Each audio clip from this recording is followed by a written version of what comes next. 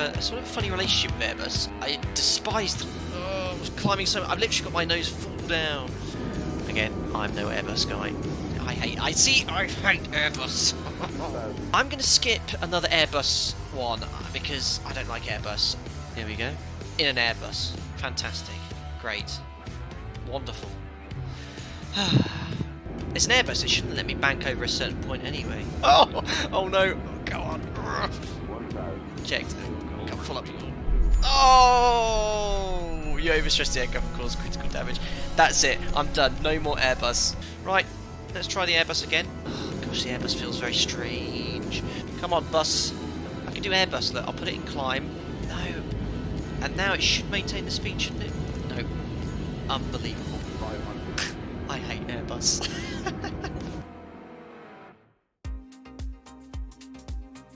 Well, a very good afternoon, ladies and gentlemen. Welcome to another Flight Deck to Sim live stream today, the 24th of April 2021. 3 minutes past midday here in the United Kingdom. Here we go again. This is our third ever Cross the Pond event, and this one's going to smash it all the previous ones out of the park. We've got an 8-hour, 15-minute flight. I've been doing test sectors all week. Took about 7 hours today. The jet stream's really picked up. We've got about 50-60 knot average headwind the entire way. I cannot believe it. It's going to be quite an adventure. And of course, this time round, we thought we'd have a bit of a laugh and take the ToLiss Airbus A321neo XLR with the LEAP engines. So it's going to be very exciting. Lots to do today as well. We're going to be doing a quiz with prizes. We've got 2 giveaways as well. We're doing a lot of gaming in between too. I'm going to get a couple of 30-minute breaks in as well, otherwise I won't be able to manage the entire duration of this stream. We'll be landing around 9 o'clock tonight. It's going to be absolutely crazy. I hope you're doing very well here. Lots of people in chat here already, which is absolutely fantastic. Thank you so much for everyone that's popping in here today. MGS1 Fuba stands fear of using Airbus. It does now. Gary Evans says stay with the 737. Ah, yes. Well, we've taken the 737 on 2 other across the pond, so I thought we'd have a bit of fun. But guys, I have been practicing. I've done 3 practice sectors for this live stream. I got a rough idea, I think, of what I'm doing. There's a few occasions where the Airbus does its thing, but no, I've had some great help from some of the members in Discord, and all the practice sectors went very well.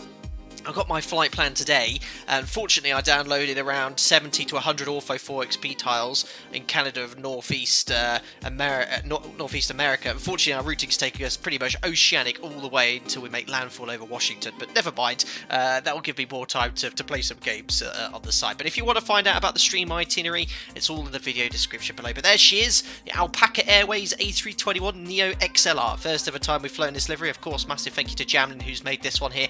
Now, the XLR is hasn't actually flown yet from Airbus. It's in testing, I think, or in its early construction phase at the moment.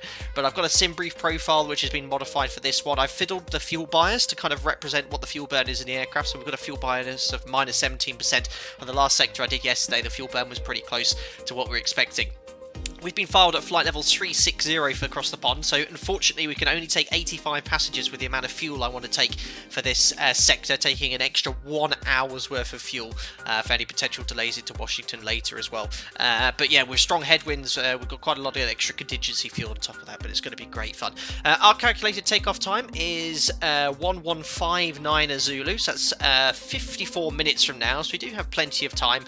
I'm going to do the full setup with Cold and Dark. We've got an excellent checklist, which was actually recommended to me by an Airbus pilot friend of mine. He said, oh, I'll try this one, it's actually pretty good. I got to check it out. So looking forward for the entire sector, but do bear with me with chat at the start here, because it's going to be very busy here in Dublin, just getting away. But then we'll get our Oceanic clearance. So using a new website to do that. So I'll hopefully step through that process with you guys as well. But yeah, it's very, very exciting. I've been looking forward to this all week. I don't think I'll be saying that in about 8 hours time when I'm going to approach into Washington. Oh dear, oh dear. Lauren says no step climbs. I gave myself 3 coming the other way. Yes, we can go. Well, we can't go any higher than 36,000 feet. You know, with 85 passengers, that's as high as we can go.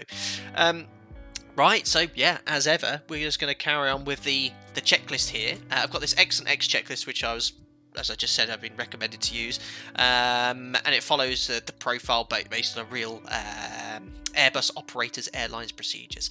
So we have the external power connected, block fuel our request. So we have a look here in the operational flight plan, 8 hours and 16 minutes, unbelievable. 22.3 tons required, and this has a similar fuel burn as the NG, a little bit less in fact. Now I'm going to take 2.4 tons of fuel conservatively on top of this extra, which is an extra hour. So 22.3 plus 2.4 is 24.7. I'm going to call it 25 tons, guys, and then we can monitor our fuel burn as we go along. But yeah, 25 tons of fuel requests, and you can see already I've selected 25 tons. I've done the quick fuel, and 85 passengers, giving us a zero fuel weight of 58.3 tons. So still pretty heavy for departure with the huge amount of fuel we're taking. So the aircraft's all pre-fueled and ready to go. Flying the A330 out of Milan to Kennedy. Good luck, Alab 9507. Guru KMB right back. See you later. See you later, buddy. Lauren, you step from 3334 3637. Interesting. Well, we won't be able to get any higher than 360 for the first 2 to 3 hours anyway, but we can request a step climb with Oceanic airspace as well. I don't have any experience flying North Atlantic tracks. My operator, we do fly the Tango Airways to Europe. I've never flown them, but we do have some guidance on Oceanic flying for the Tango Airways, which I'll be applying today. So block fuels requested. Doors are open at the moment. Enable external power, which we have. So we'll put the batteries on. There we are. It's ding to life. I'll turn the music down a little bit there. We'll turn up the sim. There we are. So aircraft is powered up. I've not done anything apart from just loading the aircraft there. So that's done. Dome light is needed. It's a lovely day here in Dublin, unusually. It's clear skies, which is fantastic. Dome lights on, engine master switches are checked at off position, weather radar's off, gear levers down, wipers are off, batteries showing over 25 volts. We've got 28 per side. AP fire test we can do now. Not going to be starting the APU until later. Econ flow. This checklist is actually based off the default 321. The Neo doesn't have the econ flow option, so we'll just tick that.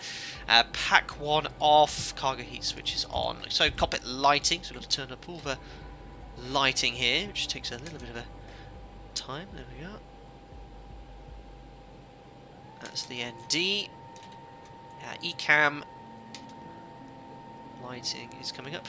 I've got on my Logitech wheel the ability to quickly spin things, so that's why I move out, it quickly zooms in. But it's a little bit quicker then to turn up the lighting. That's the ND and the PFD. There we are. So all the lights are turned up. So check the SD pages for the following. So if we select here on the door page, there's door. We've got an excess of 1000 psi. We've got 1850. Now, to say, I haven't seen that before. Regular 1 and 2 low pressure. I've not seen that before. I hope that's not bad news. We'll carry on for now. Fluid. In the hydraulic page, do you have sufficient quantity? Yes, we do. Engine oil. Need 9.5 quarts. Oh, and it's done the rest of the checks here. Now, I looked here on the engine page, and we have 17.5 quarts per side. So that's all looking good. You drop down the standby compass when you set the volume. Now, how did I do that? Ooh, well, that's pretty neat. That's a pretty cool thing. I was always wondering where the Airbus compass was. Now I know. Well, every day's a new learning day, aren't we? Andy says you pulled the standby compass box. Perfect. Don't mind that. That's what I was trying to do. Jump patrol didn't happen on the practice sector. Yep, we'll tick that off the bingo card. That's for sure. So oxygen crew supply extinguished, even though it did look like it was a little bit low on this page. Regulator 1 and 2 low pressure. Maybe there's something I'm going to turn on the overhead panel. Evacuation switch captain, and I think that's purser. ADRS switch 1, 2 and 3 to nav. Strobe lights to auto. Nav and logo light to 1 for the daytime. I think the 2 position puts the logo light on as well. Seatbelt sign on because fueling is complete. And the seatbelt sign and no smoking sign is on. Emergency exit lights are armed, and associated lights will leave it on bright for day. Remaining indicator lights as needed. So here we've got crew supply. Maybe that's... There we go, perfect. It was that switch there. The crew supply is off. That's interesting because I think I loaded up a different profile for cold and dark because I noticed also the centre tank pumps are off as well, and all the fuel pumps. So I reckon it turned that switch off as well. But yeah, it looks like we fixed that. Perfect. So that is done. So remaining lights done. Probe window heat lights are extinguished. Cockpit after forward temperature is fine as it is. Check the batteries. Turn them off and on apparently. I imagine that's done. Fuel pumps are all on. We'll do the engine fire tests now. There we are. So we've got fire light and the agent lights extinguished, and I'm sure you're meant to check something on the ECAM page, but you can't do that in the ToLiss. Pan your head around, unfortunately, to check that at the same time. So that is done. Audio switching. We'll turn all the audio radio tuning panels on now. So radio 1 and radio 2. We'll turn up the brightness of the FMS. I have the brand new latest Air-Acron Navigraph 2104, which was installed a couple of days ago. So left console, standby horizon. So let's grab the ATIS here in Dublin. So that frequency is 124.525. And I'll tune that. 0 degrees 12 knots. Cav OK. Temperature 14. Dew point 1 QNH 1027. Nosig. Advise on initial contact. You have information H. Information H? This is IDW Information Hotel. At time 1100 Zulu. Expect ILS approach. Runway in use. Runway in use. Transition level 60. Wind 140 degrees 12 knots. Cav OK. Temperature 14. Dew point 1 QNH 1027. Nosig. I definitely got Advise the right on initial frequency, contact. yeah. You have information H. That's very interesting. 124525. No runway is mentioned. And information. This is IDW Information Hotel. At time It's 1100 information Zulu. interesting. Expect ILS approach. I think that's broken, but runway in use, don't know. Information H. QNH is 1027. Let me just double check that against the meta, which is what the sim uses. Yes, it is 1027, and it matches what it says there, 14012 on the meta. So QNH 1027 is set. Standby ADR is fine for now. Gear levers down. Left and right brake pressure working, so we have brake pressure and accumulator pressure as well, so that is all looking good. Chronometer, live time of course for this sector, so that's fine. Landing gear annunciator 3 greens, which you have. Brake fan on if required. It's been set up from cold and dark. So radio frequency then tune. 0282, descend altitude 4,000 feet, QNH 1027. Radio off there. Weather radar is off. Multi-scan will switch to auto. GCS, which I'm not sure what that does. Something to do with the ground collision system, maybe. I don't know. It could stand for something completely different, but I couldn't find the information. Tilt +5 for departure. Cockpit door switch will move in the normal position. Up and lower ECAM displays with adjusted lighting. Flap levers are up. Landing elevation is on the pressurization page. Make sure it says auto, which it does. Everything's auto in this aircraft. Set pedestal position of all the engine instruments as we want them. Radio tuning panels set. Transponder, we're going to put that to position 1. And a little dicky bird told me that you actually have to put that switch to on to be able to display TCAS traffic on the ND. We'll leave it as standby for now. We'll also want above for departure. So passenger cargo's done, and it is now time to load, I think, the flight management computer. I have no flight plan file, by the way, says Killian Martin. Are you sure? I've definitely filed one. I'll double check that right now by trying to get a clearance, and if there's any issues, we can chase that up. So let me just get up here. Dublin delivery. We have 2 delivery frequencies. 11875 and 121875. Wonder which one they're actually using today. I'm going to go with the one that is well, it's usually 122985. So none of the frequencies there match the chart. Let's go for this one.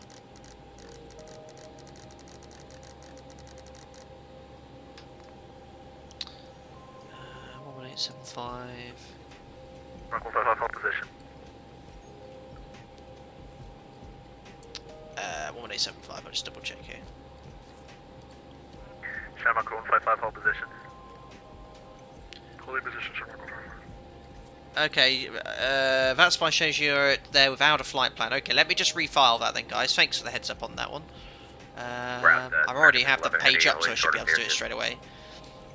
Right, I've just refiled the flight plan, guys, so if you could very kindly let me know in chat whether it's there or not, but I've just refiled it now. and there's no point getting clearance then if they haven't got a flight plan, so let's load up the FMS instead. It's standard routing, and it's going to be runway 10 for departure here anyway. Latest AirX installed, AirX cycle 2104. Check the aircraft model, engine type, with the LEAP 1A engines, performance factors all within limits. So, very usefully today, I'm actually going to load up the flight plan. I pre-saved it prior to this stream on the practice sector, so I don't have to type it all in there manually. So I'll select that.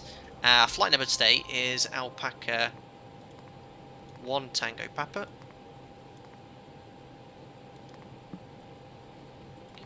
Cost index is 30. And cruising at 360 today.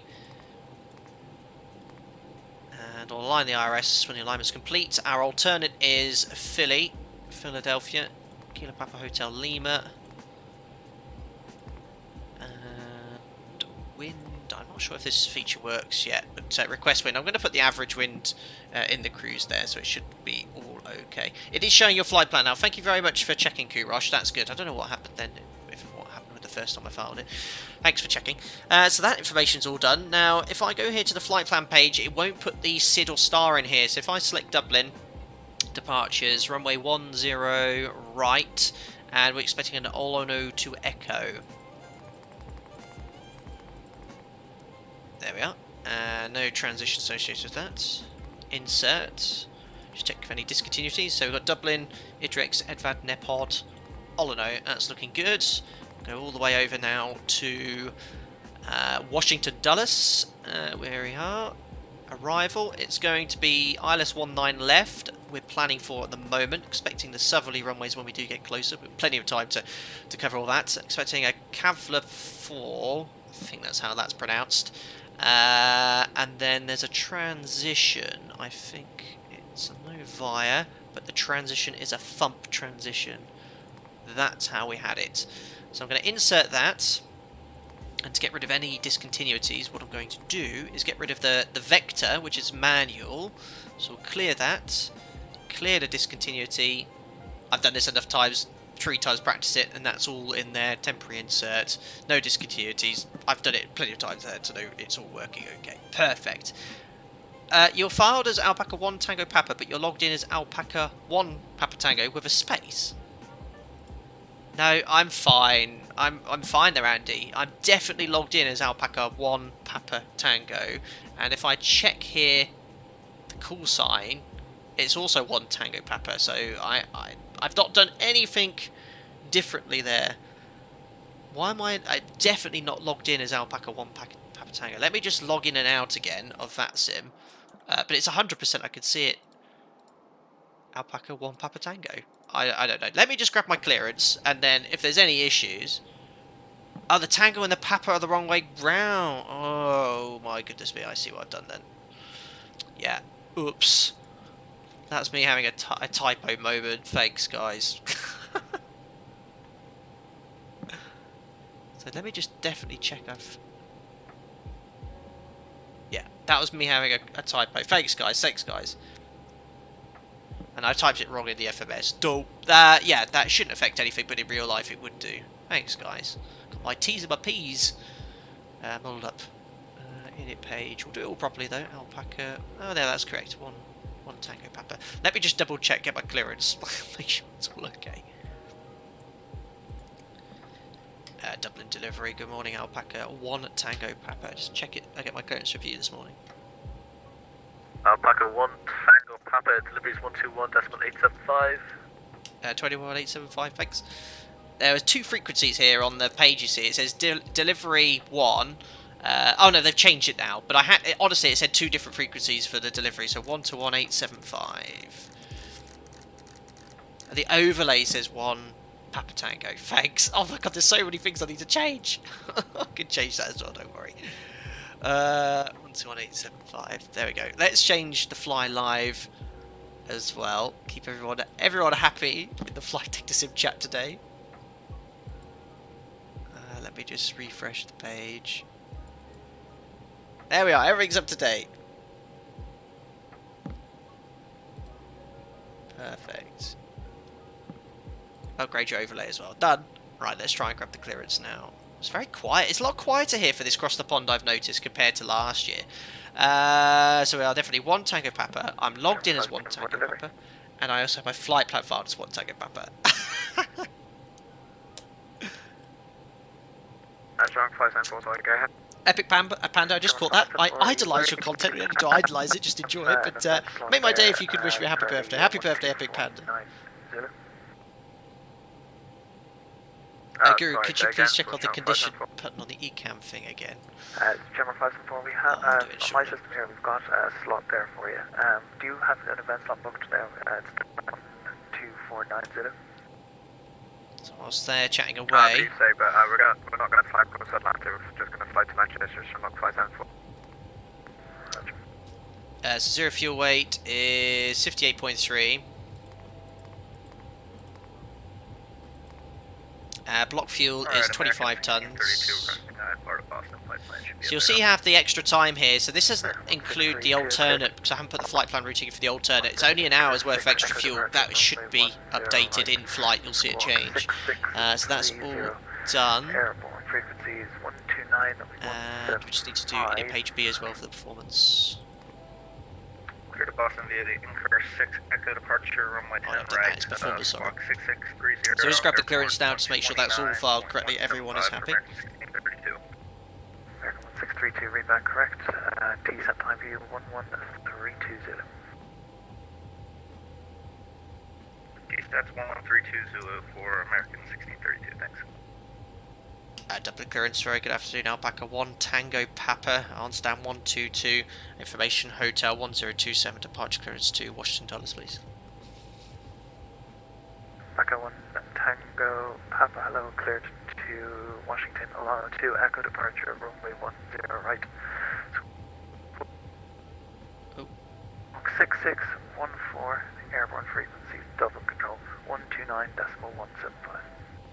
Go to Washington Dulles on the Olno to Echo departure 10 right. Squawk 6614, airborne frequency 129.175. Alpaca 1 Tango Papa. Alpaca 1 Tango Papa, back correct, TSAT time for you 1139. 1139 for the TSAT, Alpaca 1 Tango Papa. So we've got an off-block target of 39er, which is in 15 minutes, so we have plenty of times. Yes, I notice everyone's screaming about the zero fuel weight. I double-checked this with my buddy, who works at this Airbus pilot. You don't need to put that information in. So I can see everyone in chat is screaming at me. He says, so long as you've got the information on the performance page correctly, it's fine. But just to appease here everyone in chat, I'll put that in. Okay, I haven't done it on any of the test ones. 22.8. It doesn't actually change anything. Yeah, he said it's just purely information. There we are. So it doesn't actually do anything. All the information that you want here is in the performance page. You work the calculation, then put your trim in. So yeah, I can see everyone is very cross that I forgot that there. Ollie T said it correctly. The plane is not going to crash if you don't put CG in the FMC. Calm down, absolutely. Right, so we've got our clearance, which is all good. So expecting flight level 90 on this SID, which we are going to brief, of course, and our squawk was 6614, so clear 6614. There we go. Perfect. But my OCD. Perfect. Yeah, I spoke to an Airbus guy and I asked him a few questions, and one of them was that he said, no, we don't even use that, it's just information. So I'm just following his advice. I've been practicing for this, guys. I'm more Airbusy than I was before. Right, MCD brightness is done. We've checked all the aircraft model from 2 alternate flight numbers in. Cost index, cruise, wind, IRS has been aligned. We put all the flight plan information in. Now, just for the sake, because we don't do it in my operator, I won't put a secondary flight plan in for the alternate. I'll just leave the missed approach in there as well. If we have to divert, I'll fiddle with that later. Fingers crossed there as well. 2 seconds, guys.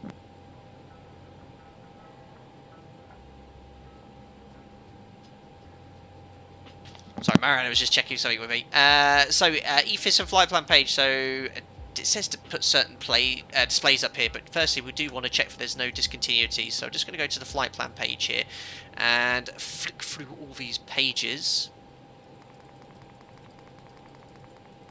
There we are. Looks like it's all connected. There we go, and we can tidy that up later when we get into our vectors. So that is all done. I also do a gross error check for the distance. So you can see here 3369 is the total distance. If I bring up the operational flight plan, you can see here we have a distance of 3365. So to be within 4 miles with the length of that route, so I'm pretty happy we've got the correct routing in there. There'll be just a difference with that vector onto final. So that's all done. VR frequencies, I'm going to leave it in all the auto settings, and we've done init page B, just want to double check. So we've got all the weights in there and the estimated times. Copy flight plan waypoints, that's for adding the second flight plan, which I'm not going to do. And we just need to do the performance, I believe, which is on the performance page. There we go. So let's have a look here at the ISCS system. We'll select here 1+F, active flight plan. We're not going to use full thrust. And yeah, it's happy to take the maximum reduced thrust for departure, which I found surprising when I tested this sector earlier, but it is comfortably within the runway length here. Also, we only have 85 passengers. So we have V speeds of 154, 158, and 161. They are all in. Flaps for departure is going to be 1. And then our trim is down 0.09. And I was scratching my head for about 15 minutes the other day. I was like, why can't I set the trim at this stage? Because this is, in my operator, this is the exact point on the 737. You set your takeoff trim for departure. I was like, why is it not working? And lo and behold, you have to have your engines running to set the trim. So I was like, I thought I'd found a bug or something. And I was like, oh, why is that not working? Anyway, flex temperature is 60. I want to accelerate at 1260, so that's 1,000 feet above aerodrome, so I'll put 1260 here. Thrust reduction is fine at 1500 feet AGL, which is 1760, so that is all set. So I think performance is all done, guys. QNH is set. Our TSAT is 11:39 Zulu, so we still have another 10 minutes to go. Leon, 85 passengers across the Atlantic. Alpaca's going bust. I would have loved to have taken 200 passengers, and that's what I was doing all week with the test sectors, because this aircraft has more than enough capacity to take that. Unfortunately, for the cross the pond, you're assigned a flight level slot. Now, initially, someone assigned me a flight level slot of 390. Now, there's very few aircraft which would ever be able to get to that level and then fly for another 9 hours. But thankfully, they reassigned my crossing level to 360, which is achievable, but only with 85 passengers. So if you have a look here, I think it's on the is it on the performance page where you can see your max and minimum flight levels on the cruise page, perhaps. There's a page somewhere where you can find your minimum and maximum flight levels, but I can tell you right now it's 360. There we are. So cruising at 360, Optimus 353. You can see I've been planning this. Look on the pre-flight page here. Look, maximum is 360. So I couldn't have done it any tighter for performance. So that's all set there. Thanks, guys, for all your Airbus tips there. Perfect. So how are we doing for time? We're great for time. So flaps set, flex temperature, V speeds. We discussed the NADP departure as well. So cockpit door checked, closed, and locked. AP will turn on now. So AP master switch, it says wait until 15 seconds till the flap door is open before you start the AP in. Perfect. I didn't check, it's because V1 Simulations I don't think streaming, but I think 320 Senpai said he was taking the ZIBO mod. I hope he is. Leon, clearly an executive airline, first plus, but no, yeah, someone said, okay. Yes, we've got lay down flatbeds in the cabin. There we are, let's start the APU. It's a great aircraft here. Now the performance data is based off, because the XLR isn't, flying yet, apparently it's based off Neo engine and data from Boeing, this sim brief profile, but they've had to adjust it. They said use minus 10% for the fuel bias, but I found that was way too conservative, so I fiddled around with it and I used minus 17%, so it actually decreases the fuel block fuel, and it's now pretty much perfect with a slight saving. There we are. Check the ECAM page, that will tell you the position of the flap door. Flap open, ladies and gentlemen. There you go.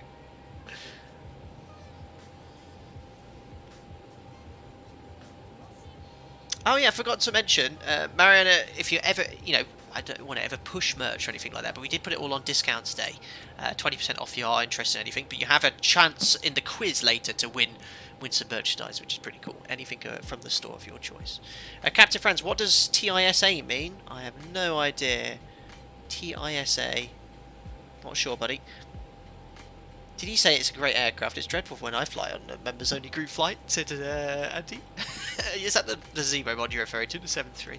Anyway, looks like the APU's all up and running. Doesn't it say, yeah, APU available, look, APU available.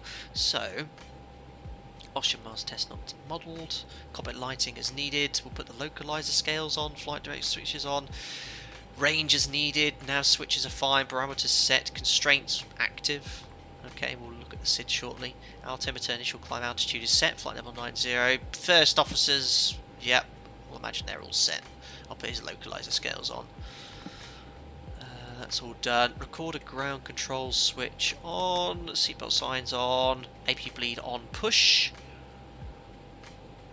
I love the fact that this is just so easy. You don't have to check anything, you just push switches and it just does everything for you. Right, disconnect the external power. There we are, so we're now on the APU, and I'll go to the ICS to disconnect the GPU.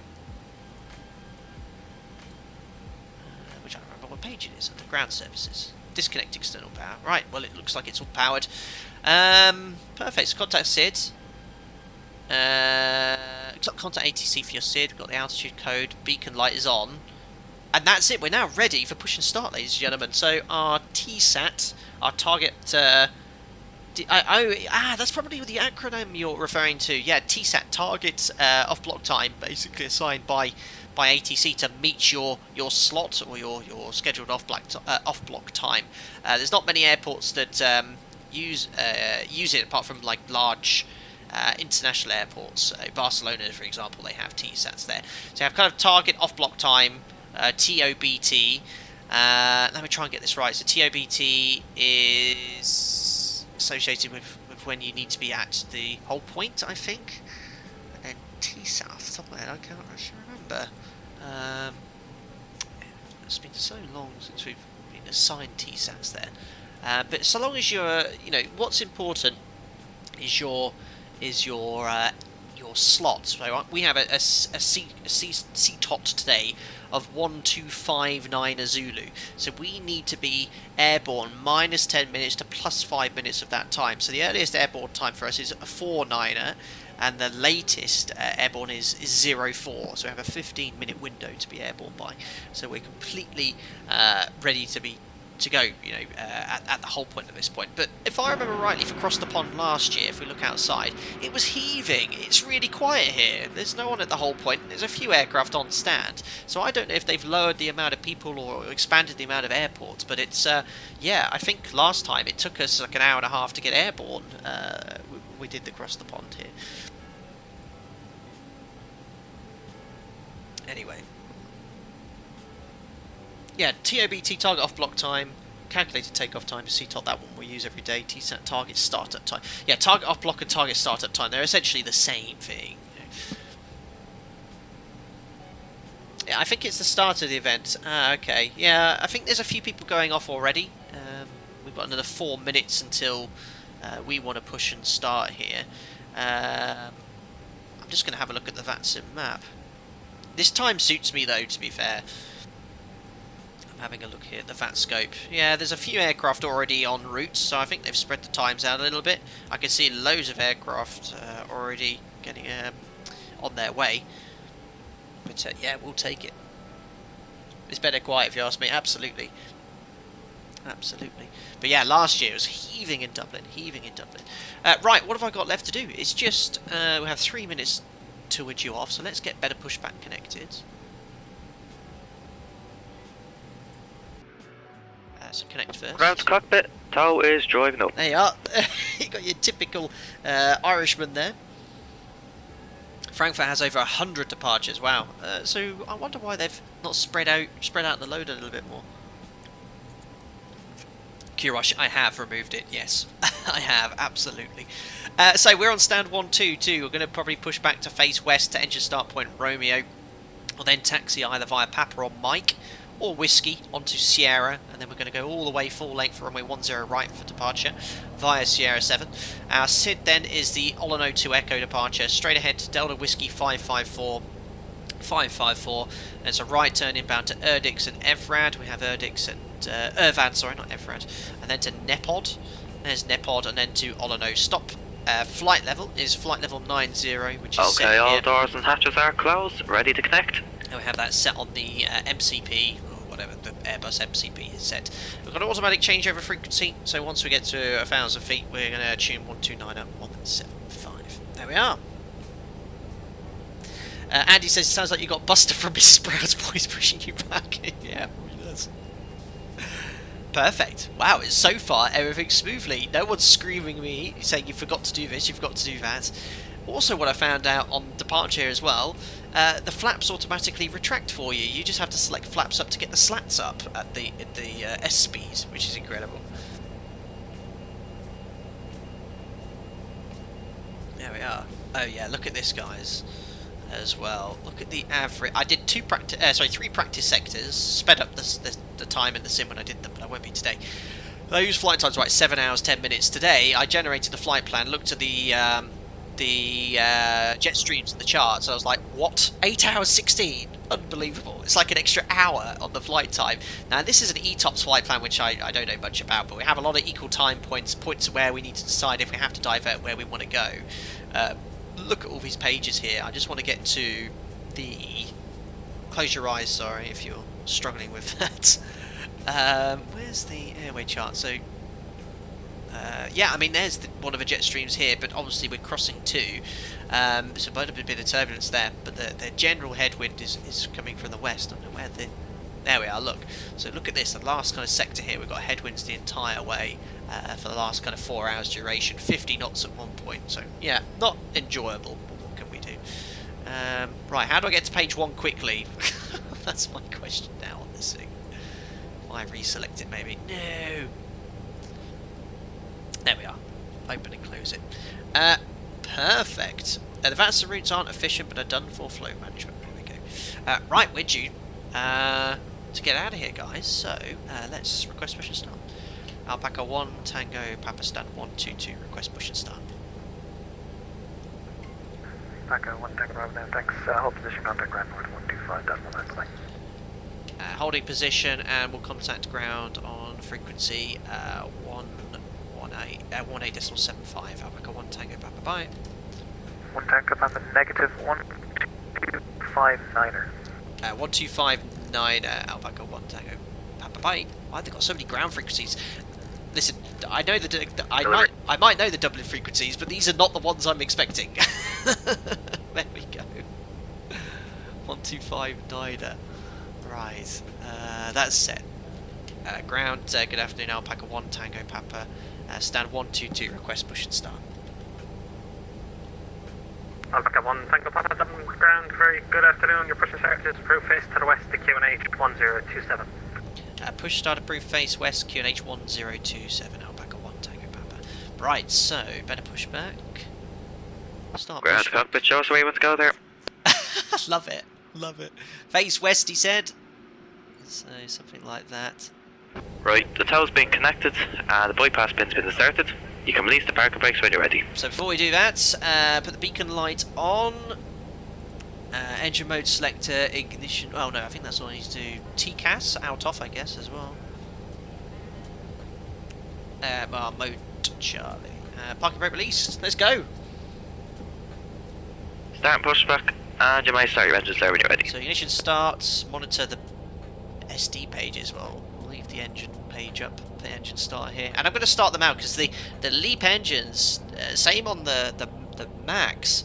They have this BRM system, so a bowed motoring, because the shaft in the engine bends and they need to spread the heat around the engine, so it takes twice as long to start with a CFM. So monitor pages, engine 2, master on to 2. That's it, that's all I've got to do. Sounds like a potato farm, but there, babe.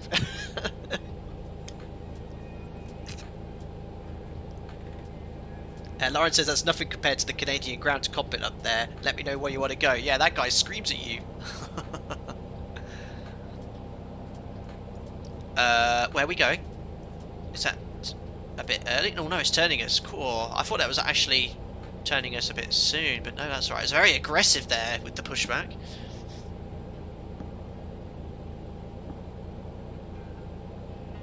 John Padfield, there's a switch on the right of the overhead panel to enable dual cooling. Apparently that's with the Pratt & Whitney's. The LEAP engine Airbus doesn't have the dual cooling feature.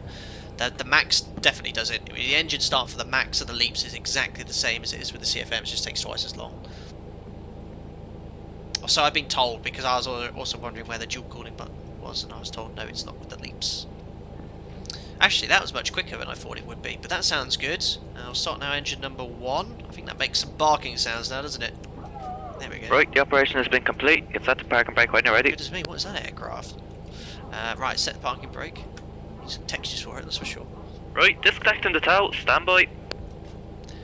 Laura, the LEAPs need to motor for a moment before moving. Yeah, the same on the Max. Same on the Max.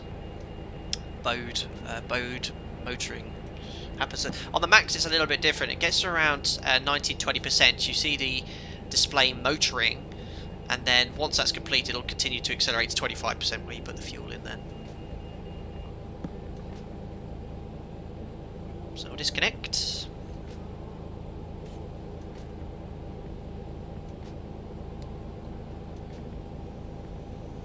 Yeah, that took much quicker than on the test sectors, really. There's 2 good slots. Oh, it's 8 flex, it says available. Right, the tow has been disconnected. The bypass pin has been removed. The hand signal will be on the right. We'll see you next time. Take care, good luck. It's perfect. Very authentic. Right. We'll wait until we see the bypass pin.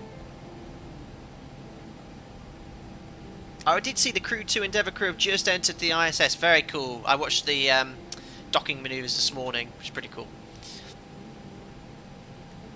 Alright, there's the bypass pin.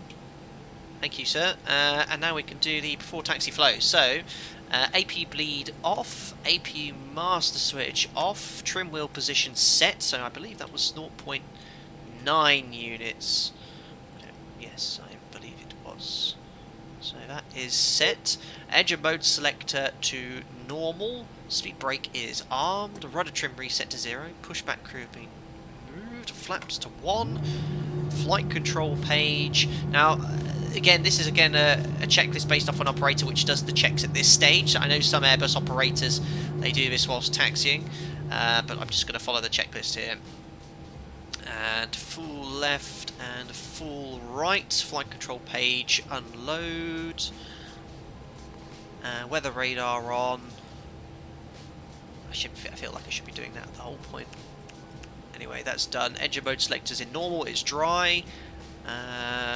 Order brake to max. Why is that not selected that there?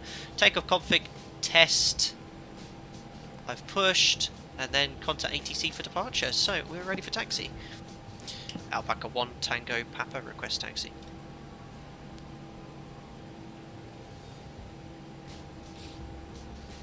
I've been...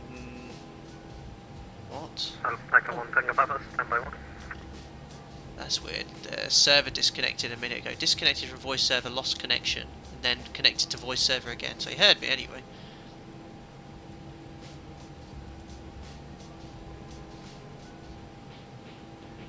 You need to ping the cabin crew. Yes, I'll do that, don't worry.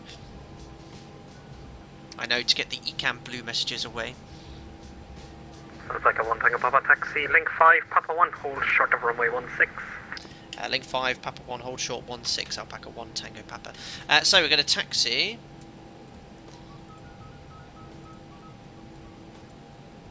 Well, there we are. So straight ahead, first left at Papa 1, and then we're going to hold short of runway here at 16. So we're all ready to go for taxi. We'll turn on the turn-off lights and the taxi lights. Release parking brake. Let's go to Washington Dulles. FPS issues? Don't think so, Brandon. FPS right now is 50, and in this aircraft you get 120 FPS in the cruise. Looks like a VATSIM issue.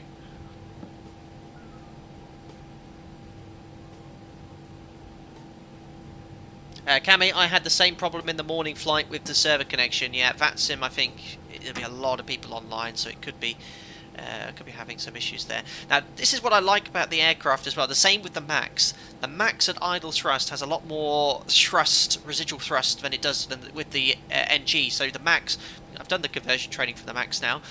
In most of the cases, you just release the parking brake. You do not need to add thrust to start taxiing. It just, just goes on its own. So you've got to be very careful with that. Unless you're very heavy, you might need to add some thrust. So here's Papa 1. That's as far as we can go. Might be even airborne a few minutes early. Papa 1, Tango Papa from Papa 1. Contact ground west 118.750. Bye bye. 118.750. Alpaca 1 Tango Papa bye. So we've just got to hold position here. All the best. Bye bye. Bye. Bye. Right, parking brake is set. And he wants 118.75. There it is.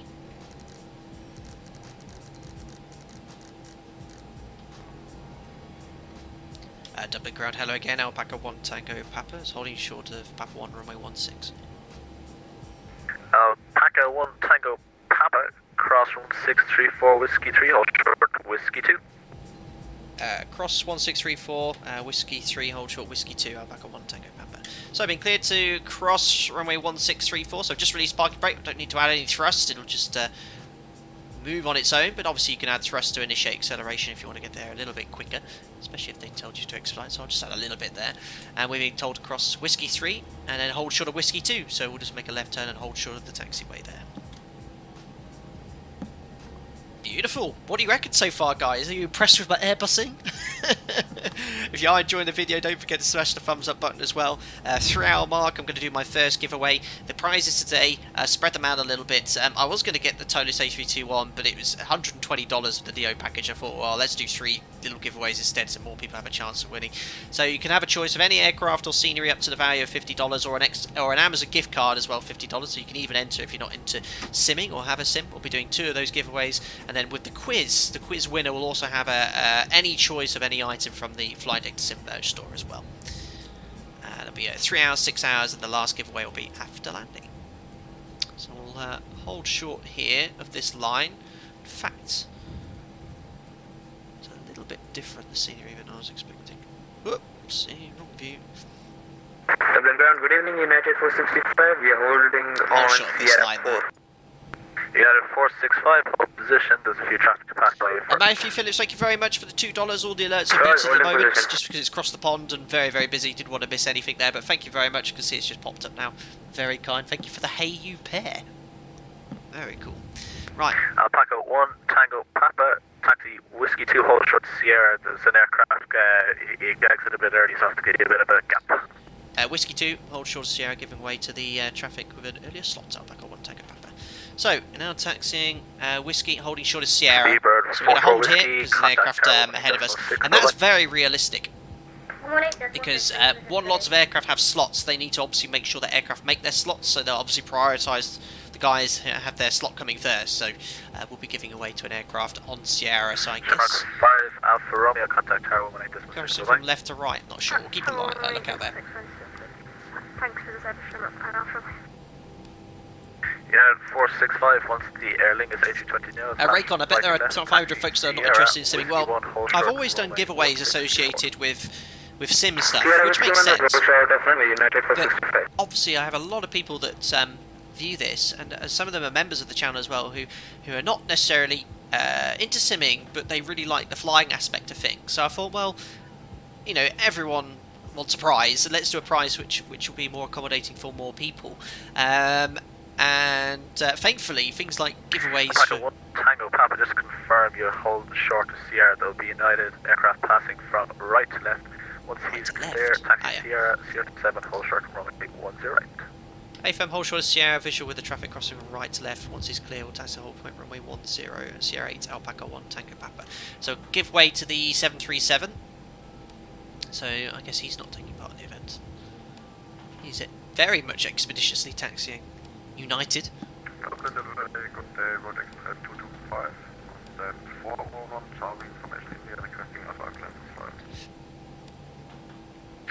We'll expect 2 225, it's delivery 121.875. Okay, 1.875, thank you. Perfect. So he's crossed, and we'll go join the queue. Taxi holding point. Sierra. Oh, I thought you said Sierra 8. Well, Sierra 7's full length there. We'll go all the way to the end for runway 10. We need 10 right. We need all the performance day. So off he goes. There's an aircraft landing as well. Runway 10 right. Great. Look at this. Across the pond. 53 minutes to stream. Obviously quite long here because we were ready about 10 minutes before our TSAT here, but no, so far so good. But last time we did cross the pond here, I think it was like numbers 8, 9. United 465 from Whiskey 1 cross 1634, Hotel 1, hold short link 4 and contact ground on 118. Sorry, 121.8, bye-bye.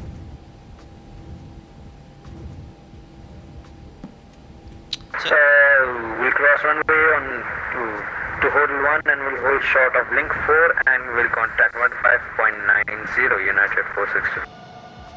Yeah, 465 confirmed. So as soon as we're airborne, guys, I'm going to have to request our Oceanic clearance because we'll be entering Oceanic airspace pretty much 45 minutes after departure, which I have to do on the NatTrack website. But I'll explain what I do here. Tango 1, Tango Papa, contact Tower 118.6 and a very safe flight, bye-bye. 118.6, and thanks a lot for the ATC, and we'll see you soon. Alpaca 1 Tango Papa, bye. So I was about to taxi onto the grass there. Unfortunately, the Thrustmaster TCA joystick, the tiller function, has stopped working, so I'm having to use rudder pedals to taxi, which you wouldn't use taxiing this aircraft. Much quicker to use as well, like that, because the tuning panel's a little bit slower. You can only do it in decimal 1 increments. So I'm having to use the rudder. I've assigned the rudder to the tiller, which is why the taxiing sometimes a little bit aggressive. So yeah, as I was saying, as soon as I'm airborne, I'm going to have to go onto the NatTrack website to request Oceanic entry clearance. You know, they used to use voice, but they're sort of simulating the use of CPLC now. But I'll talk about the voice clearance anyway, because we still get voice clearance in the Tango Airways on HF frequency. Right, let's do the before takeoff checklist. So I'm sort of following my operator's one here. So config, I need to check flaps 1 plus F. Airways Boeing 787, line up trim set for departure 0.9 units set. Takeoff briefing. It's an Airbus, it's doing everything for me, so I'll put the thrust lever in flex or toga, whatever the position is. When it says flex 60, we'll rotate, raise the gear up in case you want to fly at 1,000 feet, and make a right turn then on the SID on the Olano 2 Echo to our first waypoint, Urdex kind of flight level 90, which is set. NADP2, any problems, climb straight at 3,000. That's it. Cabin then is secure. No ECAM blue. Check's complete. We'll check in with Tower. Tower, hello. It's Alpaca 1 Tango Papa. Holding point. We're in 10 right, ready for departure. There's old scenery here. Aerosoft. And the earliest airborne we can have is 54. Alpaca 1 Tango Papa, Dublin Tower. Hello to you. I'll come back. Opposition Alpaca 1 Tango Papa. Cool. So yeah, the earliest airborne, we had a slot of 59, so it's 54, so we're ready to go. As soon as the old Aer Lingus gets Shamrock 5 Alpha Romeo, surface wind 140 degrees 11 knots, runway 10 right, clear for takeoff, all the best. So we've got ATC. Takeoff 10 right, thanks. We're rolling here. Set the parking brake. Alpaca 1 Tango Papa behind the Aer Lingus Airbus A321neo. Line up runway 10 right behind and wait. Behind departing Aer Lingus A321neo, lined up and wait behind runway 10 right, so Alpaca 1 Tango Papa. He's on his way, so release the parking brake and we can clear the line up. So, landing lights on, strobe lights on, nose to takeoff. There we go, transponder to TARA. And weather radar, let me just make sure I'm going in a straight line, yes. Add a bit of thrust as well. Weather and turbulence, and where's that system switch? It's already on, we did that earlier. We don't need to turn the packs off. And chronometer lapse timer is coming up next. Thrust will check, done, 50%. All ready to go. How exciting! Ooh. Just got to make sure we line up here. We've got plenty of performance here. And we're going to automatic change over frequency to 129 and 175.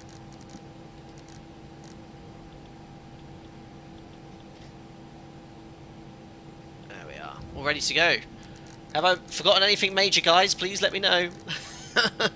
It's going to be a long Alpaca 1 Tango flight. Papa, surface wind 140 degrees, 11 knots, runway 10 right, cleared for takeoff, all the best. 10 right, clear for takeoff, and we'll see you soon. Alpaca 1 Tango Papa. I'm just going to get that frequency on standby, guys. 175. There we are. So, guys, you know what to do in chat. We'll call it Togas in chat. Let's do Washington Dulles. Yes, flex in chat, ladies and gentlemen. Flex in chat. Right, 50%. We'll release the brake and timer. Look, I don't want to forget that on this long sector. Oh my goodness me. Run and set. Takeoff thrust. SRS. Runway flex man 60.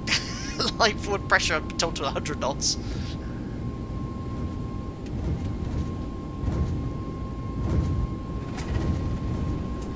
There's 80 knots checked.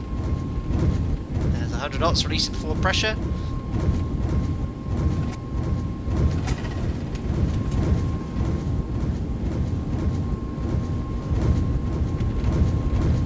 There's V1 rotates. Oh, a little bit quick. And we're airborne. Positive rate gears coming up. And I don't even need to trim. Love it. Do I put my tray table out yet? Oh no, I've only got one more thing to do. Put the autopilot in. Beautiful. Just wait until 12:50. There's command. Do a little fly past. And we've got an automatic changeover frequency as well. There we are. So, waiting for the climb thrust command. Let's contact departures. Thrust lever climb. There we are. And it will put the flaps up automatically. I just select the flaps up at the S letter. There you are. Dublin departures. Hello, Alpaca 1 Tango Papa on the Olano 2 Echo, passing 2,500, flight level 90. Alpaca 1 Tango Papa, Dublin, good day, identified. Clear right turn, direct to Olano, climb flight level 160. Direct to Olano, climb flight level 160, Alpaca 1 Tango Papa. So look, it's put the flaps up automatically, and then I just select up at the S bug. It's incredible. So easy. So easy. I'm a pro Airbus pilot. Right, let's set standard. Direct to Olano. So direct Olano. Insert. Oh, easy, easy. Amazing. Amazing. When it first did that, I was like really confused. I was like, how do I get to the S bug without exceeding the flaps? So I let it accelerate and I was like, what? The flaps are going up automatically. So then I messaged my friend. He said, yes, it'll do that. You just need to select up to put the slats up. I was like, okay, even more automated. Right, anyway, after takeoff checklist. Oh my, oh my. Right, thrust, climb, thrust. We did that. Speed brakes disarmed. And runway turn off and nose lights can come off. So runway turn off and nose lights off. Contact ATC. Next one's passing 10,000 feet. It's just amazing. I really do respect this aircraft. Like the workload, especially, much lower, much lower. Less to do. So automated. Don't need to match heading bugs. All looking good. Well, we are on our way, guys. Oh, I need to get the NatTrack website up on standby here, guys, because we need to get our Oceanic clearance. So you used to do this on voice.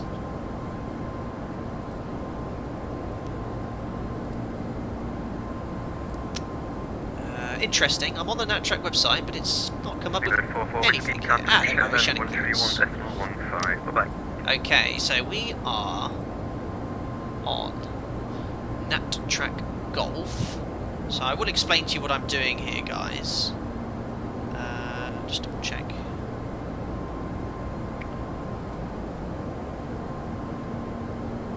NatTrack Golf.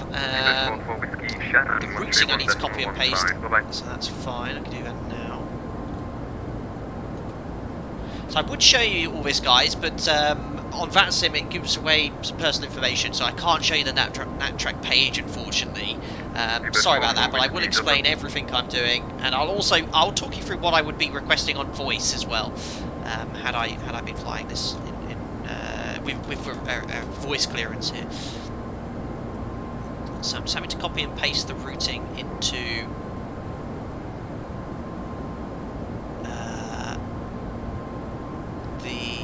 NatTrack system. I'll just do the pre-cruise checks as well, as past 10,000 feet. So left and right landing lights off. Seatbelt sign off. Which is... Oh, no smoking yet. Go on, light up then. Localizer scales can come off as well. Airport button is set. And the rest is done. Standard set. Looking good. So yeah, I'm just putting the routing information here, guys. The NAT entry fix. So let's have a look here at the flight plan. That's interesting. I'm going to put my routing in here. Ah, no, that's why, because it's random route, and you have to put your phone in there. Marcus, you forgot the timer. No, I haven't. The elapsed timer's running. We don't use the chronometer for the entire sector. All good. So that's it. NatTrack Golf. Nat entry fix. So let's have a look at that, guys, as well. Yeah, I've got to mute. There we are. Alerts are on now. NAT entry fix. So let's have a look here at the operational flight plan. I'll just turn the sound down. We've got a very high-speed flight today. Cost index of 30, which is very quick in the 321. Wanted to go as quick as possible. We're going to be cruising at decimal 79 as well. So our Oceanic entry point is... it's actually between two waypoints because it's Linra. Another 9 minutes you have the Oceanic entry, and then it's Somac. So I'm not actually 100% sure what the Oceanic entry point is. I'm going to go with Somac, even though it's 9 minutes before Shamwick Oceanic, which is interesting. Oh my goodness, we've already got merch flying. Thank you very much to Andy, who's just bought an Alpaca Airways t-shirt. Thank you very much. Hope you enjoyed the discount as well. Between, I think it's 10 and 20%. They'll do it automatically based off. Some we can't lower more than 20 because of the... we've already lowered it as much as we can for sale there, so thank you very much. That's very kind, Andy. Look at that compass. That is so cool. Just trying to turn the sound down. I'll leave it down for now. There we go.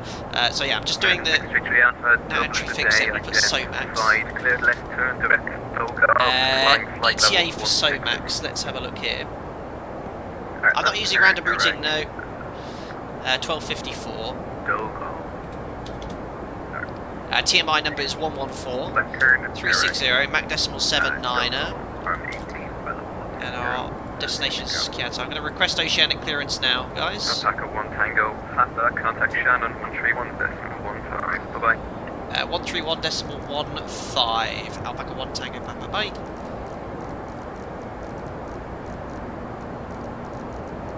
You got the hoodie as well, Andy, got the discount, thanks, excellent, I'm glad that's worked. So Shannon, so I've requested my clearance, guys. 717 control identified. And we've got a 1 to go, so I'm just going to pull this out, select vertical speed 1,000 feet per minute. It's just what we do at my operator. Don't know if the guys do it in the Airbus or not. Shannon, good afternoon. Alpaca 1 Tango 40, Papa, climbing flight level 30, 160 and inbound to Olano. Say it correctly. Sorry. Alpaca 1 Tango Papa, hello, Shannon control identified. Climb initially flight level 330. Climb initially flight level 330, Alpaca 1 Tango Papa. So sorry whoever that was, I will replay it now. Ian, the maker of that amazing video. Let me just ping that again. Aircraft 454, Shannon control, 50, hello, 40, identified. 30. Oh yeah, 20, I forgot to select climb as well. So I look, just a push, guys, push. I know what I'm doing. Thanks, Ian. Good luck Airbusing across the pond. Seems like you've got everything under control. Cheers. Ian Perry, thank you so much for the £8.72. Very generous, sir. I hope you're doing well. It was wonderful to play that excellent video you created at the start of the stream as well. I was never going to do anything else. Thank you very much for your kind words. So far, so good. I'm doing well, I think. I know what the buttons are doing. I know a little bit more about the descent modes, which we'll look at later. Well, I don't know after 8 hours of streaming how I'll be doing, but I'll just leave it doing its thing. So far, so good. Thank you very much, Ian.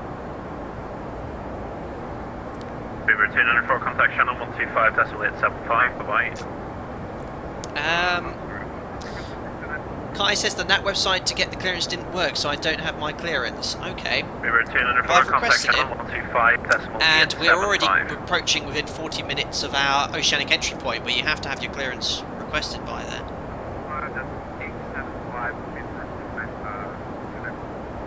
Try and reset the page shortly.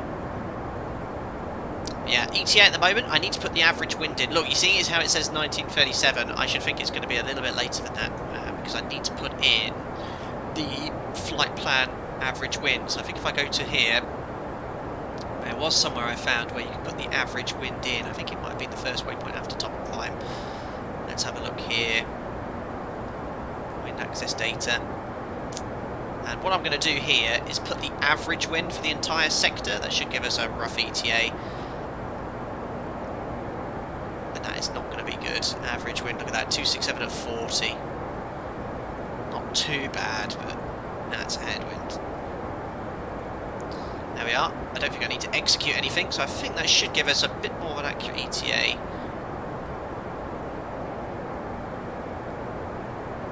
Yeah, there you go, look, 2018 Zulu. Oh dear. There we are. So the NatTrack website, I have used it before, I have requested it, it does say clearance request received, but we'll keep an eye on that here. We're going straight up to our optimum altitude as well, which is 360, hopefully. Thank you very much to the anonymous individual who's also bought a classic t-shirt. Thank you very much, you bought us the BLM one, that's awesome, thank you very much. None of the profits for that goes to us for that one, that's purely a charity related merchandise item as well, so well done for supporting such a great cause, and I hope you enjoy the t-shirt, thank you. Dot Wallop, hello, hope you're doing well. Thank you for organising everything that you do with VATSIM. And he says, don't make him obsessed with the Airbus, we want him on the good side. Absolutely. And he says that's impressive Airbusing, move over V1 and still 100% recommending for your high quality Airbus content. Have you heard Dot Wallop about any issues with the NatTrack website? I have requested clearance. I don't want to refresh it yet. Yeah, I'm actually quite confused with that one because the Oceanic entry point is usually a waypoint. Oh my goodness me. Thank you very much to Ben Matthews who's bought a classic t-shirt. He's provided so much content, support for the channel. Thank you, buddy.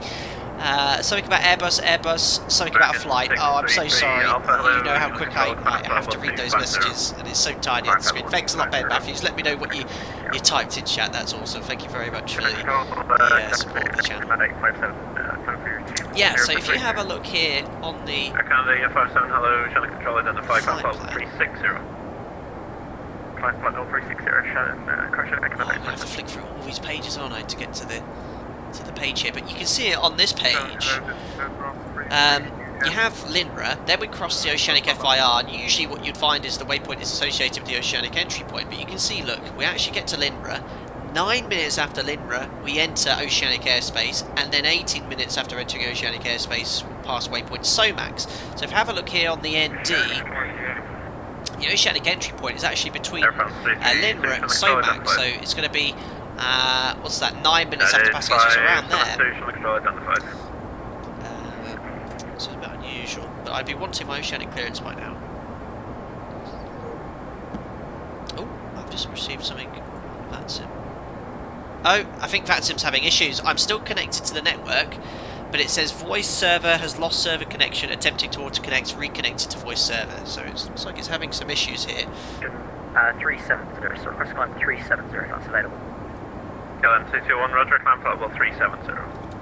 Climb flight level 370, again, LM221, thank you. Ben Matthews, thank you. It's all good already. I put it, it's an air... If I put it, an Airbus could Airbus, would an Airbus Airbus? 134.625. Thank you very much, Ben Matthews. 134.625, get on 221 back. Yeah, looks like... Ethiopian A3 Fox November, contact Shannon. I've got my Oceanic clearance, guys. So basically what I had to do for NatTrack is not refresh the page, but actually opened NatTrack page for SOMAX on a separate NatTrack window. So I do have my clearance here. I'll read it out to you, okay, guys? Oh no, I'm going to have to change some things here. Gander clears you to Washington via track golf from SOMAX. Maintain flight level 360, Mach decimal 79. Cross SOMAX no earlier than 12:50. Oh, that's no earlier than 12:50. That's fine. 12:56. Contact Shannon 120. So I have my NatTrack clearance, guys. Again, I'd love to show it to you, but unfortunately, a bit too much public information displayed. Contact Shannon 120. Bye bye. Cool.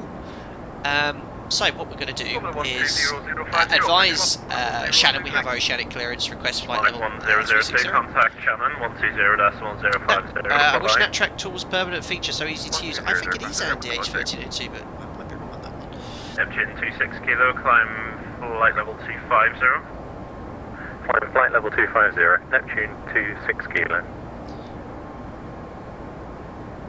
Shannon, Alpaca 1 Tango Papa, we have Oceanic clearance, so request flight level 360 when available.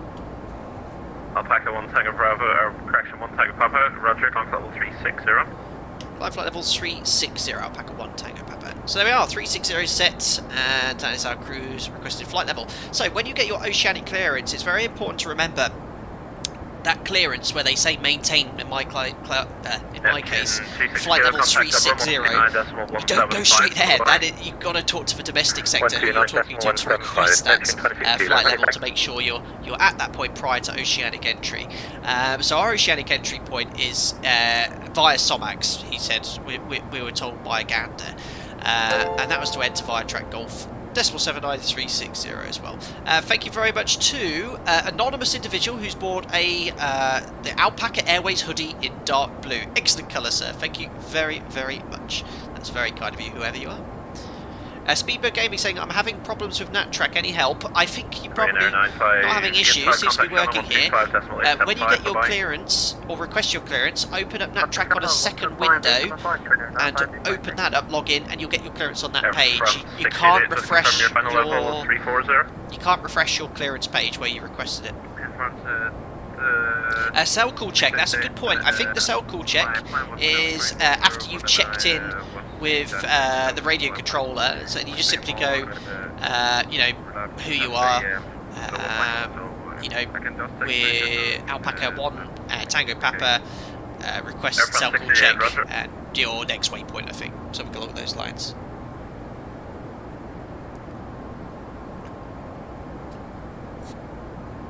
So yeah, we've got our clearance via this NatTrack system website, which is great. Sort of like CPDL CFA call, ADSB or requesting it via that system. 40, 30, 20, 10. Thanks a lot, Mark Jackson, for the £5. Very kind. Would you ever give up flying, or only Boeing operator for Airbus only operator? Thank you very much for the £5, Mark Jackson. Great question. Question is, no, that's not out of the choice of me wanting to not fly the Airbus though. I'm very satisfied with where I work.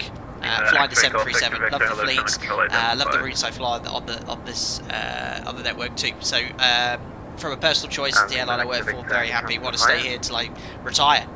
What we need is a bit more normality in Europe. A firm, which level would you like? Great news to hear the US is really opening up now, or expanding, and recruiting again and hiring. Europe is still nothing. If you're outside of Europe at the moment, guys, it's pretty much every country has unique rules. There's not much communication between the two. For example, in the UK, it's prohibited to travel internationally unless it's for essential reasons only, so you can't go and book on a holiday. I've not flown any passengers since last year. I've done some maintenance and check flights. My last flight was 3 weeks ago. But yeah, unfortunately, it's not going to be the same again this year as it was in the more normal times. But anyway, what can we do? What can you do? Gary Evans, have you jumped over to the dark side for today? Yes. For the next 7.5 hours. Anyway, we've got our Oceanic clearance, guys. Thankfully, you know, I know how to get the clearance in voice now. I've never flown Oceanic in real life. As I mentioned earlier, my operator, we do fly Oceanic, not on the North Atlantic track system, but there's airways between kind of the UK and the Canary Islands, which are utilised when the domestic sectors are very busy, or sometimes they use them all the time because you often don't have slots in the summer. But the clearance was being the exact same format as requesting clearance on the VATTrack nav system, VATTrack system from VATSIM. You just simply say your call sign, so Alpaca 1 Tango Papa, request Oceanic clearance to where we're going today, Washington Dulles, via NatTrack Golf, which is on the flight plan, your flight level, which you want 360, Mach decimal 79er, your estimated waypoint for the Oceanic entry, which is SOMAX, so SOMAX at 1257, TMI number for the North Atlantic track system required, not required for the Tango Airways, so the TMI I think was 114 today, and your cell call as well, which for us, our cell call, I made a note of it somewhere, is Juliet Lima Foxtrot Sierra. So there you are. That's how we would have done that. But yeah, no restrictions, straight up to 360. You can see we're heavy, look, 20 minutes and we're just getting our way up here.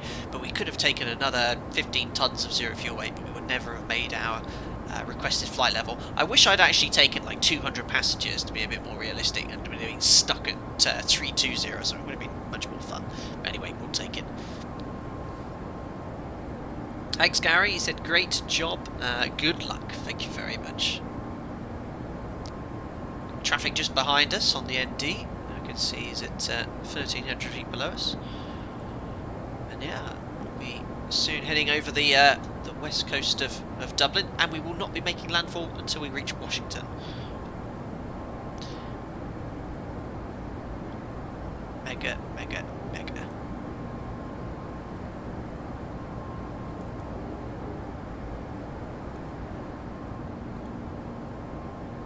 Turn down the exterior sounds here.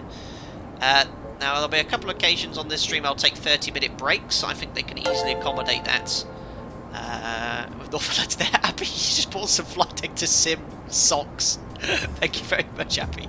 I can't see the comment, unfortunately. I'm sure you'll repeat it in chat there. Thank you very much. I hope you enjoy your socks. They keep your feet nice and toasty. Thank you. Colorado 72, how much extra fuel on board today? I took 1 hour's worth of extra fuel. 1 hour. To allow for potential delays into Washington later.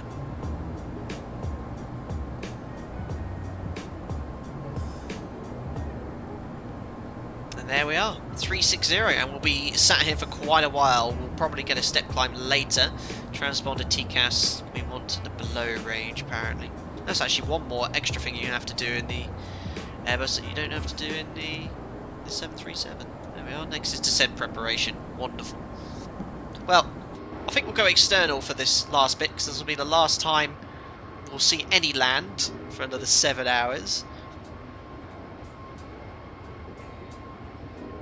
Did I say West Coast? Oh my god, did I say West Coast of Dublin? West Coast of Ireland. I'm already losing the plot. I've only been going for 1 hour 20 minutes. Oh no. Unbelievable. Thanks members. BX7 iOS, Bing for the AutoCap, or Google Bing Maps, and they've been someone help me remove some clouds on them as well.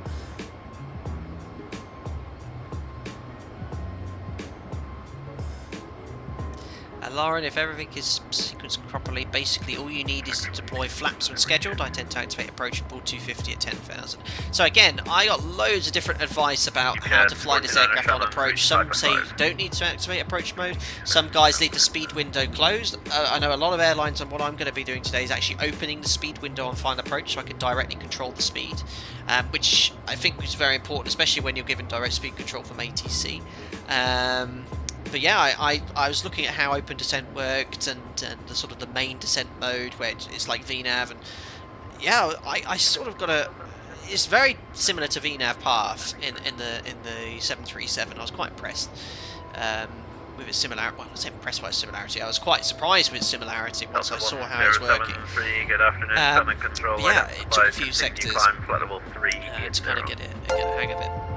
Thank you very much. Matt has also bought an Alpaca Airways college hoodie. Thank you so much for buying some merchandise. They're very, very kind.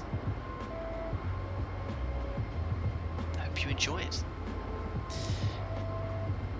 Kurosh, did you watch the F1 race last week? Absolutely, and what a race it was. Fantastic. Really enjoyed that one. Next week, isn't it? I don't know where we are, though. Where we are. Skyway's 1260, hello, channel control identified. Glad Russell came to his senses and realised sort of his involvement in that incident with Bottas. But I think at the heat of the heat of the moment he reacted a little bit inappropriately. But don't forget he's just crashed a car at 185 miles an hour, so I'll give him the benefit of the doubt there.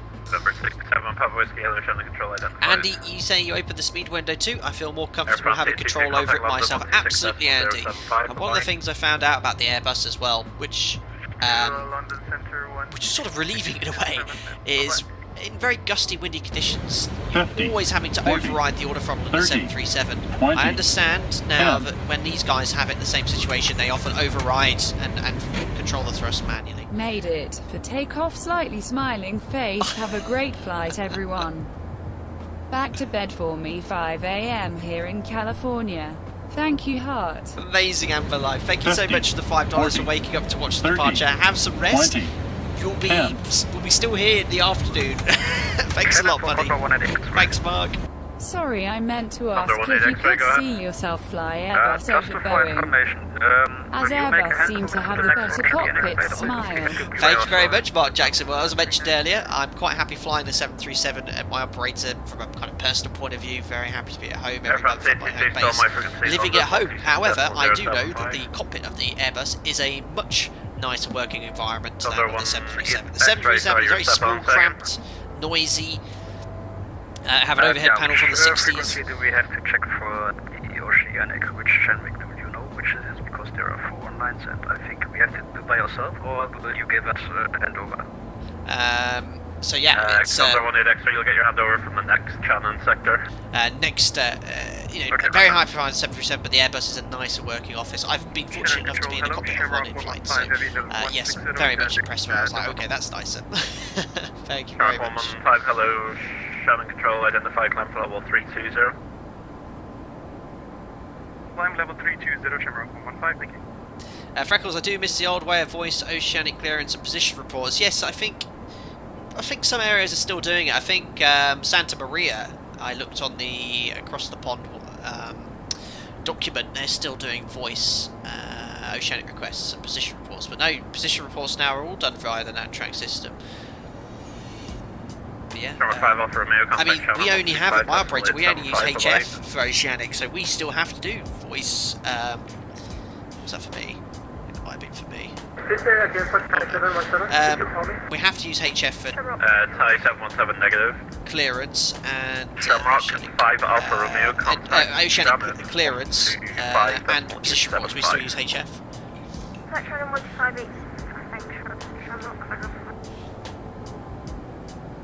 Andy says, can't believe you haven't got the tray table out and your sardies on it. Skyways 1260 when ready, descend flight level 170. So yeah, probably at the 2-hour flight time mark, so an hour and a half from now, I'm going to have my first 30-minute break, because I haven't had lunch yet. I'm having a later lunch and a later dinner to accommodate the flight. But we'll be here chatting still for the duration, and when I get back, we'll play some games in the background.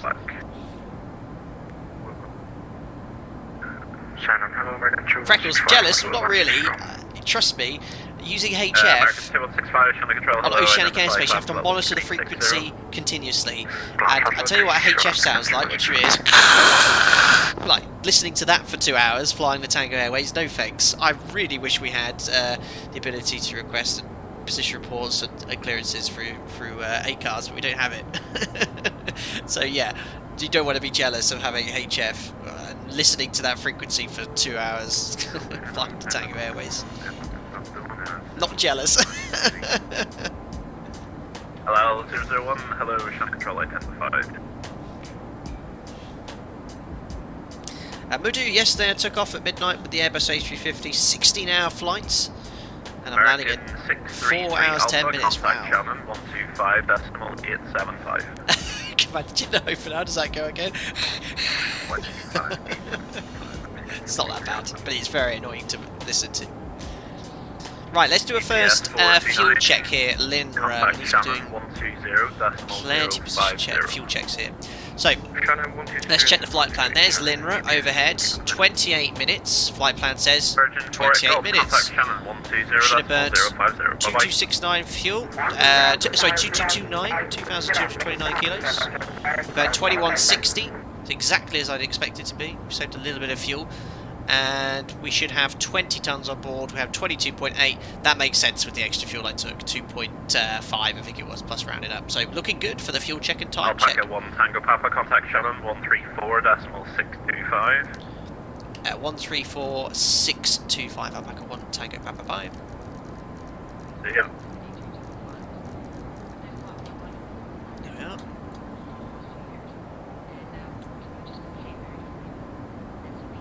Shannon, good afternoon. Alpaca 1 Tango Papa, maintaining flight level 360 to Somax. We have our Oceanic clearance for flight to maintain 360. Alpaca 1 Tango Papa, Shannon, control, good day identified. Perfect. So, looks like we have someone else perhaps crossing next to us, 2,000 feet below. Can't see him. Oh, there he is, look. It's a race. What's he in? Is he in a Boeing? He's in a 777, look. Aerologic. He's going to beat me for sure in a 777. They cruise at decimal 84. Very cool. Yeah, I think they've made some jinx changes across the pond this year, because I don't know off the top of my head, my last cross the pond flight, it was much busier, and I departed earlier, I think, than we did today. We departed a little bit later today. So I might think they've jinked it slightly, but yeah, cool. Not flown a 777 on stream, just because there is not a reputable 777 for X-Plane. I know there is one, isn't there, but I've been told to not really use it, and obviously the PMDG I'll need prepared, so hopefully, I hope that's not us flipping over and just a bit of turbulence. But no, we'll have to wait and see what they make for Microsoft Flight Simulator. It's looking good though.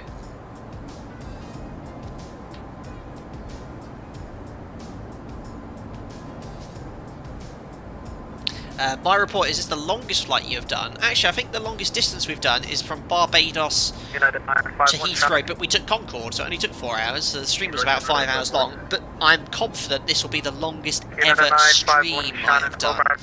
Longest ever stream I have done. VHF 131.750, bye-bye. That is for sure.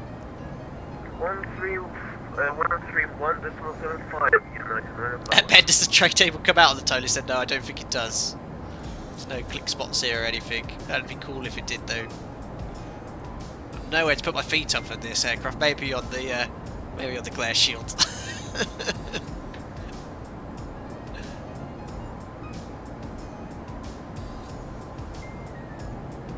Amazing. So, what will happen is Shannon will hand us over to Shanwick Oceanic.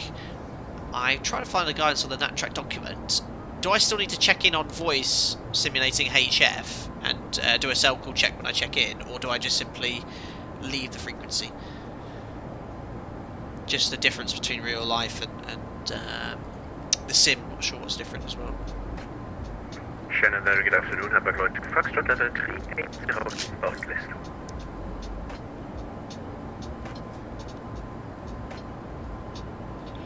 Jules, you're going from Copenhagen to Denver in the 767 now. That is a long flight. Foxtrot, control, good day. And the side report received no Oceanic clearance. Oceanic clearance. Just have a couple of hours nap midstream. Well, I'm going to have a couple of 30 minutes, and I'll hopefully close my eyes for 10 minutes in that period. This is just like doing a long day at work, flight time. It's like doing a Tenerife back. That's what it's like. Foxtrot, climb flight level 390. Landing level 390, have the cloud to Foxtrot. Have Mariana take over for a bit. Absolutely.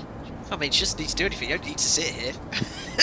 Super Concorde 3 over 15 west, contact Shanwick Radio 13, correction, Shanwick Radio 131.650. Have a great flight, see ya. 0 for west, contact Shanwick 121.650. Put that on standby. I should think that's coming up next.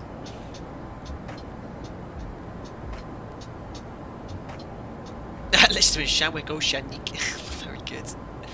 Aaron, fun fact, those two bits to the left and right of the tray table are footrests. They popped out. Are you joking? They actually have footrests. They really do like to relax here in the Airbus. Unbelievable. I mean, in the 737 you can put your feet up there, but you need to be pretty short for it to be comfortable.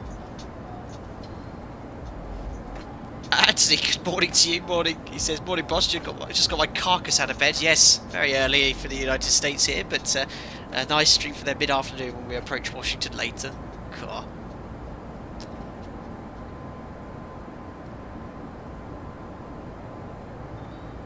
Bakazu says, how's the cruise at 36,000 feet? I'm at 53,000 feet. What do you mean, Concorde? Smooth sailing here, amazing. Scott, I think ECAM would tell her to do what to do if something goes wrong. Absolutely, I'll just say, look, I'll put this screen up large. Actually, what should it be in now? Is there a default page? Probably that one, engine out. I don't know. It's just doing its Airbus thing.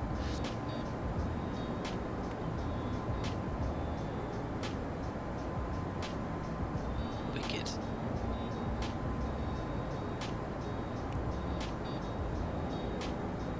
Great Master Gaming said I wanted to fly across the pond, but when I had to help my dad, fixing lights. So well, oh dear. I can guarantee, probably at your age, I probably would have had to have been doing some chore like that instead of playing Sims. So, welcome to real life. Anyway, that's it. We didn't say goodbye to Ireland. That's a shame. And now it's just clouds. Oh, well, it's just going to be the sea below us now. Unbelievable.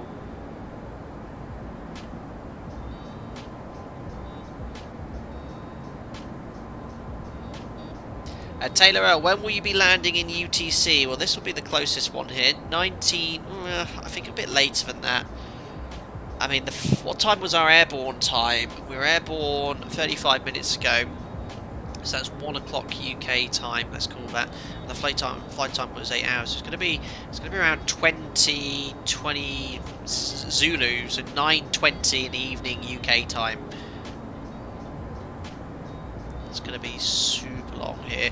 The best thing to always use is the operational flight plans. I found a lot of aircraft in the simulators, they're not the best at calculating ETAs like the real aircraft is. Obviously you need on a long sector like this accurate data. And to be fair, I think I put the average wind in correctly. So that information should be a bit correct, but I reckon it'll be half an hour after this at least. And we'll also have burned more fuel than 7.1 turns. Contact Shanwick radio frequency 131.650. Good day. 131.650.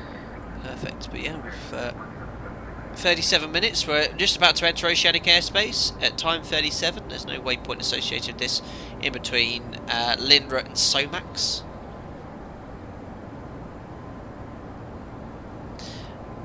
Looking good.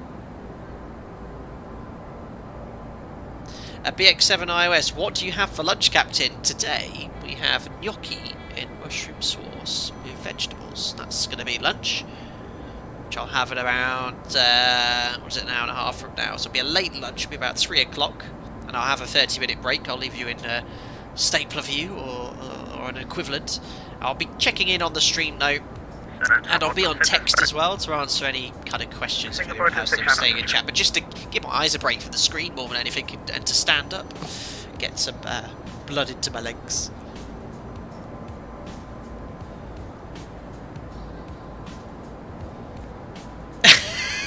Greg Scott, get out of here. Fun fact, there's a button on the centre pedestal to activate the chair massage mode. Get out of here.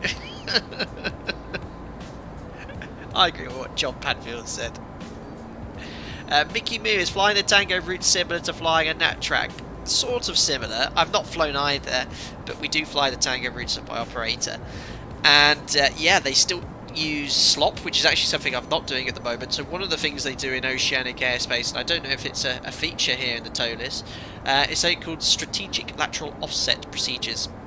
So because navigational accuracy of aircraft is so good now with GPS, what they find is with aircraft flying either above you or directly in the opposite direction, they are pretty much there within 10 metres laterally of your position. Thank you very much. Thanks for the audio whilst I have been mowing the lawn. Oh, you're welcome, Pete. I hope you're chopping away there and you can hear me nice and loudly there. You must have a reasonably quiet lawnmower. You have me turned up to maximum. Thank you very much, Pete S, for your donation. Very generous of you, sir. Thank you and good luck. Cutting the grass if it's in the UK. I'm sure you're like me. We need some rain. Very good. As I was saying, SLOP, strategic lateral offset procedures. I think that we still do that on the Tango Airways, which I'm not qualified to fly at my operator. And essentially, as soon as you enter Oceanic airspace, you actually you fly slightly offset always to the right of your flight plan track, between 1 and 2 miles, and that means anyone travelling in the opposite direction is also offset by a set distance too, and that lessens the risk of a mid-air collision, you know, if one has to emergency descent or wake turns as well from another aircraft. So I don't know if that's model in ToLiss, otherwise I could do that. Thanks, Shaky. Afternoon, Captain. Apologies, Mark King and I couldn't join in today. We couldn't get a slot. Instead, we're multi-sector, flying in Europe. Stay safe, smile. Stay safe, smile. Thank you very much, Shaky69. Shaky69 and his father, of which they're members of the channel. Yeah, they've got a common ground in simming, so awesome that you popped in to say hello. Thank you very much for that, and I hope you enjoy your sectors in Europe today. Sorry that you couldn't get a slot as well. They are very hard to come by. I had to pull some strings to get a slot as well, so you know, thankfully I managed to get that sorted, because initially I didn't have one, but there was a little bit of a mistake made somewhere and I managed to get one. Well, I was very lucky to get one, because I didn't get one by default. I was very fortunate that someone I know cancelled and I picked his up, so that was very lucky. Thank you very much, Shaky69. Aaron Hastings, the message button Israel is next to the button that gives you random compliments, and just above the button that puts Netflix on the PMD. Just imagine. What is that laugh? They're making jokes about the Airbus, saying there's massage buttons and you can watch Netflix. Apparently you're taking over the stream for 30 minutes at some point. Yeah, you're going to have to add some voice chat and make sure the Airbus gets to Washington in one piece. We're busy. We'll contact radio. Unbelievable. Shamrock Radio 131. 45 minutes for lunch? Oh, okay. Can it be a bit later? An hour? Is that okay? Thanks. Oh, Marianne's playing Valorant, she doesn't mind. Got lunch sorted, bonus, very lucky. I'm very, very lucky. Oh, have we got another aircraft nearby? Look. Who do we have here? Was that for me? Let's keep our eyes peeled. There's someone nearby. No doubt they'll be also faster than us. Should have taken the 7.5, guys. No, it would be no fun. Definitely want to take the Airbus. Where is that aircraft? Just ahead, 20 miles. I can't see him. Oh, there he is. What's he in? Oh, it's the same. It's the 777 Aerologic. He must be on a different nat track. I wonder where he's going. Well, someone will be able to tell me, I'm sure, by looking at the VATSIM maps. It's the same guy. He must have crossed underneath us. Wasn't paying attention to the ND.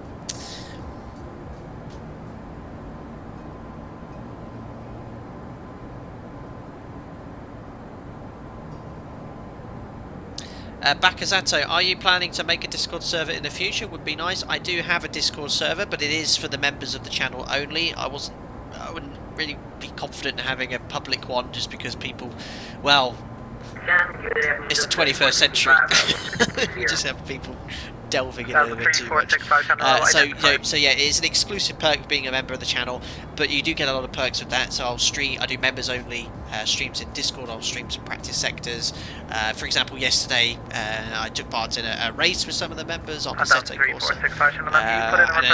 And you also have an ability to communicate to me directly, because I had to prioritise between social media and messaging members on Discord. I have to, you know, the members are supporting the channel, so I always come to them first, and it's becoming almost impossible to reply to everyone now on Facebook, Twitter, tweets, Instagram DMs. I don't have enough time in the day to come back to everyone. So yeah, that's the Discord. Matt, surely wife is now 6 weeks out from her due date. Heavy negotiations taking place on what to name our little girl. Don't rely on us, Matt, surely, to name your upcoming daughter, your daughter. Oh my, Matt Surly. Don't ask me. How about Mariana? Pascal, you can do an offset by pressing the left select key on the first waypoint in the MCDU. Ah, we should probably do a little slop. Is it actually working in the... Oh, work in progress. Okay.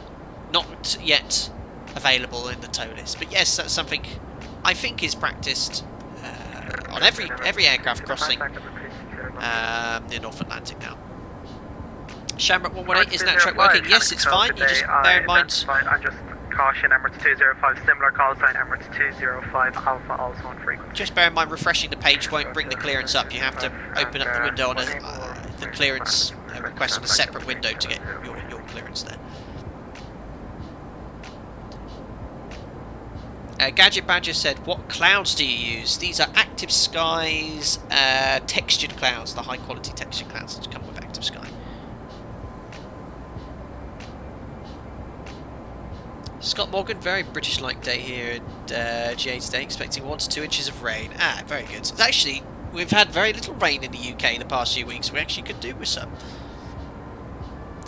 Jan, that's you in the 777? 205, Alpha. I'm on Naptrack Foxtrot. Very good. We're on golf, so I guess you'll diverge away from us. Emirates 205 Alpha at Dinham, radar service terminated. Dante, it's a beautiful day here in DC, so you should have nice weather for your arrival into Dulles. I had a look at the forecast, it's okay. A little later I saw it's forecast to rain, but right now I can see, yeah, it's clear skies, 2 degrees, with a chance of some low visibility of rain, but nothing close to limits, otherwise I would have taken even more extra fuel. Oh. You should have your clearance now, flight level 3. Wow, I've just had a look at the NatTrack now. Wow, really busy at the NatTracks now on the Oceanic airspace in VATSIM. We are amongst the first group going over, but yeah, we will hopefully join up with some of their aircraft. Oh, I can see them all leaving the event airports now. Really busy. But not. I think they've done a good job, you know, spreading the workload. I mean, Dublin was reasonably quiet. Jan, you're doing decimal 8.4. Of course you are. Unbelievable. We're going... Well, we can actually crank it... Hold on. I've just realised something. Oops. Put your real pilot modes in chat that we're not flying our assigned speed. Decimal 7.9. There we go. Not much in it, but you should always fly that speed. In fact, if anyone could tell me how to update it in the FMS, because I tried doing that the practice sectors, I could not work out how to update the speeds. Because if I go to the cruise page, it just says managed, and I couldn't change that, so I just put it in manually by pushing the window for decimal 7.9, so I'm guessing that's the way you do it.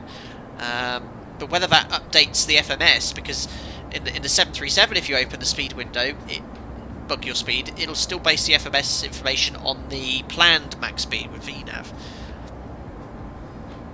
Or Lauren, up the cost index to give them something that gives decimal 7.9. Is that the only way? Why? German Air Force 411 Oceanic Control, hello, identified report receiving Oceanic clearance. Brandon, I think in a few years it would be the norm for the A321 travelling across the Atlantic. Absolutely, and the XLR is easily take a full load of passengers. It's sort of like the 757 in performance, carrying the same amount of passengers and the same amount of range. I mean, we took 25 tons of fuel. The XLR, you could carry up to 32 tons. 32 tons of fuel. We could have easily flown for another 3 hours.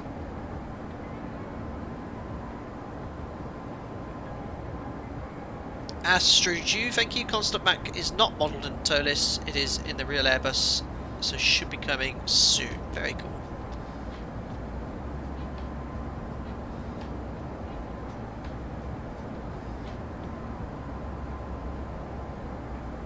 Excellent. We've got a long way to 50, go. So yeah, when we 40, check in with 30, Shannon, 20, 10. I don't know what to do next. Thanks a lot, John Padfield, for £5. My dream of a feature-length I Hate Airbus video is ruined as you're now so good at flying. John, hardly. Thank you very much, John Padfield. We're going to have to make not a I love Airbus video. We already got the I hate Airbus video. Maybe we should make the Airbus is an okay aircraft video. Somewhere right in the middle. No, I'm only joking. So far, so good. I've just been following this recommended checklist, asking some questions from the guys that fly them. But yeah, I'm enjoying it. Thank you very much, John. And thank you very much to Joseph Tarney. He's just joined as a member. Welcome aboard, buddy. Glad you enjoyed the content. You get invited to our members only Discord. Enjoy using those custom emojis in chat as well. And thank you very much for the support. Plainly, what was your first cruise altitude of being with 200 passengers? So when I flew the test sectors, that's what I simulated, 200 passengers Washington, 320 was the maximum flight level we could take. So yeah, that brings the question, you know, if they're really trying to fly the maximum range of this aircraft with a full load of fuel, 32 tons of fuel, they will not be able to take, I'm quite confident, a full load of passengers. They won't have the performance to get above kind of 30,000 feet. I don't know how realistic. Obviously the XLR, the data off this is based off an aircraft that isn't yet in production, so I don't know if there's going to be some changes, but you know, I think the weights are reasonably respective of what you'd expect of the XLR if that aircraft was flying at the moment.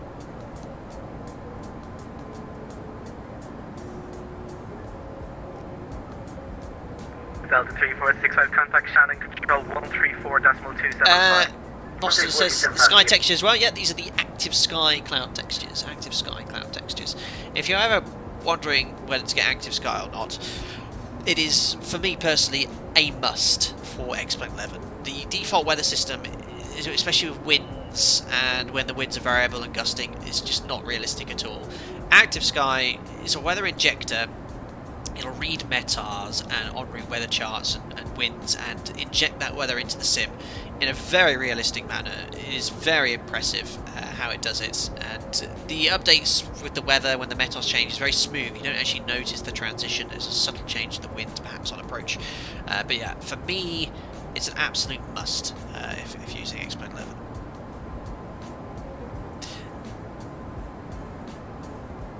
David says I am ambivalent towards an Airbus video or Airbus meh video. Amazing.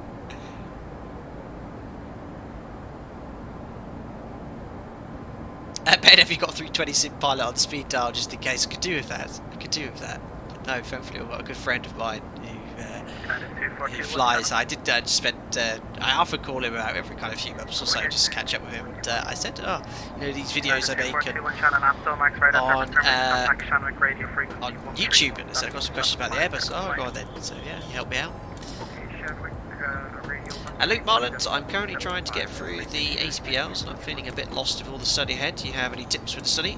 How was your experience with it all? Thank you very much, Luke. Best of luck. That's all I can say at this stage. What I found to prepare with was really nailing those question banks.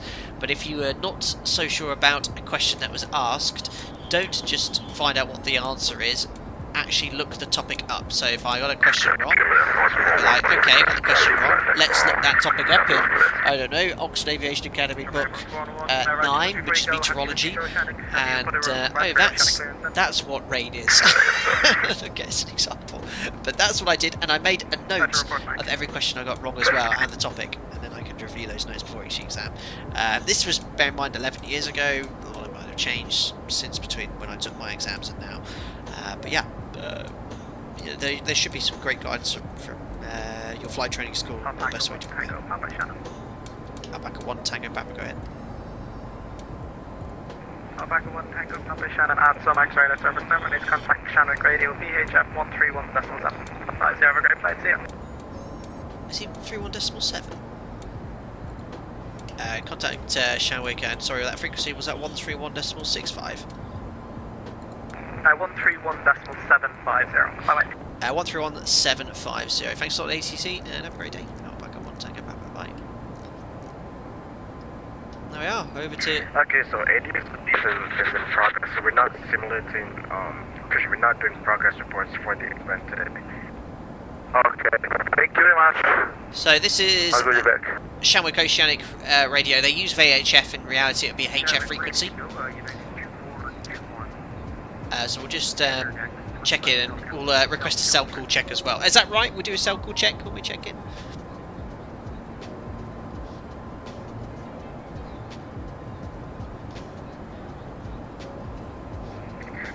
United 2421 Heavy. Channel Wake. Identified the same Mach number, flight level and Mach number, and stand by for cell contact. Time pilot, is being a commercial pilot hard? Does it require advanced maths? Yeah, I would say it's hard, but day to day, the work can vary considerably. You can have one day which is a really easy sector, 2 days. Weather's perfect, no problems. Next day you're doing 4 sectors with an aircraft that has a minor technical issue, with a passenger that's being sick, flying into an airport which has the weather right on limits. So the work rate every day is different. Most of the time it's fine. And when you have a bad day at work, it can be not really bad, as in like having an incident, but it's hard work. But you'll be fine. Does it require advanced maths? No, just basic GCSE in the UK, I don't know where you are, GCSE level mathematics, A-level mathematics, so kind of like when you study from 16 to 18 is preferred, but I didn't study at A-levels, and the maths I had, the basic maths. Yes, he's Martinez, it's 141 heavy. This was just like every other job. Oh yes, I suppose. Romeo, Mike, Papa. Martinez, 6141 heavy, standby for some contact. So we'll check in with this guy shortly. We'll say we're overhead SOMAX, our flight level and Mach number, because they don't have radar, remember? Well, actually they have this ADS-B, so they can probably see where they are, but they're not using conventional radar.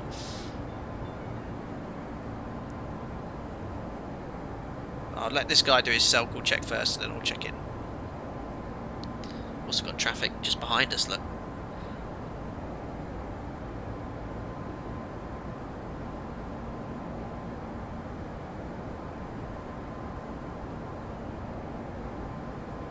Martinez, 614 heavy, did you receive your SOCOM? Not yet for Martinez 6141. Martinez, 6141 heavy, confirm SOCOM, Quebec, Romeo, Mike, Bravo. The call is Quebec, Romeo, Mike, Papa for us. So we'll wait until they've finished their cell call checks, and then Oceanic radio, Martinez 6141, circle received, thank you. Roger. we're beaten to it, look. Martinez 6162 heavy, Shanwick, identified, safe, Mach number. Martinez 6162, Shanwick, copy, Mach, that's 185. Next report 47 north, 15 west.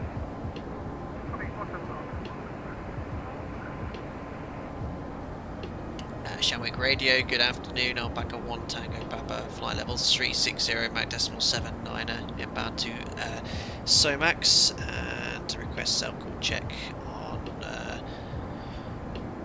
standby. I can't remember my cell call. Juliet Lima, Foxtrot Sierra. So we got famous Twitch streamers and YouTubers, amazing. Famous, hardly.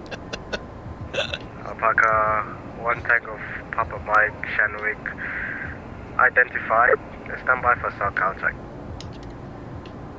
So listen out, we should get a ding. Radio 4 Delta 3 Hospital. I wonder who else is there streaming. I should think all the big Twitch streamer people are streaming across the pond as well. Oh, am I meant to have done a position report using the NatTrack system entering the Oceanic airspace? Now, how do I actually do that on that website?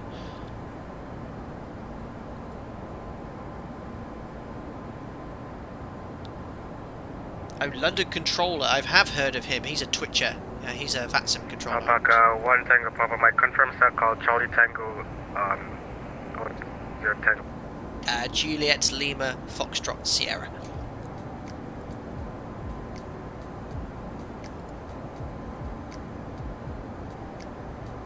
Probably didn't put it in right, probably my but...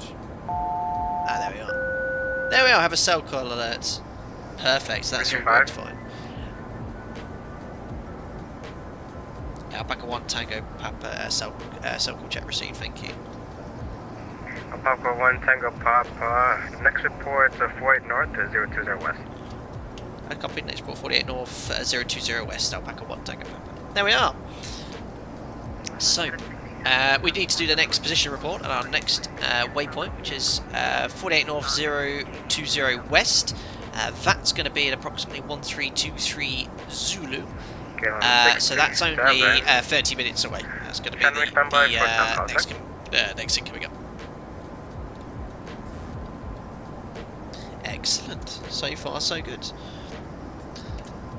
We need Pilot Mike here. He's the best one to ask for all these oceanic clearances.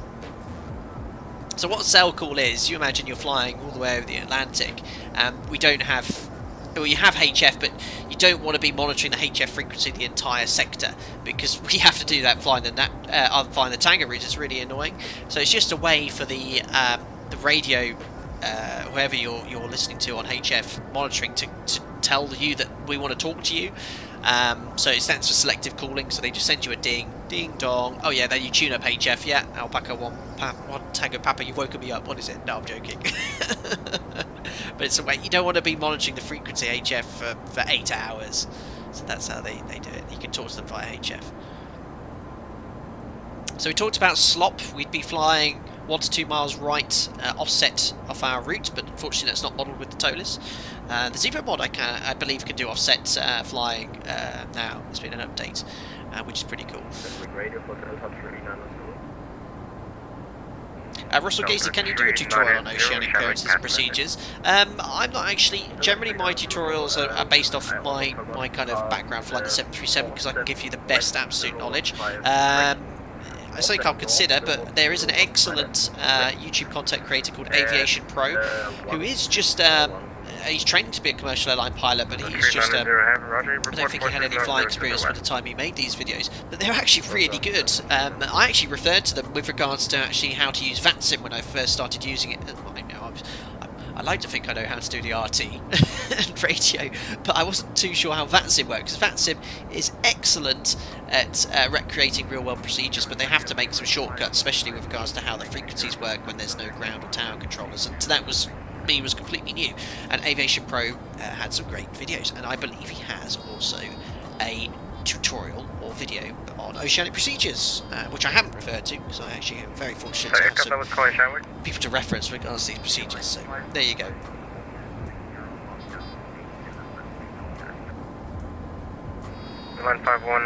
Great Master Gazing, though position reports were not needed anymore due to ADSB. I think in real life, yeah, they're not actually using any HF at all. But if they need to talk to you, they'll ding you via cell call, and then you can actually speak to them. But I think even via CPDLC and ACARS, you can write messages. So I have very little experience with. I don't fly the Natrax.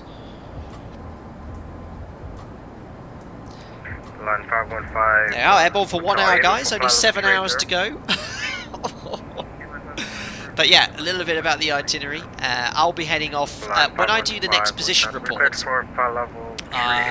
is in about half an hour. I'll probably have my first break, probably a shorter break, and then I will be having a couple of 30-minute breaks as well. I want to get the position reports done, and I also want to make reference of where the Oceanic FIR boundaries are, because we're obviously talking to Shamwick at the moment, but we're going to be transferred over to 2 other oceanic controllers throughout this sector. We're going to go from Shamwick to Gander. So we're currently inbound to this waypoint here, 48 degrees north 020 west. And then we'll be going over to Gander Oceanic, 2 hours 19 minutes to sector. So I need to be here in an hour's time. Actually, you know what? I'll probably have my first break after we've checked in with Gander. So in an hour's time from now, that will work out perfectly. Okay, Lufthansa 904 Hotel. Let's turn this up here. So we're going to go from Shamwick to Gander, and then we'll have an hour in Gander Oceanic, and then we'll go from Gander to New York Oceanic. And then we'll be with New York Oceanic, look at that for the best part of 2.5 hours. And then from New York Oceanic, we'll be going to New York FIR, which is just the conventional domestic frequency. Now, I didn't actually get to show you at the start here, just close your eyes whilst I blink through this with all the flicking colours, our routing today. Because on the practice sectors throughout this week, I was using the NatTrack generated by SimBrief, NatTrack Alpha. Oh my god. So look, The original routing I was planning was actually going to go a lot further north and then flying right over Newfoundland, Nova Scotia, and I downloaded all the tiles for all this. It was like 100 Ortho 4XP tiles, and I got my nat track today. I was like, oh great. So we're going to be literally Oceanic, over the ocean, the entire sector. So I have these equal time points as well. I'm simulating an ETOPS certified aircraft of 2 hours. And these equal time points are the positions where, right, if we have to divert, we're halfway, not equidistance or equitime, but based off all the external conditions, the winds, etc. If you need to divert, you're going to be equally between Shannon and is that the Azores, isn't it? Papa Lima, I can't remember. The next equal time point is here between Newfoundland and again I think it was Lima Papa Lima Alpha. And when you're ETOPS certified, you got to make sure that your routing is always within 120 minutes of a suitable diversion airport, because we've got ETOPS certification of 120 minutes. Now my operator, we don't have ETOPS certification, so you need to ensure that your routing is within 1 hour's flight time of any suitable en route airport, which equates to 417 miles in the NG. But obviously, yeah, we couldn't fly this way around. But when we fly to places, you know, which might be a little bit further away from land, so the Canaries, if you're taking the Oceanic sectors, you need to make sure you're within 1 hour's flight time of a suitable en route alternate. And it's not just as simple as letting the flight plans generate that alternate. You need to check the weather, make sure they're fine. I had a quick look at the weather at these airports. They're all clear, but if there are limits, you might have to find a new airport and adjust the routing accordingly. But yeah, the ETOPS certifications of some aircraft now are crazy. It's like 3-4 hours for two engine aircraft. I wouldn't want to fly single engine for the duration of those ETOPS aircraft. I think it's like crazy, some of them. Anyway, Gabstra, I think you can go straight from page 1 to page 76 into down. Are you joking? We still have a lot to flick through. Look, you can't. Look, page 1 is the first one, Gabstra, unfortunately.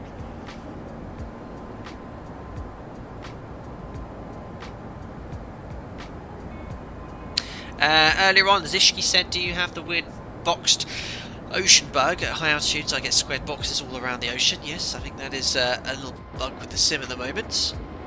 No, I still have them. They're a lot fainter now. I think they updated it to make it fainter, but I don't know if you can see, I do still have these little boxes. Previously it was like flying over Tron or something. I don't know, but no, they're still there. I can deal with it. They've definitely made it a lot more difficult to see.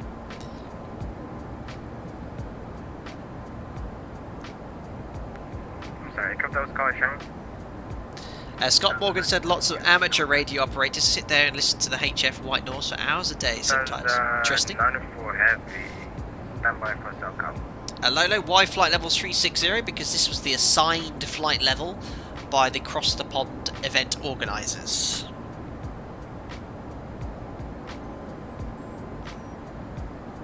Great Master Gaming earlier said, I want to try installing the Hoppy and Alkaline for messing around with CPDLC and ACARS. Any ETA for more updates on the ACARS ZIBO workings? I'm not, no idea. Great Master Gaming. ZIBO's very busy at the moment. There's not been so many updates coming out. I haven't spoken to him for a few days now. But I don't know about that. Column 627, Heavy, Shannon.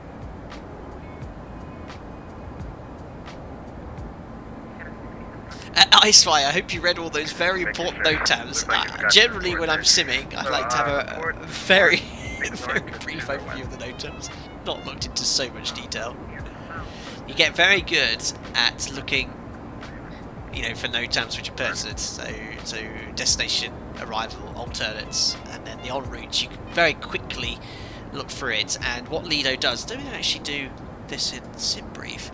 What Lido does, it highlights anything important. No, they're not doing it here. So at my operator, what they do, words which are important in NOTAMs are highlighted. So things like runway, if it mentions runway in a NOTAM, they'll be in bold, so they point out a little bit more. Things like ILS, things like closed, if closed is there, they're highlighted. So that means when you're checking the NOTAMs, those those highlighted items you look at first, and if you see close or runway or ILS highlighted and it's under your destination alternate, yeah, you'll look at it. So it is easier to check NOTAMs when it highlights the keywords with the real flight plans. Otherwise, have I truthfully checked the NOTAMs for this sector and about the 80 pages of it? No, I haven't.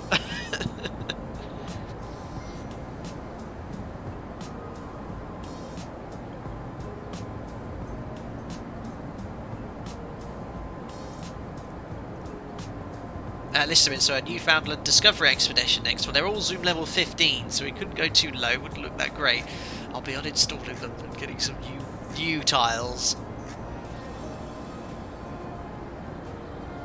Lola Lacrasse, pretty amazing. The A321 can go across the Atlantic. When I flew in the US in 2007, it was a Continental, now United. A340, they've got more than enough ability now, especially the new engine option variants of the 321. It was so efficient.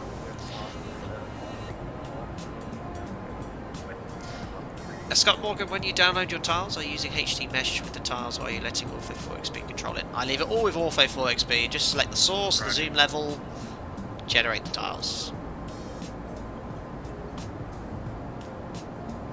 Hi Panda Pilot, hello Captain, missed half the stream. What exactly is an oceanic clearance, please? It is like when you get your departure clearance on the ground for your IFR flight plan. You get cleared to your destination by a departure controller. The flight plan is essentially already active at that point. The same sort of request needs to be to enter oceanic airspace, and the format is a little bit different, obviously, to what you do when you get your departure clearance. All you have to do is request what nat track you want, the requested flight level, and your cruise MAC number, the time at which you're reaching, and what is your oceanic entry waypoint, the TMI number, and your cell call code as well. And that is required at least 40 minutes prior to entering oceanic airspace. So my operator, what we do, we monitor for domestic frequency, we then tune up HF, Shamwick, or Santa Maria, because they're the only ones who kind of use west of Europe. Request your oceanic clearance using that format.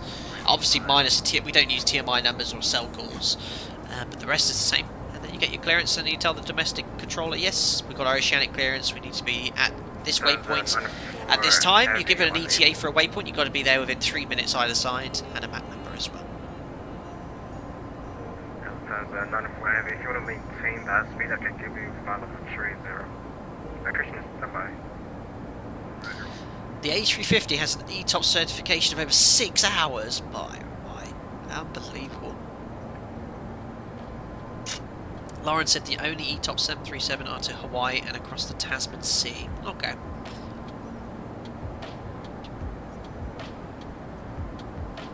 I don't know much about it, but with ETOPS certifications, I think there's requirements for backup power and something rings about that. Do you have to have an APU running or something? I'm not sure. I've not looked at that since my ATPL studies.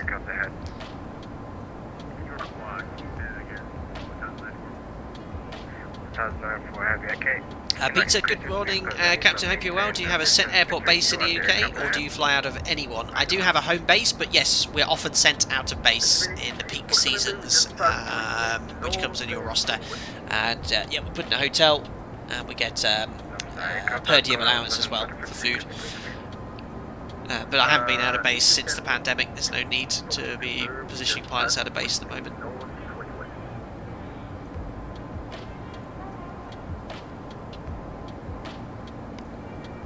Excellent. Well, look, looks like we've got a couple of others on our nut track. We have someone 1,000 feet above us and 2,000 feet above us behind us. Now, I wonder who is behind us. No doubt it's something a little bit quicker. There's us and our 321 Neo. Can we see the chap behind us? There he is. Or she. Oh, is that an A330?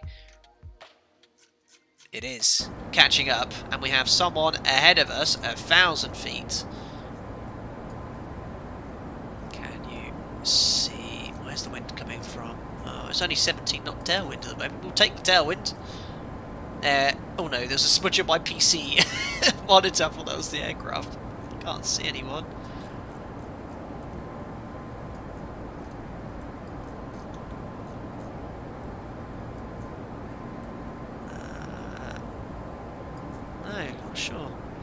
not sure. That A330 I should think is a little bit quicker than the 321neo.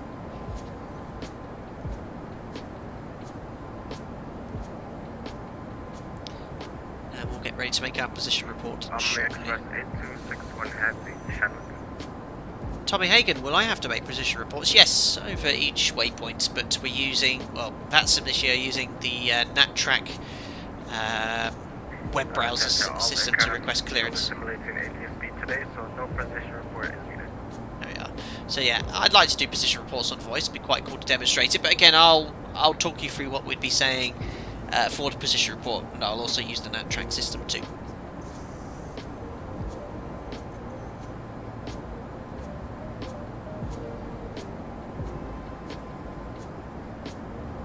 Thanks, Edo. I spotted the A330, and well done in the race yesterday.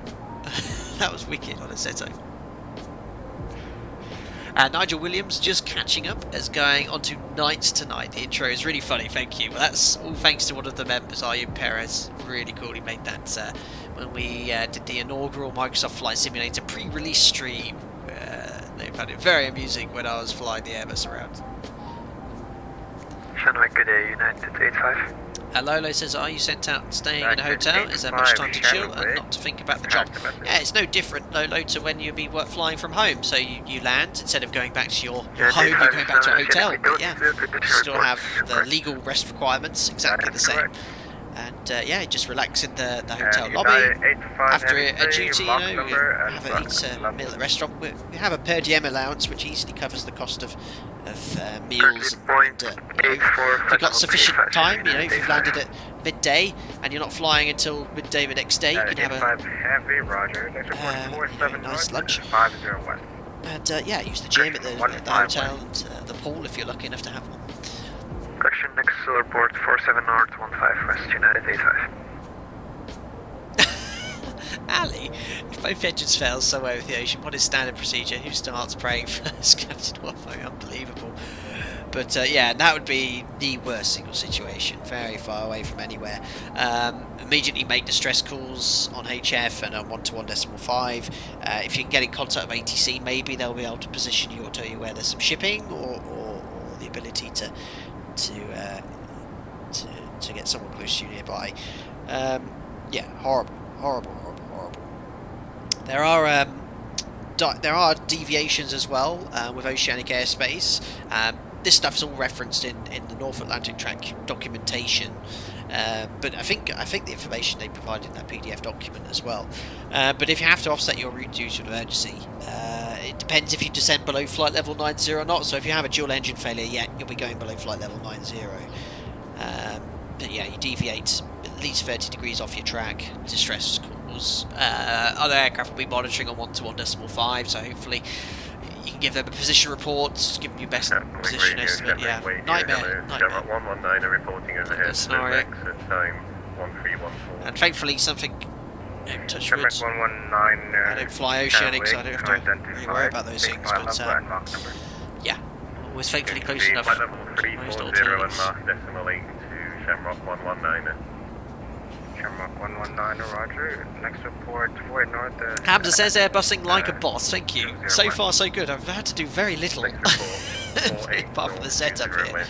We'll do another, oh yeah, let me get the NatTrack position report. Radio Delta 49, head to Is that Freckles? I recognise the voice of one of my members. Delta 419 is standby. There's some frequencies just got changed, I'm trying to keep up here. So I'm on the NatTrack website, but I only have the option for Oceanic clearance. Now how do I do a position report on this website? Again, I'd love to show you guys, but I can't bring that page up.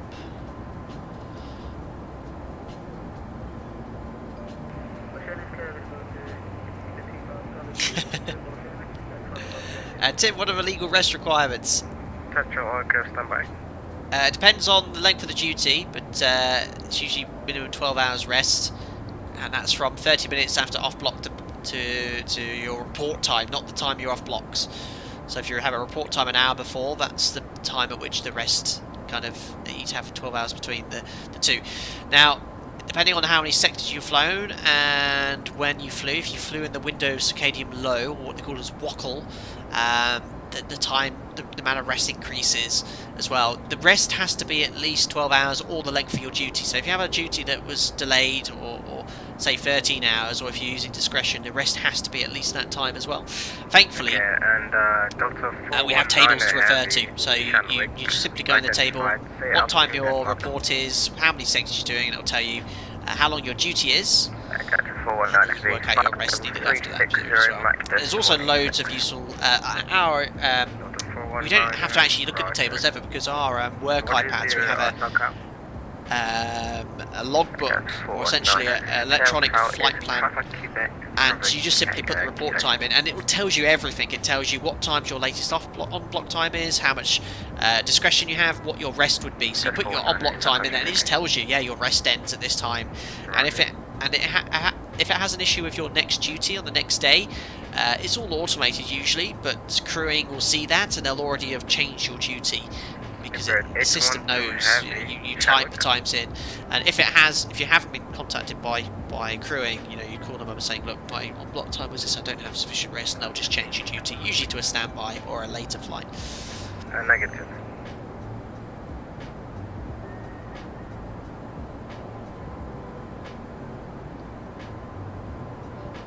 Oh, position reports are not recorded. No, I was told to do a position report, Great Master Gaming, at that position, but I can't find that information on the NatTrack website.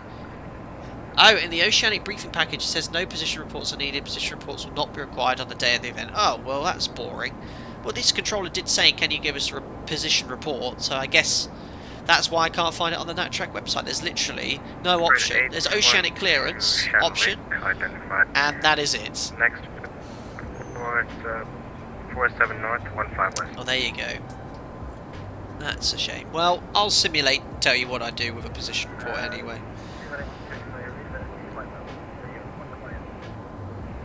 Seabird 812, report 47 north, 15 west. So he did say report. Maybe that's what the controller said to me. He just said, could you report your position? So I will report the position. Well, it might be on Oceanic entry point, and maybe there only. Well, he definitely said, I can't remember off the top of my head now, he did say at 40 degrees north, 020 west, report your position. Well, I'll just say we're overhead and then where our next waypoint is.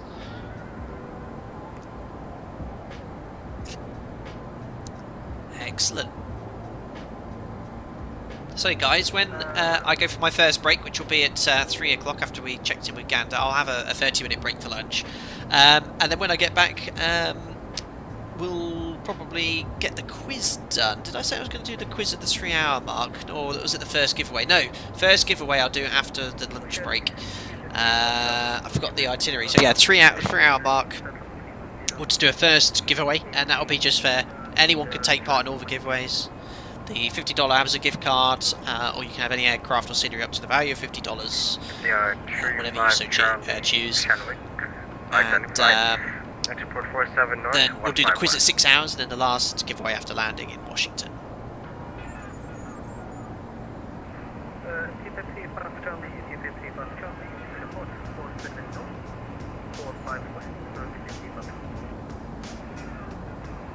West.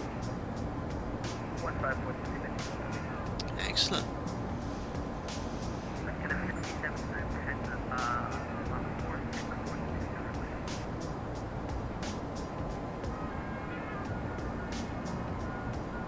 I'm 6 to 7 right.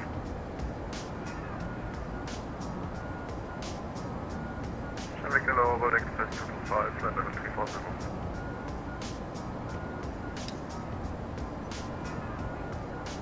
Kieran says, well, Captain, I'm so impressed so far, and you flying the bus? Kiss of death, obviously. Waiting for those perilous mistakes. Somehow you aim to please. Thanks, Karen. I've done 3 practice sectors, and that was obviously without ATC on them, to be fair. Sorry, you said World Express. But I was sort of beginning to understand how the push, well, I know the push-pull logic and what the descent modes are. Now, what you must bear in mind is, there is actually a difference between someone who's even learning this aircraft in a sim with a clean slate against someone like myself who is hardwired and type rated and was an instructor on the 737. So when I look to do certain items or achieve certain objectives, I try and think it in the way I with my SOPs. And one of the examples was actually on this X checklist. It took me ages to work out. It's on the X checklist. After engine start, do a takeoff config check. Now, for those of you who watch my videos will know what the takeoff config check is. It is you advance the thrust levers to the full stop to make sure you don't get a takeoff config warning. So if the flaps are not in the right position, or the trim's out of limits, or the parking brake is set in the 737, you get a takeoff config. And I was looking at this thinking, right, takeoff config, and I was advancing the thrust levers all the way to the full position, saying, why am I not getting any warning horns that the parking brake's set? And then I actually asked on Discord, they said, what is the... I asked, how do I do the takeoff config check in the Airbus? They said, you just push this button. I was like, oh my goodness me, you're joking. So, obviously for you guys who perhaps haven't flown the ZIBO mod or have not much knowledge on the 737, will automatically go that the takeoff config check is a button on the Airbus. For me, a takeoff config check for the last 10 years and 4,000 sectors I've flown, or not that many, 2,000 sectors I've flown in the 737 is me advancing the thrust lever. So you are hardwired in a particular way of doing things. So I look at this in the way of flying a 737 and vice versa, and you'll see it with the guys 320 and V1 when they fly the Boeing, they'll be trying to look at it in an Airbus fashion. So when you're hardwired and doing things, it can be a bit more challenging well, I say a bit more challenging. Certain tasks seem a bit more alien to you, and that was one there, takeoff config check. Yeah, there you go, Lauren, that's just a button in the Airbus, absolutely. So I'm there advancing the thrust levers thinking, why am I not getting any warnings? I've not set the flaps or the things here. Oh no, it's the Airbus. You push that button and then it'll check on the ECAM for you. So there you go. Thanks for subscribing, Luca Gamer and Ray1963 1000. United 953 Shanwick. Oh crikey! I was meant to report overhead this position here. I was too busy with chat. So he didn't want a full position report. He just wanted me to say I'm overhead that position. But yeah, I'll do it anyway. Shanwick, Shamrock, Trouble 12, inbound zone X 320.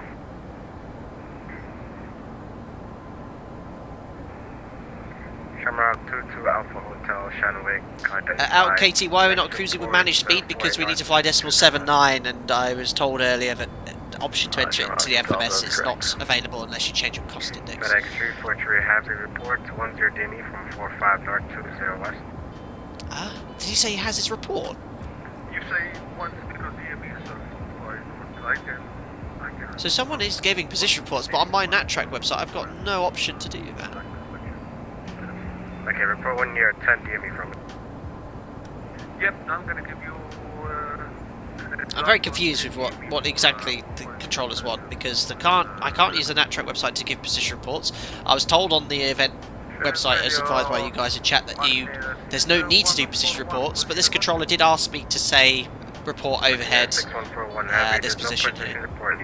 There you are, so no position report needed. So, I don't know. That might be why, yeah, aircraft might not be ADS-B. I'm just going to be quiet. Don't say anything. 953 Heavy, Shanwick, identified, 35 Lava and Mach number. Flight level 320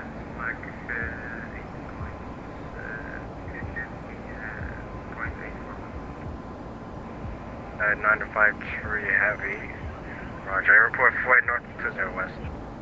Apparently same with setting takeoff trim, not necessary, I know. Well, I can only set that 0.9 units down after the engines are started. That caused some confusion for me as well.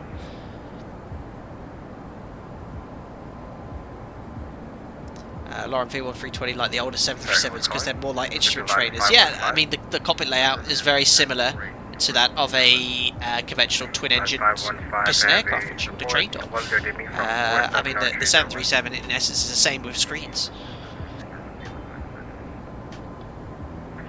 Aaron, can we do an external? Yeah, let's do a little bit of stapler view. I've actually done any stapler views today. There we are. There's not much to see outside except the Atlantic. Camera 951 has the Oceanic, identified. Fazy, what games are we playing today? I've got 2 games lined up. War Thunder again, and for the first time, City Skylines. I thought it would be quite fun to try and build a little city, and you guys could perhaps interact and name some of the roads and buildings. What do you want to play first, guys? I'll do that after the lunch break. 2604, same Mach number.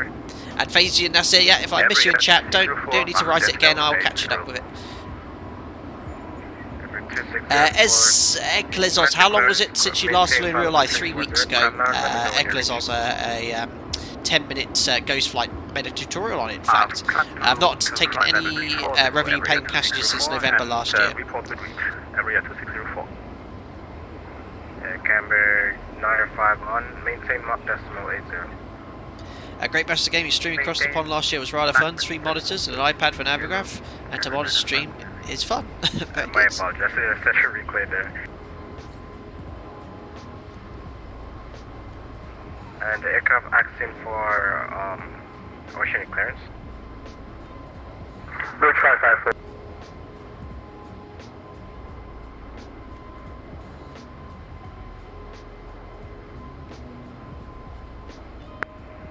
Okay, Route 554 delivery 40, should have sent you 30, private message 20, 10. Carl, how the devil are you? Tim was asking after you the other day.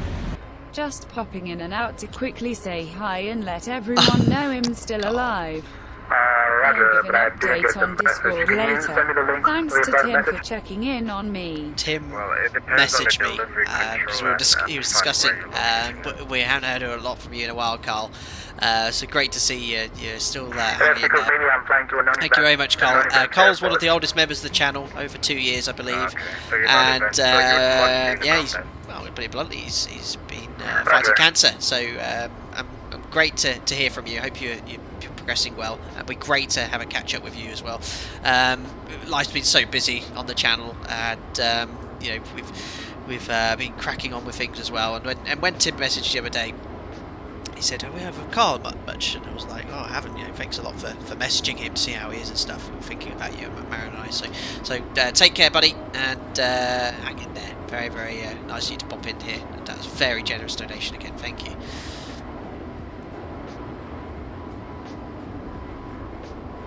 2 Tons of Love says, "City Skylines, awesome. Will the name of your town be Alpaca City?" I was going to go with Alpacasville, 2 Tons of Love. Radio area 2604, reach 511. Gabstra, City Skyline is fun, but it takes a long time to play. I'm curious how big your town will be at the end of the stream. I know.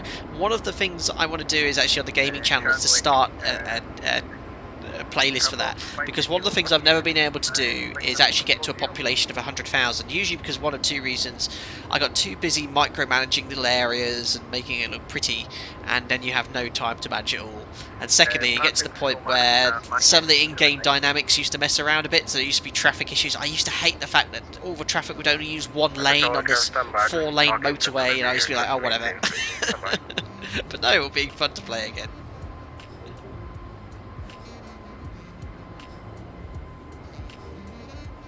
Nice paintwork. Thanks a lot, Aaron Boston. That's all thanks to Jamlin, one of the members.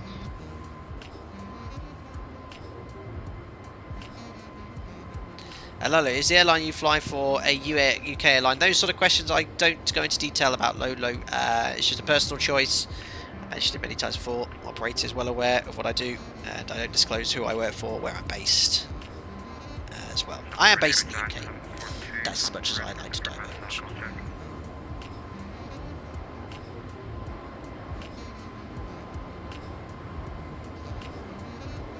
Greg Scott says, how are the massaging chairs? Brilliant. The Airbus, I've got it in full massage mode. Option 3, which is rigorous massage. I thought this was when I started flying the Airbus. I thought this lever here was the massage options. Oh, you actually have full massage mode. So when I selected full, my eyes started shaking in my head. No, we're on. Actually got the flat massage system in 0. The massage system in 0. I might go for a little bit of massage 1 in a bit. Alpackington, Alpacastishire. Unbelievable. I'll let someone choose the name of the town later. Giant 742 Heavy, Oceanic identified. What's your stock out? Irish Turbo 50, good to see you here, buddy. Good afternoon, Skipper. Long time no speak. Are you enjoying the Airbus experience? More importantly, are you finally converted? I'm enjoying the Airbus experience thoroughly. Really am. Am I converted? No. I do miss my 703, but no, very impressed with everything so far. Everything's smooth. There's no winds at the moment, but we will get a strong headwind later on. There's no weather on the weather radar, up to 300 miles ahead. All smooth sailing at the moment. Phasium, what's latency on the stream? Should be about 10 to 15 seconds between me saying something and you hearing it. Shamrock Radio, hello, average cargo 7841, South Marine Express, outcome. John Padfield, when I play Skylines, the bin men always seem to be on strike. I get loads of alerts for too many rubbish building up. Oh, absolutely. And if you build more, then the roads just get filled up with trash carts. It's been ages since I played it, guys. I'll be firing it up. I fired it up yesterday just to see if it worked with the Streamlabs overlay, which of course it does. But no, I haven't played it for months, years. I'll speak to someone and then I'll get back to you. Okay, because I can see myself on every... High reverse screen simulations, what clouds are you using? These are the active sky cloud temperatures. I don't see on my scope.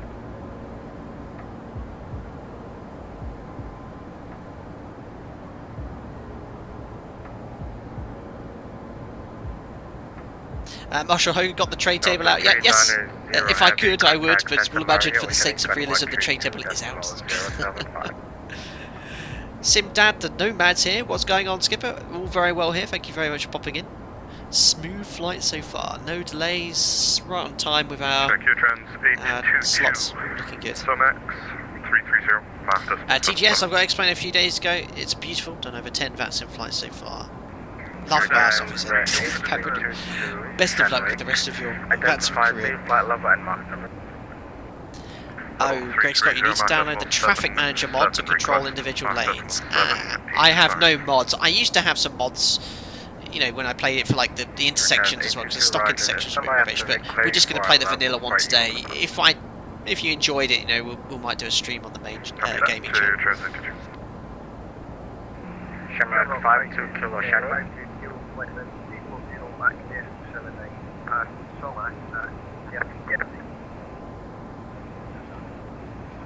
That's lovely, Carl.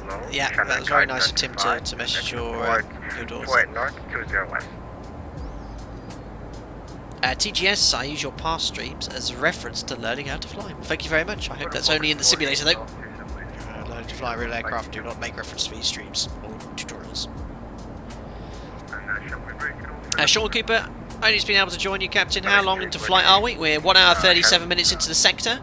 And we have a flight time in total of 8 hours, so about 6.5 hours to go. Wow.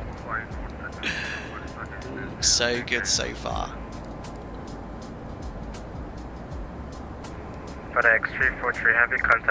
Does the XLR have the Zorro mask? On my version, no, but the link I gave you in Nightbot should give you the option to have the black Zorro mask. I'm not a fan of it personally.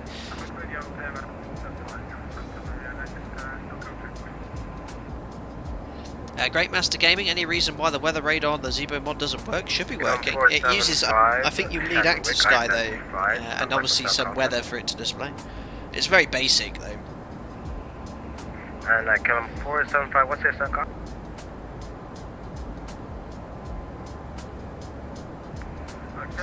64, are you planning a step climb at some point, or is the Oceanic clearance just one flight level? You can request further climb. The only difference is between a normal request and what you tell them. You have to report when you're leaving and arriving at your flight level. But you can request that via HF or CBDRC or ACARS. I have no to figure out. Yeah, the systems don't have it.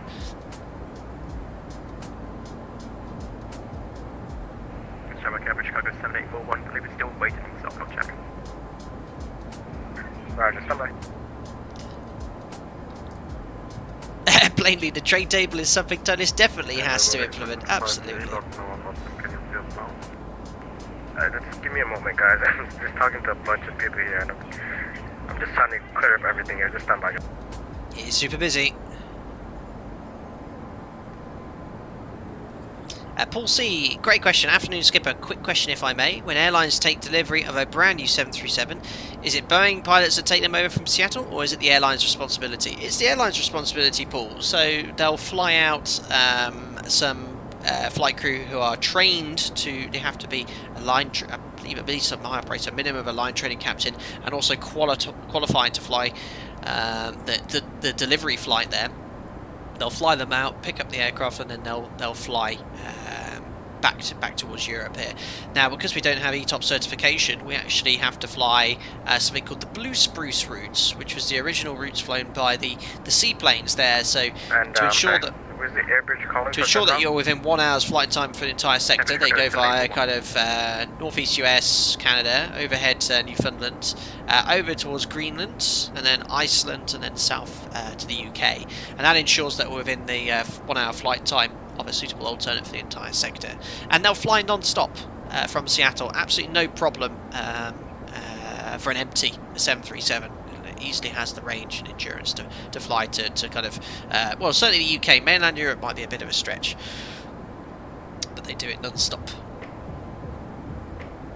Marshall, 1,600 pilots online, that's insane. Marshall's a huge number, of course, but I've got a funny feeling when we did cross the pond last year, it was more than that. Or am I imagining that? A number in my head of 2,500, 3,000. I don't know if I'm just concocting that number from nowhere, but I don't know. It's obviously a lot, though. Number 941, have you passed the message? Only 3 alpacas online. That's awful. Captain 951, say second. Unbelievable. Now group flights, we often have 80, 90 alpacas. Well, 70 plus. So-called check of Kilo Romeo. Quebec. Jonathan Wiltshire, does the flight crew also have to do an acceptance flight first? Not sure on that one. The aircraft's already flown, but no, I think they literally go to Renton and get handed the keys and then fly back.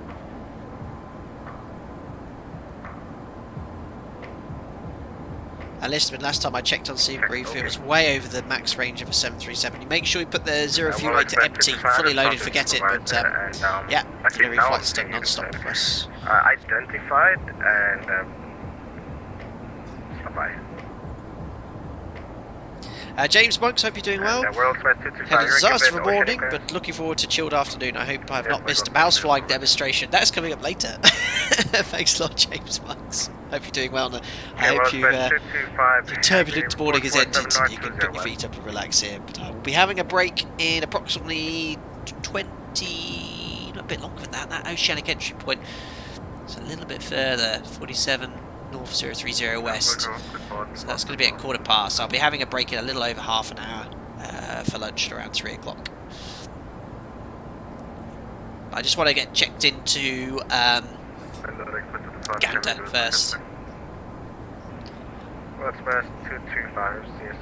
Oh look, I've just realised that A330 is catching up only just behind us. I wonder if he's slopping. Is he slopping, or because we can't do it in the ToLiss, I can't actually see him at the moment. There he is, look, there's us. There he is, he's catching us, it is 3:30. Heavy Shenwick. American 252 Heavy Shenwick. Very cool.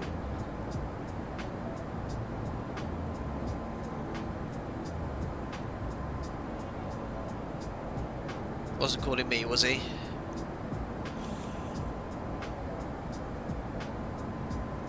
Sean 139, request circle check on Alpha Bravo Hotel Quebec. Thank you.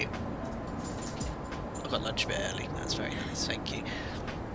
I might be having a little bit of a munch in between talking, guys, but I'll make sure I mute the mic, of course. Lolo says, what A levels did you study? I studied history, English, and law. Nothing to do with aviation. American 252 Shanwick.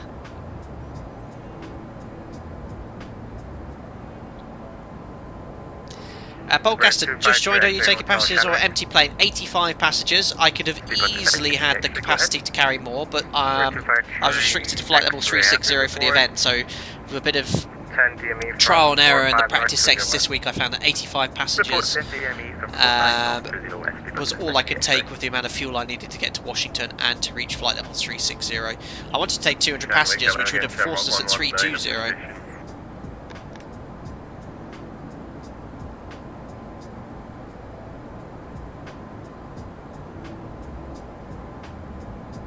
Shanwick 119, standby.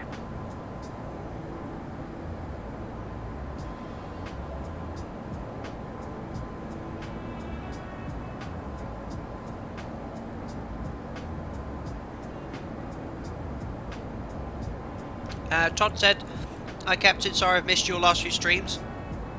I saw you fly into Norwich the other week. I did my PPL in Norwich in the late 2000s, so we probably met. We probably did, Todd. I did my PPL not too far away from there, and I flew into Norwich several occasions. Identified. Same Mach number? No doubt we passed each other. I just saw 83. Yeah, I did 30. Roger. Thomas, I've worked in opposite UK airline, have on occasions dispatched aircraft with a pilot and operative. Wonder if you ever had it. You can indeed dispatch with INOP 737, that's hard, INOP autopilot under the MEL, but there are some restrictions, no via VSM flying. I've never done it. I've had one autopilot inoperative, but not both.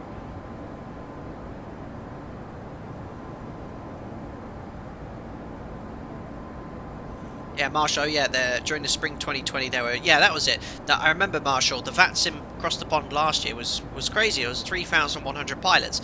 Now, I'm just looking from departing Dublin earlier compared to last year. Dublin last year was crazy. Every stand was occupied. I had to change stand 2 times before I could start the stream. And I remember looking at the other airports, they were all equally crazy. There were delays for like 30 minutes to an hour to take off. So I reckon they've actually cut down the amount this year just to keep the numbers a bit more realistic. But I remember the number, yeah, 3,000 was in the back of my head. Actually, I just got updated to put in the Mach number.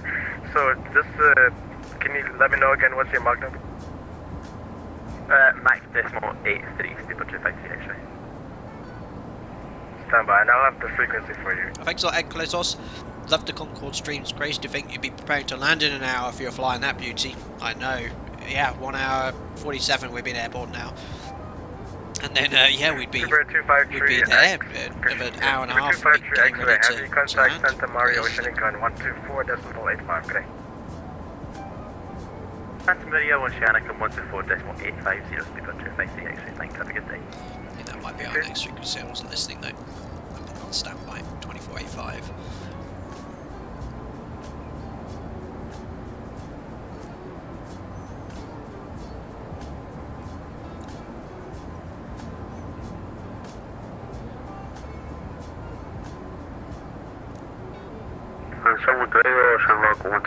Rob SC, hope you're doing well. Our Reverence, hope you're doing tremendously on this Saturday. Stop for lunch break at work and tuning in for a bit. Hello, I hope you're doing well. Jason, will they tell you to change frequencies? They would do. Actually, in real life, I wonder if they tell you to change HF frequency at the Oceanic crossover points. Not sure. Jason Dix said chicken or fish. Is that my lunch? It's actually veggie options. Gnocchi with a mushroom sauce and vegetables.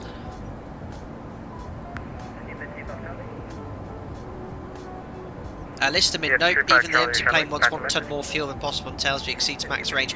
Maybe that's a limitation in the sim brief, then list them in, because I can assure you they do delivery flights in the 737 directly from Seattle to Europe. So maybe the sim brief just can't deal with that range, not sure. Jonathan, fullback career choice, aviation law historian. Absolutely. Law was always my kind of backup career. My grandfather was a solicitor, and I was always interested in law, so that was if I for a medical reason, whatever, was a backup career, go to university to study law. But no, I was driven to do the flying way. Jacob, how do you have flight level 360 the entire route? We are filed for the entire sector on the flight plan at 360. But if we can save a bit of fuel and perhaps time, later on we'll go to 38. We'll check the spot winds above us, see if there might be a lighter headwind, because at the moment the winds are gentle, but they will be building up to around 100 knot headwinds later on. Which answers the next question by Rob SC. How are the headwinds? Okay for now. Okay for now. Let's have a look at the flight plan actually.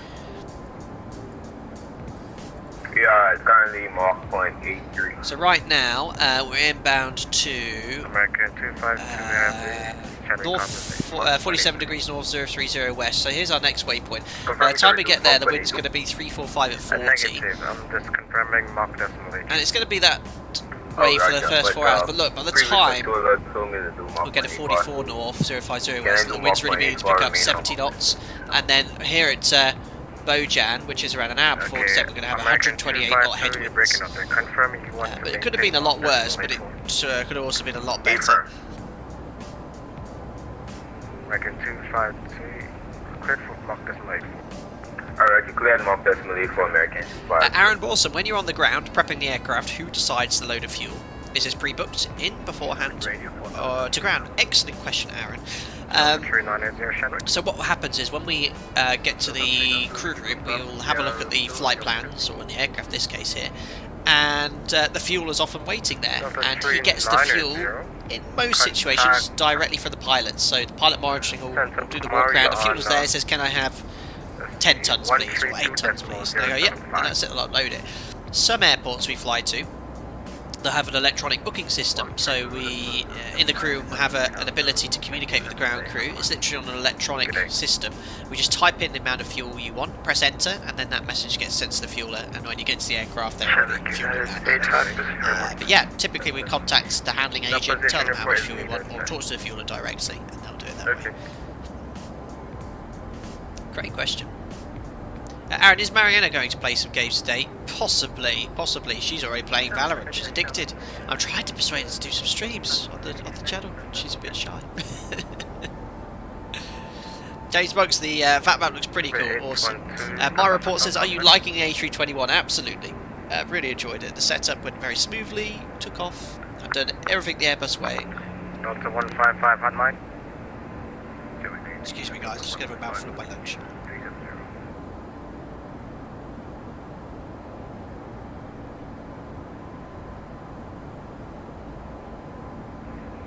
Delta 155 Shanwick. What's fix are you heading to?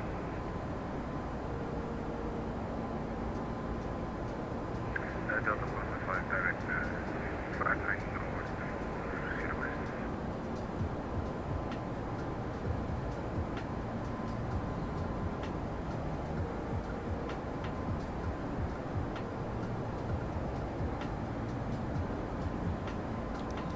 Andy 1302, just read that. I thought your backup career was to be a geography teacher. Unbelievable. Would be very good one. Delta 155 Montoon Company. Especially when we departed the west coast line of Dublin earlier.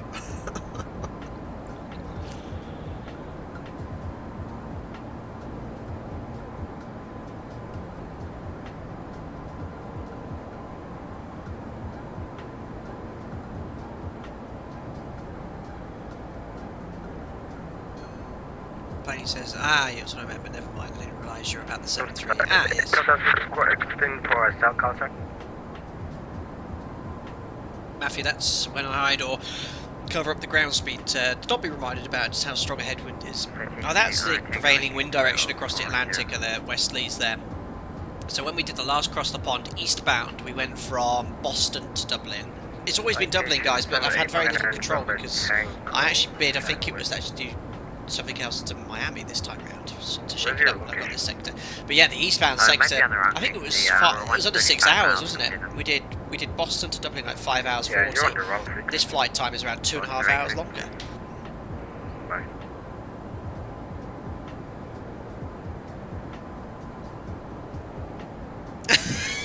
James Muggs.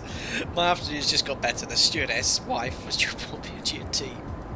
I hope she didn't hear me say that, James. Greg, when it's raining, do you do rock, paper, scissors for the walk around, or do you pull rank?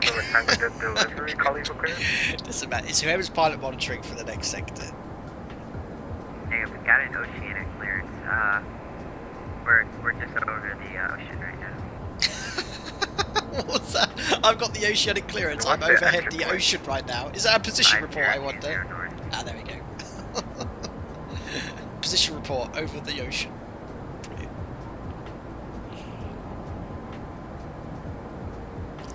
Doug, on the group flight the other day, other aircraft reporting lower Mach numbers were passing me. Is that because I was not using Active Sky? Most likely, Doug. So yeah, if you don't have Active Sky, you might not have the accurate upper winds. I don't know if default X-Plane 11 weather will use that, or if you were using that, but yes, if you're not using Active Sky, there will be a difference between the two. I think most people use Active Sky or an alternate METAR plugging in platform.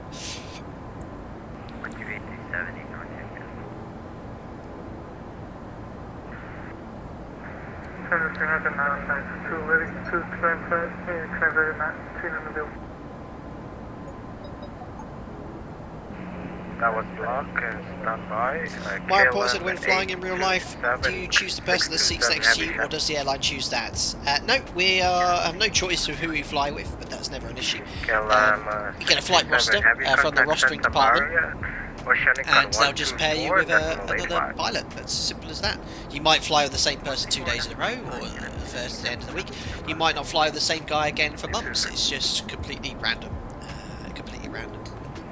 Martin 6141 Heavy, Shanwick. Go ahead, Shanwick. Okay, can you remind me of your Mach number, sir?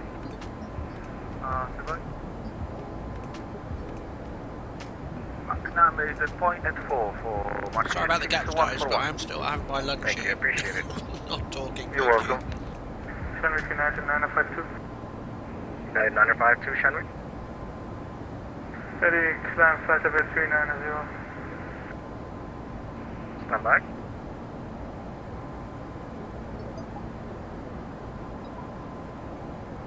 Great Master Kevin said flight did sim. Liking Airbus if possible. Oh, I've never disliked the Airbus, it's always been in jest. And I love the automation of it. I've had to do very little since pushing, well, not Toga, by putting it in Flex for takeoff. I've only moved it from Flex to climb. Yeah, it should probably stay for the entire sector. Record for pilot of 390 before reaching. Poggerfish says time flown 1 hour and 57 minutes airborne. We're almost 25% of the way. If you want a rough idea about the ETA, you can see here on the top. You have your progress bar, which is this blue line right at the top of the display. This ETA here, which is, yeah, I think that's just as the crow flies based on your present speed. You'll see that change frequently as the winds change, but that number is going to increase for sure.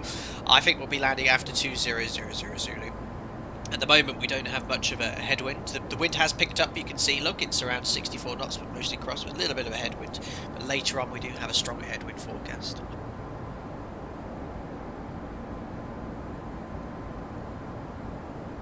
MGS1 says, is Assetto Corsa the only racing game you play? In Xbox, Pass you have Forza 7, do we have a chance to play with you? If you're in the Discord, MGS1, I mean, I'm often trying to pop in now and play some games with some guys, especially the racing games, but I'm mostly streaming other games I'm playing. Like, I've been doing some Kerbal Space Program, streaming some of that. But no, Forza, I mean, Assetto Corsa, I don't know much about the racing background of this stuff, but I think it's a much more realistic physics-based racing game, whereas I think Forza's, yeah, it's a bit questionable. I kind of only like the really realistic games, same way I like X-Plane 11 for realistic simming. You're not going to see me play, what's it called? I know there's a fun simulator, it's a little bit more arcadey in the PC, but I'm not going to use that.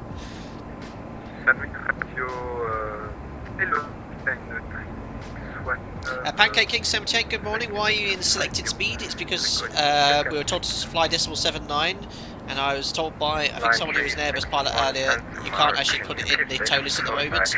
The only way of changing it, someone suggested, I think, was changing the cost index, so I'm just flying the managed speed of decimal 79, or the speed window. Same what we do in the ZIBO, in the 737, if you're told to maintain a speed, or update the speed in the FMS as well, which I don't think you can do, as I mentioned. Todd said, fair play for you to remembering how to fly all these different airplanes. I can barely remember how to fly one. Well, we can say I'm doing it proficiently, but yeah, I'm quickly picking it up again. I've flown the ToLiss Airbus in various forms, I think on 4 or 5 different occasions, so and put a lot of effort into preparing for this stream as well. I always usually do 1 practice sector, but this one I did 3. 1 on Tuesday, 1 on Thursday, 1 last night, and then today.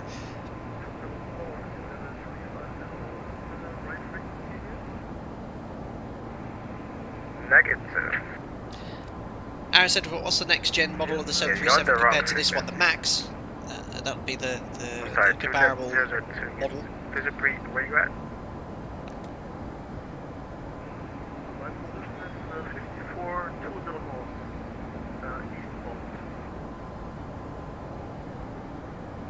Okay, you're on track, Charlie. Stand by. I'll have the frequency. Thank you. Sorry, good night, 952, flight level 390. 952, roger.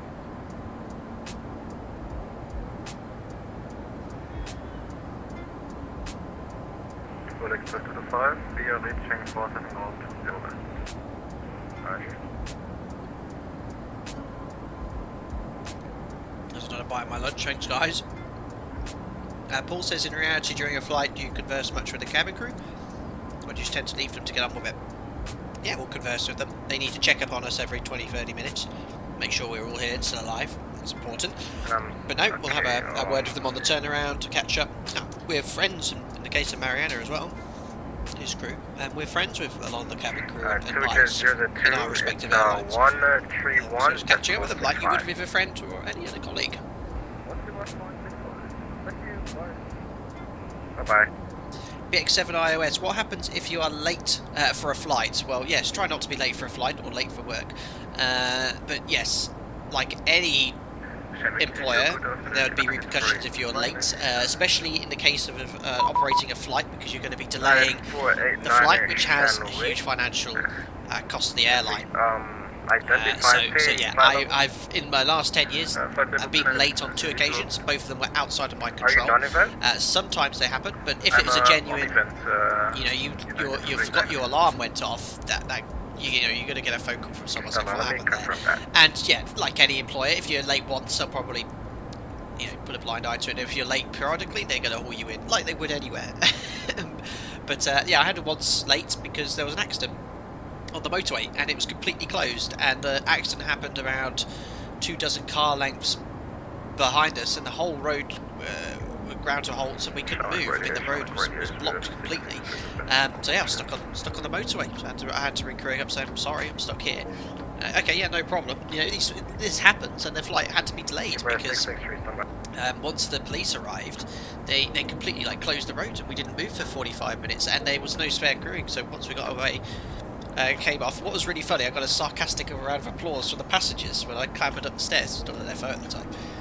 All tutting and as if I slept in or something, but no, these things happen, and yeah, the flight just gets delayed, simple as that. If you're very delayed, if there's been a serious problem, they'll call in a standby pilot.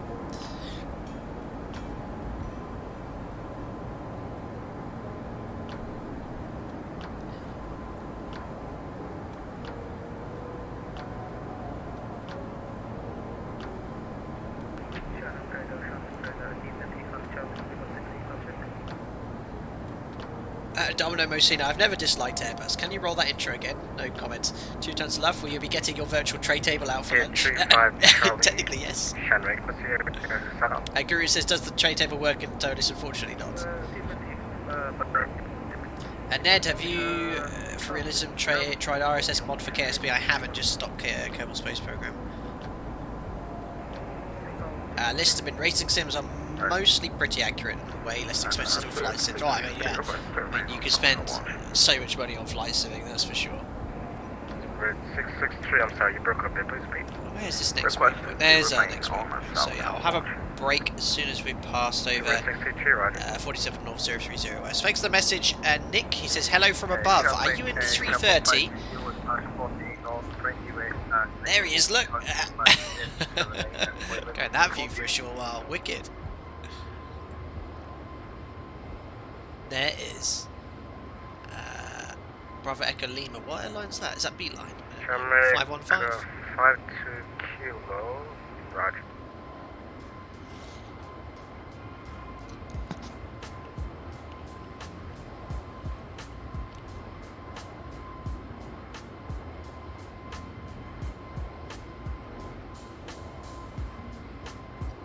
Lawrence says Dirt 5 seems a really fun addition to Game Pass. Proper serious racing game, that one. I did have, years ago on the PS1, Colin McRae Rally. Who here had Colin McRae Rally? Amazing.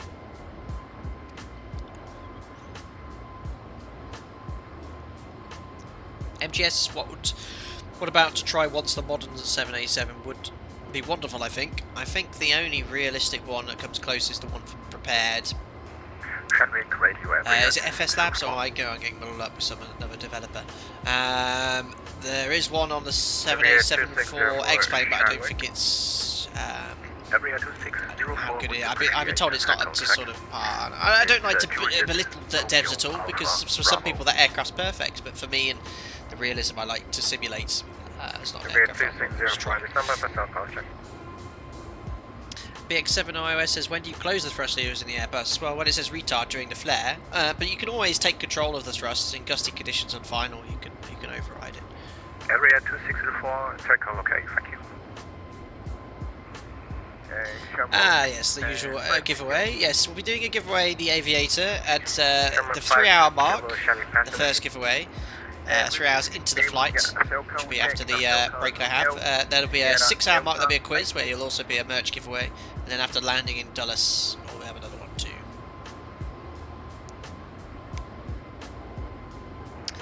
Telco has received jump 5 kilo, thanks.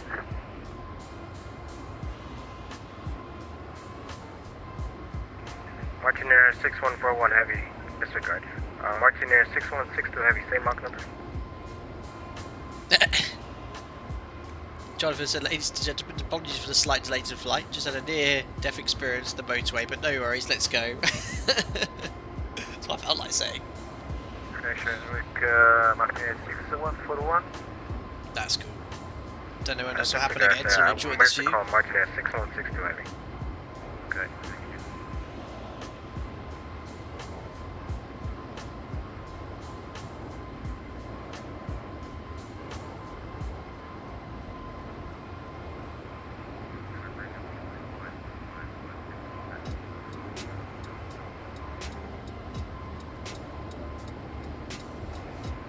Line 515 stop.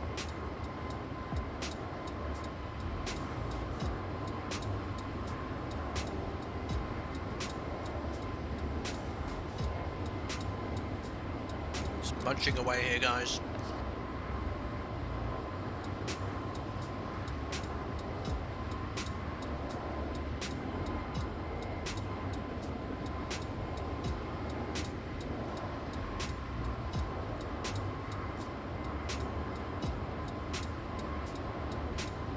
Oh, Kieran. Imagine getting to the aircraft after that delay and the captain says, welcome, now I am pilot flying, so can you go back out and do a walk around, please? Well, it sort of happened actually, but he'd already done the walking around, but it made sense for him to be pilot flying. Usually it was the FO that goes first at the time, but still is. But yeah, I can't, he had plenty of time to do the walk around himself, set up the aircraft, so all I had to do when I came there was complete the checklist, the briefings, get the clearance, and off we went.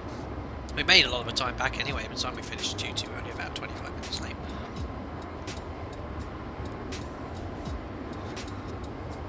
And now, do you practice any sports on a regular basis in real life? I really need to get more active now 15 in the sun, so I'm doing a lot more cycling now. I've been very bad during this winter. I'm trying to get back into squash as well, but I'm trying to find some people to play with me though. But I don't even know if squash courts are open. But A3 cycling, Foxtrot November, to be fair, I'm completely lazy to sit by arse all day. We walk the dog most days, and we've moved house in the last few months, exploring lots of the places locally to walk Jack. 2421 heavy, some fantastic places lander there. on 131.875.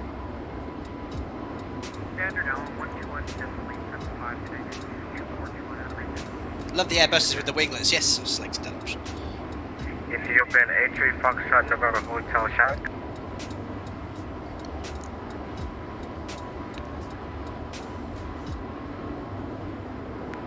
Line 515 Heavy, contact Gander on 131.875. Domino Mosine, is it me or am I reading the chat with 2 to 3 minutes delay? I am, because I'm eating my lunch and just going through them one by one.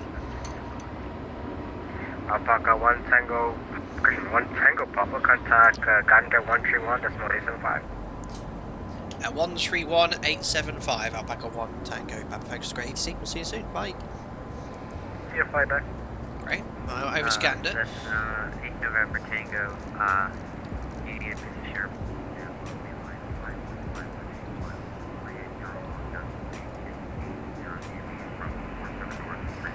It's very far away, you can hear the radio.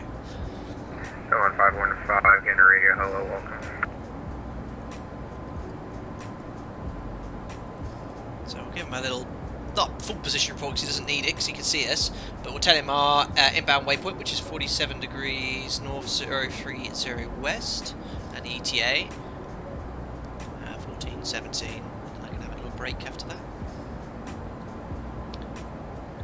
Gander radio, good afternoon, Alpaca 1 Tango Papa, flight level 360, mag decimal 79er, inbound 47 degrees north 030 west, and estimating their position at 1417. My target copies, welcome aboard. Perfect. What did he say? Victor Charlie Papa? I need to play that bit back. I'm guessing that was me.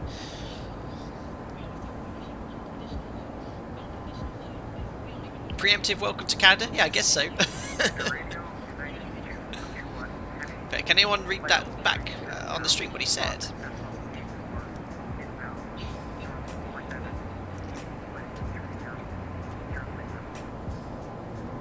There he is, look. Here to 2421 Gander, hello, welcome aboard.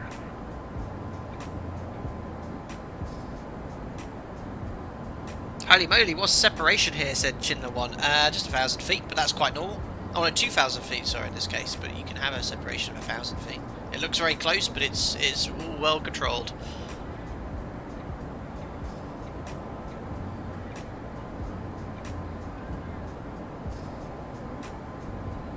Phasing aren't pilots permitted to use a discrete frequency to talk with other pilots. We're not provided with one. You're not to use 121.5 to have a chat with them. But you can discuss perhaps weather or something like that. But it should be. And good afternoon, Singapore 26 flight level 380. Singapore 26. That's a cool shot. Yeah, it was pretty cool with the fly past there. Oh no, he's overtaking us! Unbelievable.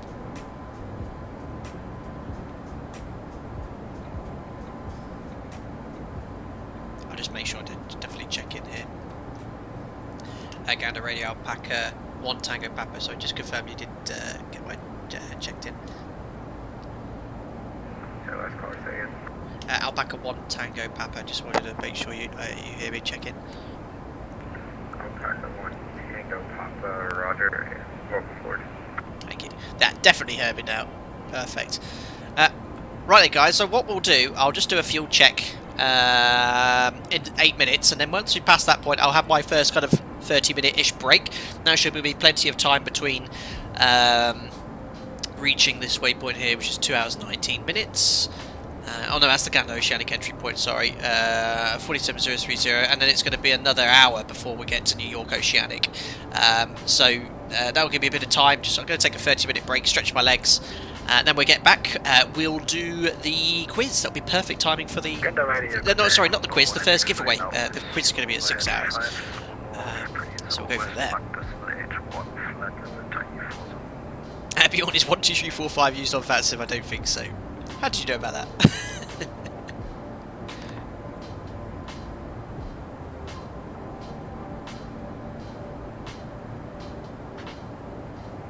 And was that Charlie Star Trek on 18 X-ray? Yeah, the firm got the 18 X-ray. Charlie Star Trek on 18 X-ray, contact Gander radio on 131.77. Boeing Lover says, show the cabin please. Yeah, sure. We'll say goodbye to the 330 that was beeline. Message me on VATSIM. Have a safe flight. We'll see if anyone else is going to overtake us later. Just want to knock the door first.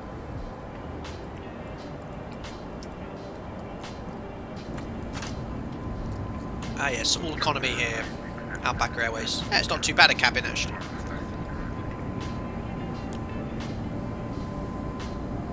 Was that German cargo 45? Let's cram them in here at Outback Airways, even though there's only 85 people. Sounds great. I like how they're changing over the wheel. Pop my head out the window.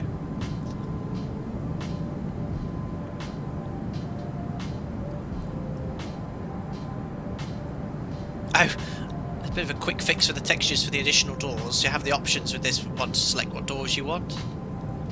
So I think I went for the 2 emergency exit door option.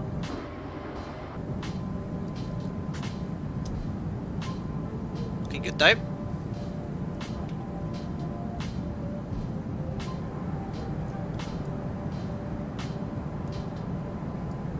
And there's the rear. How accurate that is. Yeah, 2 toilets. The Maxes have that variant as well with the 2 toilets in the back. Like this, sorry, you know how conventional on the 737 they have the toilets left and right. A lot of the Neos and the Maxes, they have them at the back like that. Back to the business end. Clunk. Gander, radio, United 78 Heavy with you, flight level 46. That's better. He was loud. Yes, loud. Identified.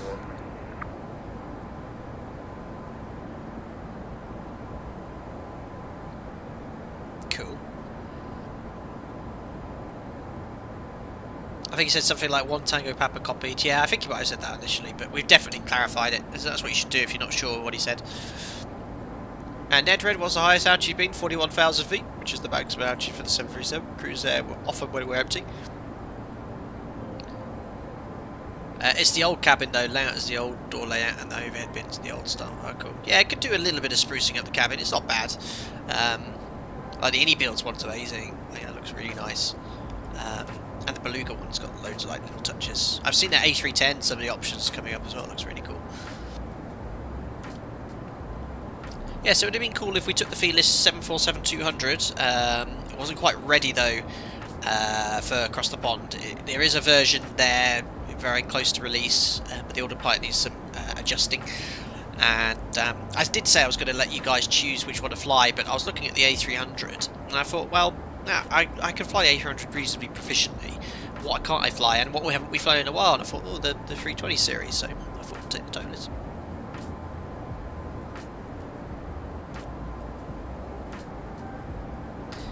Hi, Priyachitam Kumar. He says, I like your tutorials, thank you very much. Welcome.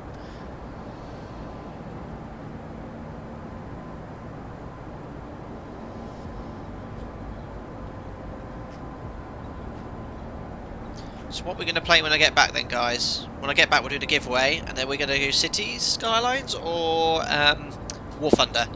I think people want to play Cities, Skylines, is what the impression I got.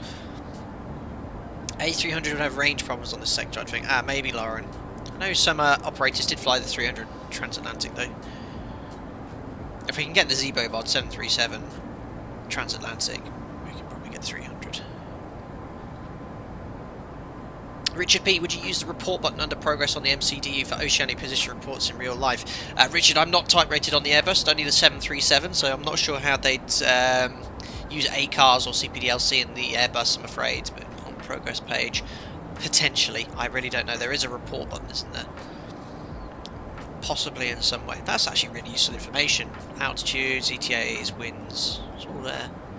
6.8 tons on arrival though, that's good. We took an extra hour's worth of fuel.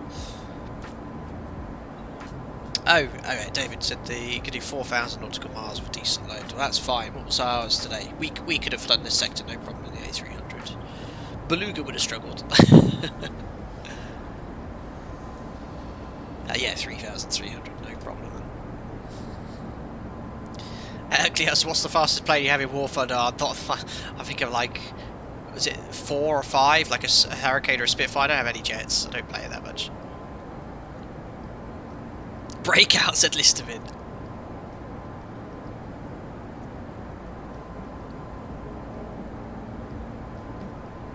Yeah, City Skyline, City Skyline. Luke Marland, would you fly GA plane again in real life? Perhaps.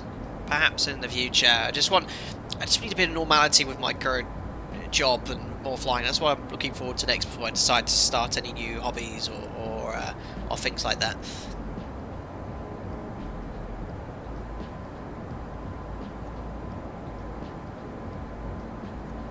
Right, here we go. We'll do the position report. Sorry, not doing position reports, are we? I'll do the fuel check at 47 degrees north, 030 west. Let's see how we're doing to our flight plan.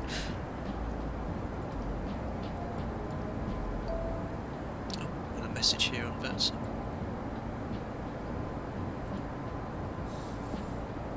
It says here, attention all pilots, if you're entering the North Atlantic via Shamwick or Iceland, your Oceanic clearance is requested by visiting NatTrek VATSIM.net.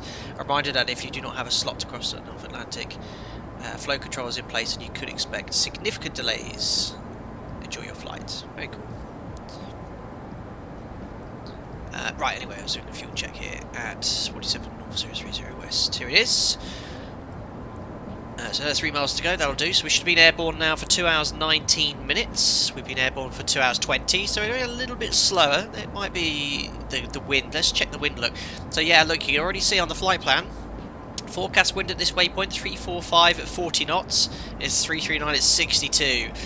Stronger headwind than forecast. That's going to obviously increase our fuel burn and our time en route. So that's not good, but we'll monitor that. We should have 15.6. We took an extra 2.6 tons of fuel or something like that. And we have 18.3. So 15, 16, 17, 6. We still got the amount of extra fuel we took. We should have burnt 6,600 kilos. And fuel used is... where's that fuel page? 6,600. So you look, you can actually see the fuel burn now, 676,673, is slightly higher, only by 30 kilos. It's very close. We had saved about 100 kilos last time we checked. We're pretty much on our fuel burn now. So that will be down to the increased headwind. So we'll keep an eye on it. But guys, if you don't mind, I'm going to take a 30-minute break now. The first of 2 30-minute breaks, so maybe a few more later. The next break will come after the 6-hour quiz. The 6-hour mark when we do the quiz. This is just to get my legs stretched. If you do a massive favour though, I'll be monitoring chats. If you see anything like ATC talk to me or anything, just give me a ping. Well, actually, chat don't do that. Discord members, if there's anyone on Discord watching, just drop me a ping if there's anything going on that I need to look at. I will be watching the stream on my phone as well, so I'll turn the ATC down slightly, and I'll also make sure the VATSIM ping is there, but you should be able to hear it.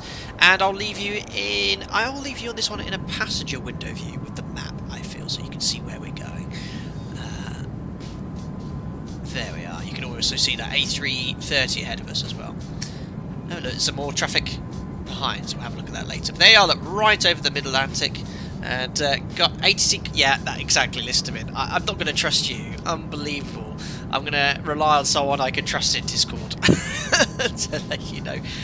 Luke Vine says we'll take it from here. Boss, thank you very much. Hopefully it'll be in one piece when I get back, but I'll leave the map there so you can see where we are. And yeah, guys, I'll see you in about 30 minutes. Thank you very much.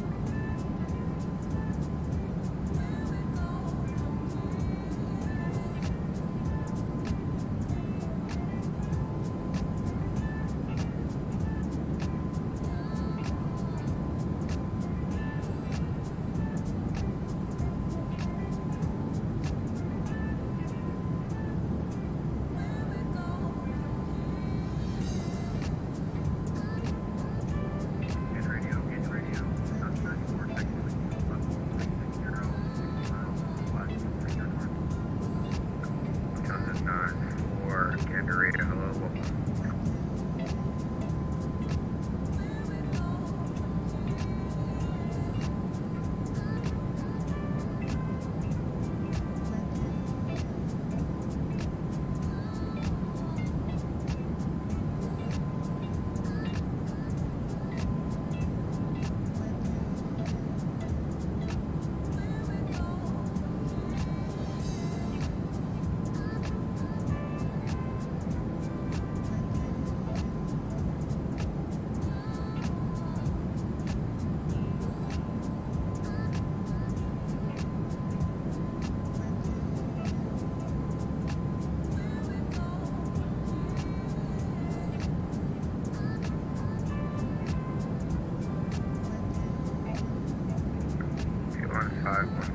Safe, flight level.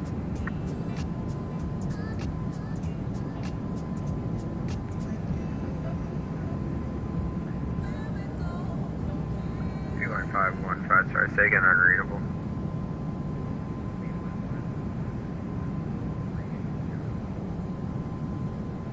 Q1 515, rudder, thank you.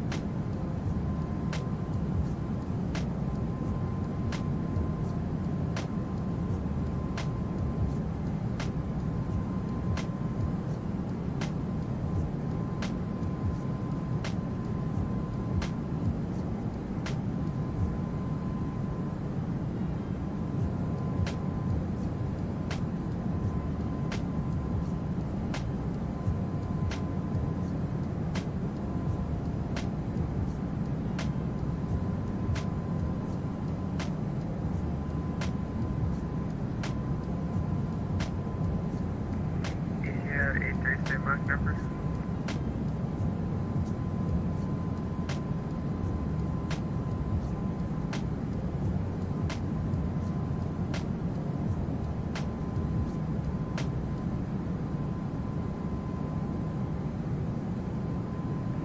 Yeah, the 83 Foxtrot November Hotel, say Mach number.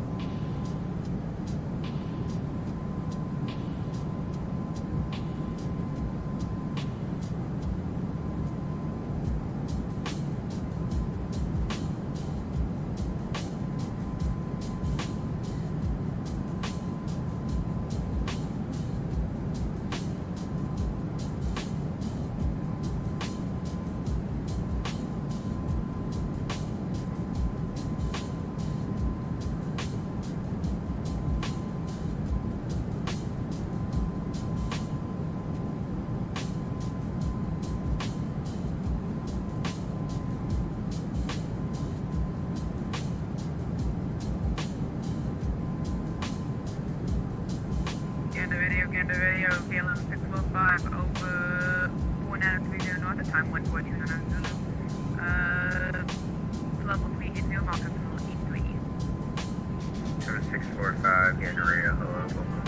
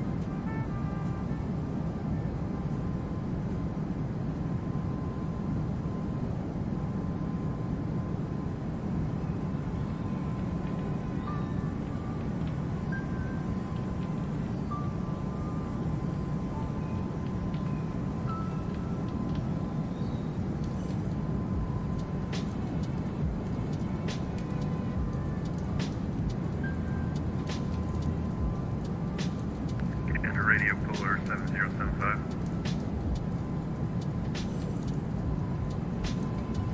Polar 7075, scan to radio, hello. Yeah, just checking in over 49 North 30 West 340. Polar 7075, scan to Calky, SoCal, check available upon request. Yeah, we'll take the SoCal check. Hotel Lima, Golf Romeo.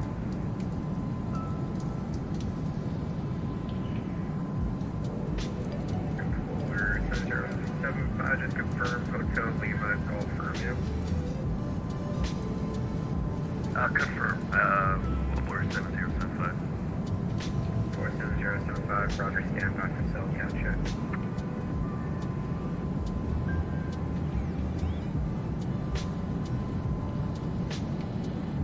SoCal receive 47075.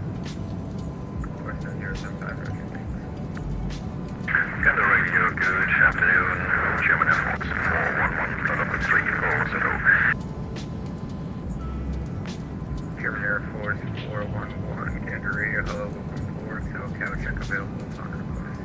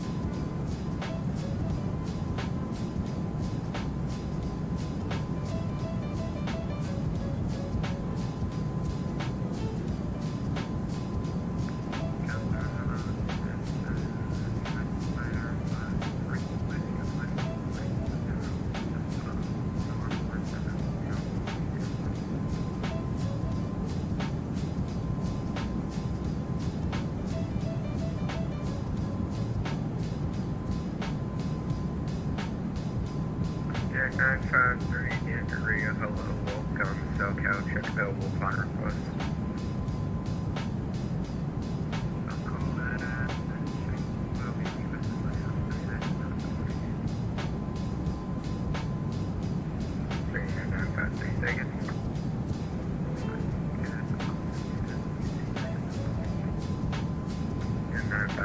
stand by for SoCal check.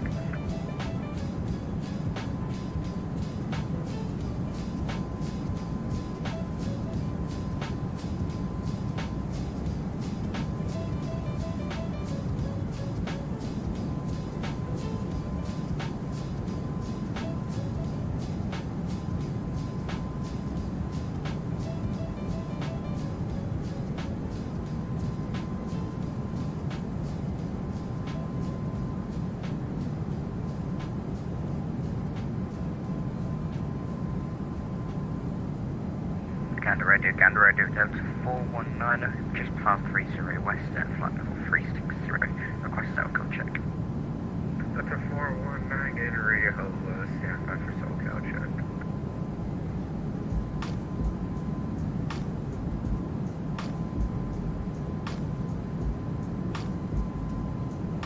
Delta 419, can I get your SoCal? AFM Delta 419, SoCal's Papa Quebec.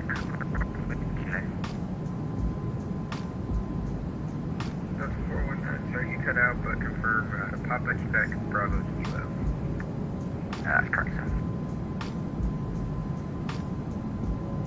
That's 419, SoCal check to receive for confirmation as well. It said New York next for us. It will be New York next. Thank you.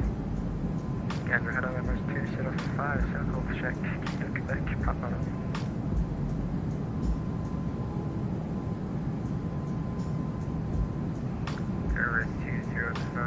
Generator, Roger, stand by for SoCal check.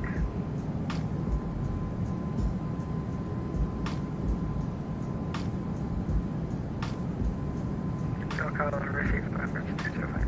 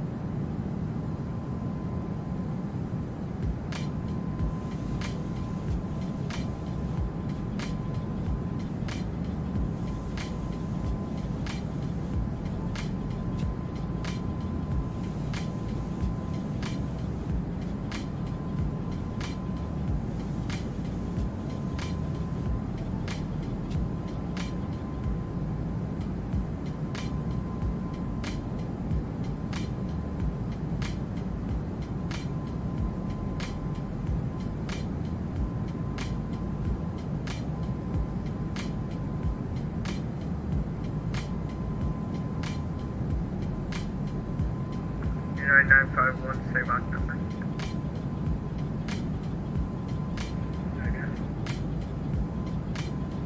United 951, same Mach number. United 951, Mach .87. United 127, same Mach number.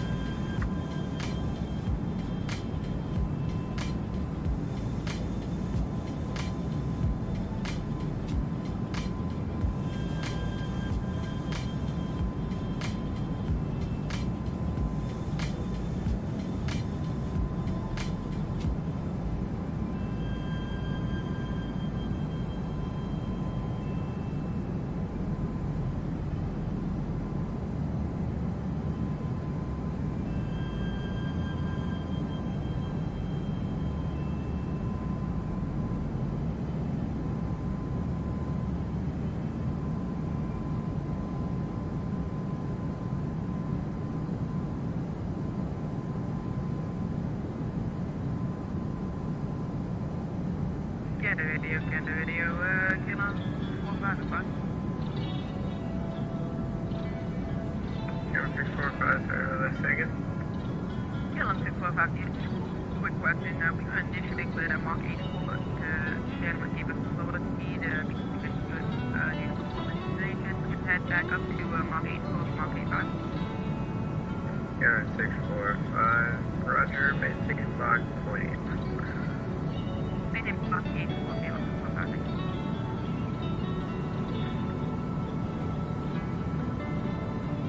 Singapore 26 Sigma number.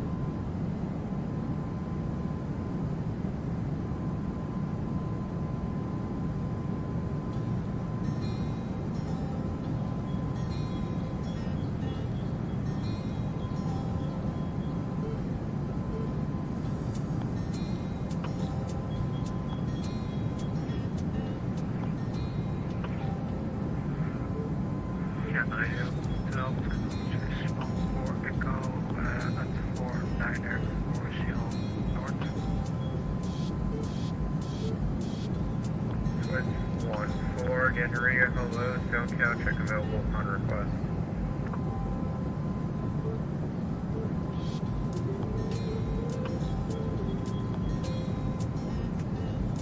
Canada Radio, this is Shamrock Alpha, flight 320, just past 47 North, 30 West. Shamrock 222, Canada Radio, hello, SoCal, check available upon request. Canada Radio, Everett 2604, just past 47, West at 55330.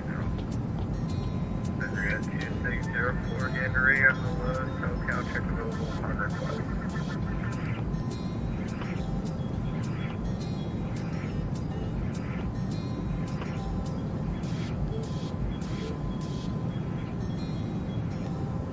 Hello, Road Express to the tires, just past floating north to the moment.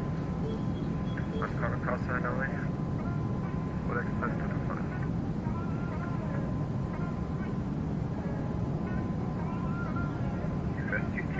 Gander Radio, hello, South Town, check available upon request.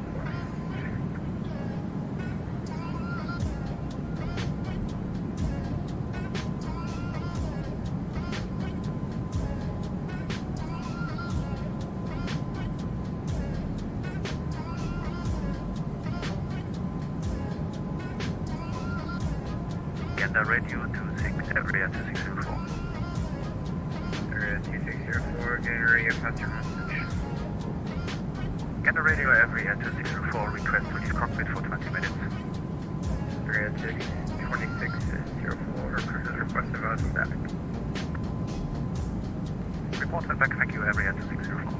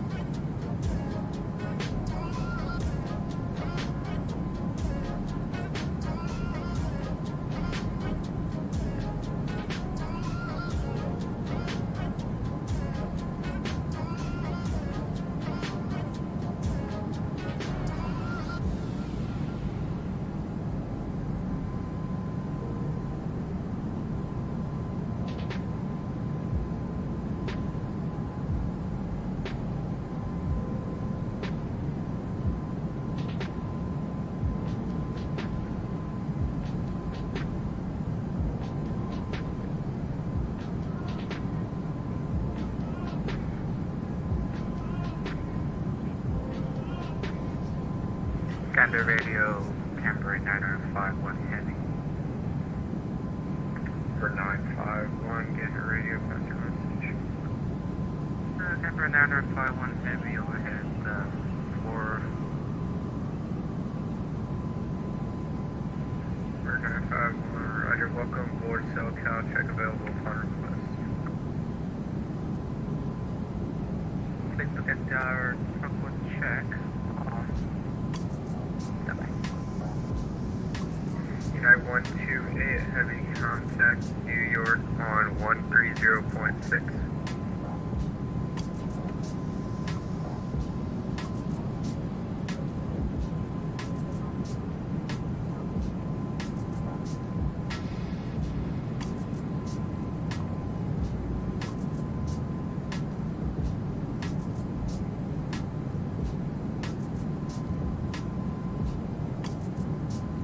Gander Radio, Camber 951. Camber 951, may go ahead. What's the so-called check of Quebec, Romeo? Camber 951, Roger, stand by for cell cow check. Hello again, everyone. Check, okay, thank you. First 30-minute break. That was lovely. Finished the rest of my lunch, stretched my legs, went outside, played with the dog for a bit, a nice little drink, ready for the next stint, as it were. About a third of the way for this cross the pod adventure, departing from Dublin. So I'm looking here in the flight deck. Airborne now for 2 hours 53 minutes, so a little over a third of the way here. Current position, Mid-Atlantic, inbound to north, 46 degrees north, 040 west. That A330 that passed us is, we just popped off the TCAS, there is sort of 10 miles ahead of us now. 131. He's well on his way there. We're at Mount Decimal 79, 36,000 feet. We passed 4930. Next waypoint coming up at 46 degrees north, 040 west. We'll be handing over from Gander to New York. And that's at 3 hours 19 minutes. So a little over 25 minutes from now. So we're going to do the giveaway now. Well, then wait until we get over to New York. When we get over to New York Oceanic, we'll be with this guy for pretty much duration. The rest of the Oceanic sector, 2.5 hours.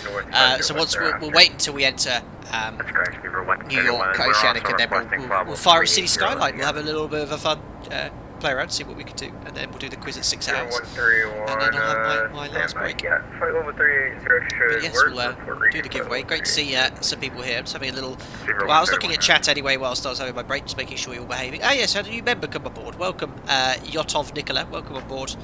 Glad you enjoyed the content. And of course, you get invited to our members on Discord. You're using your custom modes in chat as well. Thank you very much. And Edred Head said during transatlantic flights, where if you look at the flight path on a 2D map, they're all curvy. Do you have a change your heading at all? Do you use the true north or magnetic north? We fly great circle tracks, so it's a constantly changing track over a distance here, because the quickest or shortest distance over a sphere is a great circle. It's the straightest line there. If you want to maintain a current track, that's known as flying a ram line. You'd cover significant more miles if you were flying an exact track all the way from, in this case, Dublin to Washington.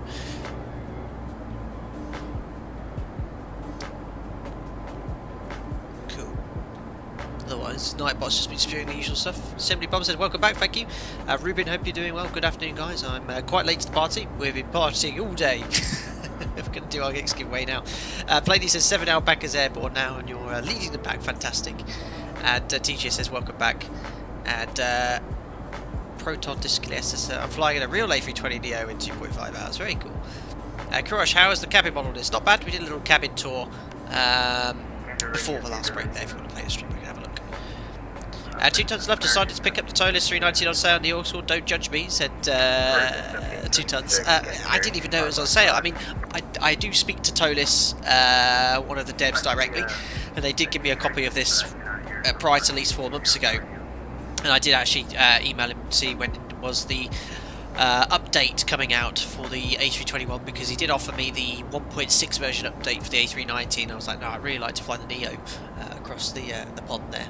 So that was pretty cool, but I didn't know they'd been on discount, so that's pretty cool. Yeah, I'm going to grab a 319, 321 on a 321 Neo back, I guess, they're on discount at the moment. Right then, guys, so we're going to do our first giveaway. So this is no quiz associated with this is just a giveaway to say thanks to the entire community, to give something a little bit back for all the time you invest and support you give me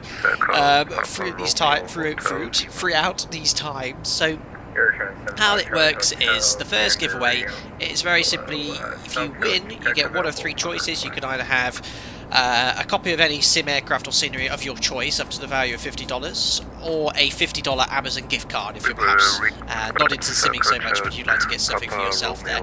And to enter, all I'm going to do is simply ask you a question in chat, and all you have to do is put the correct answer in chat. Now, word of warning, when I ask the question, you put the answer. Once you've put the answer in correctly once, that's it. Do not try to put it in again. If you put the answer in correctly more than once, you will not have a chance of winning the giveaway.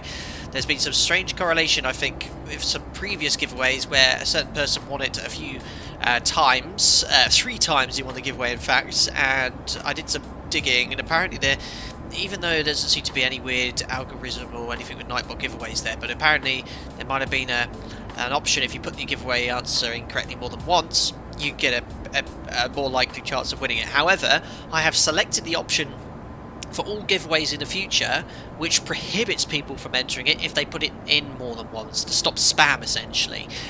So yes, I'm going to answer a question. All you've got to do to enter the giveaway is answer the question correctly in chat. It is case insensitive, so you can use lowercase or uppercase, it doesn't matter. And then if you are the lucky winner, all I need you to do is get in contact with me via social media or email, Facebook, Instagram, Twitter or Gmail. Show me your YouTube page with the logout screen, and then I'll know that it is you that has won the prize here. So it's a very simple answer. You can use lowercase or uppercase here. Anti-spam is enabled, so if you make the correct answer more than one time, you will not have a chance of winning the prize. So make sure you only put it in there once. If you put it wrong, obviously it doesn't know it, but once you've got the correct answer in, it locks it in, so don't put it in there more than once. So, very simple question for you guys. Okay, we are... Well, hold on. Where's my... there we are, I forgot what the word was. So currently we're flying the Airbus A321 Neo XLR. X stands for extra, L stands for long. What does the R stand for in XLR? The Airbus A321 XLR. All you got to do is put what the R stands for in chat. Use lowercase or uppercase. And then if you are the winner, all you need to do is get in contact with your social media, show me your YouTube logout screen with your little logo. You know when you press the logo, press logout, just to show me your little logo. I'll take a picture of it as well so I know it's you. Give you a clue, you can have a look at it externally. You know, a little bit of stapler view. I'll give it a couple of minutes for the individuals that have a slightly poor internet connection, if they're watching far away, to have an opportunity to answer. Remember, only do it once. If you put it in more than once, you'll be thrown out of the giveaway automatically. It won't allow you to answer. On the radio, good afternoon. Channel Incorrect, David. Position 47 knots, 30 west. On the 320, request plan for 360. Romance. Rest period. Shamrock 139, was that you calling? This is a very chilled out Oceanic controller, mind. Sorry, say I'm channel 129. Shamrock 139er, photo 360 at this time can be unavailable. Proton disc here, does mine count? So long as you put the correct answer in once, that's fine. Rabbit, said Joe. No, hope you're doing well. Relaxation. Repetition, that is true, Commander Genovan. Basically, guys, if you haven't done so already once, put range in chat. Got a radio camera now. TGS, what was the question? We're flying the Airbus A321XLR. What does the R stand for in XLR? Extra long what?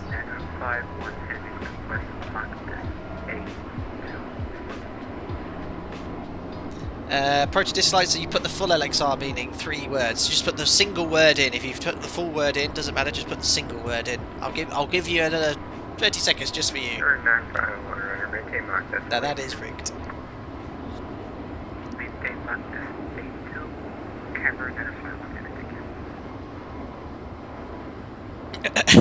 Flash the word on the screen. Just put range.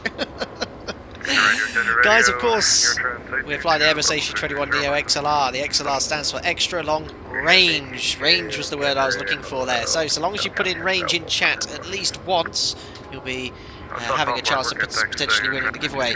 So what I'm going to do is head over to Nightbot, roll the giveaway, and we'll pop up in chat whoever the winner is. So the winner of the first giveaway today is Alexander Ashaher. Alexander Ashaher, are you here in chat? A member. Uh-oh, rigged. Alexander Ashaher. Definitely not won anything in the past there. So congratulations to you. I'll make a note of that now, so I don't forget.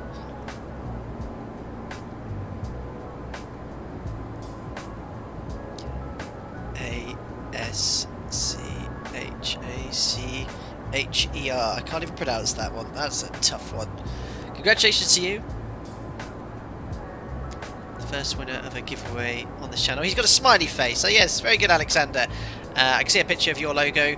Just drop me a message via social media, Discord, whatever's easiest for you, or email, and let me know what you like. Any aircraft or scenery up to the value of $50, or if you'd like the $50 $50 Amazon gift card, no problem at all. Let me know, and we'll get that all sorted with you. If not by the end of the stream tonight, tomorrow, I'll get it all sorted. So congratulations to you, sir. 131, go ahead. Any chance to stop at level 370 for a little one? Amazing. Unbelievable, says Base Leg Bob. Yeah, comment info 370 report reach. But yeah, don't forget, guys, we're going to have the quiz at the 6-hour flight time mark, so in 3 hours' time. Unbelievably, I can't believe I'm saying this. In 3 hours' time, we're going to be doing the quiz. We're not even halfway through the sector. And the winner of that will have a choice of anything from the merch store, and then I'll do another giveaway identical to the one we've just done after landing in Washington, Dulles later.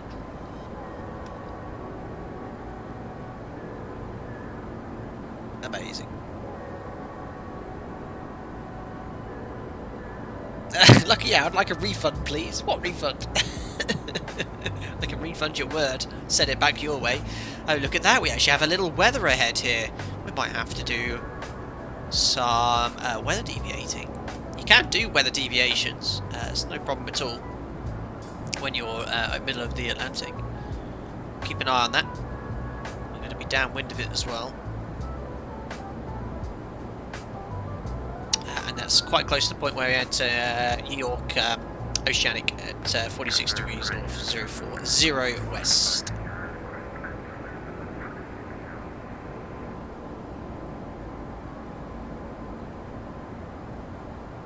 So yeah, we'll wait until we get to New York, and then we'll fire up City Skylines, so have a bit of fun. Building, is it Alpacasville we went for? It's been ages since I've played it, ages.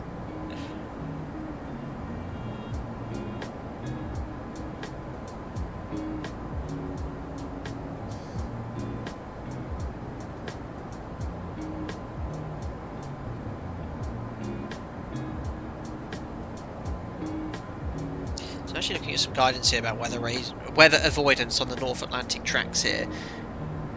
So we're flying westbound, you can make your deviation left or right. If it's in excess of 5 nautical miles, you need to climb or descend by 300 feet as well. Obviously tell ATC too.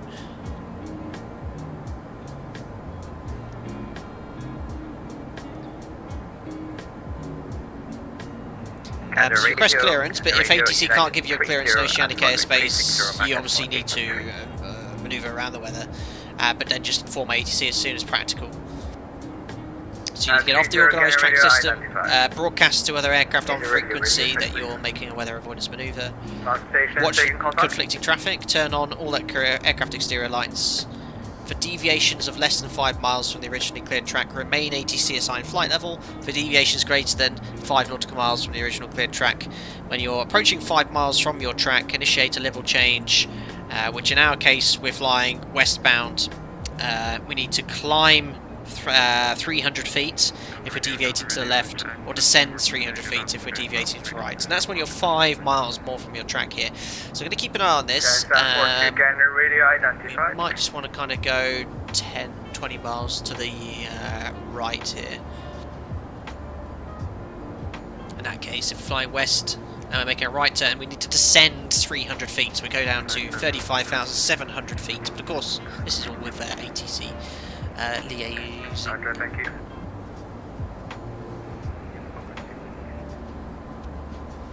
Two tons of love said alpaca on tide. If you choose the big river map, I think I might do 2 tons. I was looking at the maps earlier. That's the one with the most land. I like alpaca on tide. Extra long range, unbelievable. Good afternoon, number 18. Yilong Zahar says, do you plan on experimenting with the ToLiss A321 failures and make videos on it, or do you have random failures already activated as I type? For today I have random failures turned off because I'd like the cross the pond to go smoothly, but I have turned it on for the regular streams with certain aircraft here. Generally best with the ZIBO mod because I'm type rated on the 737. I know best how to handle with non-normal situations. In this, well, I just need to read what it says in ECAM, don't I? Just do that, done. Check is complete. Stefano, what time zone is the arrival in ETA? So what is the current time in Dulles? I don't actually know the name of the time zone. The local time right now in Washington Dulles is 11:04 in the morning. It's 15:04 UTC. So UK time, 12, 13, they're 5 hours behind. But right now local time in Dulles is 11:05. We'll be touching down in around 5 hours. So you know, local time will be 4 in the afternoon approximately. Luke Marland, what is the longest sector you've flown in real life? I won't disclose the airports because that would give away a bit of information about my personal life, which I don't wish to disclose. But from the UK to the Canaries, I've had a very strong headwind once in excess of 100 knots, and it took around 5 hours 20 minutes, and then I had to do the return sector, which obviously was much quicker.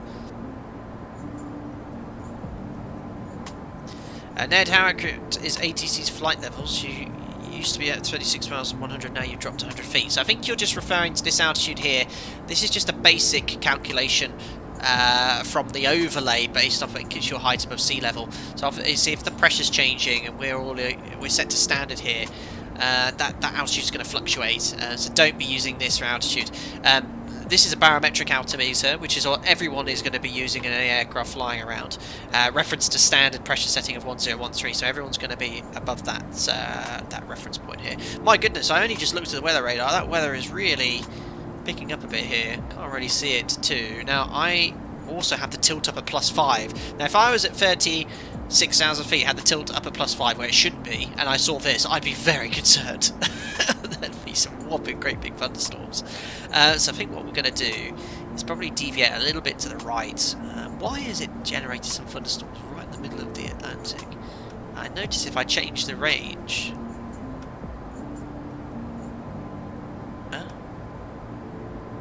Where's it gone? Oh, there it is. Yeah, we probably need to make a few turns. It's too far to go left now. Now, what happens if I I can preset heading? That's pretty cool. Oh, it's playing the intro music. Skip. That's so random. So I reckon... It's funny, like, if you zoom in... Ah, there we go. So if we take that heading now...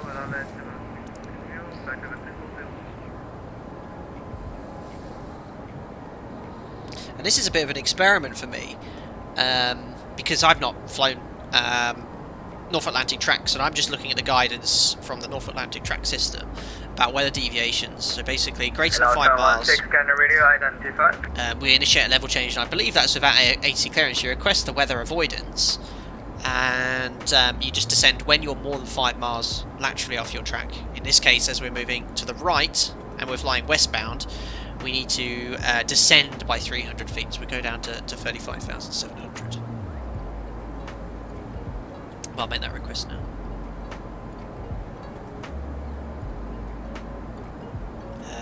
What do we do, Gander? Gander radio, Alpaca 1 Tango Papa request. Charlie Papa 1 Tango Papa, go ahead. Alpaca 1 Tango Papa, we have weather ahead, range 60 miles, so we'd like to offset our route to the right, and then when we're 5 miles off track to descend to 35,700.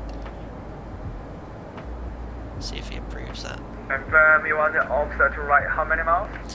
By 20 miles. And also maintain that level? Well, we wanted to follow the procedure when you're more than 5 miles, we descend to 35,700, but if you want me to maintain 360, that's fine. Okay, that is approved. You can make 25 miles to the right and maintain flight level 360. Report clear back. Maintain flight level 360 and to the right by 25 degrees. Alpaca 1 Tango Papa, thank you. So, you know, he's obviously under ATC. I'm talking about what they've been doing with regards to being more than 5 miles, descending by 300 feet, as according to that. I've got the document from online, the North Atlantic Track System document. So, 25 degrees is going to be 298. Video, KLM 645. And yes, weather, and this is a pool, weather could be quite alarming in the simulator, especially if it's like red returns and stuff like that. It's just reloaded the weather, so it might have disappeared now. It can actually be quite violent in the sim. It can like rock the aircraft massively, and it looks like the weather's now gone because it's just reloaded.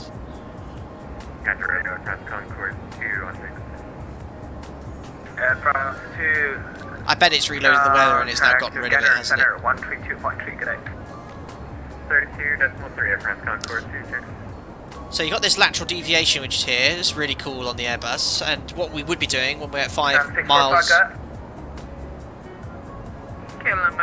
and when we're more than 5 miles off our track, and we descend by 300 feet, and that's to potentially avoid any conflict for the traffic. It was waiting for you to deviate. Yeah, it looks like the weather's gone. What we'll do, we'll fly 25 miles to the right, and then we'll go to back to the waypoint. Yeah, it's gone. Look, the sim was reloaded the weather. That's a new way to avoid weather. Removing it from the sim, said Cabstra. Absolutely.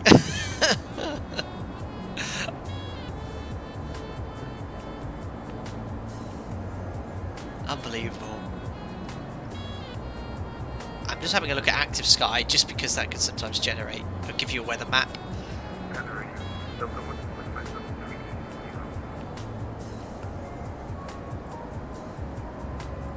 Map and then precipitation. Delta 122, It's generating clouds in Active Sky at the moment. So it has a lot of clouds around here. Oh yeah. No thunderstorms now in the vicinity. Alright, well, we'll go back to my original flight plan. Oh yeah, Active Sky just trolled me, absolutely.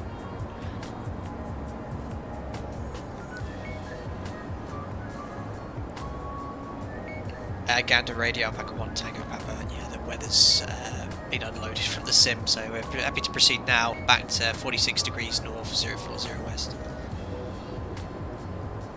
Victor Charlie Papa 1 Tango Papa, roger, approved, direct to 46040 west. 46040 west, Alpaca 1 Tango Papa. So that obviously we've done via HF or via ACARS, those requests, I think. So 4640 north, let's see if I can do it direct. 4640 north, insert, and then a push. Oh no, you don't need to push it in because it's an Airbus, it does it for you automatically. Direct to nav. There we are.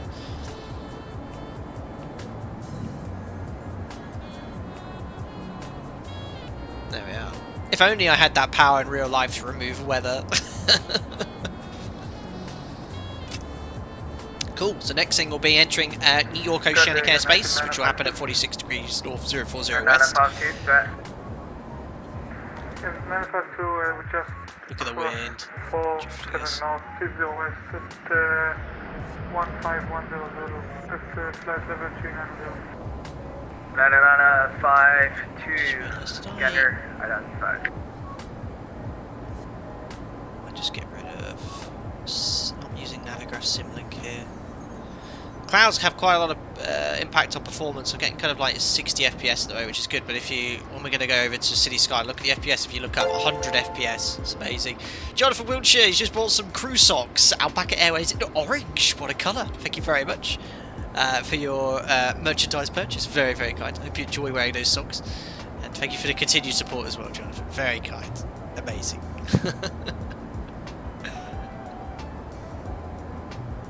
Louis Dominguez here, not a usual Cockpit on your channel. I know, we've got all Airbus across the pond today. Bit of fun.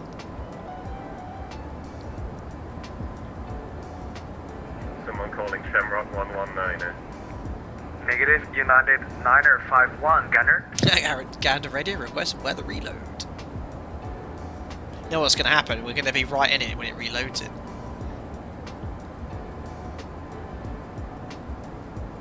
Certainly, does the ToLiss have ACARS? No, I don't think it's simulated. Certainly says that the Magnite 787 has ACARS. That's pretty cool. John says, can you use your powers to give us a nice summer here in the UK? See what I can do. Hello, Jack. He's just rocked up. Come on then. No? Okay. Oh, he's gone under the bed in the desk. Can you hear that tail? Hello. Hello. United 127, there he is. Oh, good boy. Good boy. Look at all the people watching across the pond. No, you're not across the pond, Daddy. You're sat here in the office. Plainly says the VATSIM map looks spectacular now. Yeah, I can imagine. Plenty of people are well on their way. Wow, in fact, I looked at it whilst I was just finishing my lunch during that intermission. Uh-oh. Someone's having a few radio problems. When I get down. Oh.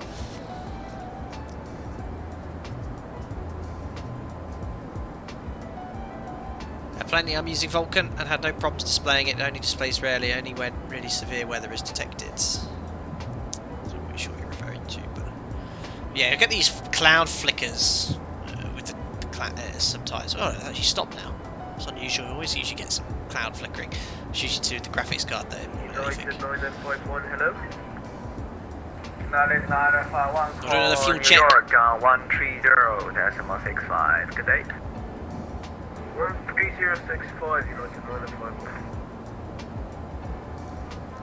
Put that on standby. United 127, Gunner radio. So many frequencies online in the Oceanic. Anyways, here, yeah, we've got New York frequencies. There's 3, 1305, 13065. New York, hello, United 951. With you for level 3, clear. With you? On frequency. That wasn't helpful. Wrong frequency. Oh, nearly halfway, guys.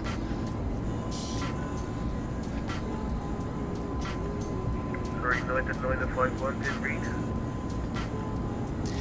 Pilot Guy 707, the 300 feet deviation rule is only when you need to avoid without ATC clearance. Oh, really? Oh.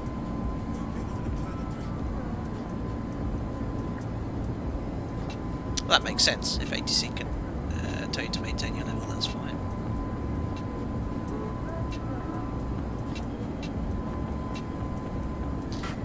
Simply the watch time of this video is going to be crazy. Yeah, by the time the stream's finished, this will be the longest stream we've done, and then the combined watch minutes will be very, very busy. Pedro, what is ETA for City Skyline? Imminently. We just want to get past the next waypoint, which we're just 10 miles away from. We'll be advised to contact New York Oceanic once we've checked in with them. We'll play some City Skylines.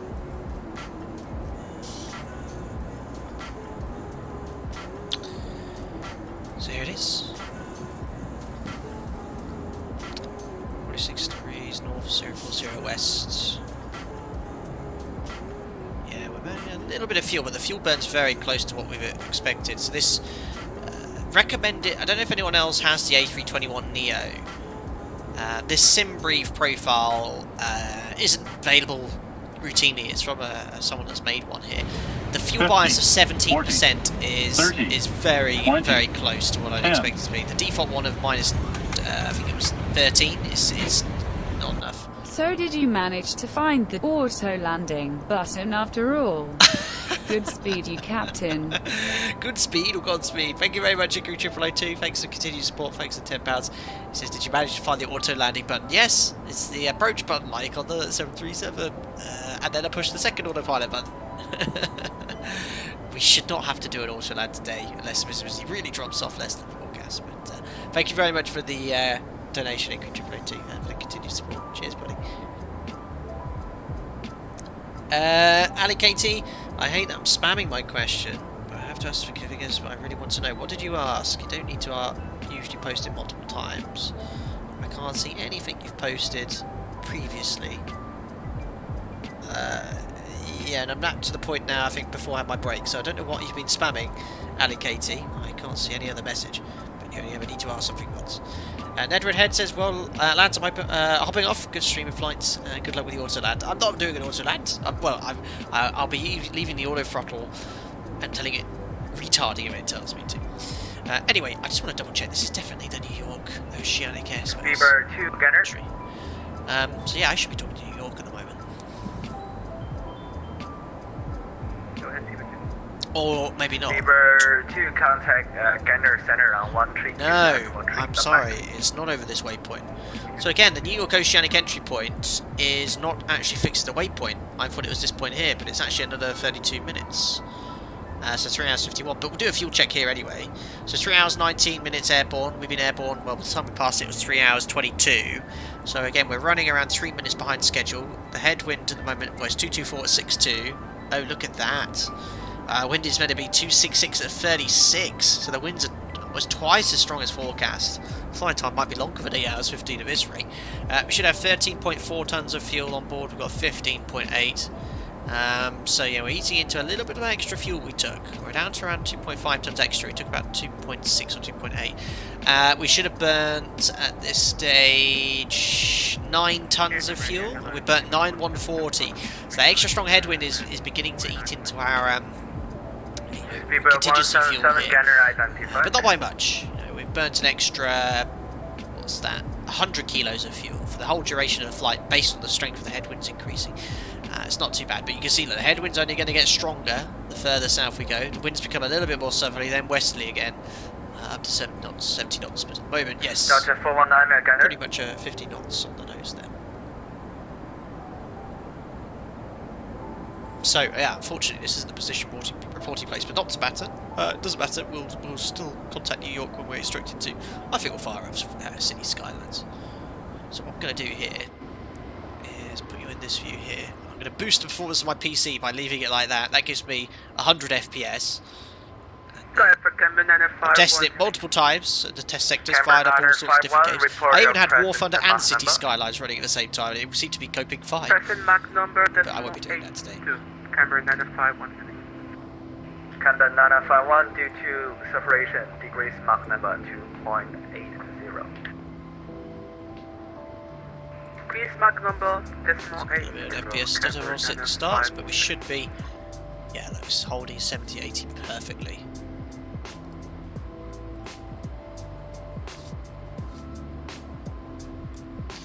Jules, afternoon captain, about to cross my Oceanic entry point. ETA in Denver is 23:33 Zulu. My, oh my, this cross the pond's going on for ages. Approved, report back. Will go. Right, should be able to see some stuff from City Skylines now, but I've left the overlay for the flight information on top. So you should be able to see what we're going. Of course, we'll be monitoring VATSIM for the entire time we play. ZZ Bernie says, are you flying IV or VATSIM? We're currently on VATSIM. Right, there we are. So I've shut the music off because we have our own stuff in. No, I don't want to buy any more DLC. Thank you. So let's go. I completely reset everything prior to this stream. We're going to go new game. What was the one map I said we were going to do? Yeah, this one, Grand River. What are we going to call this city then? Alpaca on Tyne, I think, was one that was coined by 2 Tons of Love. How many FPS are you getting in the cockpit? Around 50 to 60, Capca, but you get a big boost from going outside. I'll wait for some name suggestions here again. For the name of the city, we're going to play some City Skylines now. Mariana doesn't look too excited. Go on then, 2 Tons of Love. I'll call it Alpaca on Tide. Because that was brilliant. Alpaca on Tide. Unbelievable.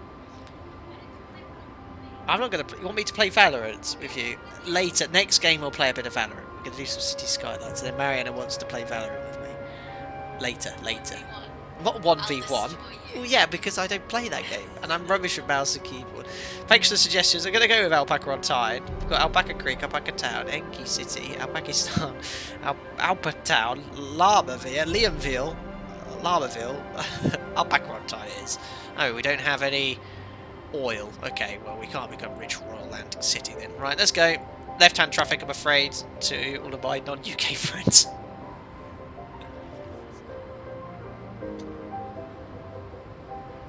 We'll keep a listen out for Alpaca 1 Tango Papa as well, before I head over to New York. So if you haven't played this game before, it's epic. It's basically, whoever was here might have played SimCity years ago. It's just a city building game. You can build, you know, very complex cities. You've got to think about traffic, water, electricity, pollution, trash, healthcare, ambulances, you know, police stations, crime, parks, recreational activities. Really cool. You can get oil from the chicken shops, David. I'll just check it, explain, make sure the FPS is okay. Oh yes, 80 FPS at the moment. Gander Radio, Delta 116, flight level 370. Delta 116, scanner identified.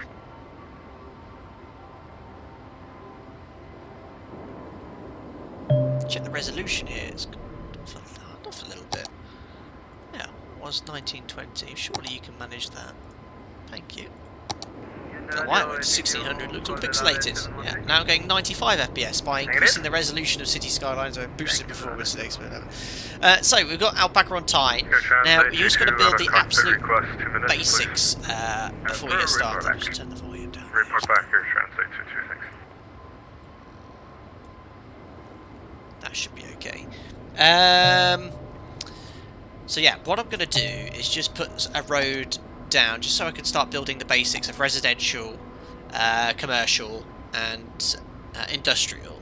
Because you've got to be very careful in the early game, because you can easily run out of money if you don't build the absolute minimum required ways of getting income, which is residential, commercial, and industrial, and then you're screwed. So what I'm going to do is just build. There's a very simple road here, and that should immediately unlock the roundabout. I always sort of build it the same way here. Number 789 November Tango, Canary Radio identified. Something like that. You always get very somber music at the start of the game as well. 49 North 30, sorry, 49 North 30 West. And do something like this. Turn off the road snapping. Oh no, hold on, I want the one-way road. There we go. Because we don't have the motorway unlocked yet. So I just have to do the little basic single road off the motorway. There you go, not pretty, but at least people could get in and out into our roundabout. And also, we're going to name some of the buildings. So the first ever building that's built, we're going to name it someone. Someone in chat can have that honour. Report back, thank you so much. Right, let's build in this direction then. So let's do that. We're going to build residential in this direction and then industrial away from the residential in this section. There we are. Nice straight lines to begin with, and then we'll put the shops and stuff down here. There we are. It's going to be very simple. We'll get more complex first. So now to snap. So I want to utilise the capacity of all the roads. So we'll do something like that. Very square to start with, look. And then if you do this, look, all the grid lines you want to be filled. There's a little gap there, look, so we'll put the road there, perfect. And we'll put some residential there as well. So let's put all residential here. That's because it's a new game, it's bringing me all the instructions. So residential housing here. And all there. We'll leave that space blank. So that should do us to start with. We'll put some commercial here. And then industrial. I want to build off the main road because I want to be able to upgrade this road in time when it gets really busy with traffic. So let's put that there. And then put that there. And there'll be a little gap between the two. Oh, look at the squareness of it. Very American. And then let's just put this all full of industrial. Wonderful. Why is there some gaps there? Not sure. Right, so we've got everything ready. I'm not going to unpause it yet. 2 tons of love says roundabout turned into a flat bagel. Don't forget power station. Yes, John Padfield. Let's get the wind farm here. We'll put it over in industrial because it does generate noise, which will upset the residents. We'll put it... Yeah, it's not generating 7 megawatts. So let's put that there, out the way. Water. And I want... Bizarrely, the water pump, which has more capacity for water, is cheaper than the water tower for some reason. I never understood that. Why? And it keeps the same. So I'll put the water here. And then we're going to go very OCD with our water pipes. So we're going to do something like this. Nice straight line. And something like this. Got to find the coastline. Did I connect that correctly? Oh, I don't think I did I? Look. Last. Oh, for goodness sake, how do I undo? I can't remember.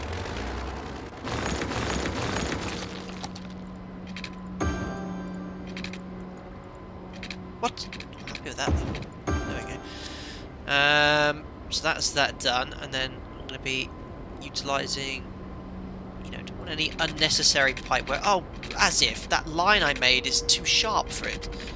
Oh, that's ridiculous. I'm just going to do that one again. Can't.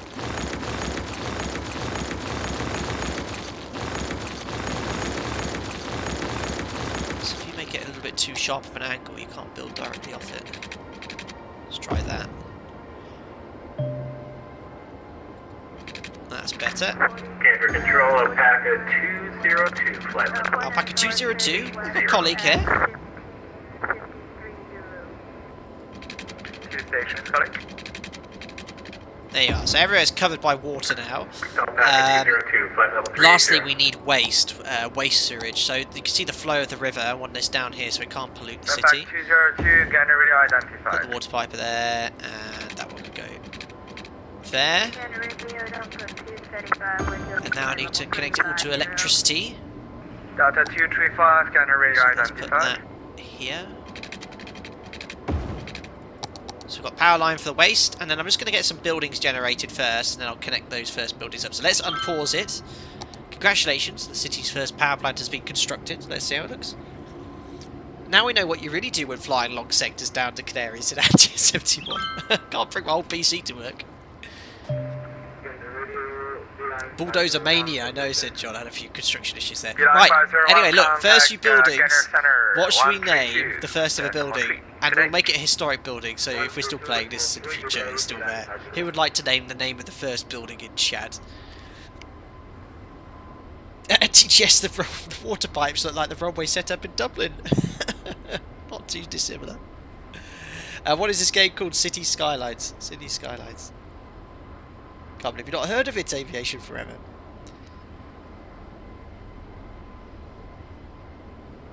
Alpaca Hideout, said Bradders. He was first. We'll call it Alpaca Hideout. Not very original, but There you go, Alpaca Hideout, and it will always be called that. That was the first ever building here. Airbus building, Jack's house. Need some more originality here. I'll unpause it so it spawns up here. Are you building an airport? You can actually build airports later on, but I need to have a much larger population because I have everything unlocked at the moment. Anyway, there's our first buildings. We need to connect these to power as well, so we'll be able to put that here now.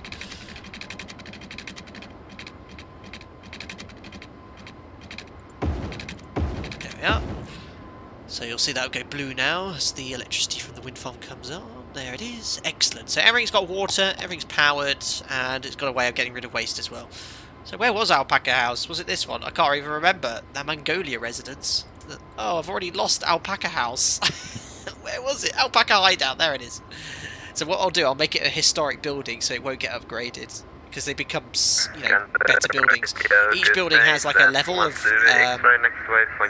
level up, and on the highest one, you know, it brings in the most taxes. But obviously, because it's a brand new city, everyone's unhappy. All the buildings are rubbish. All looking good. This is the spiritual successor to SimCity, absolutely, Trolls. City Skylines, Carl. This is the name of this game. So we've got a lot of demand for more residential, and we should get some industrial. Shops coming in soon. So what we'll do, we'll keep putting the road down in this direction so we can build residential. Watching the money because obviously we're losing a lot of money because we have to pay outgoings for road maintenance, water pipes, the waste management. So we need to keep building, making sure we don't run out of money here. So we'll just fill all of this up with residential. Going for that grid system that they use in America. We'll put some nice curves and turns. And we've got another road network here we need to connect at some point too. Ah, look, we've got some industry coming. Look at that. So the first industrial building, the box factory. I'm going to rename it to Alpaca Airways HQ. Okay, go for that one. Thanks for the suggestion, AvGeek69. There we are. We have our first ever factory. And it's, yeah. We'll imagine that's our fuel distillery. Alpaca Airways. Translated 2 back with you. Fuel depot. There we are. Excellent. Some more industry coming in as well. That's good for the taxes. Still losing 800. What's the currency? 800. Let's call it quid. Speed up time slightly. We've got some shops coming as well, look. A general store. They need some electricity though, look. So we'll just connect the power like that. Unfortunately, So we've got a general store, a drug store. Okay, 2 drug stores. Oh no, I just realised my water supply has thank you very much. just about the power line there. That was close. We'd have no water for our residents. We need a brewery captain, so now in Hastings. Are you building Airbuses there? No.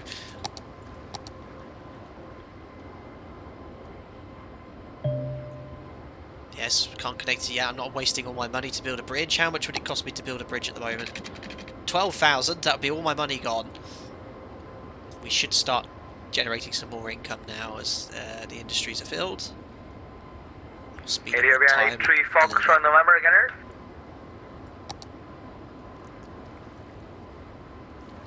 So time's going high speed here.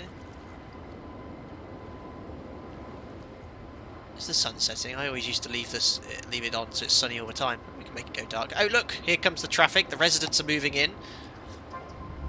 You can literally, everything is like micromanageable. You can click each individual family, each individual house where they live, where they work. He works in the neighbourhood shop. 2 Foxtrot, was that for me? Negative, that was for the Ethiopian. Look at that, there comes the lighting. They're all very happy. It's really cool. You can have like a zoomed in camera. The little details are so cool in this game. And literally you can click every single little person. Look, see what they're up to. Oh, there's another house being built. Here, dogs barking. There you go, look. Oh look, there's a dog there. I wonder if I pause it quickly. Oh, where's that doggy gone? Look, dog. You can even rename the dog. Let's call him Jack. So he should be in the game the whole time. There we are. I've renamed the dog in the game called Jack, and if we can find him again later, he'll still be there. Alpaca feed store. Oh yes, alright then. Get you.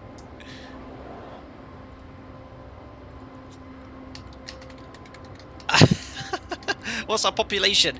Population's 239. I might just make it daytime permanently because I never liked it at night. Options. Gameplay. Use night day cycle off. There we are. Good. I've just realised the overlay at the bottom is hiding all the information about our money and population, so let me turn that off whilst we're playing this. Oh, I can't take my mouse off the game. I have to now.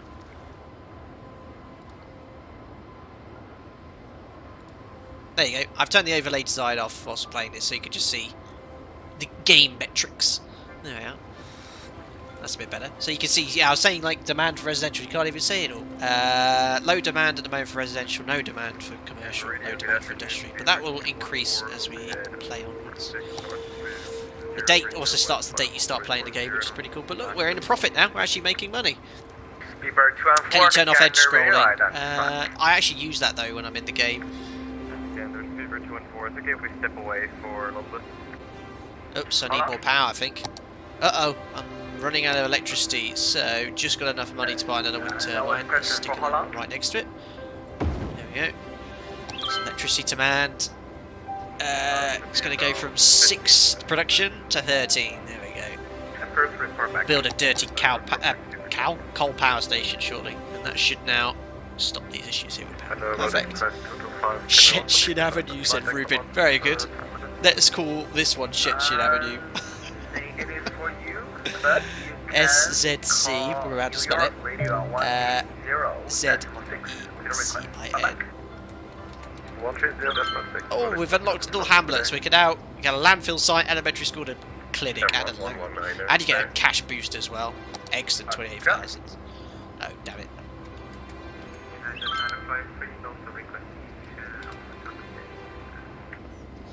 SZCZ. ECID. There you go, Shetland Avenue. Oh, achievement unlocked. You've named a street. There you go. Looking good though.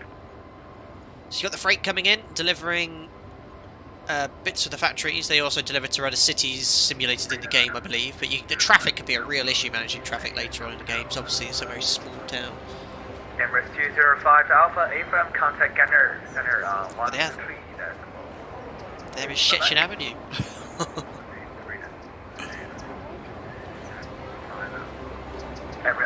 205 Alpha, sorry. So owner of the cars, you can see as they get more money, they'll own better cars, like sports cars. Look, at the moment they've got like little hippie Beetles.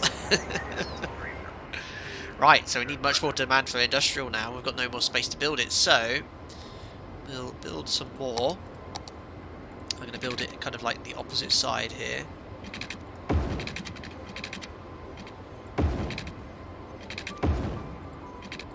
Okay. That should soon fill up. Still have water supplied of it, so it's going to start bringing in the Wonga. Perfect.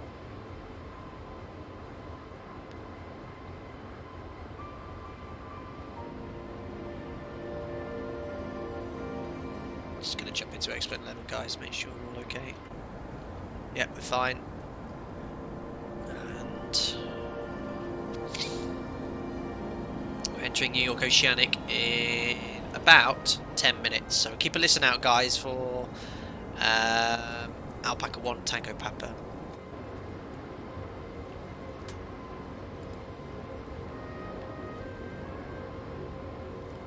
Right, so there's the industrial being built. Speed up time as well.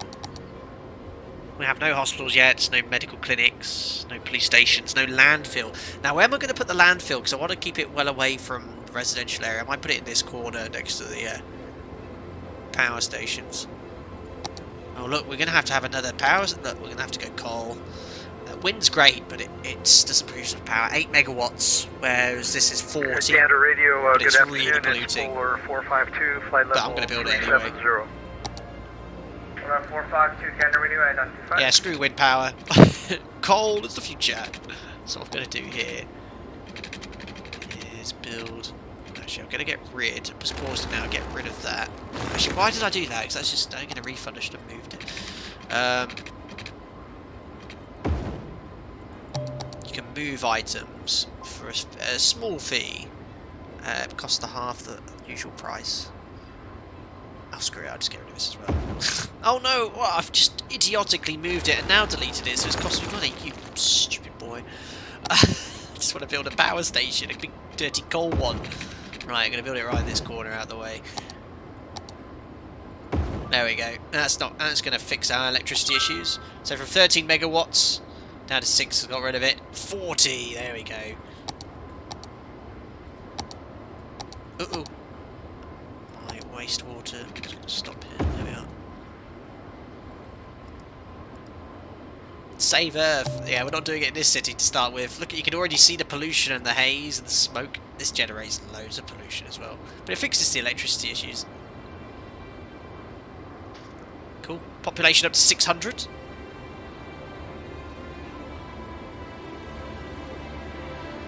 Longcat, I think the darker blue areas are the wild areas. Yeah, for wind, you have stronger areas that produce more wind there. Yeah, it's all connected. But I need a bit more money work. I've just blown it all on a coal power station.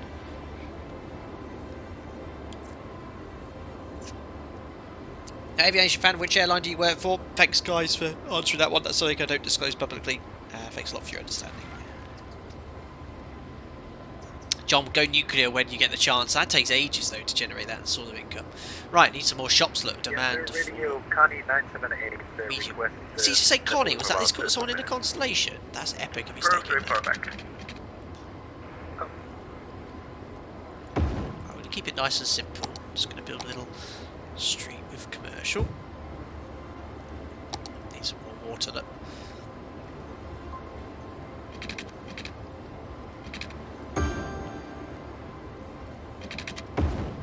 Look at that for efficiency. What I might do is bend this road round and we'll create like a nice little coastal road along the river. Oh, we got some trash issues. I completely forgot we need to have a landfill site. Well, I'll keep all the landfill and the nasty stuff up here. So if we put the power station in that direction, and if I build landfill in this direction, everyone's American happy. 1376, I'm getting a contact me message from another controller. American 1776, if I was calling you for a call a lot of times, you can contact Gunner Center on 123. So Worthy Village, we could buy some more land, district policy, second loan, fire department, forestry, specialisations, and some firehouse, police station. Excellent. And more money, 28,000.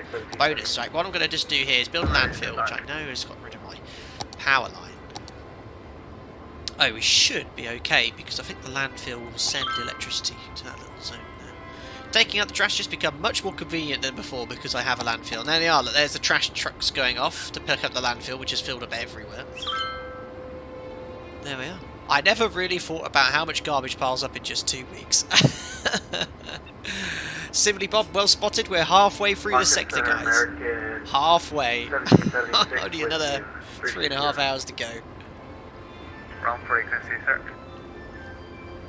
Right, so trash trucks, look. He's going to come and pick up the trash from here. Collected, and it's gone. Perfect. I think we're all good, okay.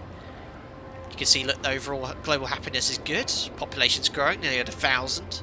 And we're making money. Ah, look at the demand for residential now, right. I reckon. Ryan, catching up on the live stream, can't wait for Explain to update the Dublin airport scenery. I know the Aerosoft one is all out of date now. Sierra taxiways and a new runway. Well, it's not complete yet, but it's well on its way to being constructed. Right, so if I build a straight line here, I'm going to go for a curvy road. I don't want it snapping at the moment, so I'll turn that off. Put that there, and I'm going to put a junction here.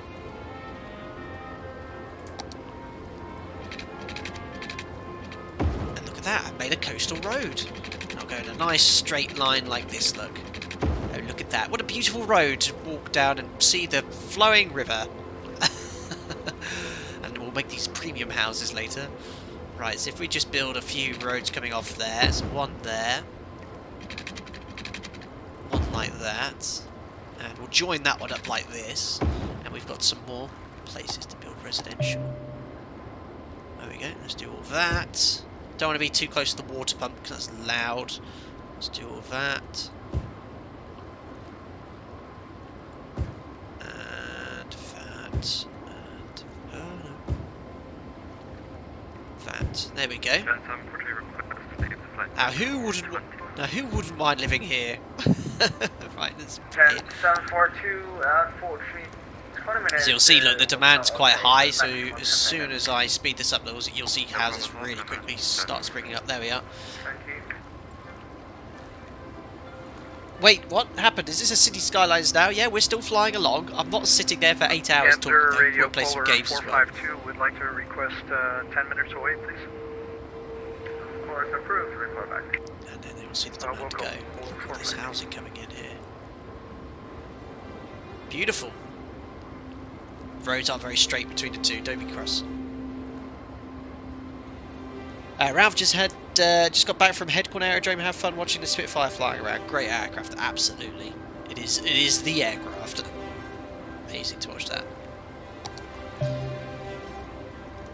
Right, guys, what I'm going to just quickly do, because it is a fly sim stream, just quickly pause it, because we are, or should be. This is insane. I have to drive to next city for a painkiller prescription to pay big bucks for a visit of... Oh yeah, because I've got no clinic. So, what I'm going to do, guys, is just quickly flash over to explain that. And I'll leave City Skyline running in the background. I'll just turn it off for a second. There we are. Let's jump into the sim. And let me just pause the game. There we are. We should be doing a position report, really, anytime soon.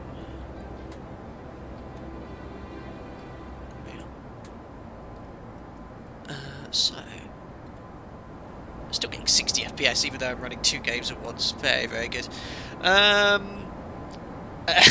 What was that? Is that your sewage treatment outflow upstream? Yeah, it's upstream, but no, downstream. We have the upstream. So 3 hours 51. We should be with New York Oceanic now, and we're 3 hours 52. Was that the Shamrock 119? Negative hours for Beeline. So as soon as he's finished talking to Beeline, we'll head over to New York. In fact, that could be the traffic ahead of us. You know, the Beeline that overtook us in the A330, he should be getting contacted to go over to New York. We've also got traffic coming up behind us now. There we go. Can you see the traffic behind? Not quite yet. But yeah, it looks like we might be overtaken by some faster traffic later on.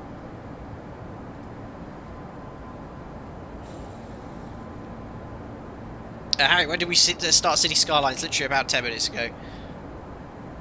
Stuart, is City Skylines still being actively updated? I believe so. And there's a lot of decent DLC. I've got some of the DLC installed.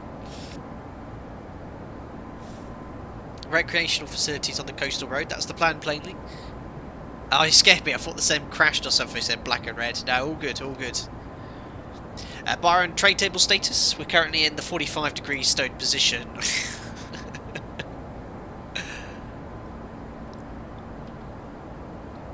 So let me just fire up Navigraph here, because that will tell... Oh no, I've got rid of Simlink now, haven't I? Let me just give them a little nudge, because it might be a little bit early.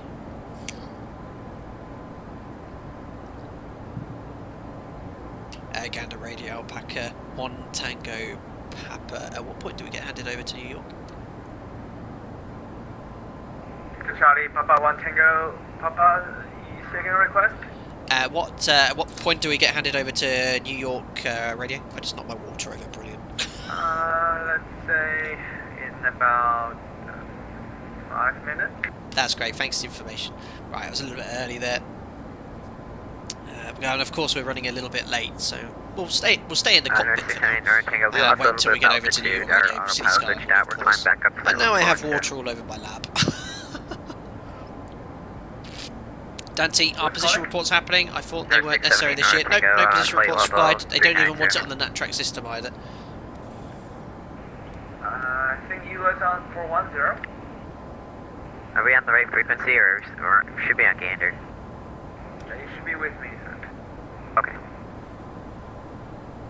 Perfect. So we'll wait shortly, and then as soon as we're over to New York, look at this wind now. No look. Oh, 84 knots. Oh, horrible. ZIBO 177, go ahead. Blacker, and how much GPU does your X-Plane and City Skyline use? Does your FPS drop a lot when running both? The GPU is a 1080, but the ToLiss is actually very FPS friendly. So right now I'm getting 70 FPS. City Skyline is also running in the background here. If I bring up the task manager, City Skylines is using 50% of my memory. X-Plane is using only 10% of my memory. So City Skyline is using a lot of my RAM at the moment. CPU... Oh, sorry, graphics card memory that is, isn't it? CPU is just 16% for City Skyline and 18% for X-Plane 11. So my memory usage at the moment is 48%, CPU 52. So it's, it's just ticking over nicely. 5 minutes out of the cockpit, please. John Mark, what are you using for ATC? We're talking on the VATSIM network. VATSIM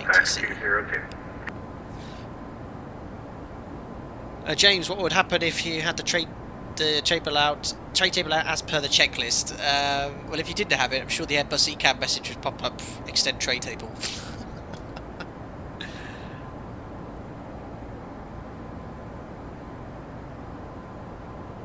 Byron says, this stage of flight, unbelievable! Please fully deploy the tray for drink and food service. Oh, I'm standing up at the moment anyway. I can't, well that's it, I think we're pretty much halfway, guys. We've travelled around...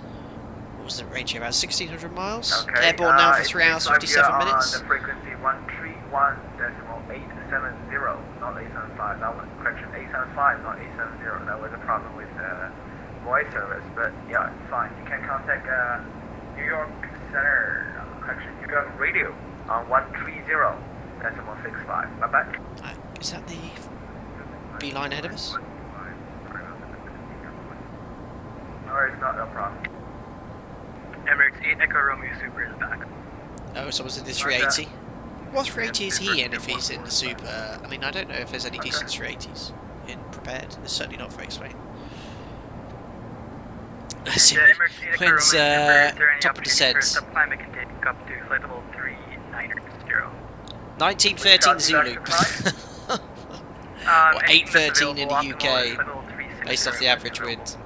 You can see the ETA's increased. I told you guys it was around 1902 when we left, but it has taken into account that strong headwind is getting worse now. And you see, look at how it's gone from 44 to 45 flickering, and it's going to increase, that headwind increases. I reckon it's going to be around 10:20 past 8 UK, 10:20 past 9 UK time. Radio, good afternoon. This is FedEx 315-7330, tracking call.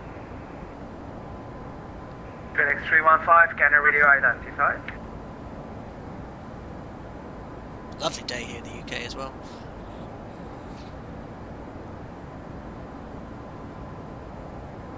A nice day. Don't you get tempted to leave autopilot on and go for a walk on a long flight like this? I would do, but it's not going to be a great live stream if I just leave you in this view, and I won't be able to talk to ATC. John said, how many years did you use becoming a pilot from school to the 737, and how long of that time did you use behind a school desk? Behind the school desk. So, I mean, are you referring to when I was at school, John? I'm not sure there, but I finished school when I was 18, worked until I started my integrated flight training school at Oxford. That was a 1.5-year course, built up 300 hours in that period and beforehand, PPR now building. And from finishing my ground studies at Oxford Aviation Academy, I got my first job within 6 months, so it wasn't much, long between the two. Arstep, have you ever worked with a colleague that you simply didn't get on with? How did that affect operations of the flight deck? Thankfully, everyone I've flown with has been very, very nice, even when I was an FO. There might have been some people who are a little bit, perhaps, old-fashioned, or there was never anyone I got on with, but we were all professional at the end of the day. So yeah, thankfully, I've not being exposed to that situation. And I can imagine most of you guys, if you ever got the opportunity to fly with me, can you ever imagine me being difficult? Absolutely not, because there's no need for that attitude or mood in the flight deck, especially if you're going to be with these guys for the whole day. You always want to set a nice impression at the start.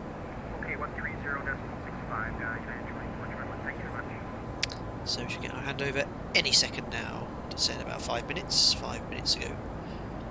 Okay. Another 2 hours to do our quiz at the 6 hour mark. Similarly, when did you get your PPL? In 2008.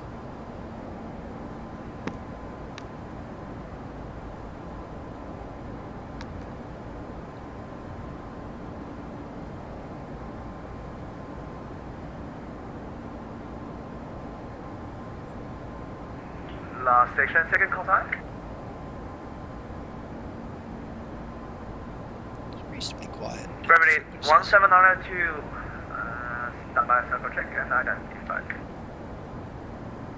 Surely we're going to move New York now. Gander radio Polar 452. No, we're running a bit behind schedule, but not 10 minutes, I don't think. 2 stations. Polar 452. Back. That's cool, so. Roger. MRT Echo Romeo Super reach for level 360. Roger, and another station by second contact? Yeah, he's right though. I'm just having a look at the map here, and yeah, it's a little bit longer until we get into New York Oceanic airspace. Beaver 214 reach level 360. Wow, look at the VATSIM map now. Beaver 214, Roger, report on map number. Very much in the front half of the the flights going westbound. But there's a number of aircraft catching up with me. The next aircraft behind me is going from Brussels to Washington. Delta 51. And he's in a 747 and he's going much quicker than me. His ground speed is 432 knots, I'm 400, and behind him we have a Shamrock who actually departed from Dublin as well, going to Washington. Yeah, I'm just going to call your team circle. Yep, Gen 742, call Gunner, correction, call New York radio 130. Oh, 757. 0.6. Good day. 306, Gen 742, actually the same, bye. It's amazing how all the aircrafts converge from all different parts of Europe to be all on the same airway. Very cool. Okay. Oh, there's a cell call. Radio, That's really cool. 51 heavy, established from So he's given us a cell call ding. Okay. Alpaca 1 Tango Papa, go ahead. Victor Charlie Papa 1 Tango Papa, contact correction call New York radio on 130.6. Goodbye. 130.6 Alpaca 1 Tango Papa. Thanks to the ATC. Bye. Got the radio 130.6, and that's what the cell call's for. Get my attention. You heard the cell call go that gets my attention. Yeah, go ahead. Yeah, contact me on radio. Perfect. FedEx 343 approved. When Vulcan Presmo Gaming.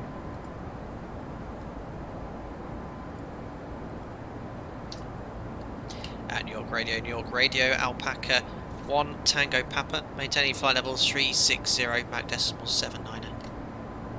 Alpaca 1 Tango Papa, New York Radio, good morning. Perfect. Good morning, of course. Yeah, good morning. Perfect. So, I mean, you probably usually ask for a cell call check, but I can see it's working previously. Maybe you should do another one as well, but I know they're not actively wanting position reports or anything like that. Right, I'm just going to nip to the toilet, guys. When I get back, we'll crack on with a little bit more of City Skylines. I'll be back in around 4 or 5 minutes. Thanks, guys.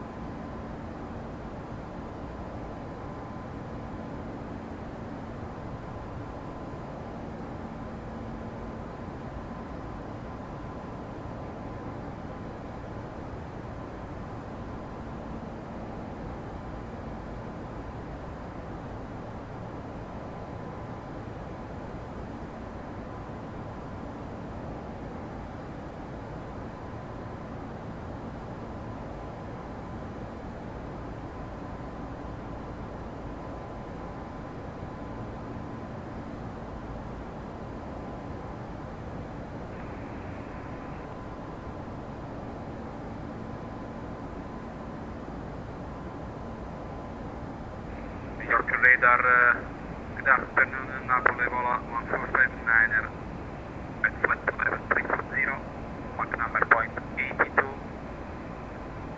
over 42 north, 40 west. Napoli Vola 1459, New York Radio, good morning.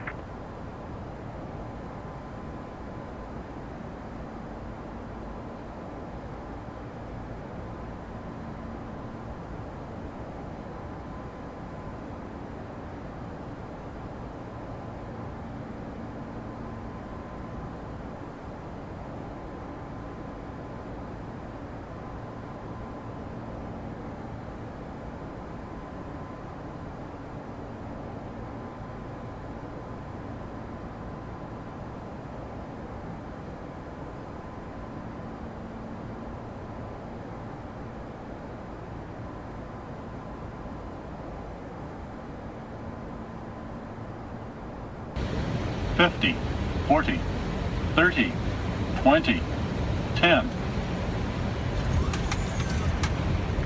390 New York. I'm sure you're tired of llama feed and tap water. Go buy yourself some food when you land in Washington.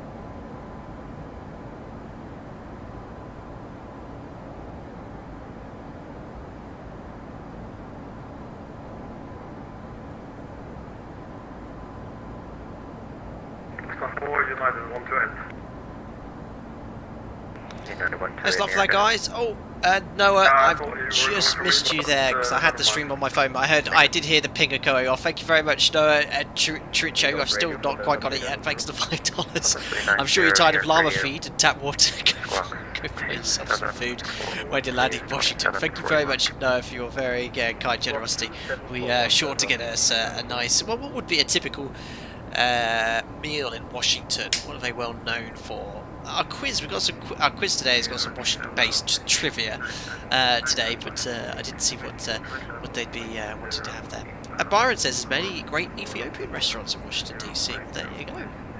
There you go. So here we are. Let's go play some City Skylines again. We'll keep an eye on this aircraft as well. Next waypoint we're inbound to is 44 degrees north, 050 west, and that's going to be in a little over 15 minutes. We'll do another fuel check there, and then it'll be a 1 hour 57 minute stint all the way till New York Centre, and then we'll be no longer on the Oceanic Airways. We'll be with New York, and that's when it's going to get very busy. So we'll probably stop playing a few games there as well. So it's going to be another 2 hours from now anyway. But yeah, it'll be interesting to see what delays we have. We'll have a nice long time getting aircraft set up and everything. But we'll do another fuel check. If I forget, I probably will in 17 minutes or so at 44 North 050 West. But at the moment, aircraft's ticking along nicely. There's no messages on the ECAM. Fuel was fine at the last fuel check. We have a couple of aircraft about to fly past. I think we've got about a 30 knot speed difference. I'm going to just do one more fly past here, see if we can see them. Look at that wind drift. There they are. Ah, look, there he is. 747 alert. He's definitely in a cooler aircraft than the 321. There's us. And there he is. It is 747-8. Very nice. It looks like Lufthansa. So yeah, we'll watch him fly past shortly as well. New York Radio, that's 419, just past 45 Norfolk, so check, Papa Quebec, Bravo, Kilo. Oh yeah, I'll pop outside just to boost my FPS performance in the game. There we are. Wonderful. Where did we get to? Oh yes, we built this new residential area here. Posh Hills. This guy's decided to build his house into the ground. Actually, he's done quite well. It's really cool how the buildings merge.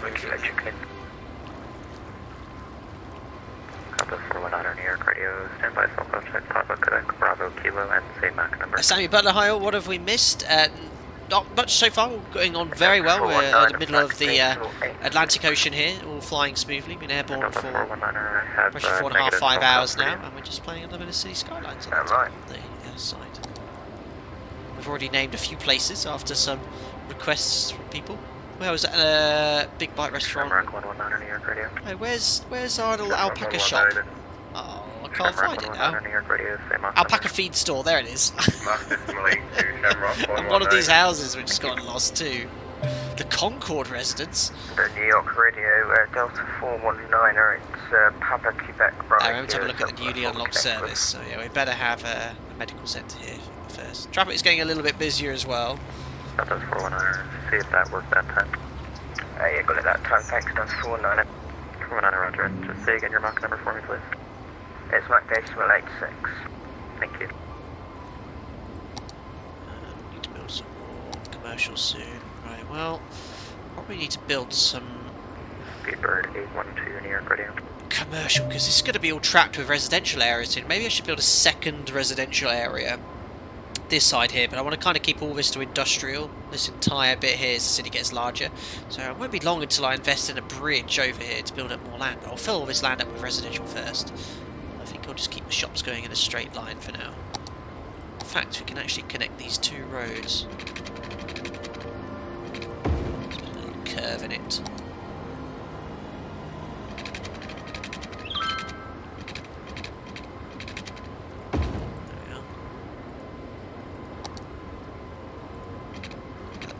Very OCD here, look, with a very straight line look.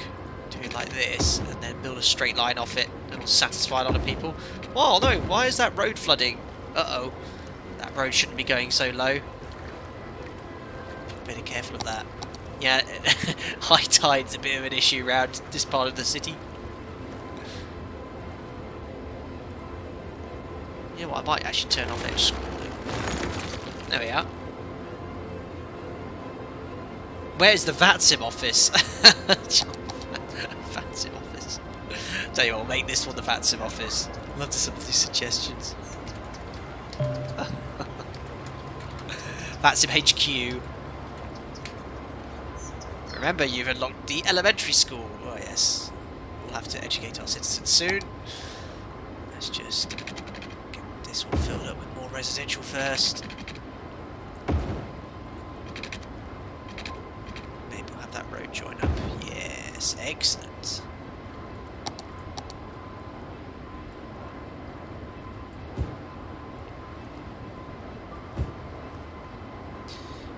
Excellent.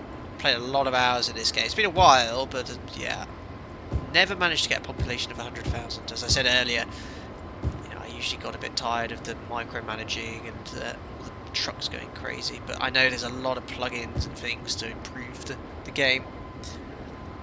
High tide or high tine seems to have fixed itself now.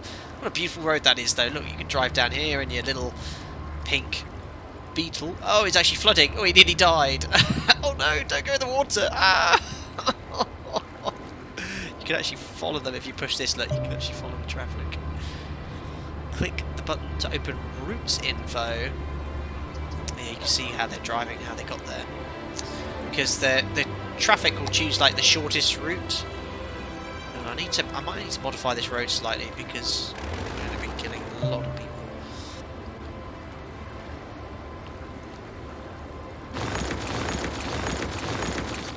Oh, sorry anyone that was involved in that. If we curve it up. That's better.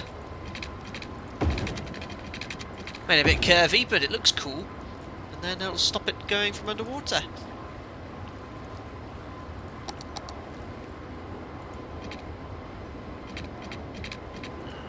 I don't like the fact it's not perfect 90 degree angle. That'll do. That'll do. A tiny town! Oh, I forgot to buy some more land as well.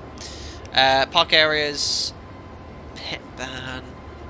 No, nature reserves unlocked. Oh my goodness me. Zoos. So much stuff. We don't even have a park. Right, I need to buy some land first. My little princess trapped in a tree up to 3 hours before that. Oh, yeah, I don't have a fire department, basically. Thank you. Yeah, I just want to buy some land. Is it that? Yes, where should we buy this land then? Ah, probably go in this direction.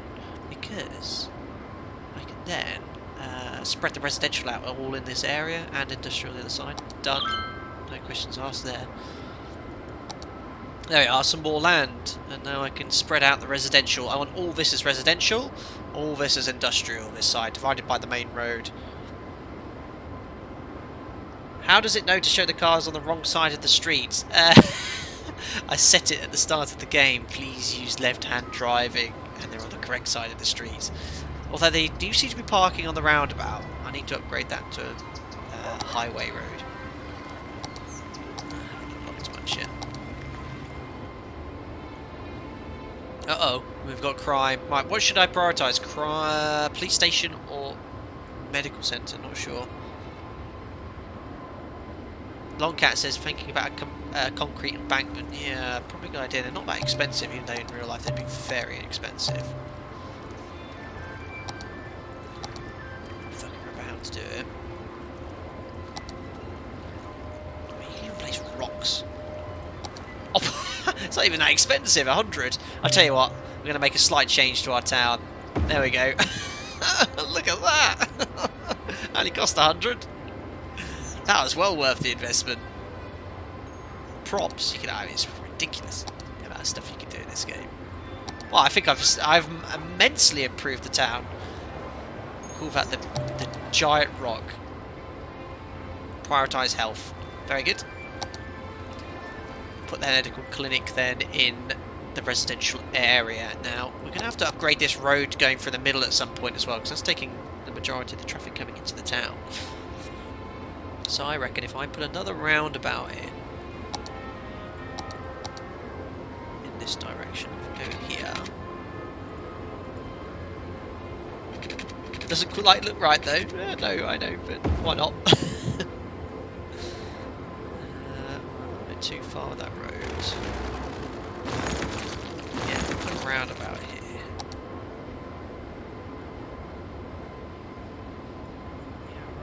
Just click it to 90 degrees, there we go. Excellent. So if we build a little medical clinic off here, and we'll make it like a nice part of town, because if you put something like a medical clinic down, it'll improve the demand for the area. Put it just here. Quite expensive, aren't they? 10,000, yeah. Right, let's put that there. And we'll need power for this place too.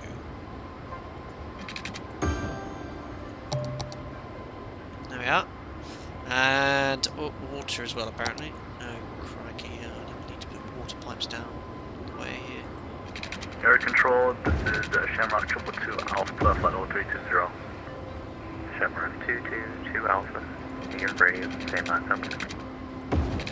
Something like that. The construction costs so high.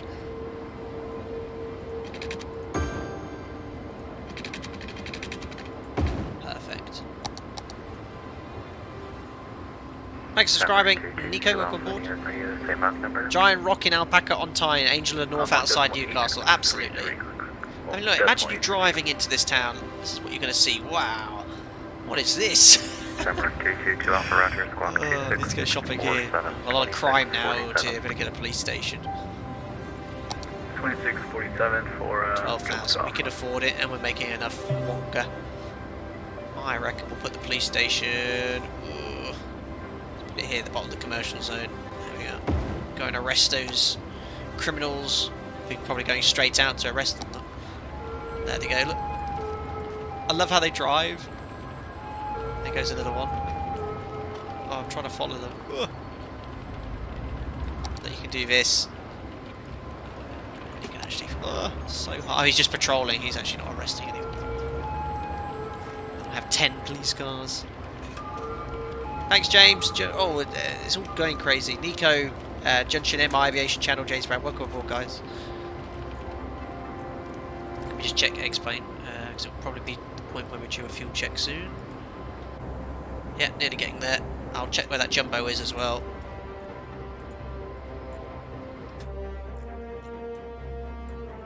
Yeah, jumbo's not too far behind, so when we get to doing the position report, we'll jump into Explain 11 and watch the fly blast as well. Very cool. Right, back in the game. Here comes a fuzz, says Longcat. What do you reckon? So far, so good. Criminals getting arrested. Look, you can see the little things are disappearing. We've got a lot more capacity now. to fill up this entire area. We can also build to the north, but I kind of want to go in this direction to get this other road connection sorted. We need industrial now, but the thing is, it's so polluting. And we're going to keep landfill here, power generation here as well. I reckon I'll build in this direction. Delta 390 here, radio. Delta 390, Going to carry on with the grids. Delta 390, I have your request, stand by. Actually, at some point we might go into 3 as well. When we get to that position, we'll jump back into the sim and discuss some things we'll be doing at this stage. I'm having too much fun right now, if I'm honest.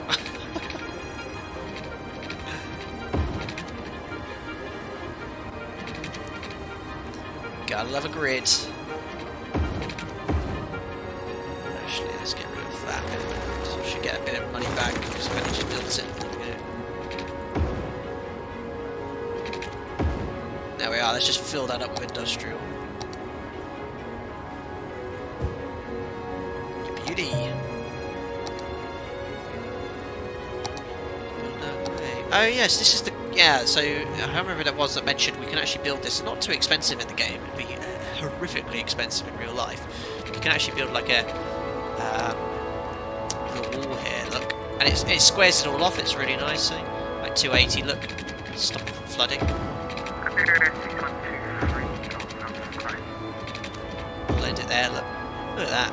Oh no, that's horrible. I don't like it when it goes up. Oh, no. I'm going to be deleting that bit. I don't actually need it there. I want to be able to see the oh. Area 6123. It's like a flood defense system. Well, I'll keep it up to there. So you can really get into micromanaging this game. Spend a lot of time doing all these little individual bits. Curve it, it's crazy all this stuff. How customizable it is. Oh, that's better.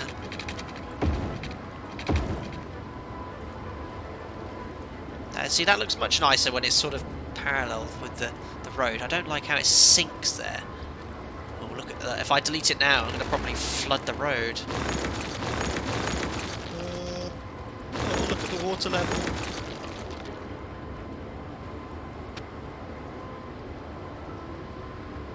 How do I get City Skylines into the MCDU?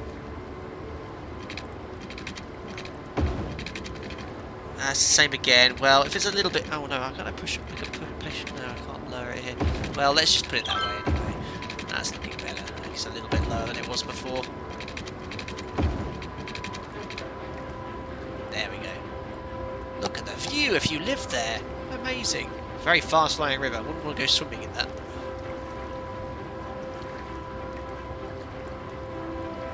Bird 812 here, ready. Oh, delete the road. That actually might be a way of... Ah, you legend. And now if I rebuild it, it should be on the higher part. Ah, that's better. Alpha 390, it'll just be 1 more minute. The guy above me is still processing your request. There you go, you're beauty. Look at that. What a beautiful road. There you are. Right, less micromanaging, more building. Right, we need lots more residential. Look.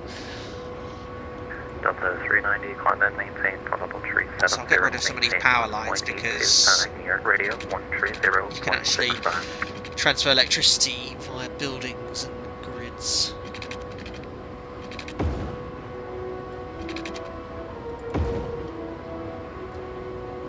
that. That's going to be a huge amount of residential area that's coming. I want some curves here. I don't like grid systems everywhere. Yeah, that's nice. Nice little turn, look.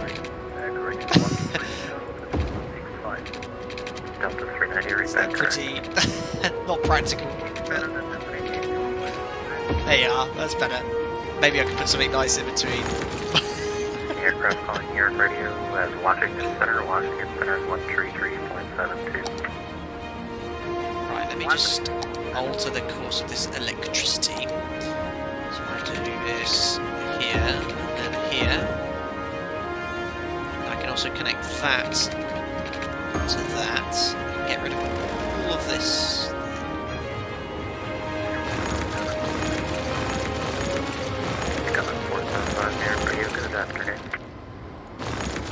That should work.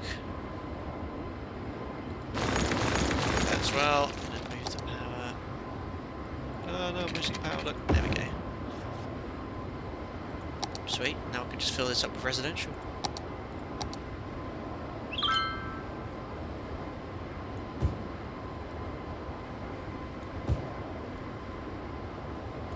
Excellent.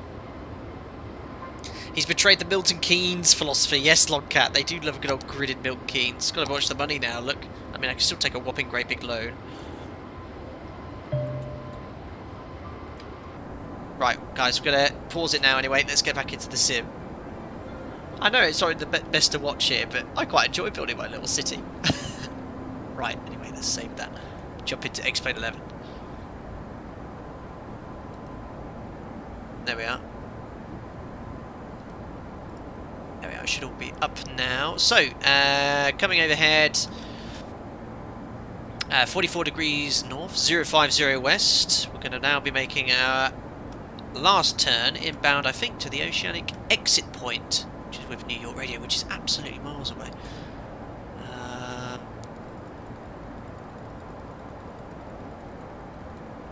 Scrolling the wrong way is all opposite, isn't it? Stupid Airbus. Yeah, to Jobok, which is a whopping, what's that? Almost 2-hour leg after this point here. So there's the turn. Let's check now everything here. So we should have been airborne for 4 hours 24 minutes at this waypoint. We've been airborne now for 4 hours 27. So we're 3 minutes behind the flight time. Not bad. We should have 10.9 tons of fuel on board. We have 13,360. And we should have burnt 11.4. We burnt 11,620. There it is, 11,620. So we burned an extra 200 kilos using a little bit of our contingency fuel, but the headwind earlier on was a lot stronger than forecast. For example, now look, 212 at 70. It's actually a little bit less here. Look, 232 at 64, so that's going to work in our favour. So again, we do a position report. If it was required by ATC, I think even in real life they don't do position reports now either. With ADSB, they can see exactly where you are. New York Radio, good day, area 260. Yeah, we'll have a look outside because that jumbo is getting very close to us. Area 2604, Mach decimal 8. Can you see him, guys? There, look. Where the mouse is. Let him overfly us. Be pretty cool to watch. Samuel, the music of the game is so epic. Yeah, the City Skyline music's very cool. It's like the KSP music. Well, that's not so great, but you don't need any other music on in the background. I'll put a little bit on though whilst we're in X-Plane 11. So fuel check's good.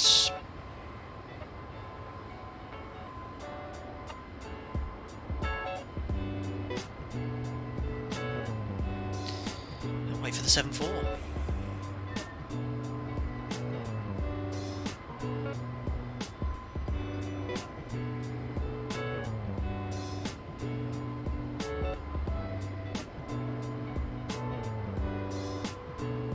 Yeah, we need to also see if we can go a bit higher as well.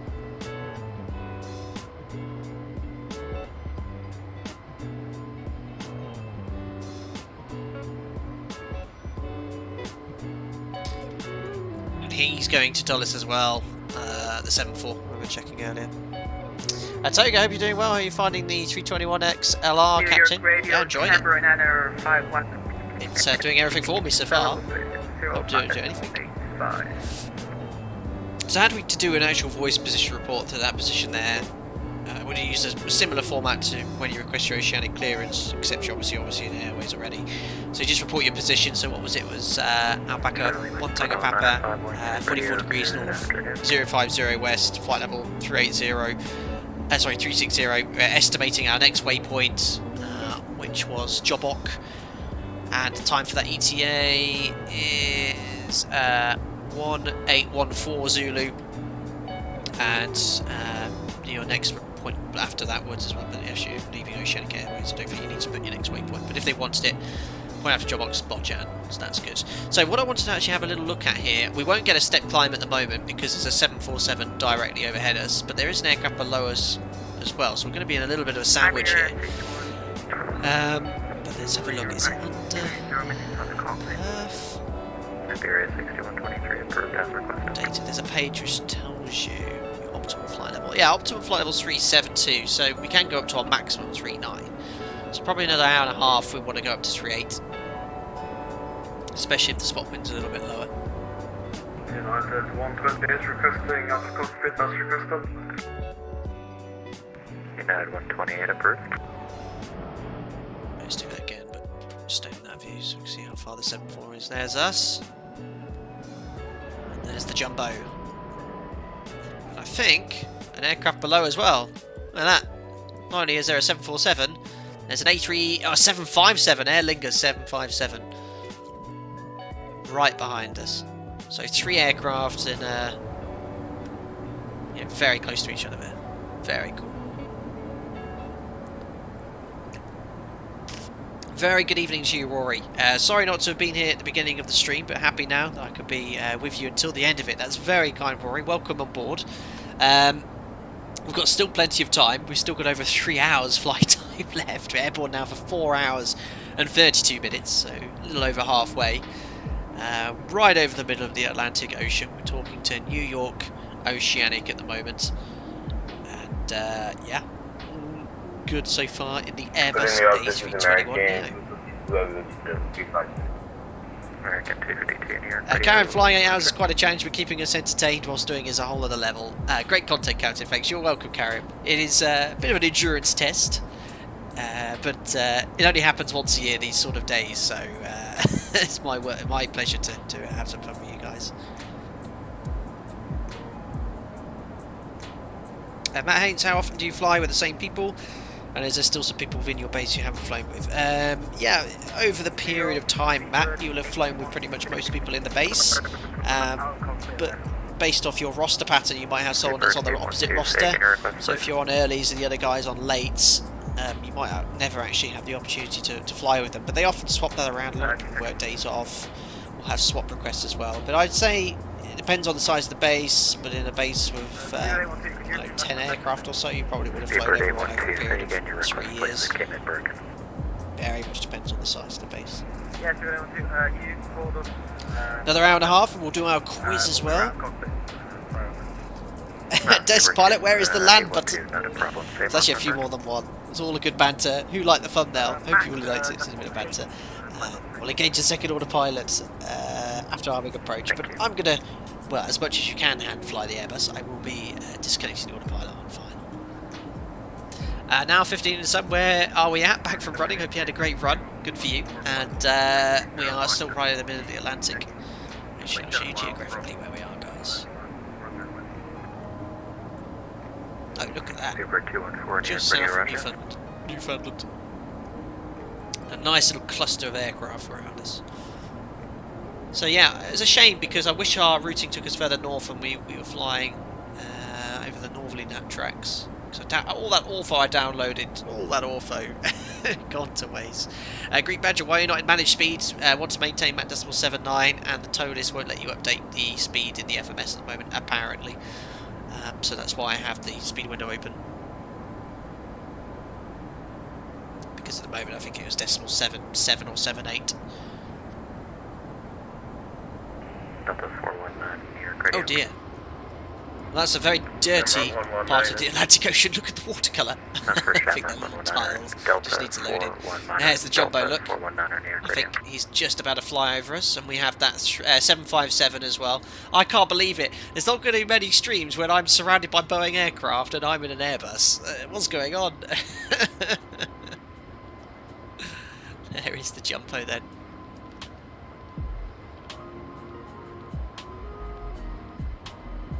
At least we can appreciate the high quality satellite imagery of the Atlantic Ocean tonight. Well, not in that case of that brown tile. Even that one's off.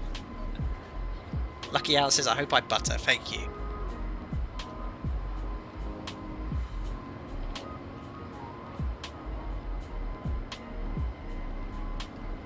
Good afternoon. Shamrock 129. Good. Shamrock 139 New York radio, good afternoon. It's the second time we've been overtaken. One of these streams I'll take a proper airplane and I'll be able to overtake people. Alright, when was the giveaway? We had the giveaway at the 3 hour mark. We're going to do a quiz at the 6 hour flight time mark. And then there'll be one after that. If you want to know when the giveaways are, look at the video description below. Shamrock 139er. Next up, you've got your 737 skills test this Tuesday. Wish me luck. Well, hopefully they won't ask you to write skills test and spell it. I'm only joking. But that's the case. Now, Alexander, sorry as asked before, we don't need to apologise to Alex. What are RVSM checks? So, no longer the case at Night Operator, but we used to record the altitude at every hour to make sure we're RVSM compliant. There's requirements to have the altimeters accurate within a certain tolerance. But there's no longer needed that requirement for RVSM checks because the altimeters are extremely reliable these days. So yes, the aircraft has an ability to tell you if there's a difference between the altimeters as well, and ATC, if they're seeing you at your assigned level, would report that too. Has the first giveaway passed? Like, yes. I said look at the flight itinerary. I said we did the first one after 3 hours, and we're now 5.5 hours into the stream, airborne for 4 hours 37, so about an hour and a half late for the first one.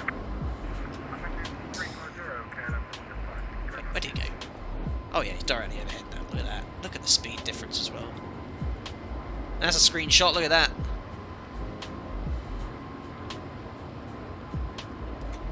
I might retweet that one.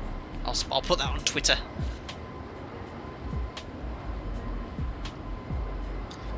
Tommy, you don't need to use voice to get Oceanic clearance correct, just through the website. That is correct for today's event, Tommy.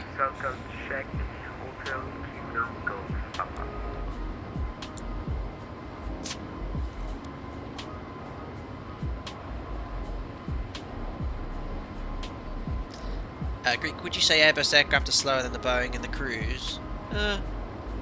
Generally, I think the 380 is pretty quick, but the Jumbo is very quick. They cruise at decimal 8586. But the 737, it's not particularly fast. Same VMO as this 82.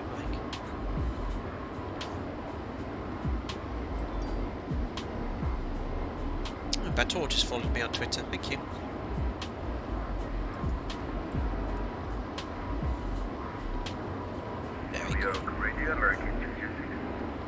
American 206, New York radio, pass message. I'll retweet that image. I just took the screenshot for, so that's going to be pretty cool. Let me just put that now. American 206, SoCal, Kilo, Golf, Papa. If you want to retweet it, be my guest. American 206, thank you. Right, where's the captures? There it is. Shamrock 139er, unable typical, level but 360 being overtaken by a 747. I can offer you for level 370 if you're able. Okay, can fly 380, Shamrock 139er. Sorry, 370. Delta 419er, New York radio.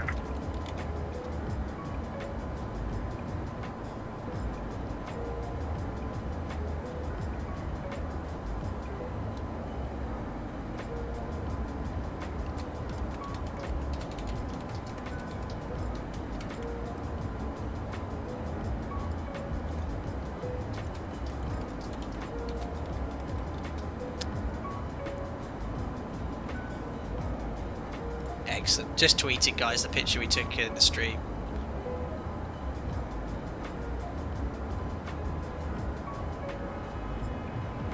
Delta 419, flash message. Excellent. Delta 419 New York, are you able to fly level 380? So there's the Jumbo ahead of us, who's just overtaking us. There he is, look. That's a cool sight too. The 74's doing around 440 knots ground speed. It's doing about 30 knots, I reckon, more than us. So we're doing around, was it 400, 410 with the headwind we had earlier. That's what it said on the PFD. Does anyone know more about the ToLiss A340? That would be awesome to have taken over.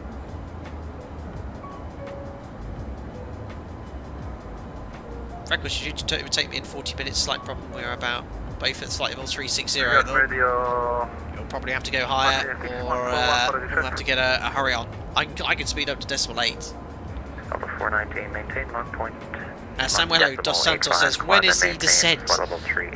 Descent is quite a way away. Mark station 85 and climb maintain 30. Oh, that is Freckles on here then. 1922 Zulu. Who was calling for a radio check? So a little under 3 hours. It's going to be epic. I'm looking forward to it. It's amazing actually. This time last year we were doing cross the pond, westbound Dublin to New York, and I built more endurance being able to stream because of the amount of time off I've had work and streaming. So I've been streaming now, what's this, for 5.5 hours. If I'd done this when I started streaming, I think I'd be done. But I feel quite fresh, you know. I think that 30-minute break massively helps, and having a little break while back too. But yeah, it's like a normal day really. It's the talking and the battering and answering questions which makes it tired, but that's what I enjoy doing. We'll jump back into City Skylines in a second. I just wanted to see that other aircraft that's below us. There he is, look. There's us, and it's the 75. He's also in a proper aeroplane. York, your Transit 22, level 330 Mach 0.77. 747 ourselves. There's the 747 ourselves, and there's the 75. Wicked. Toga, you have a 757 slowly catching up, possible second overtake for Boeing. That's what I just tweeted, guys. If you want to retweet it, that would be wicked. I just said the humiliation of flying an Airbus and being overtaken by a Boeing when you're a Boeing driver. Oh, thanks, guys. Looks like people following it and retweeting it. Thanks, LaJules, and Smiley for the retweet as well. I'm on all social media, guys. Usually it's a way of promoting the streams as well, so you can find me on Instagram, Twitter and Facebook. I try my best to reply to as many DMs as possible, but it's pretty difficult these days. But when I go back flying, I'll be posting some pics and stuff. Pretty cool. Right, anyway. I'll keep an eye on the other traffic. We'll have a look again in the sim shortly. About to be overtaken by every Boeing going. But yeah, I would have played some more City Skylines.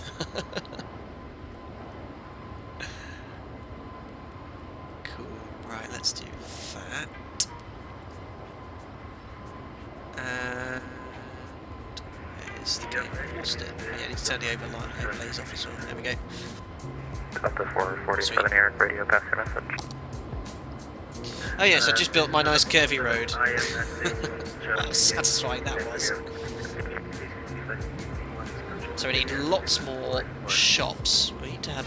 Maybe I'll build some shops here near the. Yeah, I just want to keep this all as residential, but I might build some shops in this corner. Oh no, hold on! I've got 2 bits of music playing, and it's getting confusing. Right, let's turn that off.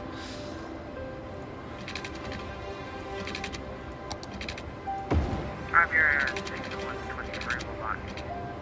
Thank you. Right, let's just do some shops over here. Oh, the squares are so satisfying. Look at that. Utilising every bit of space. Right, I'll have some shops around here then. For our residents, so they can actually walk here instead of driving. Beautiful.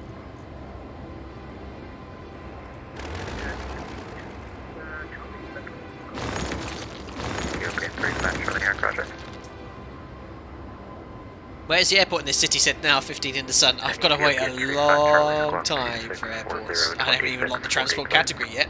We'll be close to unlocking it. And then you need something like 50,000 to unlock airports. And there's 2, I think, a major and a small one. Probably get a bus route set up first. Traffic's building up now a little bit too, so we're going to have to think about expanding our roads. So this will be a major road.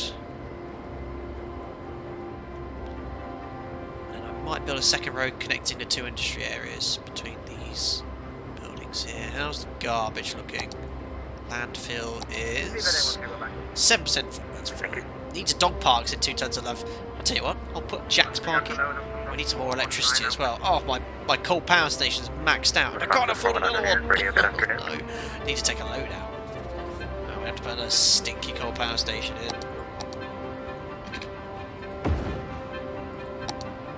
Right, I'm going to have to borrow some money. Alright, if I take the 20,000, then I can easily pay that off with another loan if we get some financial problems. So that's our electricity issue sorted. We do need some parks, actually.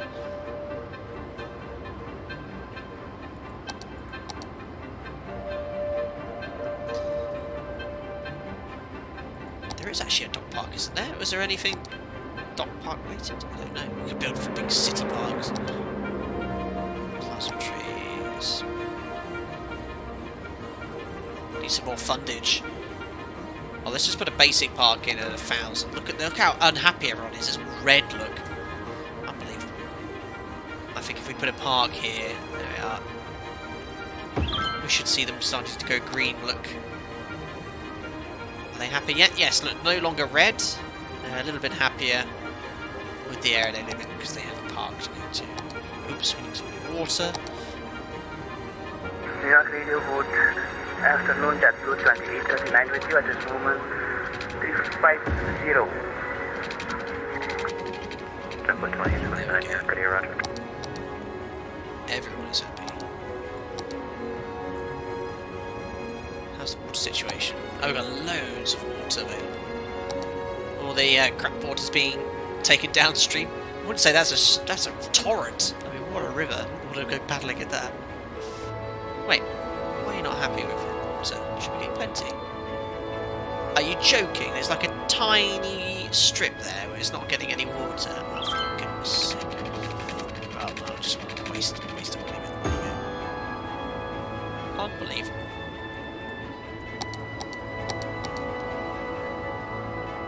Can I play Planet Coaster? I do actually have that game, funny enough. I haven't played it for ages. Oh, Boomtown. More land, transport unlocked, buses, more thicker roads. Oh my goodness me, I'm never going to be able to build this up. 45,000. Beauty. The other tube wasn't connected. Oh, blast. Right. Might start upgrading these roads before it's too late.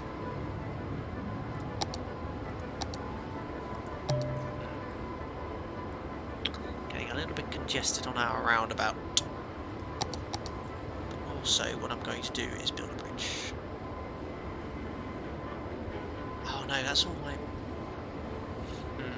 I didn't really think about expansion. The initial constructions of this.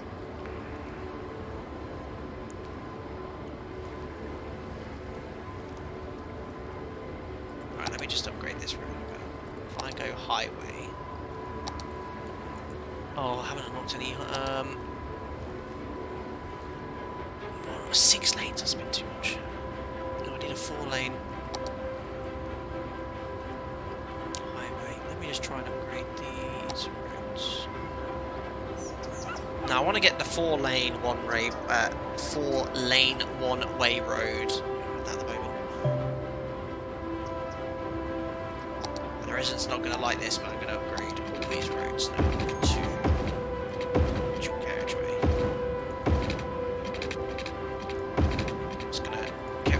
Going to knock out a lot of houses. Sorry, all residents of Alpaca on time, and to our industrial areas as well. But we're upgrading our roads early. There we are. We should have a much more capacity. They should be rebuilding their houses imminently.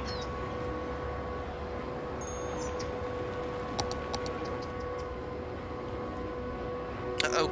I've cut out some electricity somehow.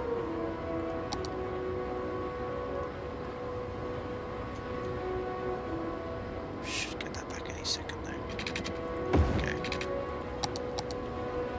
United 489 New York.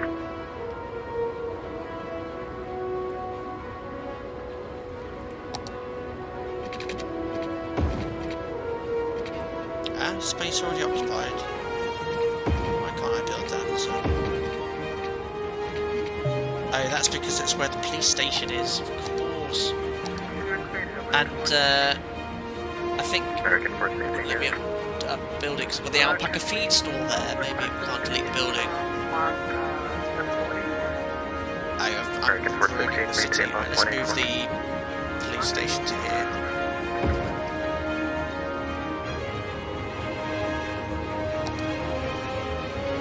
Might have to get rid of Alpaca's feed store to upgrade the road. Rock 119, there's that guy looking for the network for a little while. Oh, that's better.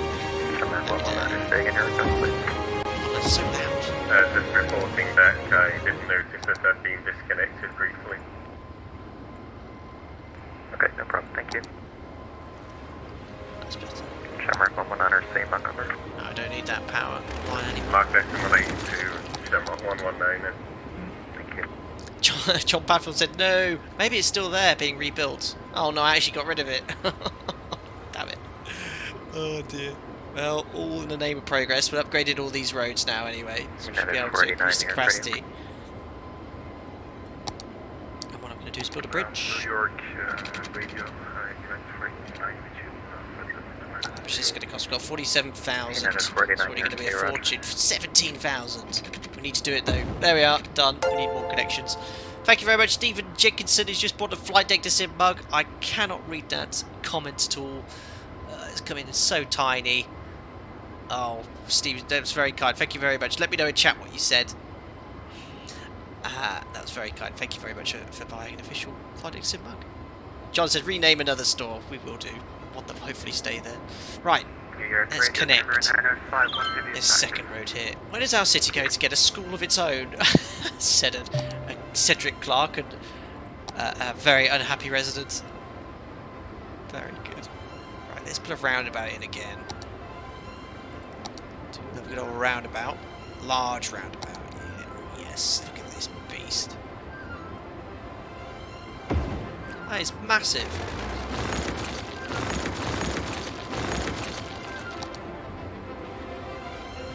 I actually have unlocked highways now, haven't I?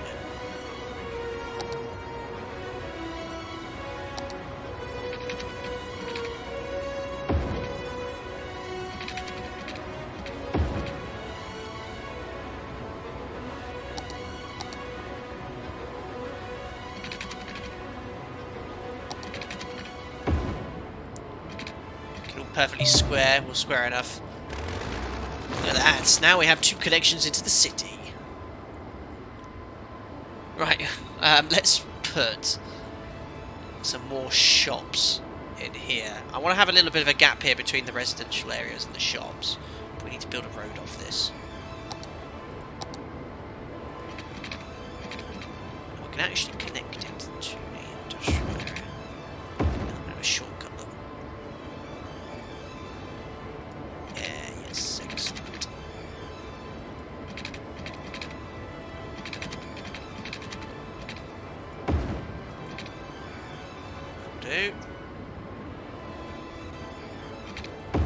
Beautiful. Road tolls. Look at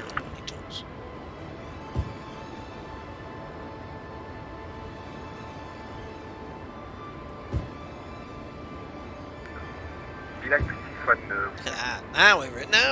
Now we're sucking diesel.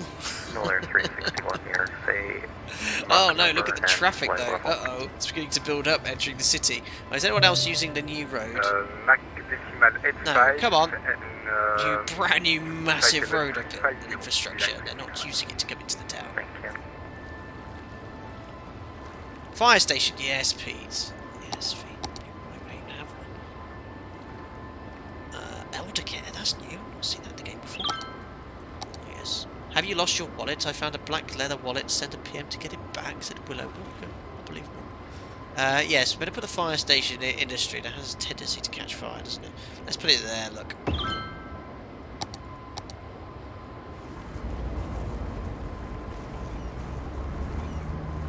No fire engines in use at the moment. That's a good sign. But yeah, we're still making money. Looking good. Trunk Road Industrial to Main. So, from the main road here, yeah, that will actually stop the, because all the traffic issues look are going into the industrial area. So maybe if I build a, well, I won't put a full junction here, but if I build a least traffic coming off the left to go to the industrial area, that might help. Uh-oh, what's the water situation? Oh, look, we need to connect. Super 214 near converge.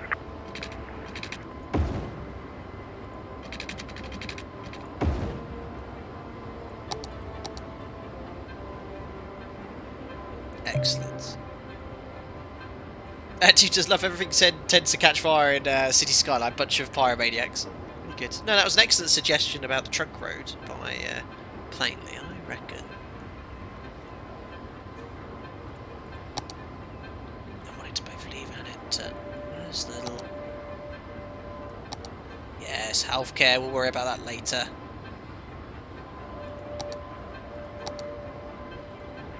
Radio Mark 6141 heavy. I am go for Cockpit. Thank you. Gotcha. Right, let's just like that. Right, so that's traffic that can enter coming in from that direction. I'll do like a flyover here. Oh look, they're already using it, look!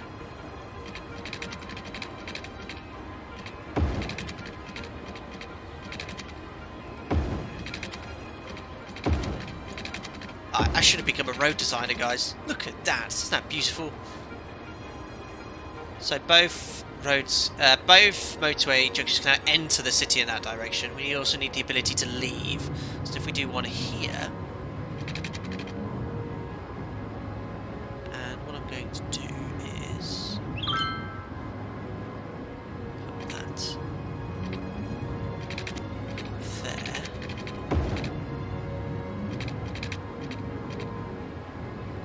Oh, it's really sensitive. And that's not the answer for one of the quiz giveaways. There we go. Oh, look at that, ladies and gentlemen. I have now created, hopefully, a situation which will control the cargo traffic in and out of the city. I think. We'll see shortly. Because of serious congestion issues, though. And it's all freight, look, all trying to get to the industrial area. What's this, says Danny697. We'll play City Skylines. It's a little bit of mid-cruise activity.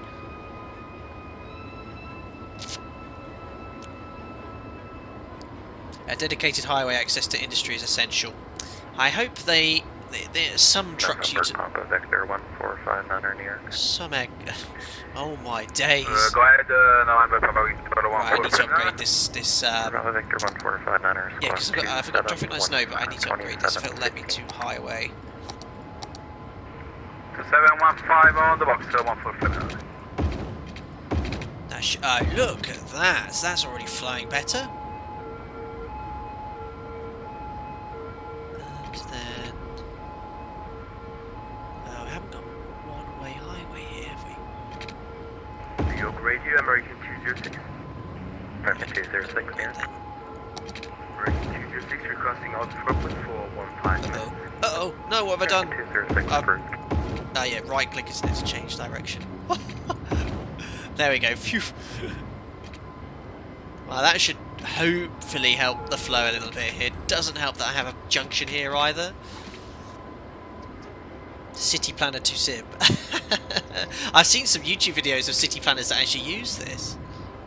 JetBlue 2829, contact New York Radio 130.15.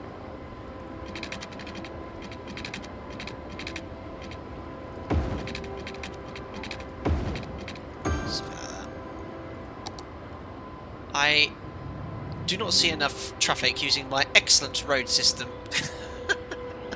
You need traffic manager mod to fix those issues with the lanes. Yes, I know someone said there's a mod here. They only want to ever use one lane, don't they? It's one of the reasons why I get so frustrated with it.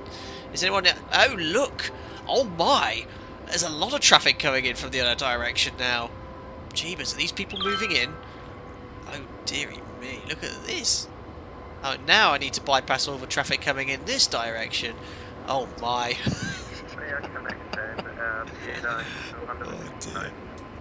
Right, I need some more residential areas as well. We've got a serious road congestion issue. I've only got a population of 2,000. No wonder I haven't got 100,000. It's time to upgrade the roads again. Come on, I want this traffic. Why are you queuing to leave this way? Leave the other direction. Oh, this is horrific. This beautiful 3-lane motorway. And they only use one lane.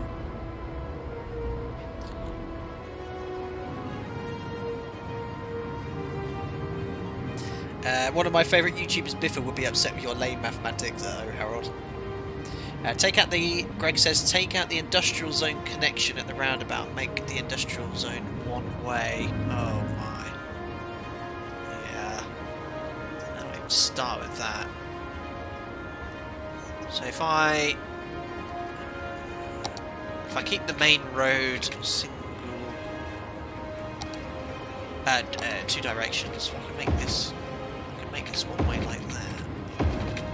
And then maybe in the opposite direction go this way? Is that going to help matters?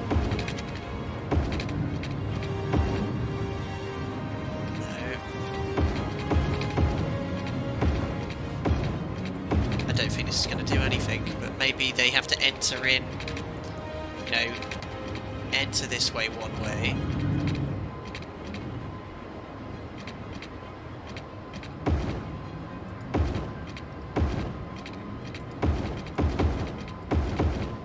Fire here. Why are the fire brigade not coming? Maybe I should have it so they have to exit only in this direction. So they go up. And it will encourage them to go. So if you know what I mean, if I do this look up, and then they can only I'll make it this one go in this direction.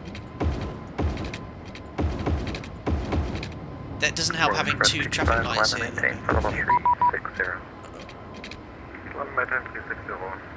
Message. Nice Twitter picture of us. Have a good flight. Thank you very much, Peyton. Was that you in the 747? Very cool. Very, very cool. Right, I have no idea what I'm doing about roads in this system, in this game, but I've tried to create a one-way system, which might work. Might encourage traffic to go in this direction. Excellent, Peyton. Excellent. That was the guy in the 747 just messaged me. Right, so maybe we fix that issue. There is a significant queue of traffic. A few buildings on fire. Again, nothing to worry about here. And how's the traffic? Maybe I should go into city planning. Look at the bridge. It is condensed. Radio, good afternoon. Oh, we got a nightmare here, ladies and gentlemen. I need a lot more houses as well. Oh, serious traffic issues. Right. This is similar at Mach point. Definitely need more residential. FedEx 367, Roger, Squawk 27. Where are we going to build from here? 57. I think we'll just carry on in this direction. Sorry if I'm knocking your house down, residents. It's for the greater good. Ah, yes, the park. Oh, of course.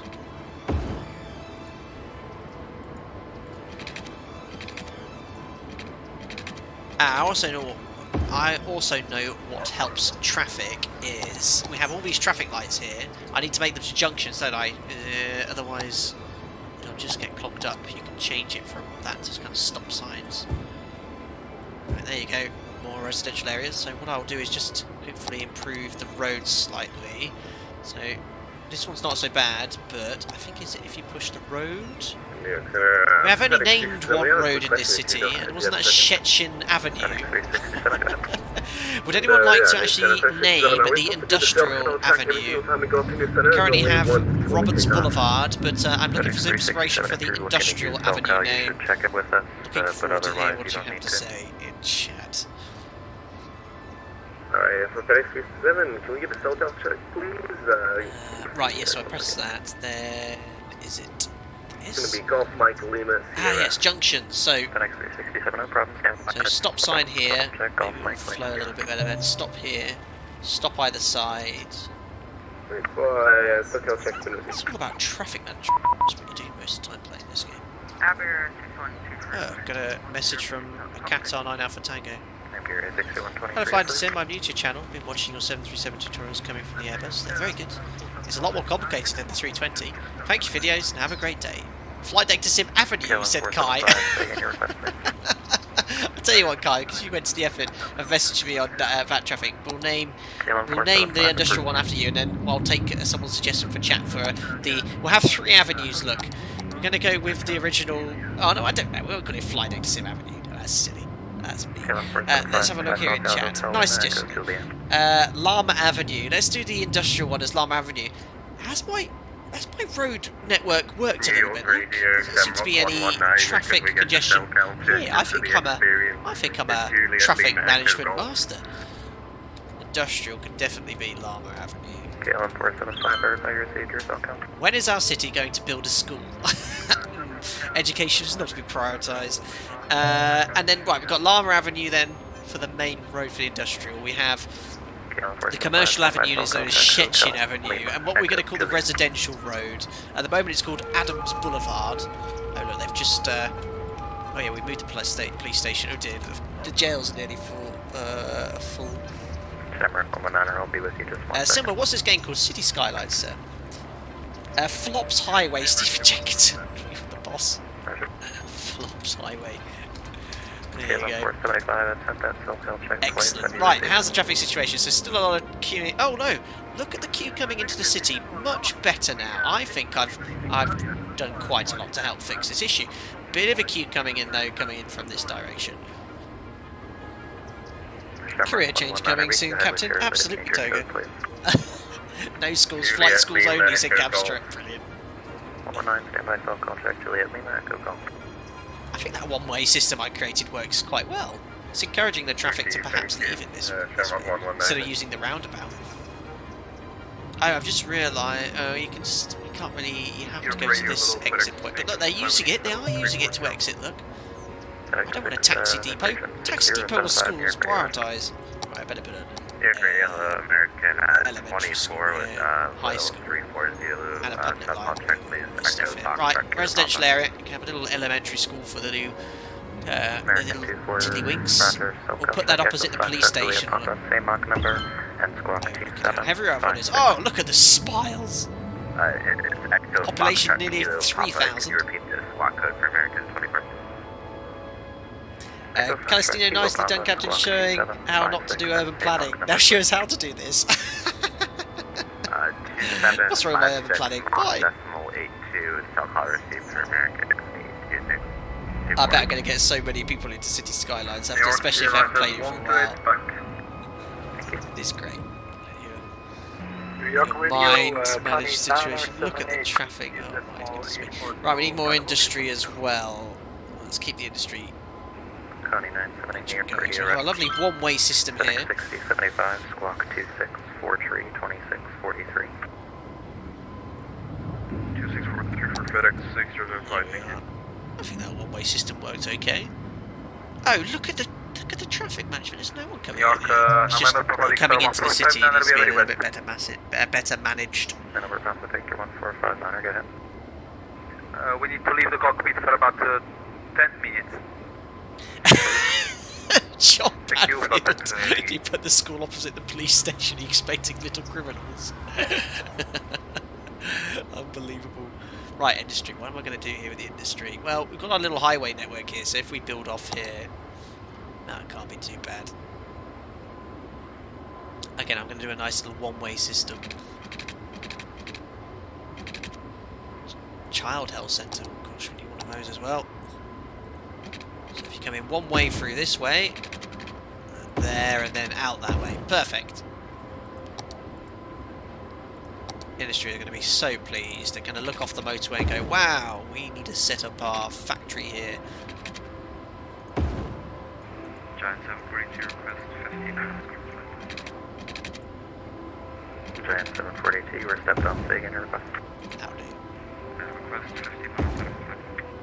Let's fill it up with industry. Dirty, stinky industry.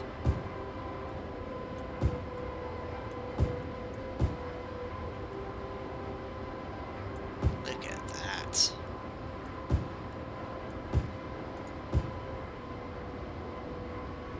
I won't put it there. Does that have water? No, it doesn't. It does now. Perfect. Nice city, thank you, Sean. I differ, but I picked a different, but I think it's not that good. Where's the airport got to go? You need Alpaca Airways hangar. We're a long way from getting an airport in this city. Even though, look, there's an aircraft. There's me going across the pond. Look. I'll cross Alpaca on Tyne. Oh dear. Have you lost your wallet? Why does it keep saying that? What is it we don't have yet either? We've got a fire station, we have an elementary school. This traffic situation's beginning to bug me now. And also coming into the city. Look at the queue. Look at the queue.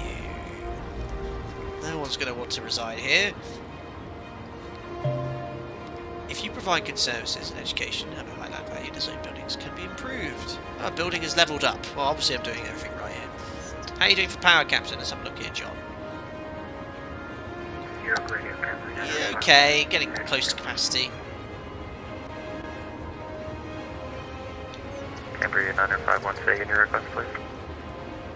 Box factory.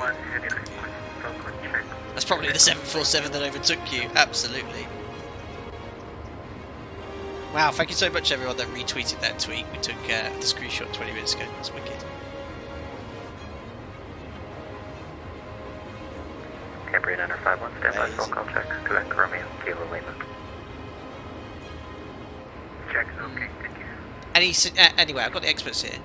A few routes for access into the city. Yeah, we need more access. I mean, I've got these two little the main junction here, and this one in here for freight traffic. Maybe I should put another one here. But yeah, they're all queuing up. A lot of traffic leaving this way, which is fine because that's going to ease the congestion this side.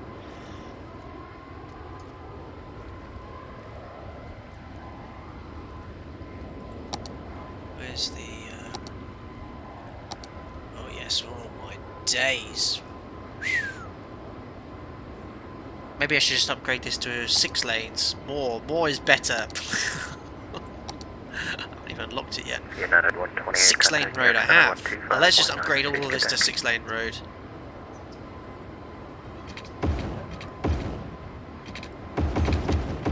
Love how you can just drag it. That's going to cost me a fortune, isn't it? Oh, look at the cost of the bridge. Oh, that's eating into all my funds. Oh, I've nearly used all my money upgrading this road to a 6-lane road. Come on, use all lanes, please. They're still only using 1 lane. I need that traffic manager mod. Maybe we won't do anything doing that. Where are your garbage trucks? I've got garbage trucks. Oh, it's just because one neighbour hasn't. And they're trash collected. The Prospect residents. Unbelievable. The roundabout is the sticking point. Yeah, maybe I should super upgrade this. Just blow up this entire area.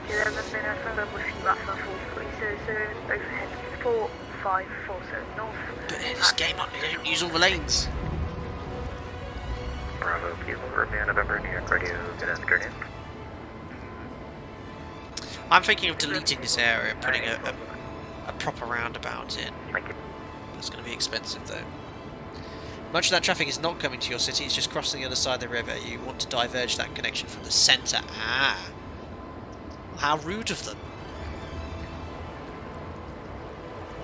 Some are, some aren't. I remember. COP 835 check out for New York.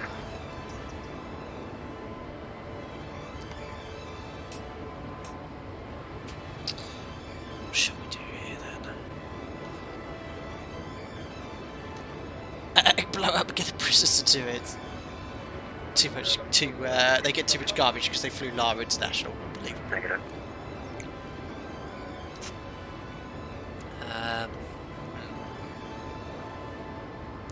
Maybe if I build a second road. I need more money. Let's just put lots more houses in first. More people will probably not help the situation, but we have a lot of people wanting to move into Alpaca on Tyne.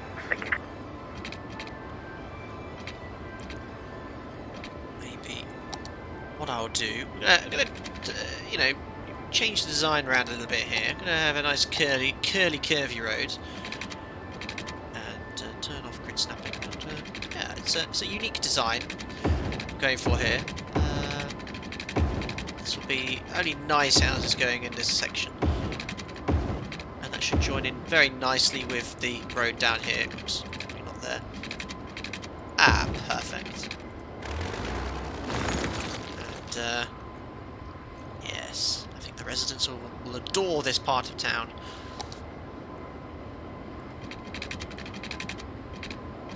Curve that around here. Perfect. Let's just do something like that. Something like that. Something like that. Not utilising all the space efficiently. But I think that will do nicely. Move on in, residents. Look at that. Boom. That's going to solve the housing issue. Better get some people away from here, though. Because the water pump is not going to make the residents very happy. So don't move in there, please, people.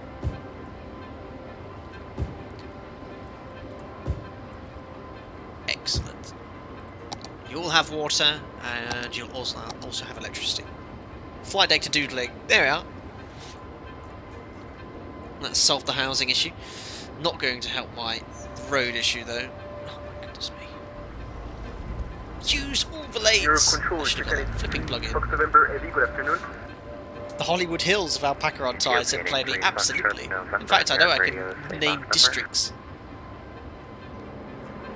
I know there's one thing that you can do to help ease traffic, and this might help domestic traffic, is to build pavements. So maybe if I build a footpath for the residents, if I put it here, because they can't use the highway to cross, can they? So I'm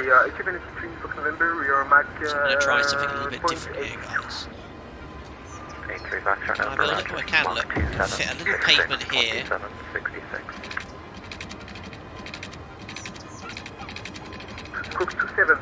This is also another unique feature of Alpaca's Hill. We have a footpath going very close to this monument that we made. There you are. So you can now walk to the industrial area if you need to go to work. That's all connected, look. Let's see if any residents will use that. That might help, because there's the highway, they can't use it. Just fast forward time a little bit here. Look! They're already using it! Oh, thank you, sir. I'm going to walk to the general store on your new footpath. What a footpath as well that is. Oh, look at that. One less resident on the road. Oh, I can even make a footpath to your shop as well to make it even better. I remember reading that as one of the tips anyway, to make the footpaths to ease road congestion. Because they can't use the highway. There we go. Oh, look at the... Oh my goodness me. Oh, look at this. They're really happy. Superb. Two long lost ferry found in the Valley of the Kings. What in the world? Maybe that will help ease a bit of traffic at the moment. No. Jesus.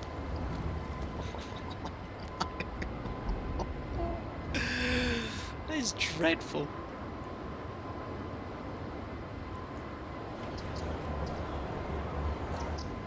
Oh, the city's so big now. Not really. Up to 3,000. If we can get to 10,000, I'll be happy.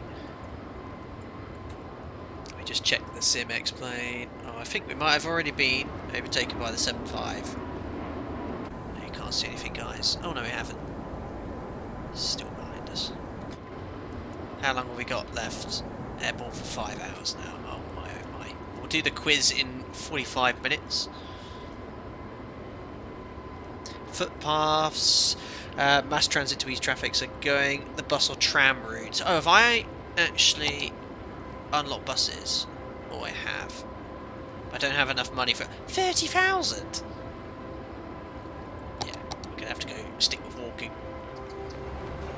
But they are utilising the footpath. Radio area 2604, request 5 minutes out of cockpit. And towards the commercial area. That's actually helped out a lot. And you can see that the traffic from the residential area isn't that busy. So maybe they're really using that footpath. And industrial area is all being filled up. The actual traffic area, you know, coming in and out the industrial area isn't that bad. It is this... Maybe I'll just close this road for now. It's the traffic coming in here, but someone said they'll be crossing the road, won't they? Now driving out the city, look, leaving the city. He's not even visiting. Rude. So maybe I should just delete this, because I don't think it's really actually helping much there. Build a toll road to bypass the whole hot poop. Build a tunnel. It's just a littoral games. Every air 2604. Yeah, the game doesn't have a clue. I understood. Mate, right. Okay, look. It's been a huge, tremendous waste of money, but...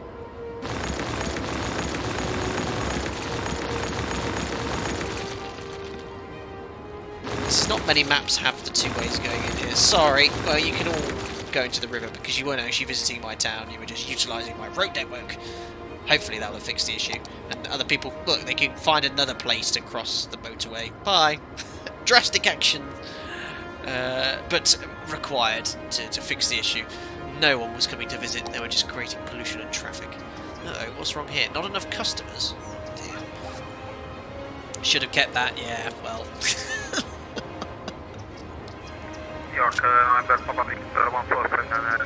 We fixed it, hopefully no more issues. I'm going to stick to this area first, and I'm going to build it this direction. I thought I was trying to...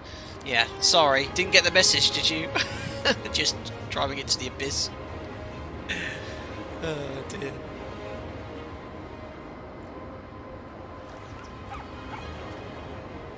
Okay, so... I think we sort of fixed this issue here. Industry is what's in demand at the moment. How are people enjoying the area at the moment? Okay, we have one park. Maybe we'll invest in another. Yes, let's put another park in here. We need some more happy residents. Okay, let's actually knock some houses down for this. I'm sure they won't mind. Yes. Let's see the colour change. Oh, look at that. Oh, they've actually got some green.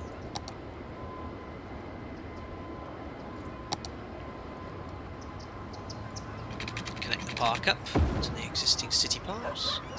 Ah, excellent. Is that a paper airplane or was that a seagull? It's flown into the building. What is the name of this game? City Skylines, said Alan Ben. Nathan, hope you're doing well, and too. Just woke up after a proper line. Are we there yet? Yes. What's our progress there? Approaching the 2/3 of the waypoint. We've been streaming for a little over 6 hours. Oh, damn you, trash! I've got plenty of trash collection, and it's literally just the one resident that's always complaining. I can't see any garbage cans. Oh, there's one.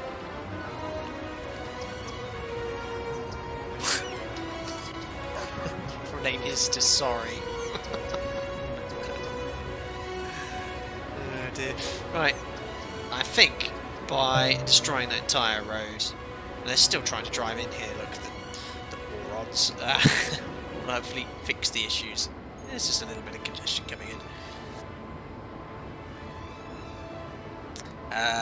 Pashan said, I love this game, I just wish it had better AI. Yeah, that's one of the main reasons I get into it, and then I stop playing it because the congestion of roads, they don't look at what you've made, they just drive all over the same place.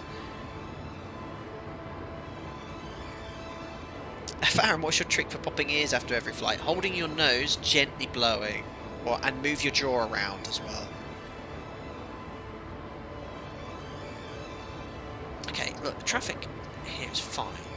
And I think they are utilising these roads to exit and into the town, which is good. But the only way the residents can get into the commercial areas on this road, but they can also use this one here as well. No, the pavement was a huge success. The path over there, and this one here, look.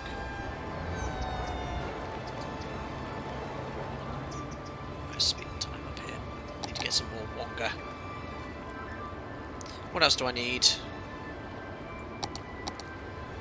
I don't have money for more schools. Got a police department. We've got a fire department, and we have a little healthcare clinic. There we are. Look at the traffic situation now. Look, absolutely perfect. Oh, just a little bit of congestion, but we can deal with that. Oh, we are getting a trash problem now. Oh, look at the trash building up. What are my trash trucks doing? Radio negative, no position reports are required. Good afternoon. Remember eldercare? Uh oh, 42% full. We're gonna need more garbage soon. Still need to build the bus station. Yeah, we do actually. We need garbage. Oh. Dear. Not enough customers. Uh-oh, power issues now. Oh my goodness me. Oh, everything's gone to pot. Right, second ridiculously polluting power station. There we go. Perfect. That's all my money gone again.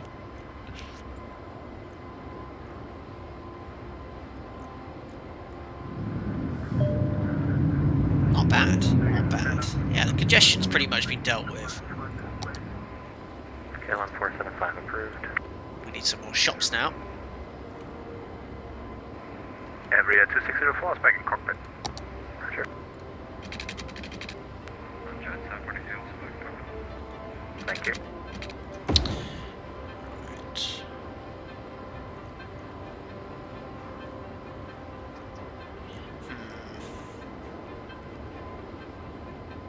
Oh yes, I forgot I got the secondary shops for the residents.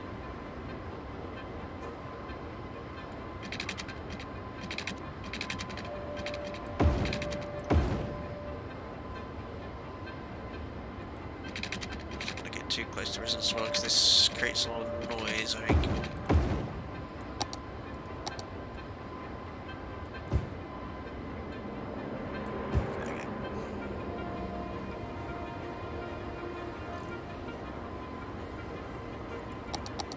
Oh, buy new land. Oh, yes, okay. I reckon this bit. Wow. Well, we've got loads more to expand in here, but I've kind of trapped all the residents to this side. Maybe some more residential areas here. Oh, what was that, sorry? Thank you for the amazing work you've done to our city. Oh, you're welcome. Hi, Petrich. To build an airport in this game, you need 200,000 population. You're absolutely not going to have time to do that today.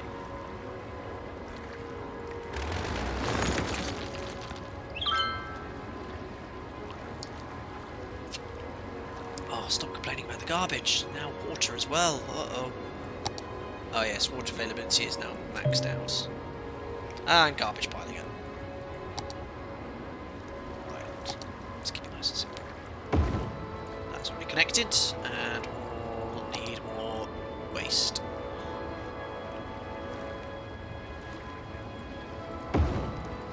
Perfect. Ugh. See the pollution in the water. This is downstream.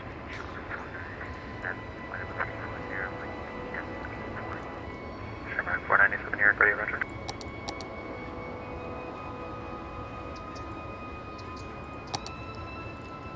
Is it not connected? Oh, that's why, look.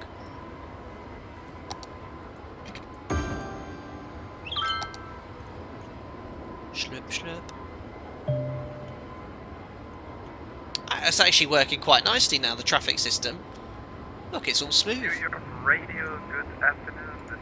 Look at that, I'm pretty happy with that. A little bit of congestion here with my mega junction I made, but Thanks, 315 here, ready, roger. I'll take it. Are you a real mayor? Said Listerman. Unbelievable. You built a road in my backyard, said now 15 in the sun. Sorry about that. Uh-oh. Oh. Demolished. Abandoned? Ah. And this one's abandoned as well. You're complaining, so I'll get rid of you too. Well, I'm making plenty of money.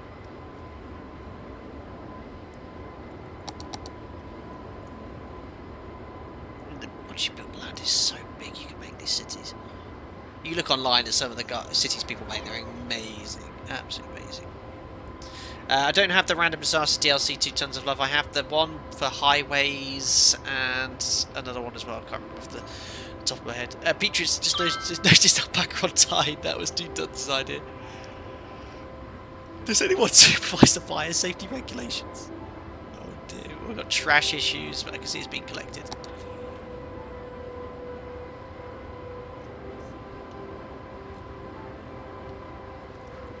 More industry. I don't like industry, that is all dirty. Oh, why is that road not connected?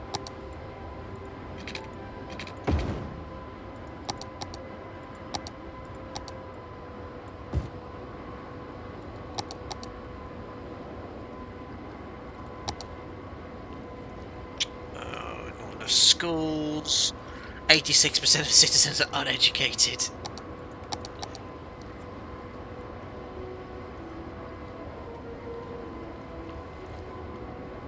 Let's have to put more industry in, aren't we?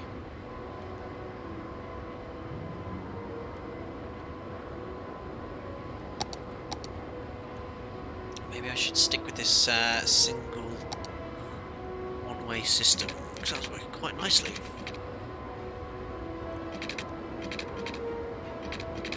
I don't want to go all the way because I need the ability to still make power stations.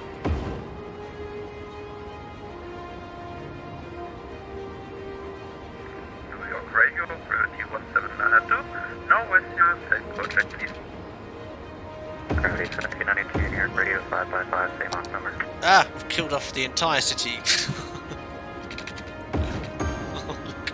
Oh, quick. Get some electricity back. Back to point 781. I need to divert this power line. Yeah, American 24 with request. Okay. American 24. Request Mach 180. American 24, maintain Mach 180. Maintain Mach 180, American. Oh, wait, no. Why is it still powered? Thank you.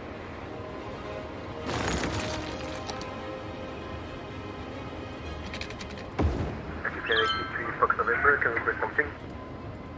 I think I should do it. Trying to get rid of these power lines. So we can build in the middle. Could we increase our speed? That's the requested speed. There we go. Like my A4. 3 Foxtrot November, maintain Mach 184. Maintain Mach 184, A3 Fox November, thank you. Excellent. Huge chunk of industry going in. Aviate, navigate, educate, and then build cities. Far too much government spending for the northeast of England. Oh, that 757's almost overhead, is he? What, underneath? Gravity 1792, New York, stand by. Oh, he is almost overhead. Romeo, Kilo, No, what? That's not a 757, is it? Hold on, guys, I'm just looking at X-Plane. Gravity 179. He must have climbed. Okay. Oh no, but is that an Alpaca 757? I basically don't have the model matching, but he's in an Alpaca livery there. Right, anyway. 5.5 hours coming up to the stream time. Hold on, is he going to fly past? He's getting close. United 85 request. United 85. Another couple of minutes. United 85 request for 20 minutes. FPS in X-Pen 11 right now, 110. No problem playing this City Skylines. Oh, we can't say X-Pen. Yes, sorry, I knew that. I've jumped back into the game, into the sim now. Into City Skylines. Pro streamer here. Oh, it's an A350. Yeah, I think the 757 went past without me realising. What? More demand for residential area? I built this brand new wiggly squiggly bit for my residents, and we need more housing. No. Well, I'll wiggle and squiggle some more. And then I'll probably ultra dense buildings later on in this part here. Oh no, we need more. What I'm going to do is cordon this area off and make this residential, because we can't build in this area ever. We could also make that into a proper junction soon. So I reckon if we keep in, yeah, let's build a whole new housing area down here, guys. I think if we build it like up to there. And where's my major road? If I take that major road.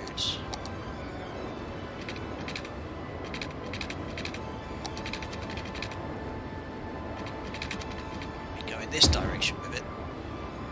Have a major road going down the coast.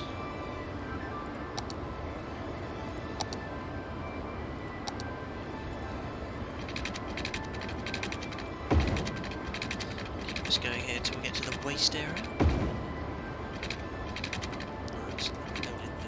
That's fine, but then we can put the road along there, look.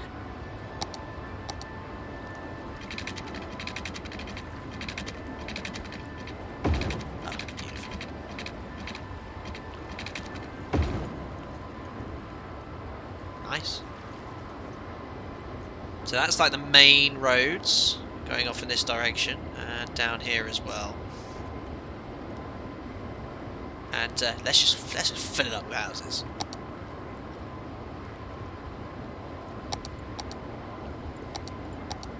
Gonna go for a boring conventional grid design here. Maximum utilisation of the space.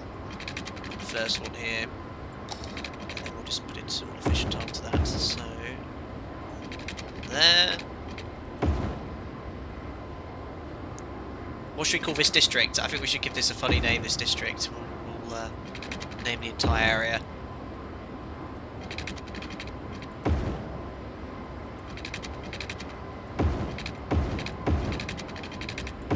Pack them in like sardines. Look at that. Project housing. Okay, plainly, fine. I'll name this entire district for you. Project housing.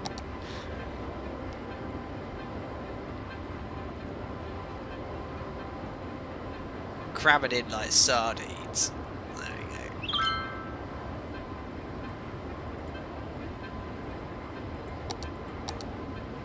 How do I rename it? Project housing. There we go. Let's cram them in. We'll leave a little gap there between the shops. Blah, look at that.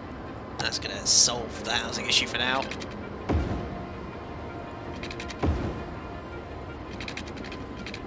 See what the demand is for project housing.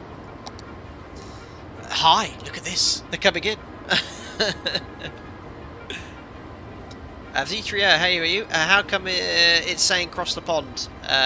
We are crossing the pond at the moment. We've got it running in the background.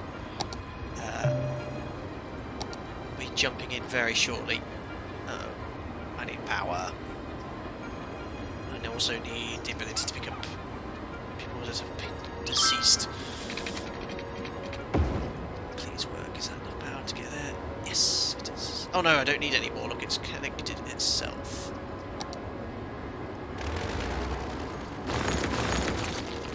Look at that. Project housing is live. Anyway, guys, let's jump out of City Skylines now. I think I'll save the game and I'll back out because by the time the aircraft has flown over, what's time now for... Yeah, quiz will be 20 minutes, so I think by the time the aircraft's flown over. What I'll do, I'll save the game. We might look into it later. Larry wants to play Valorant, so I might do some Thunder as well. We got somewhere. I might, for the guys in Discord, I'll play this a little bit on the side and stream bits of it as well, but I'll save it for now. It's been fun. It's been fun. Alpaca on time, wasn't it? Unbelievable. Save. Beautiful. And we'll quit it. And I'll go back to the desktop. Get rid of that. And there we are, back in X-Men 11. I hope you enjoyed that. It was a little bit laid back. A bit of fun as well. And if you look here, look what I have directly above. Is that an Airbus, actually?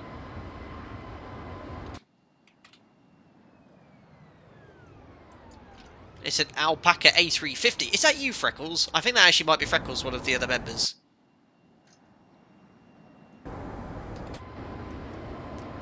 Unbelievable. Being overtaken by another Airbus. Been overtaken a lot today. Very good. Now it is you, Freckles. Excellent. That's one of the other members of the channel. We didn't get the same routing though, but I think he's still going to Washington. Well, there's one screenshot for Twitter. I think I'll take this screenshot and I'll put it on Instagram. Put that on the Instagram story. I'll tag you, Freckles. If I remember what your tag is. I'm trying to get a nice view. There we go. That's cool. That's a wicked one.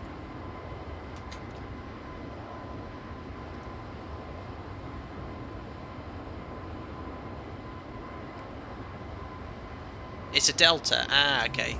I don't have a Delta A350 in every pack, so I think it's just gone with the Alpaca one. Yeah, I heard you using Delta, Freckles. I'll have words later. Don't mind at all, buddy.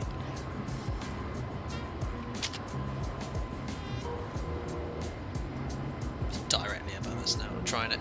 Oh, there we go. I'd be a bit concerned if the sun was moving like that in real life. Long cat. Poor little 320 is getting lapped by everyone. Must feel like Mazepin. More jets for the Airbus division, says Lauren. Absolutely not. We do need to stream the A350 though. A lot of pressing me to do that for a while. Oh, we're nearly 3/4 of the way. I can't believe I've been streaming for 6 hours 40 minutes. We're approaching the second ever longest ever stream. It's actually gone very quickly. But we'll do the quiz at the 6-hour flight time marks. That's in 20 minutes. Once the quiz is done, I'll have my last 30-minute break. And then we'll start thinking about the approach into Washington. What a view, look at that.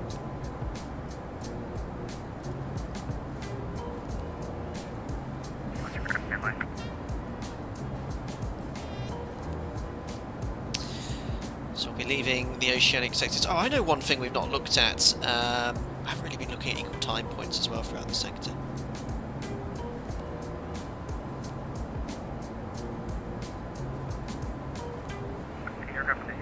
Radio check.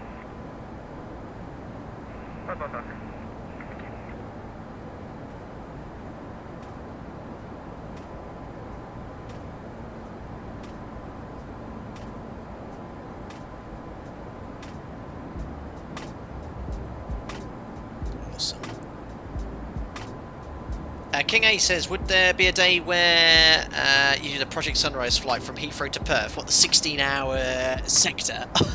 Or something more than that? That'll probably be the 100,000 subscriber special.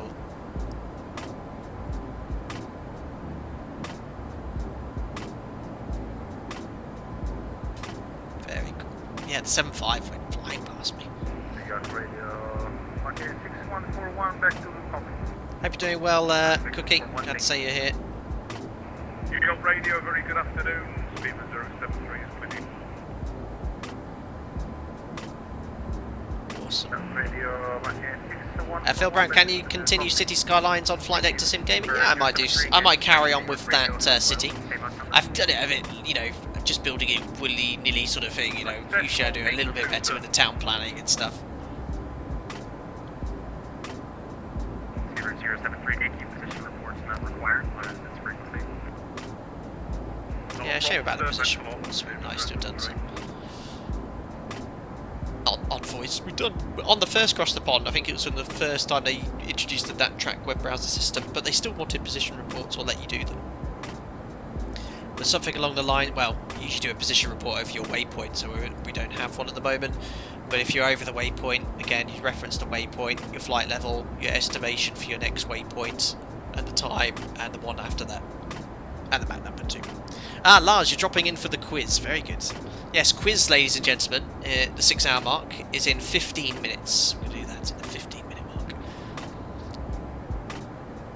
Where are we geographically, you might be asking? We've done well, guys. There's Dublin.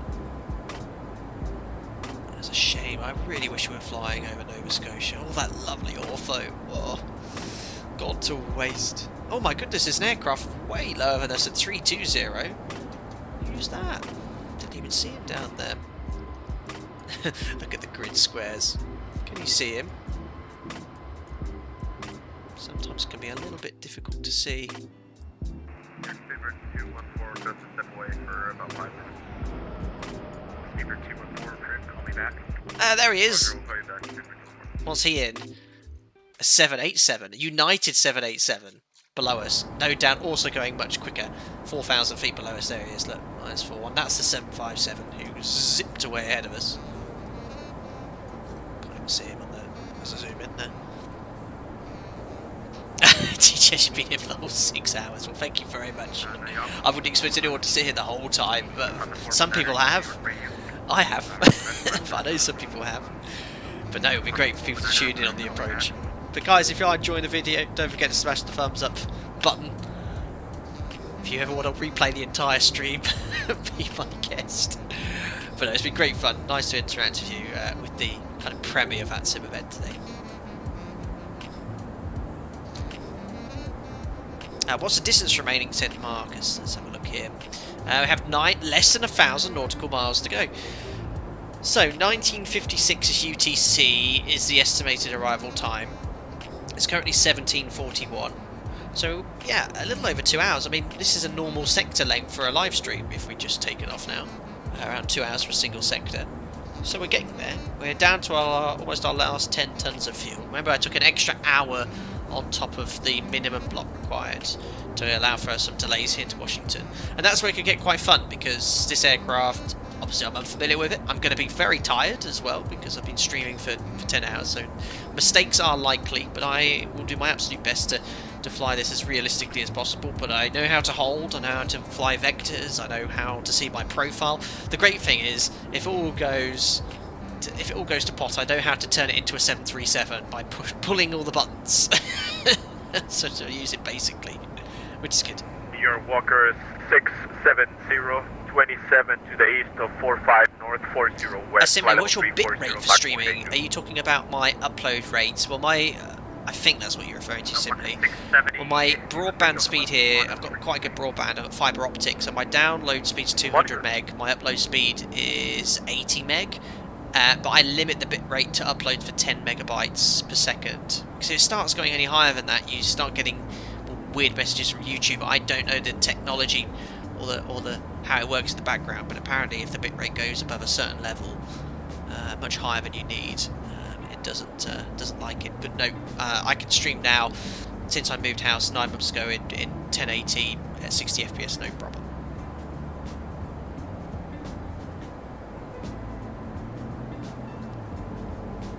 Hi, Kyron, just subscribed. Welcome, thank you very much. Gino, what's your favourite Airbus model? The A300, so you can see any builds one. No, I mean, I have a favourite? Not really.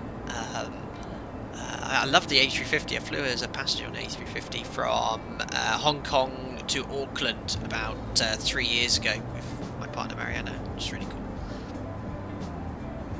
DJ, hi, just tuned in. When is your top of descent? Around hour 45 minutes from now. We'll be starting our quiz in approximately 10 minutes from now.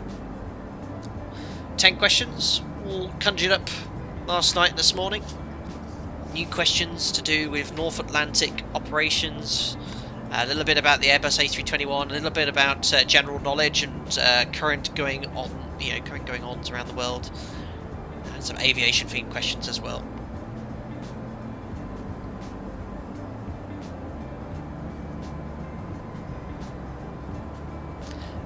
Do you talk with other pilots on a discrete frequency during long haul? No. Airbus quiz. There are some Airbus questions there, Lauren. Justin Roberts, what plane will you fly next? Beluga. I've got something really cool to show you in the Beluga. One of the members made an awesome load for me to carry. I've checked it out, and it looks amazing, which I really can't wait to showcase. So probably the Beluga next. I might do something on the gaming channel as well.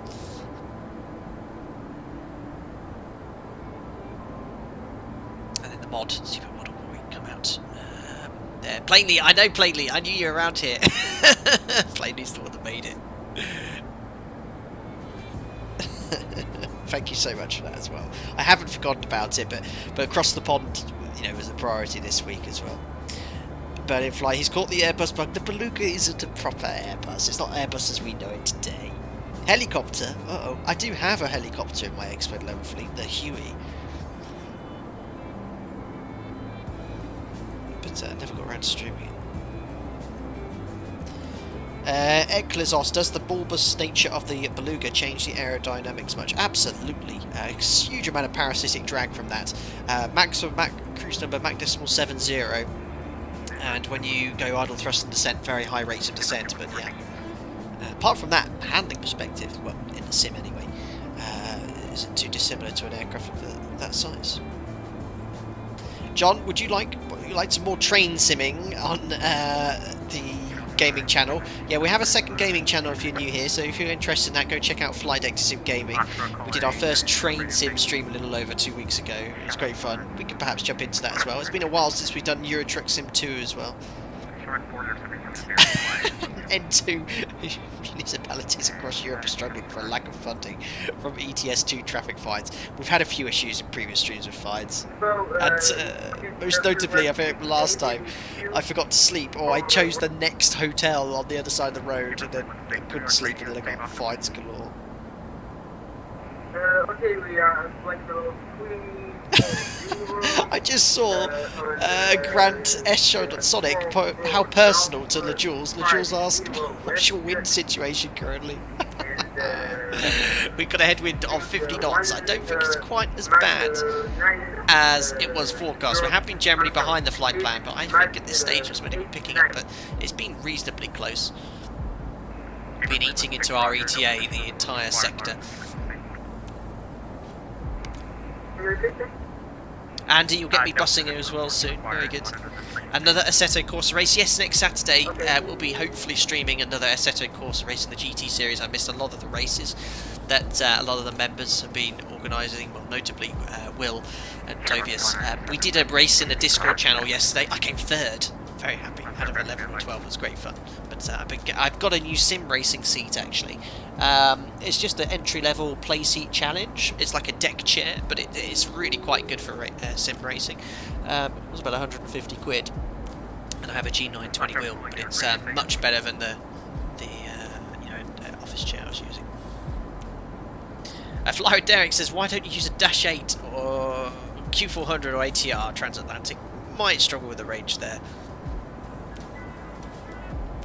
Yes, Oceanic, US 7109 is with you, inbound 44 north 1816 Zulu, so we'll soon be entering New York airspace. At flight level 382, mark, so as soon as I've checked in with New York airspace, I probably won't have a full 30-minute break. I think I'm going to struggle in the domestic sector. I'll have another break for sure.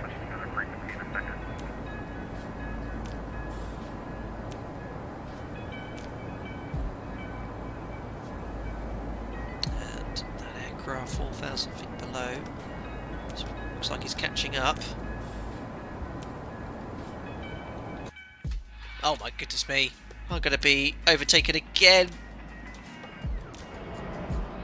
by the 7-8 from United. What's his ground speed compared to ours? What's our ground speed? Around 400 knots? 410 knots? Let's see what the traffic beneath us is doing.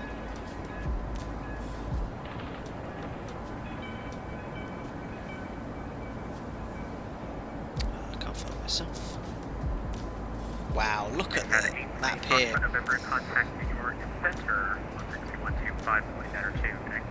That aircraft came in from Brussels going to Washington. He's at 32,000 feet. He's doing 458 knots ground speed. Yeah, I'm going to be absolutely overtaken here. Look at him go, even though he's so much lower. Oh dear.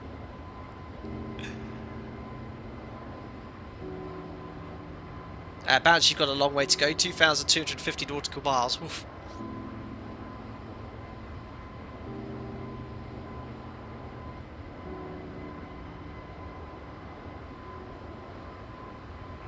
Japan 83, Fox November, we're contacting New York 125.92, thank you for the control and listening, sir.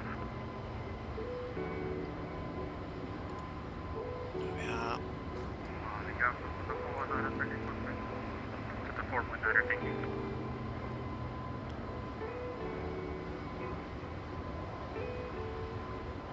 We haven't overtaken anyone. One of these crossed the ponds. I'll take a proper aeroplane. I mean, Concorde, yes, I'll be absolutely going past everyone flat out, but nice 7.8 or A350. 7109 contact New York radio 130.65 today. Roger, 130.65. DRS activated is going past. Lauren, time distance to next step is on the progress page. That actually reminds me. Would it be worthwhile for us to go to 380? So what I'm going to do is just double check we can actually do it. So, page is it?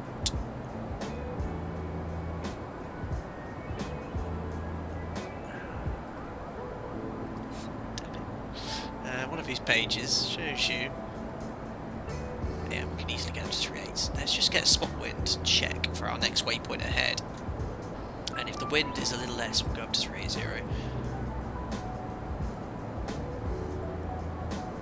So, Jobok, it's going to be 273 at 52. Let's check the wind at a higher level.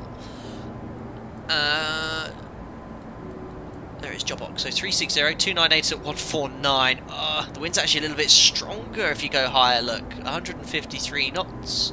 It's only 4 knots, so is it worthwhile going up there for the case of those few knots? Probably, because you're going to have a slightly higher ground speed.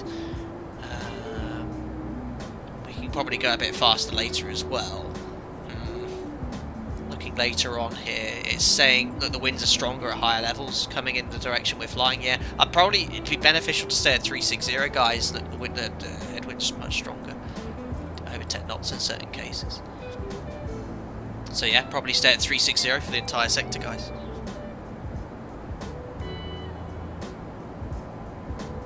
Lauren should be fine to request a step to 380. No, it says 377. Yeah, absolutely the same as the 737, Lauren. The optimum flight level is obviously the point as far as the FMC is concerned. The aircraft will burn the least amount of fuel, but what it won't take into account is the winds. It doesn't know that. We could go all the way up to our certified altitude now, 39. It won't take winds into account, so it won't know, what the ground speed is, but the engine's obviously saving the fuel there. But if they've got a stronger headwind, it's going to do all that. But that headwind's only going to get stronger the further west we go. Here's a fun fact. When we did the cross the pond eastbound, we would have landed by now. That was 5 hours 10 minutes flight time. York Radio, your translate 22 with a request. He sounds like he's having a phone cross the pond. Request increase Mach decimal 81. Yeah, he's realised it's going on a little bit longer than he planned. At TGS, it's time to beat the stream, focus on class. Absolutely, TGS. It's in Mach 0.81. Your translate 22. Just be advised if you want that Mach number, I can't climb you any further. Eccleston says, does the headset you use in the 737 have noise cancelling? I assume all of them do now. Yes, I use the Bose A20, my own headset. They do provide telex headsets, but they're no good in the 737. It's very loud in there. Hello Andy, hope you had a great day at work. Back from work, what have I missed? All good, we're still sat here at the 321. To a stronger headwind, we have around, what's that? Another 2 hours of flight time left. We're going to be doing the quiz in a couple of minutes. Come back, perfect timing. 50, 40, 30, 20, 10. Same question. Thank you very much, Danny Rubel. Thank you very much for the £2. Good afternoon from the Netherlands. Thank you, Phil. Just joined. Quick update on how the flight is going so far. Thank you very much, Danny and Rubel. So yeah, literally, if you waited 30 seconds, saved a couple of quid, but appreciate it nonetheless. 6 hours airborne now, just approaching 6 hours. Currently on the western part of the Atlantic Ocean. We'll be entering New York domestic airspace in approximately 150 miles. We're just going to be doing our quiz. But no, the aircraft's been flying perfectly since I engaged the autopilot 1,000 feet above Dublin. The fuel burn is as expected, and it's been very smooth sailing so far. The most we've had is some weather avoidance earlier, but the weather finally decided to disappear thanks to active sky. So all good so far. Thank you very much, Danny, for your donation. So close yet so far. Oh. 6 tons on arrival, that's good. 826 miles to run. But we're in a nice little group of traffic here. A lot of aircraft going into Washington. It's overtaken me. Look at that map. That VATSIM map is awesome, isn't it? Great to see a lot of traffic still flying domestic sectors.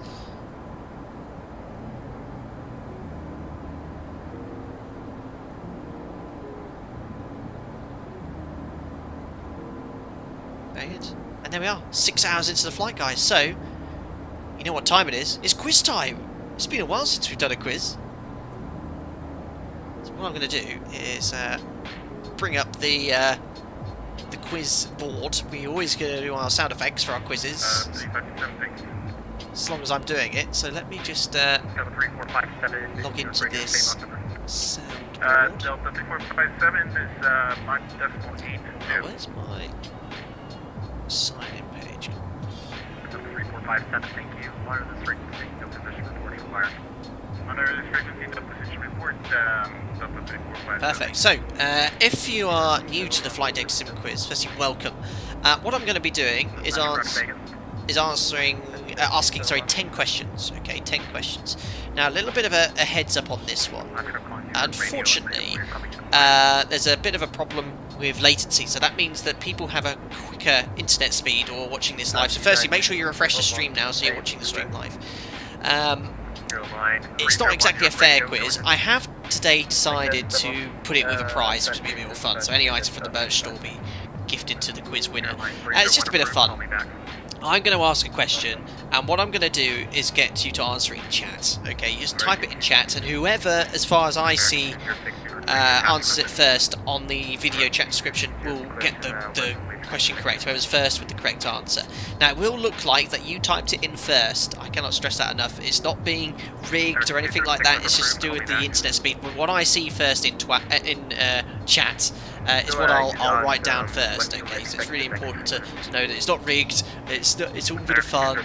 But if you are the winner, you win an item of merch from the merch store. Okay, so 10 questions, mixture of general knowledge, aviation, and some things based off what we're doing today.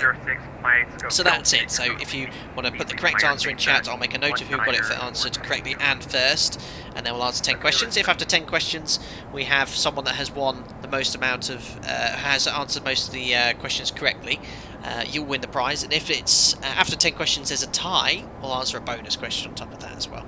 So here we go. Who's got timed out? I think someone got timed out there. Oh yes, I nearly slipped. Yes, okay, yes, a Freudian slip. Behave yourself. It happens. I'm tired. I'm gonna make mistakes, especially verbal ones. Don't put it in chat though, because Nightbot will tell you off. Oh dear, oh dear. I thought you would have noticed. Anyway, here comes 10 questions. Here comes question number 1. So, the A321. In the case of the aircraft we're flying today, is powered by the CFM LEAP engine. What other engine manufacturer provides engines for the Neo? You can use the abbreviated letters if you so wish. But what is the other engine manufacturer for the Airbus Neo? Turn my stream down, whoever that is.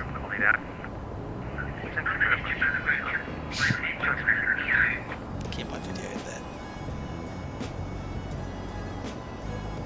Range said now 15 in the sun. Brilliant. Steve J said IE is incorrect. It's Pratt & Whitney I was looking for. So congratulations to Domino Mosina, who got the first answer correct. Well done to Domino Mosina. I forgot to mention, everyone, we have lots of pings and buzzes for you. So if you get a correct answer, you get the well done, and whoever puts the most ridiculous incorrect answer will get either this, or the Metal Gear Solid alert, or this, or an incorrect sound, or if you're very lucky you might get a Robolox. Oof. Okay, unbelievable. So well done to Domino Mosina, who said Pratt & Whitney. You were the first to answer correctly here. Kai Stoneman said Toyota. That is definitely not correct. Thanks for your ridiculous answer there. No Airbus pings for the quiz. No, absolutely not there. So, question number 1 was correctly answered by Domino Mosina. Well done to you. And the most ridiculous answer was Toyota by Kai.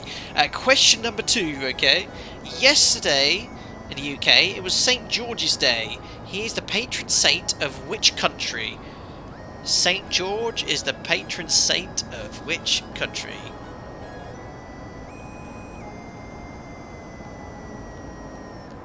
Okay, everyone in chat thinking.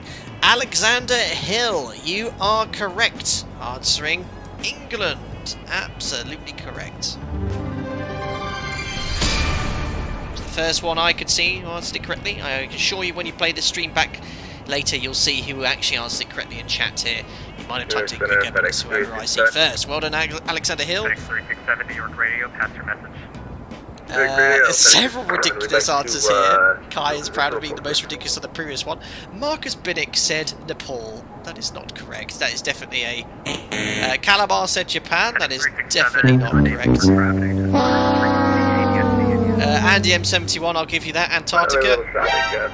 Now 15 Sun, North Korea. That is not correct. The moon, said Daryl. Unbelievable.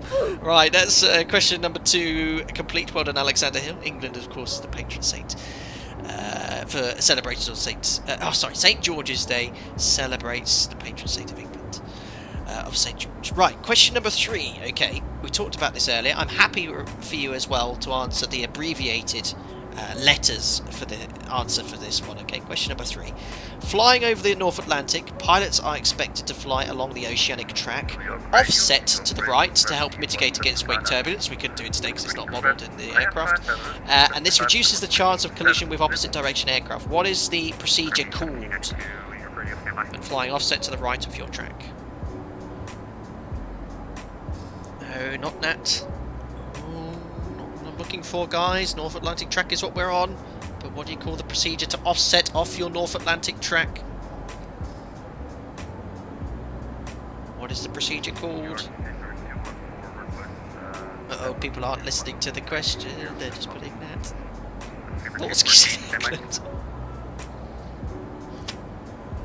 On that track. Lauren V finally came in with the correct answer. Well done, Lauren V. You are quite right. It is SLOP. Strategic Lateral Offset Procedure. That is what the procedure is known as, offsetting from your nav track to the right. Standard procedure, I believe, in North Atlantic airspace and certain oceanic airways, not all the Tango Airways. So well done to you, Lauren V. I think a lot of people started hearing me talking about oceanic tracks, but they missed out me saying offsetting off there. So I'm just going to turn VATSIM up here because it's very quiet. So well done to you, Lauren V. Let's see who else said some ridiculous things here. Andy M71 said using the flight data sim atlas. That is not correct. Lane assist, said County. Byron said rightly tightly, lefty loosey. Love it. Oh dear, that was a tough one, that was. But if you're watching the stream earlier, you would have heard me talking about it. Very, very good. Well done, Lauren V. Listen very carefully. Okay. Just some external views for the next one's in. Oh, look at aircraft carrier, ladies and gentlemen. Tempting, isn't it? Again, previous views of the street would do what you like. The occasional diversion to an aircraft carrier. Question number 4 then. What does NEO stand for? We're flying the A321. What does NEO stand for? I want all 3 words, please. New York Radio, FedEx 6075 request. Last aircraft standby, infinite coordinate for the controllers. Joshua Chin. Joshua Chin, new engine option. Absolutely correct. Well done to you, Joshua Chin. Contact New York Radio 130.65. Good day. Absolutely correct there, new engine option. Oh, was he calling me? We're getting close to our points. A lot of people correct there, new engine option. Well done, guys. We answer before the end of the question to avoid latency. Ting Tong Johnson, no entry outside. That is incorrect. Adam Bailey said the chosen one. That is not what they call the engines. Tom Rose said not even once. I'm going to miss my ATC calls here with all my pings. Unbelievable. Now excellent option, said Kale the first. That's pretty good. Right, 4 questions in. So far we have Domino Messina, Alexander Hill, Lauren V and Joshua Chin, all with one answer correctly. Let's carry on with the quiz. Question number 5. What memorial in Washington, D.C. was built to honour the 16th President of the United States? We're flying to D.C. at the moment. What memorial in Washington was built to honour the 16th President of the United States? What is the name of the memorial? Just the name is fine. If you want to put the name plus memorial, that's fine. Brandon M. Absolutely correct. Coming in there straight away. Great, lots of new names winning the first question set. 300 Well done, Brandon M. miles away from 4450 north. Valencia 016, New York Radio, same Definitely get a quiz winning string there. Well done, Brandon M. Max decimal 82, Valencia 016. Valencia 016, monitor this frequency, no position reports required. Perfect, just turning down ATC then. Yes, the 16th President of the United States, Abraham Lincoln. Adam Bailey, the Trump Towers, Big Ben said Calamar.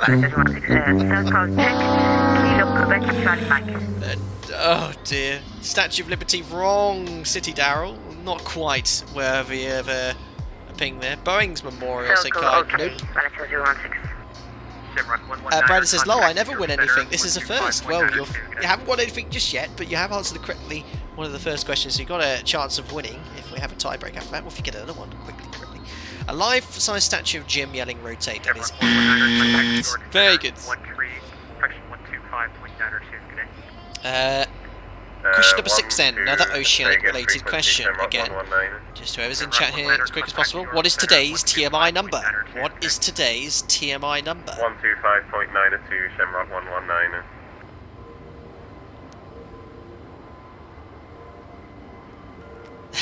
Nat. Michael B, correct. Michael B, you were first there. It is TMI number 114. It's the 140th day of the year. Michael B, congratulations for answering question number 5 correctly. Radio, hello, Delta 133. There's going to be some ridiculous ones now. Seb Slater 105.5601. It is not that. 911 said Leon Dehaan. Nope, that is not the TMI number for today.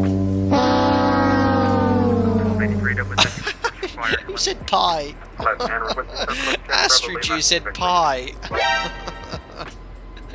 Flop said now 15th of the sun. Absolutely ridiculous. Finley, MX5, you definitely get one of those. Unbelievable. 6 questions, 6 different answers from 6 different people. It's tight here at the top here. Question number 7, okay. What is the name of the small robotic helicopter that made history by being the first powered controlled flight vehicle on another planet? What is the name of the helicopter? Made its second flight as well now. Thank you.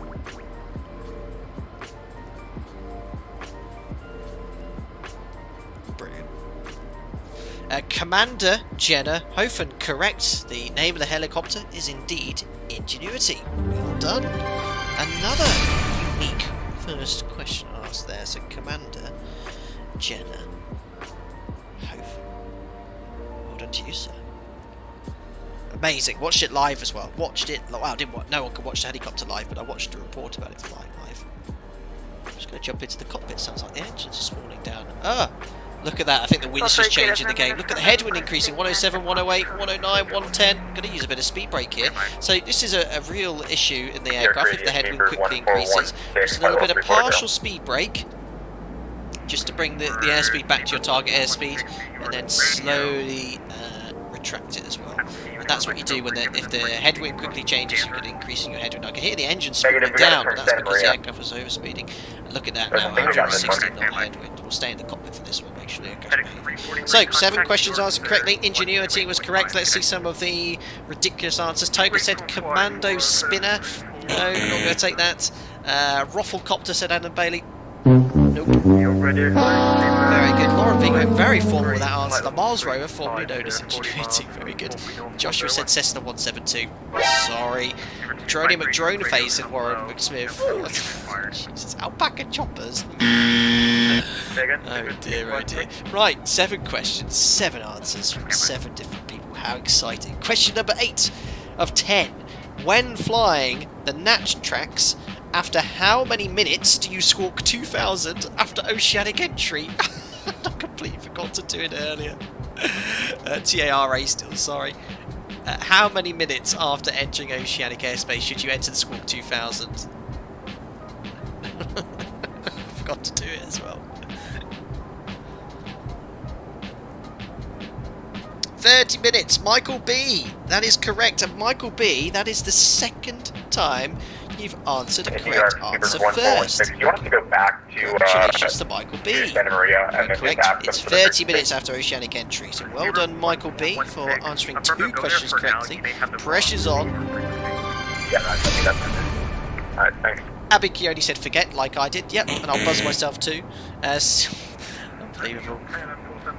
27.3 minutes, said Robbio95. That's a very specific time. It is incorrect. Edward said 420 minutes. That's a little bit too long. 1,000, said Joshua.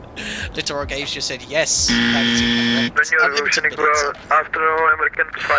There you go. So don't do what I did, which is forget to do it 30 minutes after Oceanic entry. Alright, all aircraft want to sub-cal check, stand by. Mach Air 6141 best I can give. Excellent. So, after 8 questions, Alexander Hill, Domino Mosina, Lauren V, Joshua Chin, Brandon M, and Commander Jenna Hofen have all answered 1 answer correctly, and Michael B has answered 2 correctly. Pressure is on for everyone else. Question number 9. What is the name? Tango Papa, contact New York Center 125.902. 125.92. Alpaca 1 Tango Papa. Thanks a lot for the ATC. Have a great evening. United 953. There we are. Possibly go any faster, I'm afraid. Shamrock 119. Papa 94, maintain Mach 0.75. So this frequency, it's not domestic frequency, I think it's still with Oceanic, but we'll just check in with our flight level anyway. New York Center, good afternoon, Alpaca 1 Tango Papa, maintaining flight level 360, inbound job on Mach decimal 79er. Alpaca 1 Tango Papa, New York Center, radar contact. Perfect, so we've checked in with New York Center, all looking good.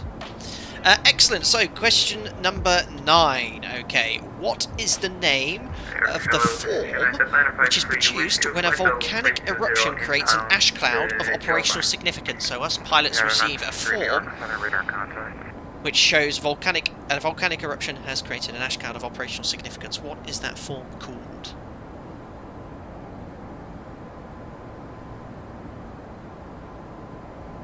All quiet in chat.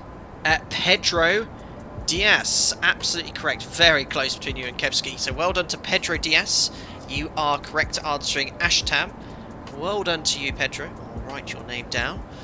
Here we go for the quiz sting. Ashtam. Often get them in Europe around Mount Etna. That's always spewing and erupting a little bit there. So if you're flying into Sicily, always want to be checking your Ashtams. Very good. IRS from 1040 easy. My goodness me. Mushroom, said Abby. Nope. One Ashy Boy said Will.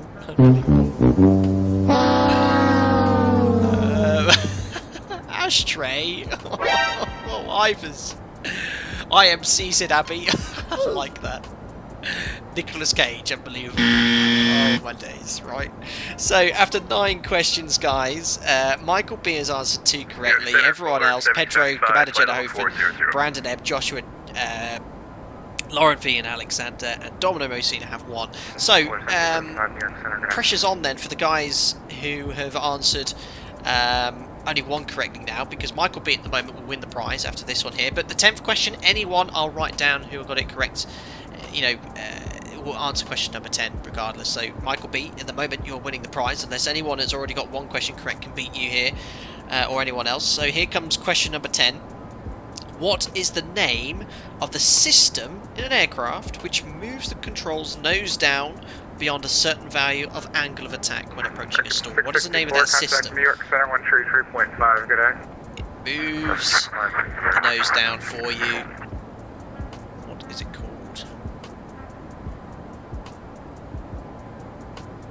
Adam Bailey, conveniently missed you. No, it's not MCAS.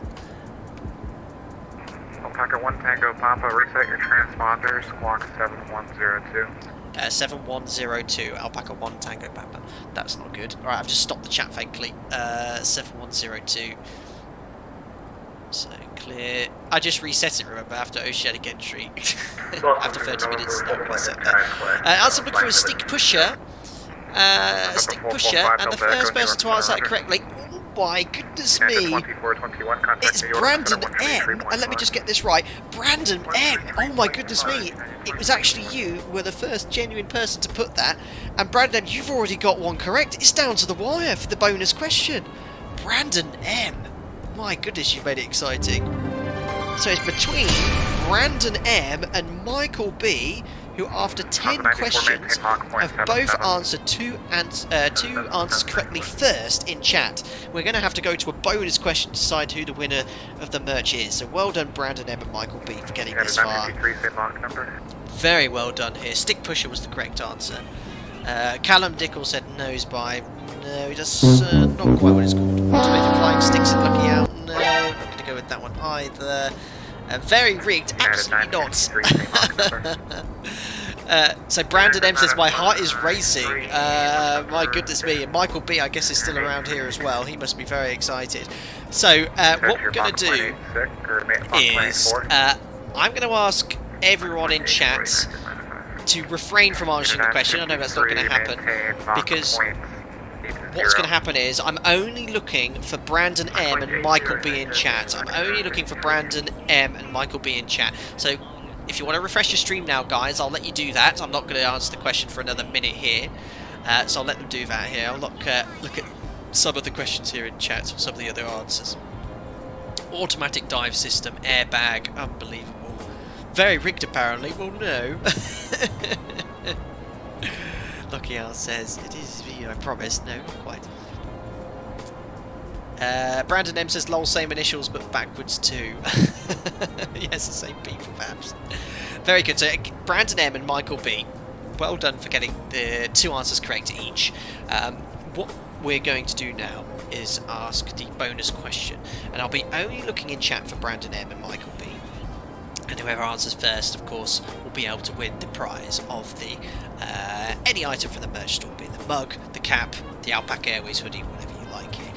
So, if I can ask you in chat to refrain, if your name isn't Brandon M or Michael B from answering the question, I'm sure you'll answer it anyway. I'm going to try and look through the chat for who answers it correctly here. And it's a very, very simple atmospheric question for you, meteorology question here, okay? So, by volume, which element makes up the largest part of the atmosphere? Which gas? Which element? Brandon or Michael B? Who's going to answer first? Level 360 inbound Seattle. This was 14 New York Center, good afternoon. Michael B, you said helium, that's not correct, it's nitrogen. Oh, Michael B, but helium, which was incorrect anyway. Brandon M got it correct with nitrogen. Brandon M, you are the winner of the Cross the Pond Westbound 2021 quiz. Congratulations, Brandon. Commiserations to Michael, it was so close, but helium is not the most, doesn't make up the largest part of the atmosphere there. Congratulations there, Brandon, that's massive.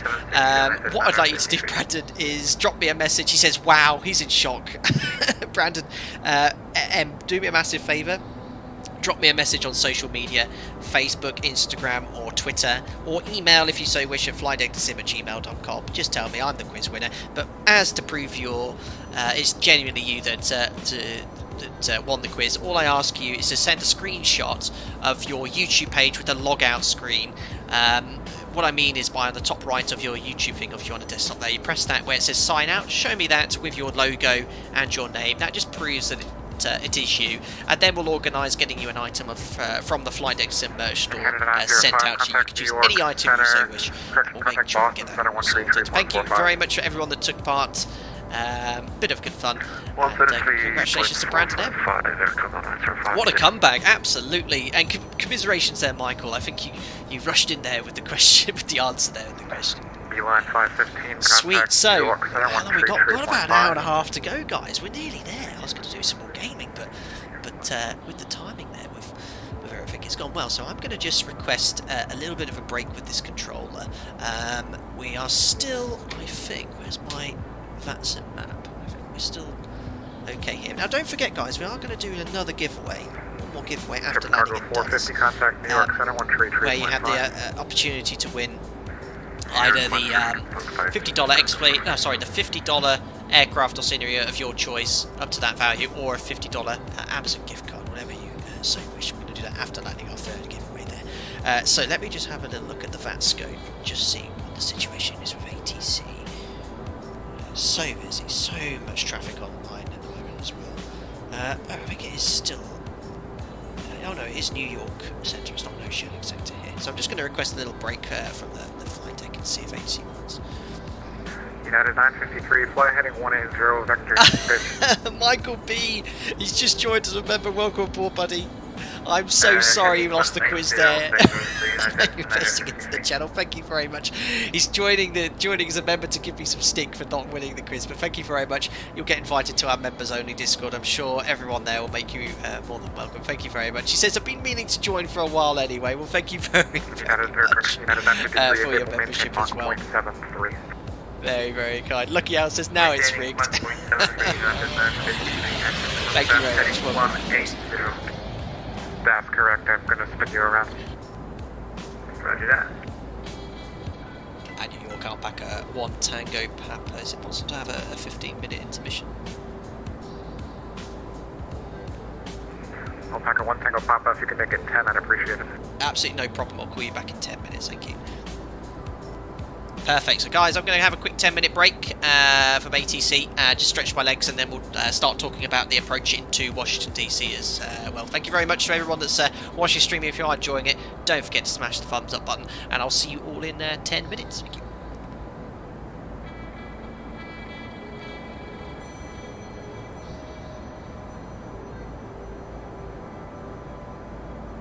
Lufthansa 94, say your current Mach number again. I believe it's 0.75.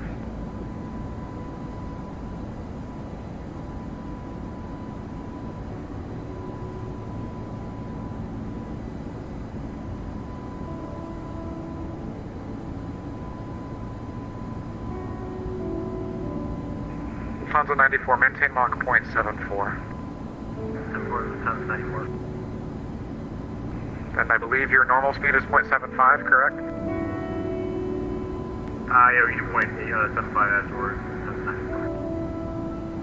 Sorry, say again? Affirmative, that's correct. Roger.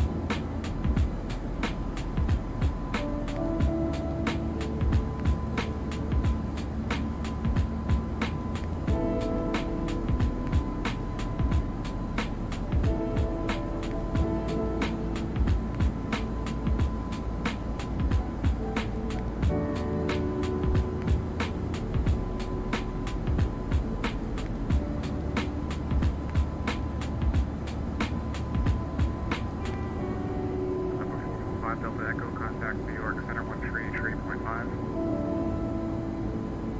133.5.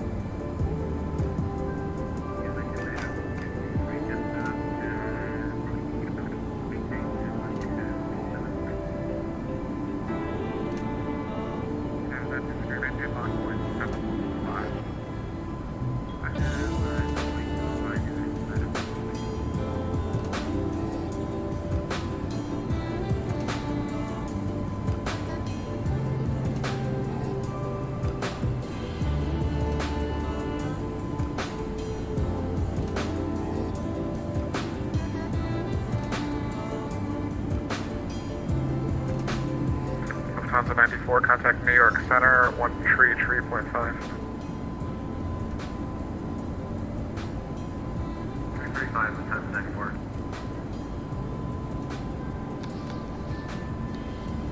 And Alpaca 1 Tango, Papa back in the flight. Thanks a lot for that. Perfect. Thanks a lot. Just came a little bit earlier than the 10 minutes just to make sure I was back in time for ATC. So I'll pop that off. Pop that off as well, and let's jump back into the cockpit. There we are. Oh my days. 308 at 135 knots straight on the nose. Oh! I've just seen the... wait, hold on, I'm confused. Both Brandon and Michael joined as members. And they're taking it to round 2. That is so funny. pay to win. Unbelievable. This is going to get the rigged conspirators going.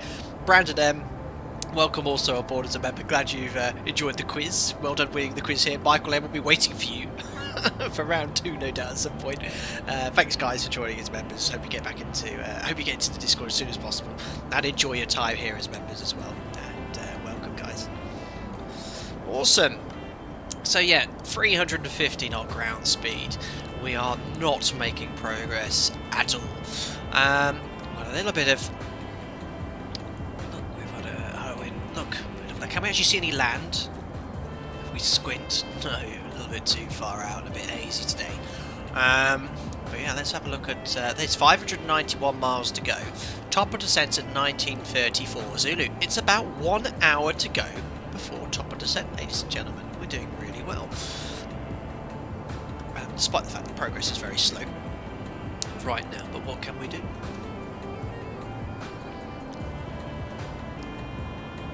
Next fuel check we'll have to do at our next waypoint. We can't do it anywhere sooner.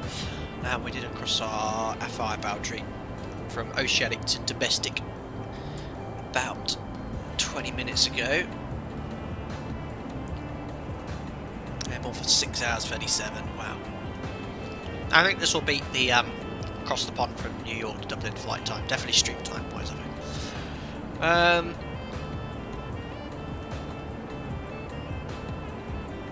So Bojan's the next waypoint, 7 hours 13 minutes. So we'll be entering that waypoint shortly. We'll do another fuel check then. Cool. John says a barren, featureless desert out there.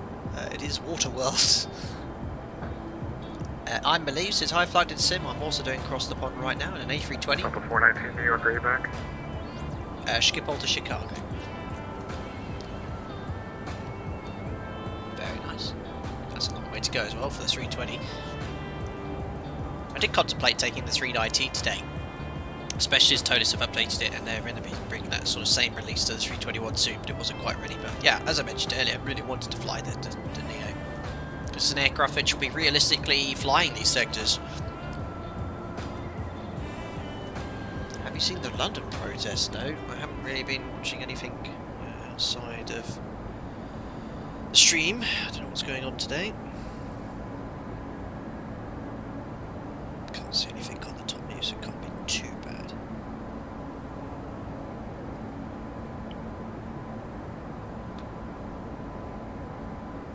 Plainly, can you check altitude, high altitude winds for possible climb? We've already looked plainly, and we had a look, but it wasn't worth it. It was extra 10 to 15 knot headwind at 380, so it wouldn't. It's quite close to the point where would it be beneficial to go higher to get a slightly higher, better, fuel burn? We'll have a lower fuel burn, but our ground speed will be even lower, and it will offset the point of climbing and burning extra fuel climbing to get there as well.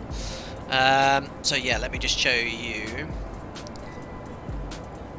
In between 44 degrees north, 050 west. You can see the wind isn't that much there, but look at this waypoint ahead of us coming up 200 miles. Only 4 knots difference, but as we carry on a little bit closer to Washington, look, 10 knot higher winds at higher levels, and then it drops off again a little bit above that. I mean, I could go for a non-standard 390. Whether they'd accommodate that, I don't know. I actually could help out a little bit. I'll ask if we're under any map restriction, but I'm trying to save a bit of fuel because we are going to possibly, very likely to hold with these events. So yeah, 400 drops off the wind and the jet. I think it's not so much jet stream, but it's right at 380, and it drops off it. So if you get a little bit higher, so maybe going to 39 could be an option.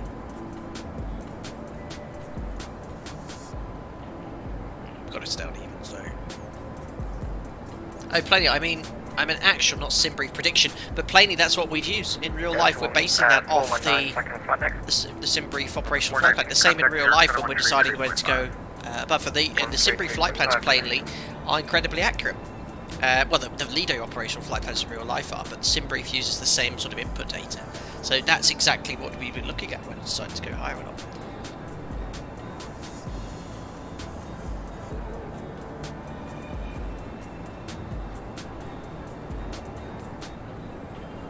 Ben Matthews, back from the birthday barbecue. How's the flight been? Fantastic, you've had that. It's not your birthday, is it? I wish you'd said if it was. So far, so good. Nearly 7 hours into this sector. Crazy.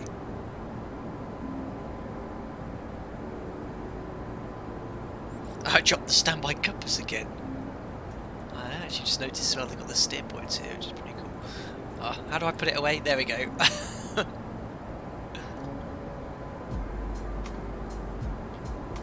It's a good point. I mean, we never use it.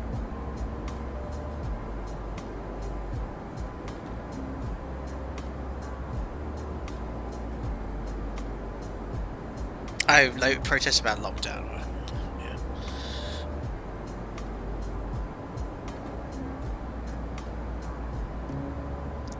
Right, well, feels like I should start planning for descent, but we're still 500 miles away. 1934. An hour to go. You know what? I don't have a played. I'm going to play some War Thunder quickly. Realistic air battle. Pacific 7075, contact New York Center 133.5, good day. Why not? Just for 30 minutes. Pacific 7075, New York. Sorry, call sign's actually Polar 7075, but go ahead. Polar 7075, my bad. Contact New York Center 133.5. Cool, that's all booting up here. 1335, Polar 7075. We'll see you, man. Alpaca 1 Tango Papa, contact New York Center 133.5. Good day. What was that frequency? Sorry, confirm 13385, the Alpaca 1 Papa, Tango Papa. Alpaca 1 Tango Papa, negative 133.5, 33.5. 33.5, Alpaca 1 Tango Papa, thanks to ATC. See ya. 33.5. Excellent, so War Thunder is booting up in the background. I'll hide it for now so you can't see it. Wait, how can you see that? You should be able to see that. I've hidden it, but why is it still up on the display? Ah! I'm trying to get rid of War Thunder here, guys. That's strange, I've turned it off. Let me just check in. New York Center, hello, Alpaca 1 Tango Papa, maintain flight level 360, magnitude 79 inbound to Bojan. Alpaca 1 Tango Papa, New York Center, hello. Perfect. How do I get rid of this? Well, I shut the game off, obviously, but I've turned War Thunder off with the views. Unless it's displaying through another game. Oh, Streamlabs, don't you dare. That's really strange. It's Delta 1150, leaving my airspace, Jacksonville, center's closed, radar service terminated, frequency change approved, safe flight. Showing War Thunder even though I've not selected it on.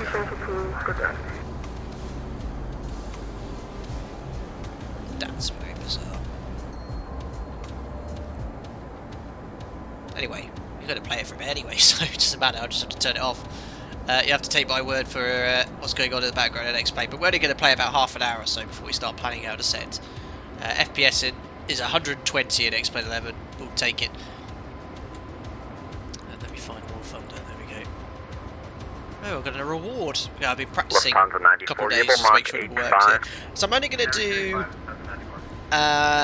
realistic, because we did a stream on our arcade. Oh, I've been invited to a squad. Well, that's one of the other people. Please play realistic air battles though, if we're doing War Thunder. That's my only request. Polar 7075, cross Owens at a maintain 14,000, Kennedy altimeter 2998. I can't play any of this there. Right, let's go for air battles. 2998, Owens at 14,000, Polar 7075. I've got to wait for whoever that person. I can't remember who that was. It's been so long I played for it with one of the other members. Who was the Rival Monkey? Let's launch it, let's go.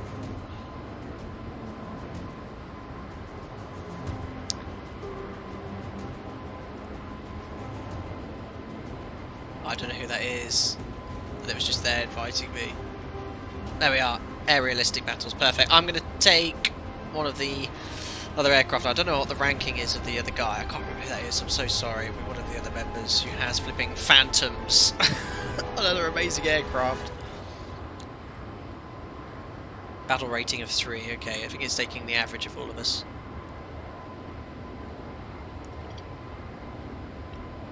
Ethiopian 83, Foxtrot, November, contact Washington Center. Oh, Finn, that's you! Sorry, Finn. I couldn't remember your ranking. So realistic air battles, it's a little bit better. Still use the mouse to control the aircraft, but you only have one life. So that's it. You start on the runway, and you have one life. If you shot down, that's it. You have to wait until the end of the game or back out. So that's why it's a little bit more realistic. And you don't have unlimited fuel, don't have unlimited ammunition. So if you run out of ammo, you have to go back to the base to reload.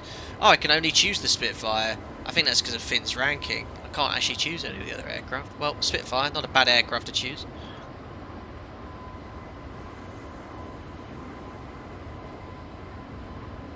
Andy, stand by, just shooting someone down. Oh, why is it positioned to be on the grass? Right, full power.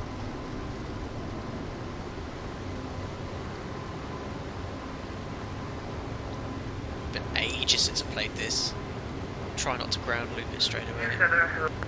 United 953 with you, flight level 320 motion and with flaps coming up. Yeah, arcade's a little, arcade battles are very arcadey, but this, even though you're using the mouse, the aircraft handles a lot more realistically with regards to where you put the mouse pointer. My response to that is always no. I love doing that. Wait, is it? Attention to the air, but I always go sorry. I know sometimes it goes never. Yeah, it's a cool game and it's free to download and play.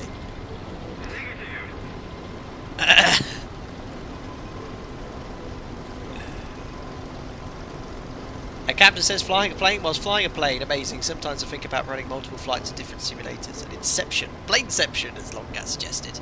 Yeah, for across the pond, when you're over the Atlantic, it frees up a lot of resources, I think, from X-Plane 11. My PC, which isn't the most modern one now, it's quite good though. It has no problem running to. I mean, I'm getting what you can see in the bottom left there, 126 FPS, and I've got 120 FPS in X-Plane, and the PC's just ticking over. And this is running at high end, I think, as well. Try and gain as much height as possible. There's everyone else in the air battle, so you've all got one life, that's it. We're in the alpaca group we made, which is pretty cool. What's the name of this game, said One-Eyed Trucker? This is War Thunder, and I'm absolutely rubbish at it before you guys suggest anything.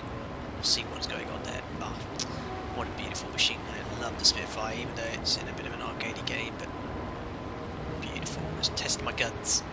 Excellent. Uh-oh, we've got some Heinkel bombers. I'm going to try and shoot some bombers down, but we need to climb a lot higher first. There's a Messerschmitt down there. There's some AI fire boats. You can easily overspeed everything here. Oh, I need to get a lot higher to get to these bombers here. Oh, I need to just watch my oil and water temperature, getting a little bit high. Can a 737 computer run War Thunder? No, the FOS is still very underpowered. Would not be able to run this, that's for sure. Remember, the Germans are faster, but you turn better. 445 Delta Echo, correct, Owen. There's a door near. Is that 217 is going to be a bomber, isn't it? There's a Messerschmitt over there. Watch out. Where's my teammates? I want to kind of stay together. I'm a bit on my own here. Uh-oh, okay, you're shooting. It's going on above us. Look. Might go help Finn out. Try and shoot that bomber down. He's smoking already. Oh, I'm not going to get up there. I'm going to stall. Still climbing quite fast though. New York Center. Good day. American 606 with you. Oh, look, he's diving down. Up to 5. See if we can catch up the dawn here. Oh, let's see. Oh, critical hit. Verify that call sign one more time. American 606. American 606, you're with New York I'm nearly out. Cannon is shooting me now. Departure 135.9. Sorry about that. Cannon's out of ammo, but still got some. Oh yes, got the kill! Aircraft destroyed! Oh, we've got no cannon left, unfortunately. Right, so that's one kill. Oh, I'm top of the leaderboard! Amazing. I was getting stream sniped last time we streamed this. But I love realistic battles much more. There we are. Let's see if we can get another kill, but did I get any hits there? I don't think I got any damage from the fire from the bomber. Watch our speed here. no cannon left though. Oh, got 7G, got some hits there though. Oh, enemy kill assist. Look at this, Finn. We're absolutely, this is one of the members. We're absolutely kicking ass. Alpha Heavy, 188 miles away from have to go back to base and rearm. Yeah, we will do soon. Airmark 22 Alpha, New York Center, hello. Good afternoon, Swiss 1 Echo. Oh, there's someone there. 6 about Jenna. Oh, he's got a bit of pace. Oh, he's absolutely zooming along there. The thing is, I can't see how many bullets I've got left. I've got no cannon bullets.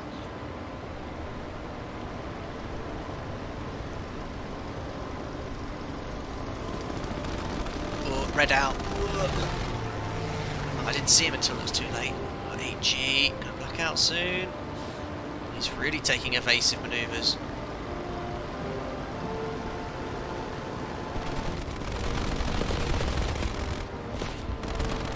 Oh, no, no, no, no, no, no, no, flip it round. Oh, it's not like arcade, gotta be really careful.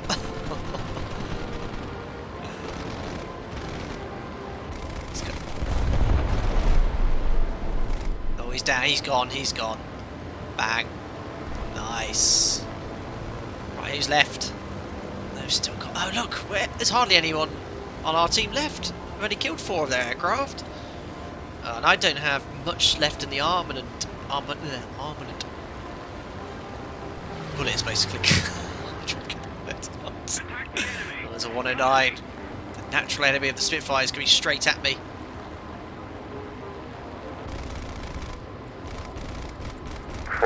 Delta Echo contact New York Center 128.3. I'm going to stall. 128.3. He's got the height advantage as well. Oh, 60 knots here. Please don't dive on me. Got no energy. Where is that Messerschmitt? Oh, he's above us. Not a good position to be in.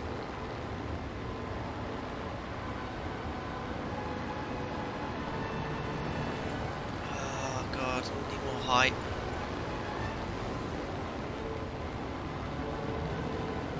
This might have to be the only game as well, because I'm going to start descent planning, but this is so much fun! Right, let's try the BF-110. I think that was a 2-engine. Uh-oh. Messerschmitt's about to make his kill. In a really bad position here. Oh god, there's a 110 coming straight at me. Oh no! Oh, I've got some. Right, I'm going back to base. I'm seriously damaged. Oil overheating, water overheating. Uh-oh. Right, I'm going to try and get back to base. I'm not going to make it. Oh, look at this. I'm missing an elevator as well. Engine's going to overheat. Come on. I'm losing speed at 100%. I'm going to have to ditch it. Oh no, I'm still being shot at. Right. Let's see if I can land it. Gears coming down. Never going to make it back to the airbase, that's for sure. That is a severely damaged Spitfire. I'm still getting shot, leave me alone! Oh! Oh, I blew up as well. Well, I'm pretty happy with the kill I got. Second out of the entire team. What is the name of this game? War Thunder. Oh no. Let's look at Finn. Finn's one of the other members, he's still alive. Oh, I think we're all dead. Finn as well. Oh, we've been destroyed. Does this game have a cockpit view? It does. It's very basic though. Some of them they do have some premium aircraft though with nice cockpits. What aircraft is that? Is it P389? I don't know what it is. Oh, he's in serious trouble.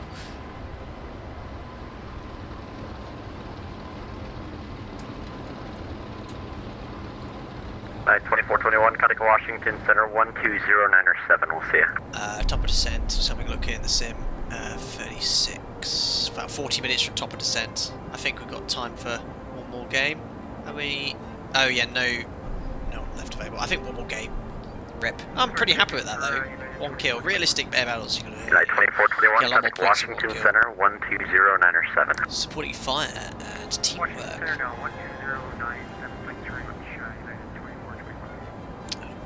Research all this then. Finish. Right, what aircraft should we take now? One of my favourites is Typhoon. It has 12 machine guns. It doesn't have a cannon.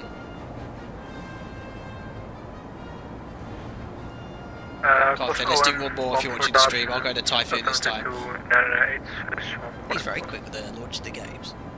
Sorry I didn't tell any of the members I'll be doing this. I didn't know what time I would be doing it. Less butter, more toast, says Grant.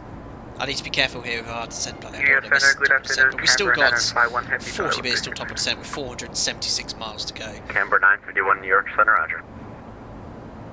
Top of descent is still over 40 minutes. One more game and then we'll start planning our approach.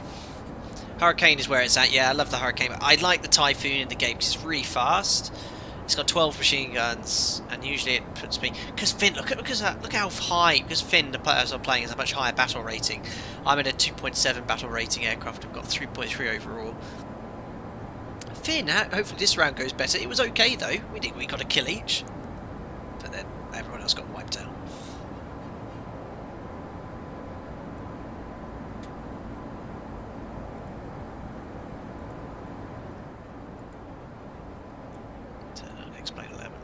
Slightly.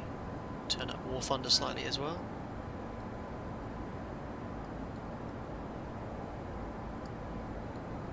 There we go.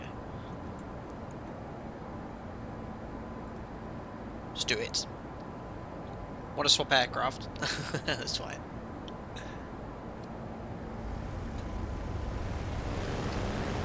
Why is it always in the Typhoon it starts with the windows open? I mind the slowest aircraft here as well. Everyone's in beasts. We've got Mitsubishi Zero though. Polar 7075. Brady, just finished working out how Discord works. I will get you all up and running and started. Don't you worry about that, sir. Thank you very much for your membership.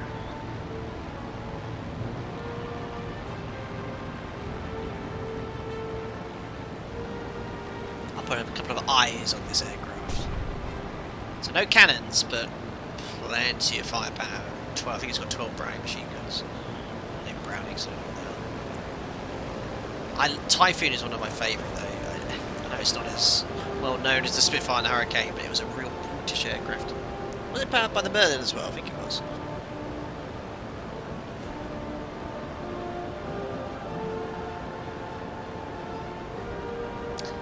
Destroy enemy attackers and cover the Allied wheels. Not as manoeuvrable though as a Spitfire and the Hurricane. It's fast.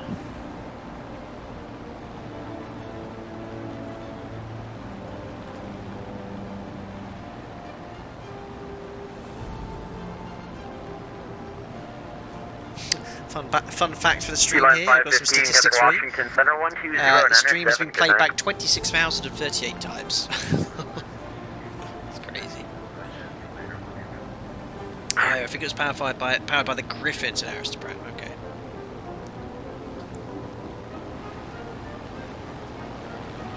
Oh, yeah, it does have a little cockpit view. Look, this is one of the basic ones though, but they do have some more detailed ones. Not as good as some of the other games, but no. There is another mode called. This is the middle mode. It's arcade, which is explained. Realistic is a little bit more realistic. You only have one life, and they also have simulator where you're stuck in this view. You can't actually go out of this view, and you can't see the markings of other aircraft, so it's really hard to tell who's on your team and stuff like that. I think this is the most common mode played.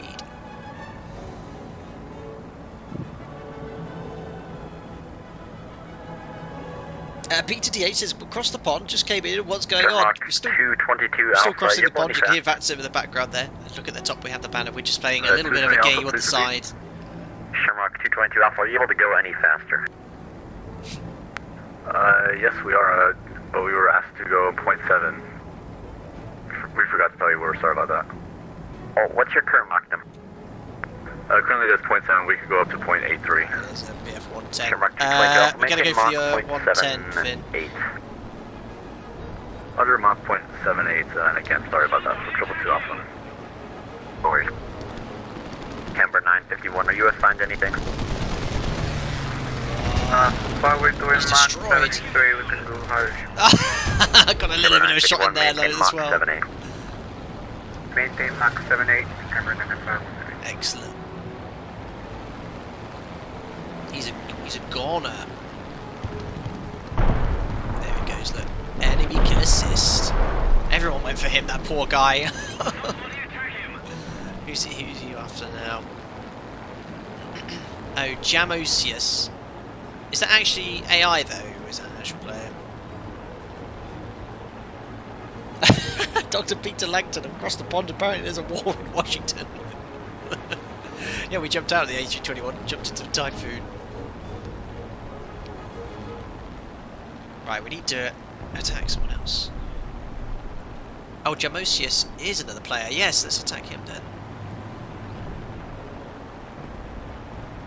I agree. He's sulking. Watch out, Finn.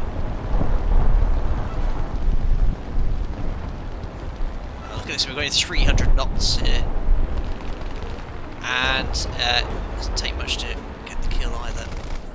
Oh, look at that, what a hit. I'll take that. Oh, I'm going too fast though. So I'm trying to trade some of this energy for air altitude here. Look, it's not manoeuvrable, this aircraft at all. Got to be really careful with the dives here.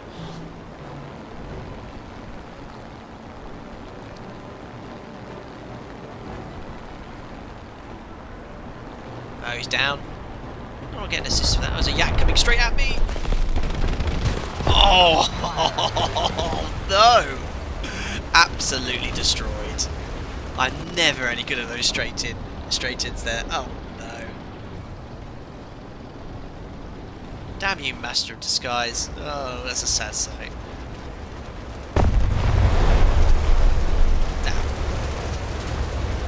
That is a raging inferno.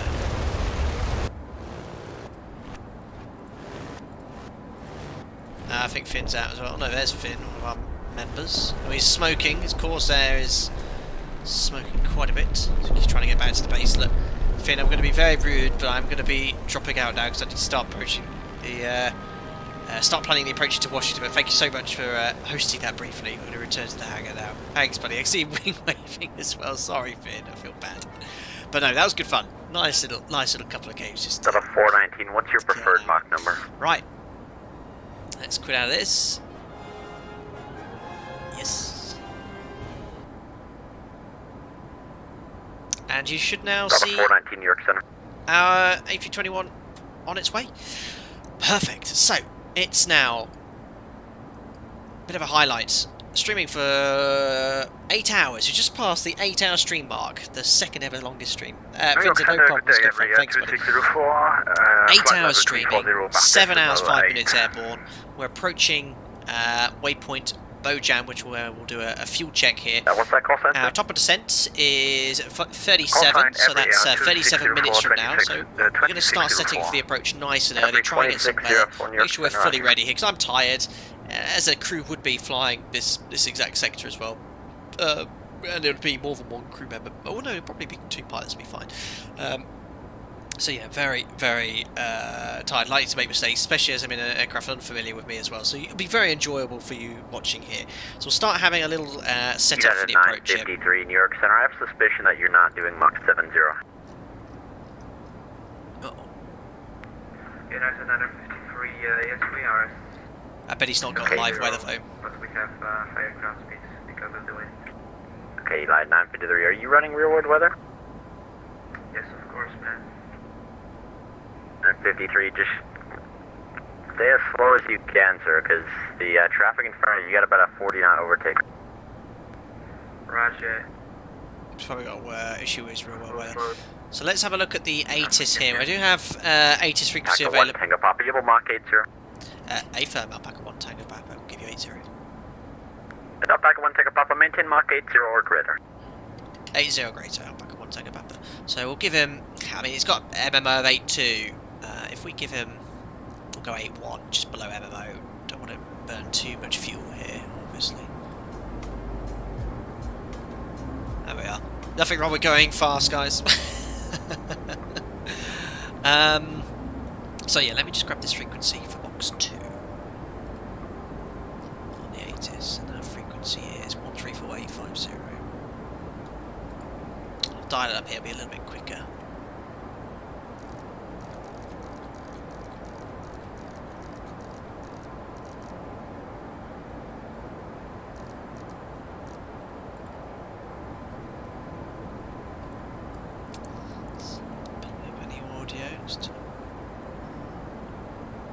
Unfortunately not on voice, but I'll get it on text. And I'll just detune that frequency as well. Turn it off because it'll give me something weird 80s when I'm doing the replay. So, Information Lima. Where's my notepad here? In Washington Dulles. Information Lima. Center 149, sorry. Surface wind 210 at 6, gusting 15. So expecting 19 left, I think. Really able anything that suits you. 70 degrees, 2000, pressure 3001.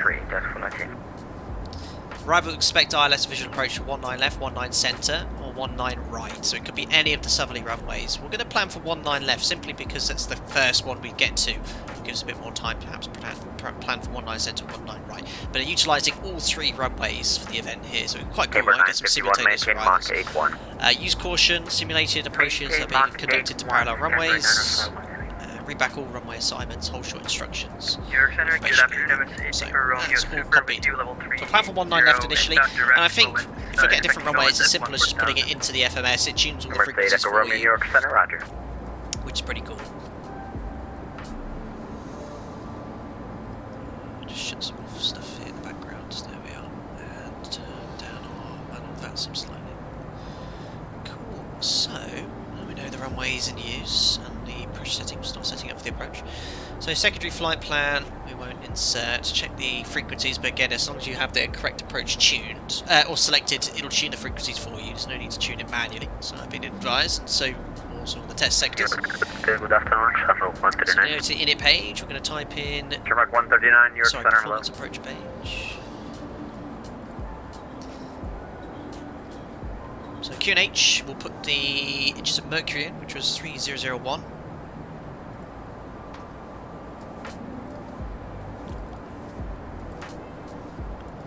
Temperature was 17 degrees, nice and warm. Surface wind was 210 at 6, gusting 15, so I'll put 210 at 6. For the approach 137, that's our planned final approach speed. We're going to use full flaps. Minimums for this approach. We just select all of our charts here anyway. We've still got Dublin here, look. So, Washington DC. Arrival, we're going to be expecting the Cavalier 4. I'm not sure what the full name is, but we're coming in from the south via Thump. Pop up the chart for approach 19 left, which is what I'm going to plan for at the moment, subject to change as advised by the ATIS. So ILS 19 left. It's going to be fun if we get a runway change last minute trying to find all the charts. Can't even find the one I want. ILS 19 left, there we are. So we're planning for this approach minimums 502 feet, so put that in the MTA box. Full flaps, so that's all the information set up. With 1 for Echo contact, New York Center, 128.3. 128.3, switch from Echo, thank you, goodbye. So once we've done that page, radnav's done, we've done that page as well, the approach calculated. Order brakes, so... Shamrock 139, what's your Mach number? Let's get the airport chart. Mach number So actually, it's quite a large airport, but quite a simple apron and taxi. I'm going to taxi or request Concourse B, stand out for 32 when we land. It's only stock scenery, I'm afraid, because X-Men 11 is catered for with regards to Washington Dulles. Here, Center, good afternoon.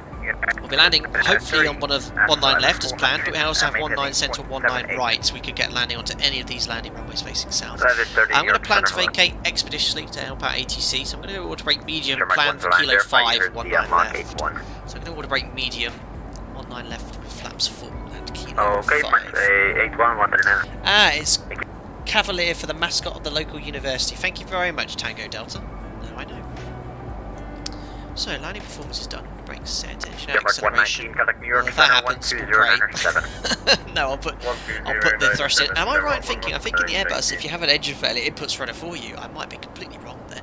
Then it's just simply set the altitude bugs and the altitude button descent. Done. That's it. We're just going to step through it though. Make sure everything's correct here. There's just so little to do. My oh my. Right. Descent forecast winds though, I meant to put in but I've been told that's not modelled yet. Anyway, coming in from the flight plan page, we're starting off at Thump. Love that name. So,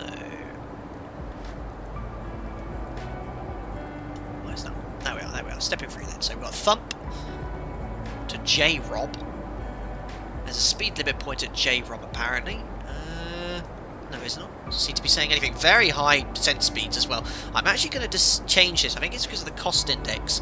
So if I go to performance and descent, it's planning 340 knots. That's too quick. So what I'm going to do is put 7.8.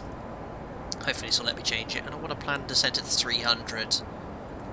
Oh, I'm Airbusing. No problem. That's a little bit more manageable. So you should see the speeds have changed now. There we are. 300 knots. That's better. So Thump, 300 knots, J-Rob, that's up here, then we're going to Bentley, at above 13,000 feet, that checks in the FMS, we've got 13,000 feet coded, at or above 13,000 feet, transition level's 18,000 here, remember, Mego at or above 11,000, that's coded, and Cavalry, 250, 10,000, that's set. 32604, what's your Mach number? 250, 10,000. So it looks like the lateral route is good, and the vertical profile. Cassidy, 7,000 feet, that's coded. 6,000 feet at Barron. Steo, 4,000. 2604, roger, thanks. Landing northerly runways, expect vectors after Barron. If not, we're going up to Tring. Tring also 4,000, so this gets you nice and low. Forget CDAs here, okay? Steo's going to stick us at 4,000 feet, and then we'll get vector from the altitude there at 4,000. And it goes from Tring, and then what I have done is instead of going to Mixin and maintain a heading, so if we get all the way up to Mixin and we haven't been told anything, we'll maintain heading radar vectors for the approach there. And I've just gone, instead of the manual heading which was in there before, routed direct to the final approach fix 19er left, which is Izumi. Okay, so that's all set. The lateral routing we would have stepped through there has all the points we've checked already. And that's the beauty about American arrivals. You just fly the planned arrival at the highest constraints and then you get vectors. It's great. 19 left then. Instead of going via Dadi, I've just gone direct to Izumi, which you can see here's in the FMS. Izumi, 3,000 feet, it wants us to be at there. Now we could probably be a little bit higher, but we're already going to be at 4,000 with the constraints, so we're just going to leave the restrictions as it is. And then we're going to intercept the glide slope at Domsey, 1,700, that's also coded in the FMS. And I'll be opening the speed window on the approach to control the speed directly, which is what a number of Airbus operators do. It feels a lot more familiar to me than just letting it do its own thing. I might leave it in managed speed mode a few times just to see what it's doing as an experiment. Terrain 3,400 feet to the west, no real issues. And if I have to go around for this particular runway, 19 left, climb to 800 feet, left turn to 3,000. Now I did this with some of the members on Discord a few days ago. It didn't actually fly the FMS missed approach correctly, so I might have to go to heading select, even though as you could see on the ND, here it is coded correctly. You have the turn in cyan, but it didn't do a good job of it, so I'll probably go heading select, go to Asper. So I'm just going to make a left turn towards Asper, climb to 3,000, so I'll make sure I've got 3,000 feet set on the MCP after glide slope capture. And we've already discussed the performance and the approach, so Lufthansa 94, contact Washington Center 12097. Lufthansa, that's the guy that overtook me ages ago. Oh my. So descent profile's done. I'll open constraint and then approach later on. And that talks about how to. The section is great because it tells you a little bit about the descent modes, what to do if you end up high and low. I'll use managed descent to start with. I know how to use open descent now, and we'll leave it on the approach procedures plate. So there, we've pretty much briefed everything. I think we've covered most of it here. We still have until top of descent. 39 and it's now 11. We still have 30 minutes, but it's all covered. We've done the approach briefing, nice and simple. And the Airbus, you have to make sure the FMS is loaded with the constraints and it's all looking good. Thanks everyone that subscribed there. David Horrick said if approach mode is active, then manage speed does the slowest possible speed for the current flap. I noticed that, David, which is why I like to open the speed window, because it's very likely ATC will give us a speed constraint on final, as there's a lot of traffic there. That's what I'll be using. Aaron, opening the speed window is certainly the most efficient way of doing approaches on the Airbus. That said, the logic is getting a significant improvement in FMGS reversion 2. V1 was talking about it. Yeah, I'd like to have direct speed control, so I'll be using leaving the speed window open once I get on the approach. But I have seen how it works with the managed mode, or when the button's pushed in, how it slows down, and yes, it wants to slow down to the flap speed each time you do it. And I see that it bugs the approach speed, final approach speed. You just have to bring the flaps up to get it to slow down. James Bugs, don't forget you can always put the ILS ident code in the radio page for a last minute runway change. Thank you, James. A question, so long as I put the correct approach into the FMS, if I change it to whatever the runway is, it should put the correct frequency though, shouldn't it? I hope so. I hope so. I can't believe we're approaching top of descent. It's, wow, 7 hours, 17 minutes. This has got to be close to the longest flight we've done. Actually, well, the second one will be the last cross the pond we did in the 737, but I don't think it was pushing over 8 hours. Thanks, James. Thanks for clarification.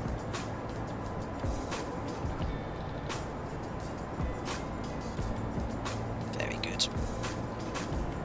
Right, just gonna grab a drink. It's getting dark here in the UK. Oh, standing up. I've been streaming for 8 hours. Oh, this is crazy. How these guys do this every day, I have no idea. Mega though. Lauren, James means if you don't have time to change the box, you can just change the ident to retune. So is that on the RadNav page?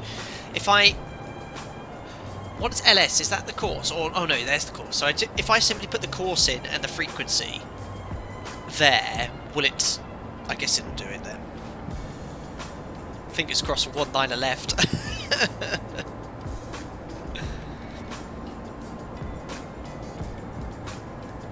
Rory says, thanks for your interesting stream dinner calls. Thank you very much, Rory. Enjoy your dinner.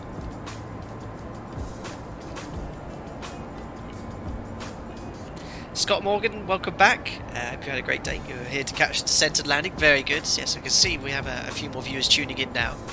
And I know some of you have been here from the start. Can I just say thank you so much for sticking around. That's incredible. You've been with me the whole stream. I hope you've enjoyed the little bit of gaming we did. Not as much as I thought we'd be doing, but the quiz was good fun. The little giveaway. The course is for the VOR. LS is just for the ident. Got you. So what do I do? Just simply the frequency. So if I'm flying a different ILS, do I just simply put the frequency in the box here? Is that all I need to do? That is so alien to me. In the 737, obviously, we have to do the frequency and course.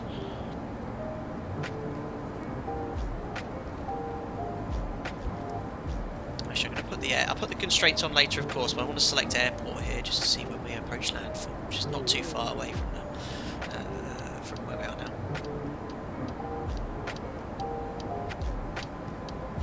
Aaron, what plans do you have for 100,000 subscribers? Well, we've got charity streams we'll have lined up for 80, 90, and definitely for 100 we'll be doing a charity stream.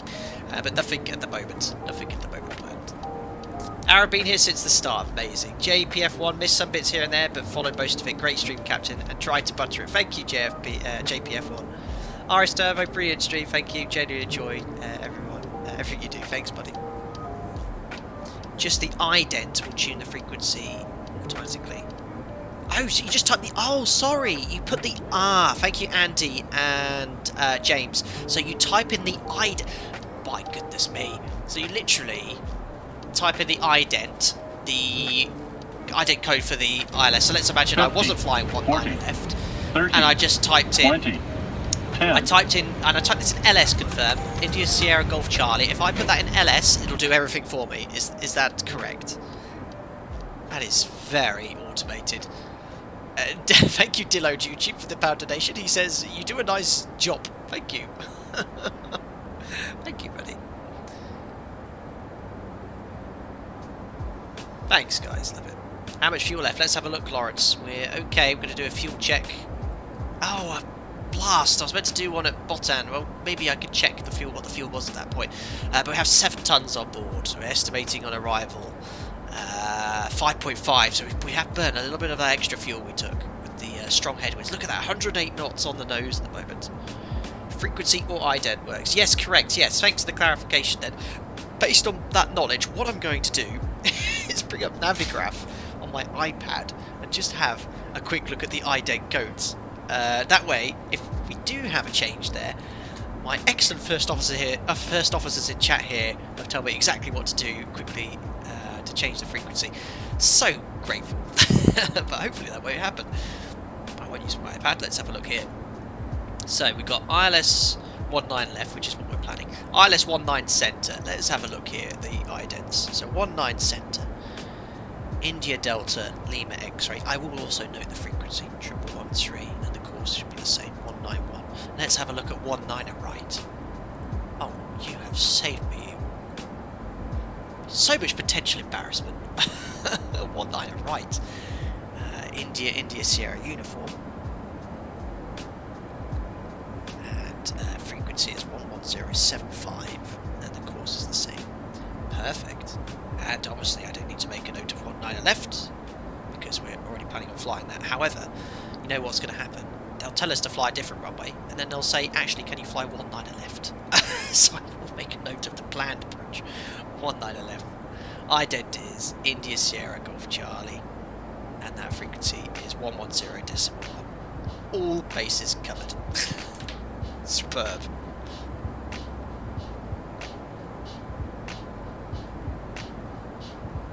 Amazing. Christian, try it, doesn't matter. He'll either auto-tune it later or you can set it now. Yes, if I arm approach, I've seen how it brings the frequency up at the courses in the video. It's going to be great fun. Washington Center 120.97, good day. 120.97, thanks to the ATC. Have a great afternoon. Packet 1, Tango, bye.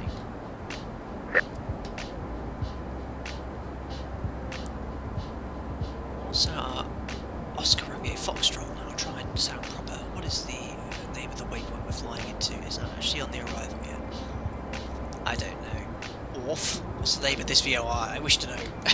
I'll just check it. At Washington Center, good afternoon. Alpaca 1 Tango Papa, maintaining flight level 360, inbound to Oscar Romeo Foxtrot, Mac decimal 81. Alpaca 1 Tango Papa, Washington Center, hello. Perfect. Well, I checked in with Washington. I embarrassed myself by not knowing the name of that VOR. Waypoint. Reese, you're still in Shamwick airspace. My oh my, you're having a steady flight. Or perhaps, are there still departures? I don't know how long the departures go on for CTP. We're in a little group here. Oh yes, I can see sort of the last arrivals now for across the pond. It sort of stops now, departures. Okay, where are you at? And I'm trying to locate myself on the VATSIM map. Oh, there we are. Okay, a nice queue of traffic here going into Washington. That's just so cool. AC Center, Delta 144 Heavy checking in. Getting close, guys. Delta 144 Washington Center, hello, Mach 3. Currently at Mach 3. Sean enjoyed a few hours on here earlier, just back with a Domino's that appeared for the final section. Excellent stream, thanks for the content. Thanks, Sean, enjoy your pizza. We've got Pizza Express pizza for tonight after the stream. Marion's going to make it just after I land here, can't wait. There probably won't be a stream for a couple of days, need to recuperate and recover. FedEx 97 in the transition, maintain. Harley still set up for 19 official, getting ready for approach now. Best of luck. Thanks, Gavin Hopkins. The Oscar Romeo Foxtrot is the Norfolk, Virginia. Very cool, thank you. Scoring 76, contact New York Center 125.32, good day. Paul Lally, does the land button arrange the runway to land on? You'll be too busy stowing the tray table. Brilliant. 10 out of 10. Liam Barwick, other pizza brands are available, yes.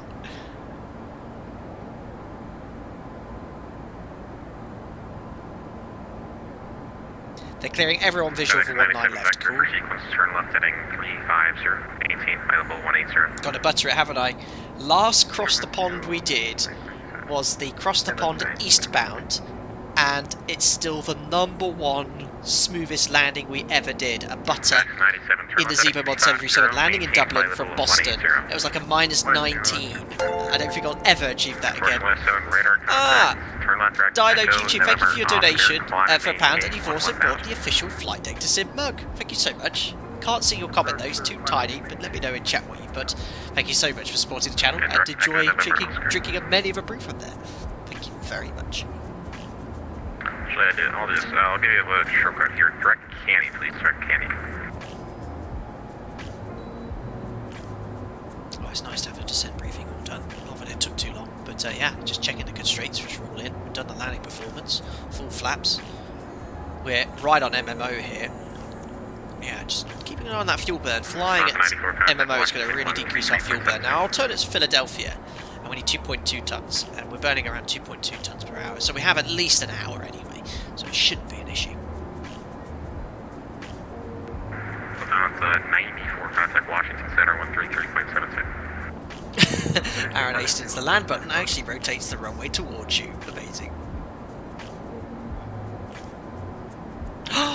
Oh my goodness me, Christian talking about the range rings. I completely forgot. One of the members told me how to do this. My goodness, you know how I love my range rings, fixed rings. Let's see if I can remember. I remember to do this. It might take me a bit of time here. Freckles told me this. So, oh, don't tell me. I'm gonna work this out. Flight plan, and then I think you select any of them, don't you? Is it any waypoint?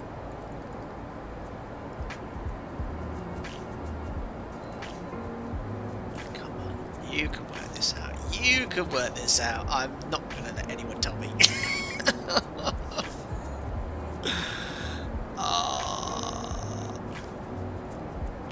I got a flight plan.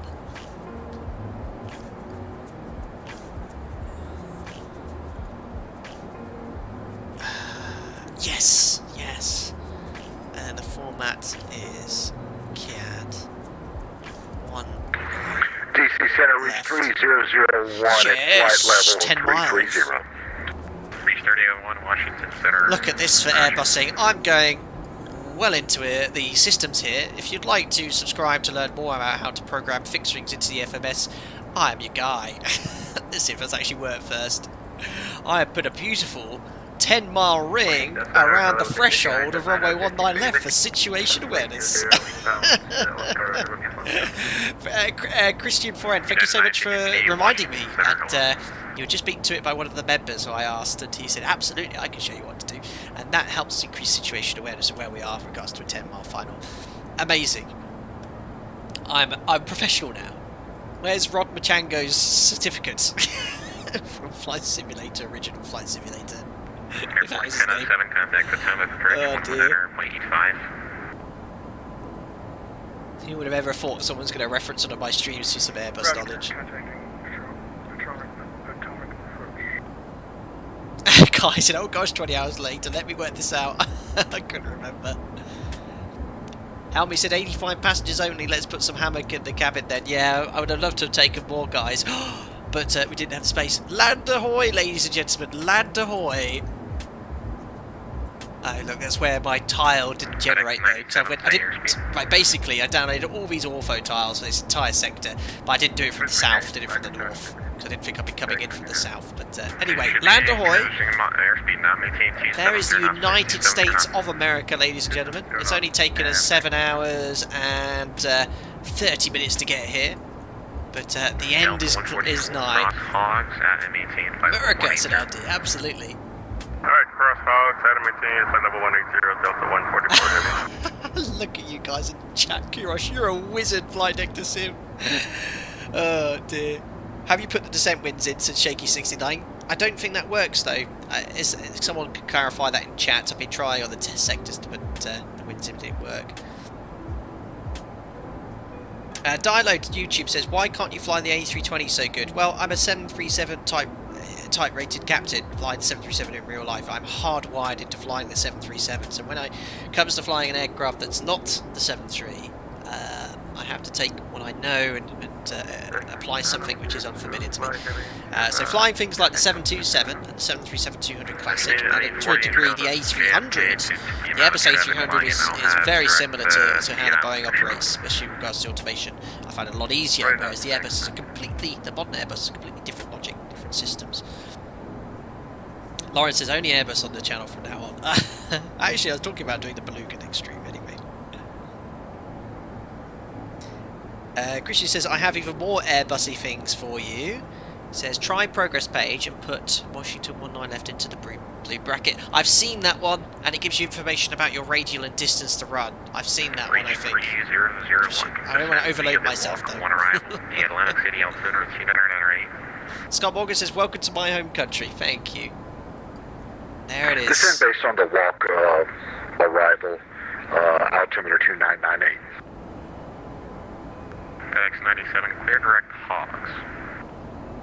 Lawrence is MD-80 experts. Yes, the MD-80. Oh yeah, some people got upset with one of my MD-80 streams recently because I was going all over the place. But I was flying two very short sectors and challenging myself. But no, I've done a number of streams in the MD-80. Quite happy with how it all works. Got a 460 contact near Marcus said, I'd love to see you trying to figure out the screens on the A350 then. I mean, and to a degree, the 787 has very different screens, but I've never played with any sim in the 78 or operated that out. Washington Control or Center, this is 222 Alpha, inbound, Oscar Romeo Foxtrot. Sherback, 222 Alpha, Washington Center, Russia. I can't believe how close we are now, guys. 7.5 hours, 8:30 in the evening in the UK here. It's just bearing a distance. That one I knew Christian for it. Oh wow, and looking at the VATSIM map, there doesn't seem to be any delays going into Washington. I can't see anyone holding. Looks like they're getting everyone in.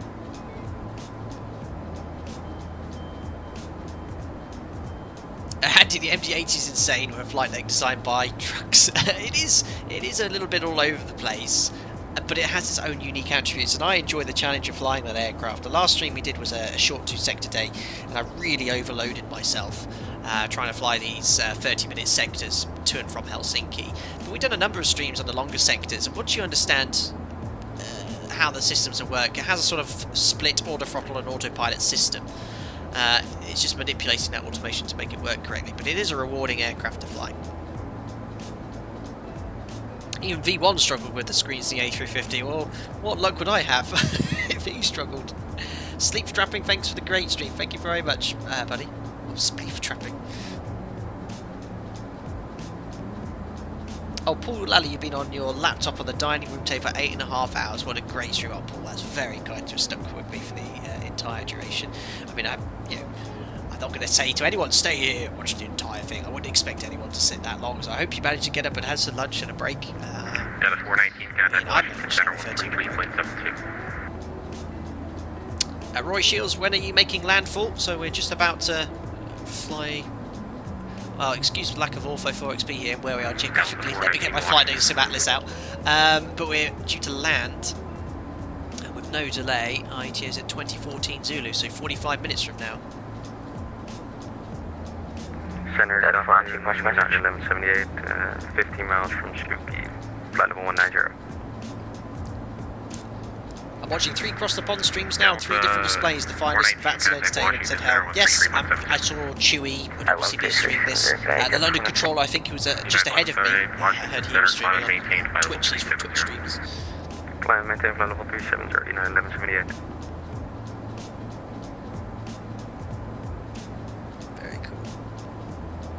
Yes, excuse my lack of geography here. I've not made any effort to look where we're going to be flying over. I mean, all my practice sectors I came in from the northeast.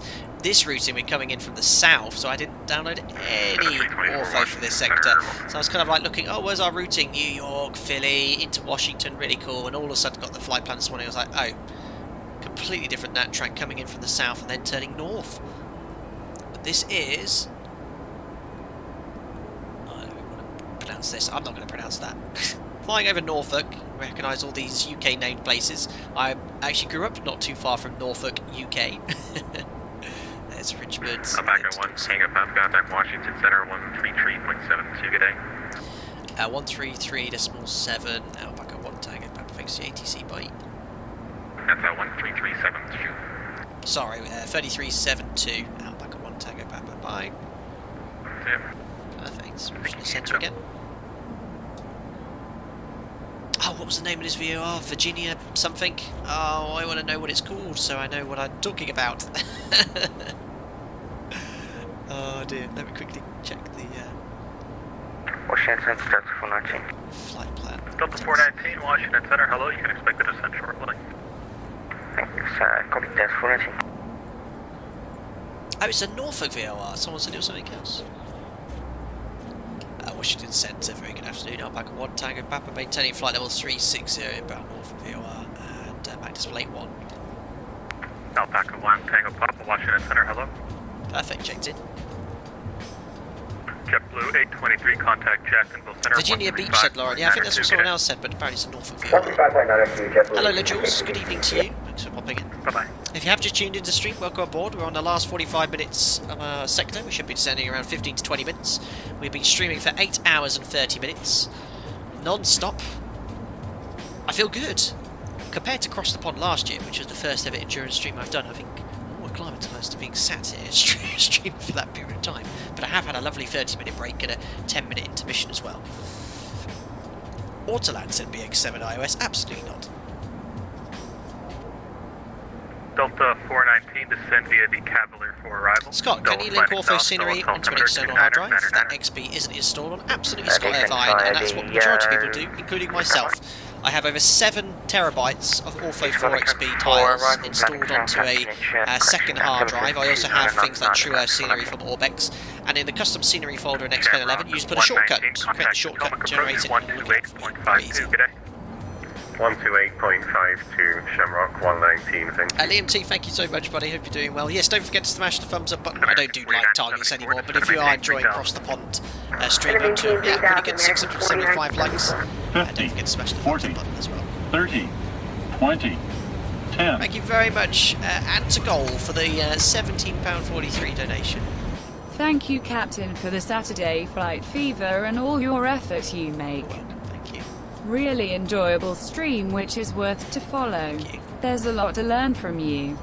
Kind regards from Berlin. Thank you very much, Antgol, and good afternoon from you in Berlin. That's a very generous donation and gesture. Thank you so much. And I guess you're quite new to the channel, so welcome. We've got a lot of new faces around here in chat as well, so thank you very much to everyone that popped in, perhaps for the first time. And yeah, welcome to the channel.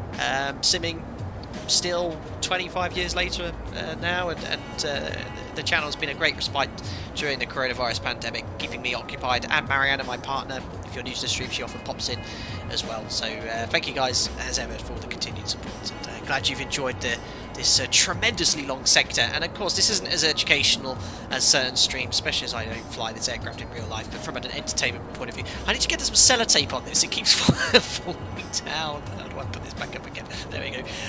Not as educational as some other streams, but hopefully you'll pick some more stuff up in the ZIBO mod. But guys, if you want to check out my latest tutorials as well, provide the feedback on that, that's great. I've been busy making tutorials again, and the feedback's been really positive, especially from some of the older members. So I did a flaps up landing tutorial recently in the ZIBO mod, how to do a ghost flight, the 10-minute ghost flights as well. So these are the sort of flights, the only flights I'm doing at the moment as well. Engine failure on final approach I covered, so yeah, I'm looking to do some more in the not too distant future. It's good to go back to kind of the roots of the channel here. Still streaming in between, of course.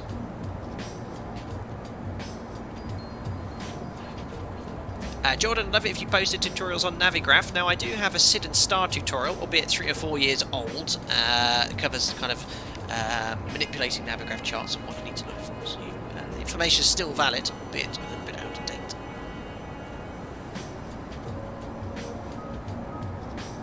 I'm looking for my little descent arrow. There's my white top of descent arrow. It is so close. Sorry, yeah, again, no ortho, guys. Sorry, it looks a bit bland.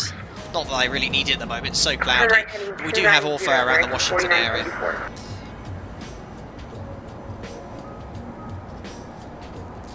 Phil Brown, I was watching the Cross the Pond from Dublin to JFK the other day. Mariana set a like target of 1,504 because she likes unusual numbers. Yes, that was when we were still doing like targets. I asked Mariana during the Cross the Pond stream at the start how many likes do you want, and then I think at the end of it we were like 2,000. It was crazy. But I think now lockdown's eased. A lot more people are out and about and stuff. But we had a great viewership today. I don't think we'll be less than 400.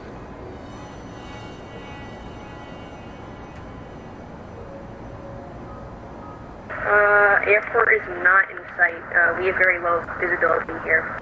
Uh-oh. American 4974, roger. Just going to double check on the weather in Washington, because they were forecasting a lower cloud base, but nothing that was close to limits. Alpaca 1 Tango Papa, descend via the Cavalier for arrival. Dulles landing south, Dulles altimeter 29er. The altimeter 29er, and we'll descend on the Cavalier for arrival. And landing on the southerly runways, Alpaca 1 Tango Papa. So, we're cleared to descend with the procedure. That means I don't need to request descent. I can just dial in the lower flight level. Again, I'm going to wait until just prior to top of descent. This is more an SOP, operator SOP. I only want to descend and step down as per the chart. Now, I'm just going to do a fuel check over the Norfolk VOR, because I missed the last one here. So we should have been airborne for 7 hours 42 minutes overhead Norfolk. Look at that! Oh no, I just reset the timer! Oh, goddamn mouse points. Alright, I'll run it again. I'm making a massive note of that. 7 hours 42 minutes. Oh no, I've reset the timer. That is embarrassing. So look, it's bang exactly. Flight time expected 7:42. It was 7:42. Fuel on board, we should have 3.9 tons. We've got 6.1. So we're still up 2.2 tons, and we should have burned 18.5 tons of fuel, and we burned 18.9, so we burned an extra 400 kilos of fuel for this entire sector. I can't believe I accidentally reset the elapsed timer. If anyone's going to join in this stream, they're going to be like, ooh, flight deck to sim stopped. Forgot to start the timer. Yep, report to chief pilot. Are you a real pilot? Yeah, crack on. Enjoy. Unbelievable. I know, I just need to add 7 hours 42 minutes to whatever the time is. 50. I turn the localizer on, so 20. 10. Benjamin, thank you very much for the £5 donation. Very kind of you, sir. Hey Cap, thank you for the time and effort you put into this. You, sir, are one of a kind. Oh. Keep it up, man. Thanks, Benjamin. Very kind. Thank you very much for your donation. Oh, that's very kind. Yeah, I mean, control, this is I'm not going to do long streams like this every month, but when they do come round, I'll always make the effort to make sure I can attend the kind of biggest events on VATSIM. So thank you very much, Benjamin, for your kind donation. Aaron Hastings, clocks reset, stream's literally unwatchable now. Amazing, so funny. Anyway, inbound to FUMP, we can descend when ready as per the procedure. So what I'll do is initially I'll set 13,000 to make the first restriction at Bentley. And you can see, there it is coded at Bentley. Remember, I've told it to descend at 300 knots as well. We're not under any direct speed restriction. 50, 40, 30, 20, 10. Tim Fraser. Oh no. Did you start the timer? He said, brilliant. 10 out of 10. Thanks, mate. Unbelievable. Oh dear. That's brutal. Brilliant. Lawrence says, in addition to what Scott Morgan said, pushing for descent before top of descent is the same as out at event. That one I knew. And I missed Scott Morgan saying that as well. So yeah, don't forget to push the altitude knob at the top of descent point. For managed descent, the Airbus doesn't start to descent by itself. It's one of the only things that's not automatic. They must have forgotten it. That one I did know. That one I didn't know. Anyway, look at that, guys. 10 miles till top of descent. November 404 Bravo Alpha, pilot's discretion, maintain flight level 3. Daniel, thank you very much. Started watching this while having my breakfast and just had my dinner. It's crazy, isn't it? Absolutely crazy. Byron Torf, Dublin to Dulles in checks timer, 40 minutes, new record. Yes. American 49, 74, flight heading 250. Flight heading 250, 49. Jonas, let's play. Thanks for the €2. He says a weary flight deck sim. Weary for sure. Right, guys, I think I'm going to start descent now before I forget. So Bentley 13,000, descend with the arrival. 50, 40, 30, top of descents in chats. We've been airborne for 7 hours and 45 minutes. Thanks, Jonas. Very kind. Let's do it, and they'll give it a push. 1 dot, push, and descent mode. Managed descent mode is activated. Let's go.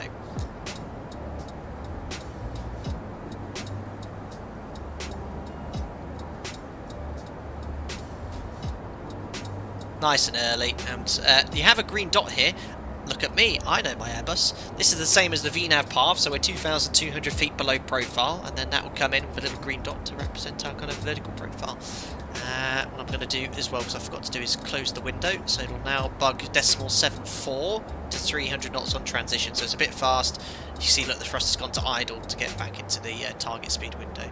And it does all this without moving the thrust lever. Heading 080. Turn right heading 080. Great point there, Lauren. I just seen Ask ATC about speed on conversion, which is what I was about to ask. Because we told to decimal 81 on the previous sector. Frequency, please, Delta 419.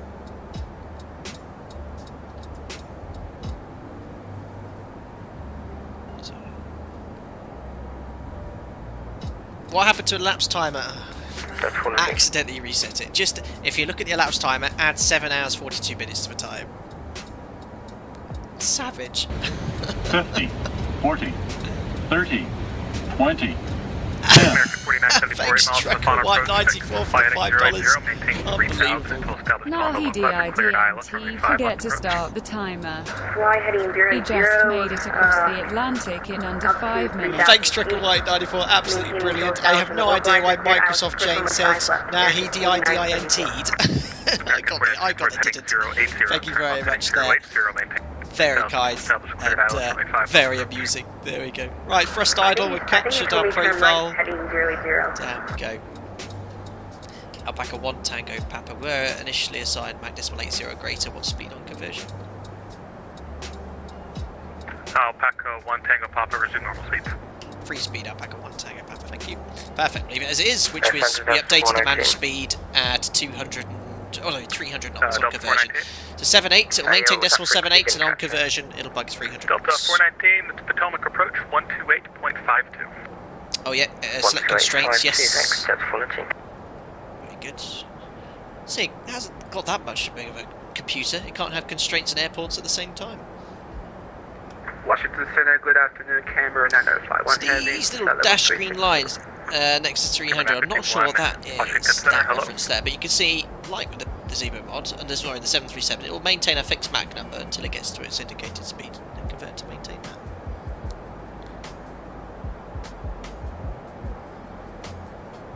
Ricky RG, name a more iconic duo than Flight Data Sim with the flight timer. Lauren, check your constraints to see if there's any points you want hard limits at. The first one is the 13,000 feet coming up. So I've got my blue arrow there for the constraint, and I've plugged that on the MCP. So 13,000 at Bentley. And looks like we're all good to make that restriction. Or 13,000 feet or above. Now, my question is, in the 737, you can actually temporarily delete the restriction to see at what altitude you'll actually be at. Is there a way in the Airbus to see what height you will be at? It's quite easy to see because at the speed limit point you can see you'll be at 13,200, so I'm guessing it might be leaving us a tad high.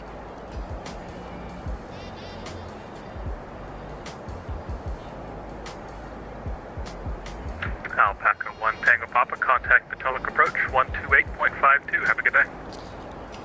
128.52, Alpaca 1 Tango Papa. Thanks, ATC, bye. Bye-bye. Is it Potomac approach? American 49. I think I'm going to turn the music off now. Do some concentrating. And, just want to double check the name of the radar. I like to try and call everyone as they're called. It's Potomac approach, very cool. Potomac approach, hello, it's Alpaca 1 Tango Papa, descending flight level 130 on the Kavla 4 arrival. Alpaca 1 Tango Papa, Potomac approach, good evening, advise when you have information, mic on board, expect the visual approach runway 19 or left. Expecting visual 19 or left, currently have Lima, will listen to Mike, Alpaca 1 Tango Papa. I completely, brain went dead there. I was trying to check in like I was in Europe, so you could tell them your inbound waypoint, your current level, but they don't care about that in the US, so I didn't know what to say. And then we now need to listen to the weather. Busy, busy, busy. Look at me getting tired here. Everyone found that very amusing in chat, no doubt. Right, have information. Mike then. Expecting visual 19 left, that's great news. Same as before, 1907 now. 29 and 9 and 9 is the new pressure setting, which we were advised previously. So if it's a visual approach, we'll utilise the ILS. I will probably hand fly most of it though as well. Delta 419 Heavy after Cavalier That's all. Weather's the same. 10 statute miles, overcast of 15,000. Nice day down there, 17 degrees. Copied to Mike 2909 Alpaca 1 Tango Papa, thanks. Alpaca 1 Tango Papa, thanks. Perfect. Shamrock 119 contact approach 125.8, good night. 125.8, Shamrock 119, thank you. 50, 40, thanks a lot, Mark. 30, 20, 10. For $5, very kind, sir, thank you. Oh my, Mark. Been here since Pushback, thanks for the most entertaining 5 minutes this Saturday. Thanks, Mark. Actually, Mark, I'll have you know, it's 10 minutes. Thank you very much. I hope you enjoyed this 10-minute sector across the pond. Very kind, Marchix. Thank you very much. Glad you've been here from the start. I hope. Cheers, buddy. Cool. So this little X checklist, really useful. We're going to step through some of these points because I see a lot of people in chat suggesting lots of different things. But I've been following this, and I was advised based off of real SOP procedures. So, approach page, we've done all that information in descent preparation, and we're in the procedure now. And we'll set local QNH passing the transition level, which is 18,000 feet, to make the next restriction by Bentley. We'll then carry on descending as per the procedure. A river visual is the Reagan National. I have done the river visual approach on a live stream in the ZIBO mod. Into KDCA, is it? I can't remember the approach. Reagan National. There's my lovely default scenery. Can we see some ortho? No, we can't. Guys, don't forget as well, we're going to do one more giveaway after landing in Washington, Dulles. Choice of Amazon gift card up to value of $50, or an aircraft or scenery up to that value as well for the winner. So far so good. Look, it's holding its speed, target speed of 300 knots perfectly. The little green dot is at our altitude, so it's holding the profile quite nicely. We are approaching the transition level, so before I forget, I am now going to set the local setting. And my operator, we would have done this as soon as we were cleared to an altitude, regardless of the position of the transition altitude or level. So 299 is set, going under 13,000. Ricardo says, have you ever considered using IVAO, Captain? I've been invited to IVAO several times. I have emails from people who run IVAO too. For me, there isn't much point switching over. It's nothing against IVAO whatsoever. I just use VATSIM, was introduced to it as my first sort of ATC client, and you know, for a viewer experience, watching the stream is not going to make any difference to anyone watching with which client I do. So I'm not absolutely not saying don't use IVAO, because I hear it's just as popular and as busy as VATSIM. I just use VATSIM because that's what I was introduced to. That was it. Anti-icing in clouds, yeah, we'll switch that on. Our TAT at the moment is, where is the TAT in the Airbus? 2. So we'll definitely put the engine anti-ice on just before flying into clouds. Look, you can see... Oh, it's still default tyres, damn it. Approach hello, this is United Niner. I'm free with you, flight level 230. Well, 953% approach, roger. Advise when you have information. Mike on board, expect the visual approach runway 19 your left. Good evening. Mike on board and expecting 19 your left. 100 miles and touchdowns. Remember, this restriction gets you very low. We're super low at the moment, guys. Because the arrival gets you low. Because it's designed for kind of a straight-in approach. So we're going to be sat at around... 10,000 feet for ages here, so we're just going to comply with the arrival because that's how it works in America. Is this the stream still going? We have just flown across the Atlantic Ocean, Martin. Put a little bit of engine anti-ice on.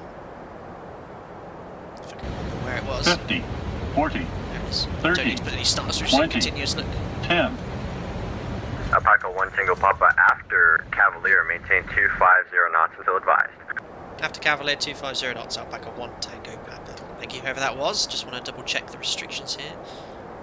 So, Cavalier, 250 knots. So, yeah, it should manage that for us. Look, it's all programmed to maintain 250 knots here. Engine anti-ice is on. Thank you very much, Increase002 for the £2. It says 2 longer flights. Allow me to suggest the speed packer for the next cross the pond. Huge fan of the Concorde, Increase002 is. So, thank you very much for your donation, Increase002. Hope you're doing well. And thanks for another donation. Thanks. Right, there's the Bentley restriction. 13,000 feet or above. I'm now going to set 11,000 to step down to our next constraint, which is at or above Mego, and then I will set 10,000. Actually, you know what? I'm going to do the American Airbus thing. Just set 10,000, and then it should give me 250 and 10,000 by that point there. So you see the constraint is going to make sure I don't go below 13,000 feet by Bentley, which is the restriction. Lufthansa 94, reduced speed 210. Contact and I love the fact that you have 10,000 feet and you have a big magenta line levelling off at 13,000. Look, it's also slowing down for 250 knots. And just confirm the 210 knots. 210. So out constraint. Thank you, sir. And there is some lovely ortho. And there we are. It's now descending to make the restriction at 10,000 feet. So that was immediately after the 13,000 feet restriction. I'm just going to use a little bit of speed brake just to bring that speed back to 250 knots. I don't mind adding a bit of thrust later. Just want to make sure I comply with the 250 knot restriction by ATC. And we're getting a little bit high on that profile. Gentiles come off. And there is Washington in the distance.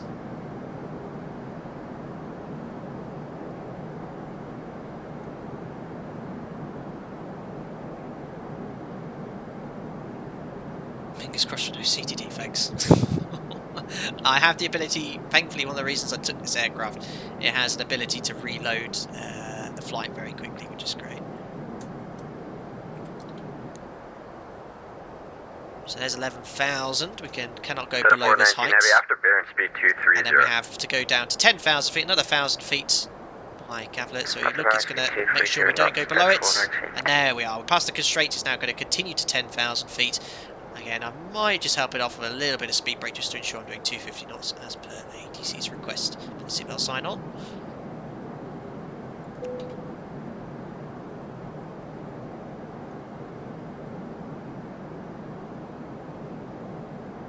Does the ToLiss autosave, says Harry Spurs? Yes, every 10 minutes by default. It is very useful.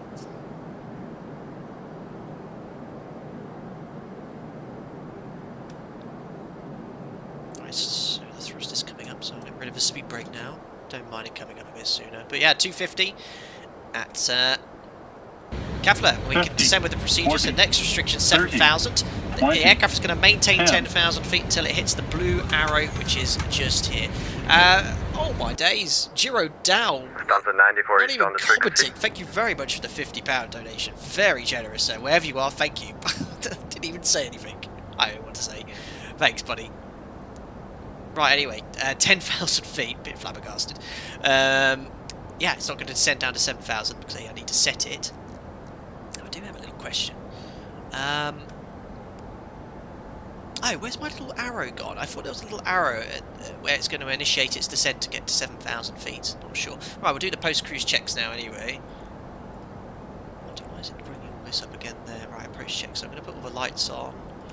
Bit late. ToLiss approach. Early for the landing lights. We're going to put them on. Excuse me, Shamrock Jewel 2 off, descending via the travel rear for arrival.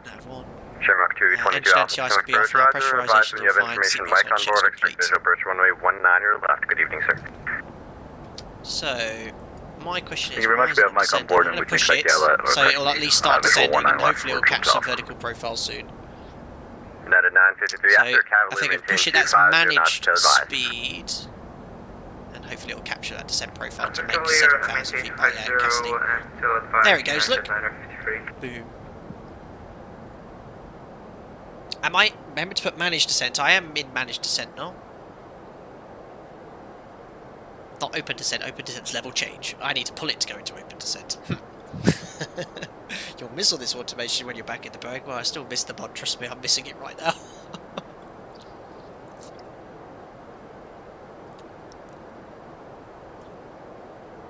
Beautiful. A little bit fast, doing about 255 knots again, which is a little bit of speed brake. Just to make sure, because we weren't told to maintain 250 exactly.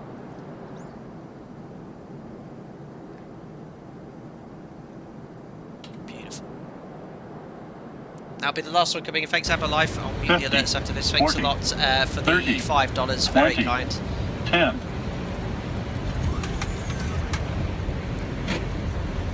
Hey, hey. Hey, hey. Slightly smiling face. I caught the takeoff and here for the landing. Thank you.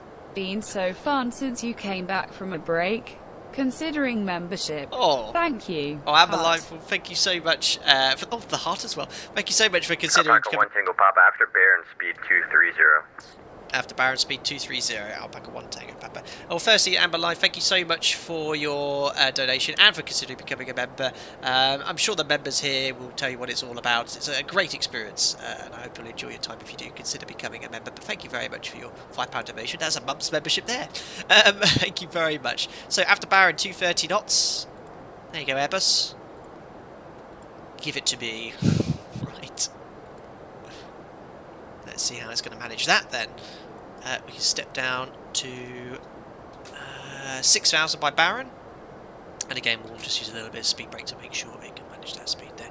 So I've just muted the alerts now for the approach. Turn the volume up slightly as well. Oh, I need a bit of gaffer tape for that. Lufthansa 409 heavy speed. Lufthansa 419 heavy speed 210. Contact. So down to 6,000. 5.8 for grade landing. And it should hopefully slow down to 230 knots as well.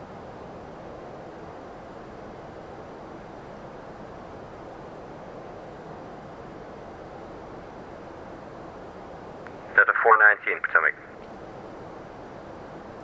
And there it is, guys. There is the airport. Gets us nice and low and early on this arrival, remember? No CDA really for this position. Delta 419, reduce speed 210. Contact approach 125.8. Have safe landing. 210, Use a little bit of speed brake. We're going to go down to 4,000. Descend with the procedure still. And again, it will only start descending at that blue arrow, I believe. There's the out constraint. It's just struggling with the speed there. I did tell it to do 230. There we go. It's a little bit late, but I think it'll make 230 knots by the time we get there in 1.5 miles time.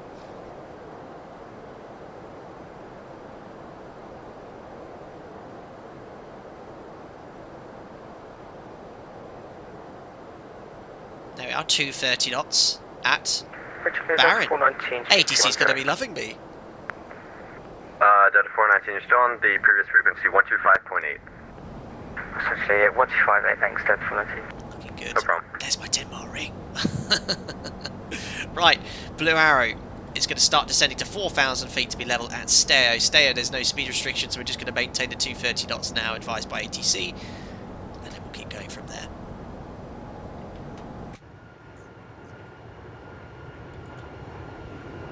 All that practice is paying off. The blue arrow it's just like the green banana. Ah, thanks, Robin. You can open a speed window now if you want. That's what V1 is operated as. Okay. I'm going to leave it for now. Let it do its thing, like VNAV would be as well on the 737, but I will be opening the speed window on final. What's the fuel situation here? 5.8 tons. We have plenty of fuel. Compared to the last cross the pond into New York, this has been fine. Shamrock 222 we had 2 hours Cavalier, before crazy vectors, left, right and centre, about 300 miles away. So far, so good, straight in.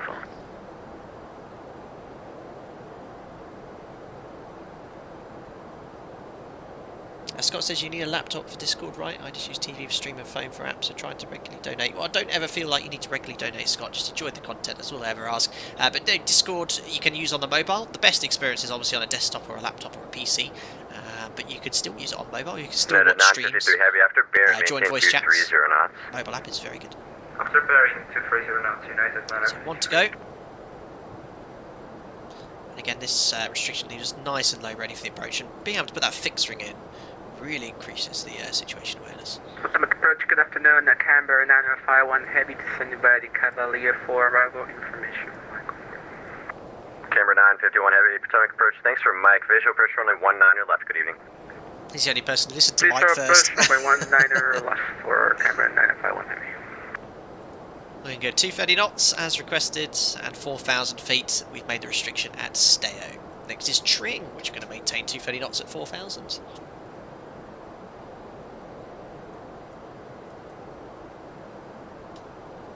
So put the localizer scales on now. That's a good sign. We hope you'll have the ident for the ILS, even though we're flying visual, but I'll be utilising the ILS.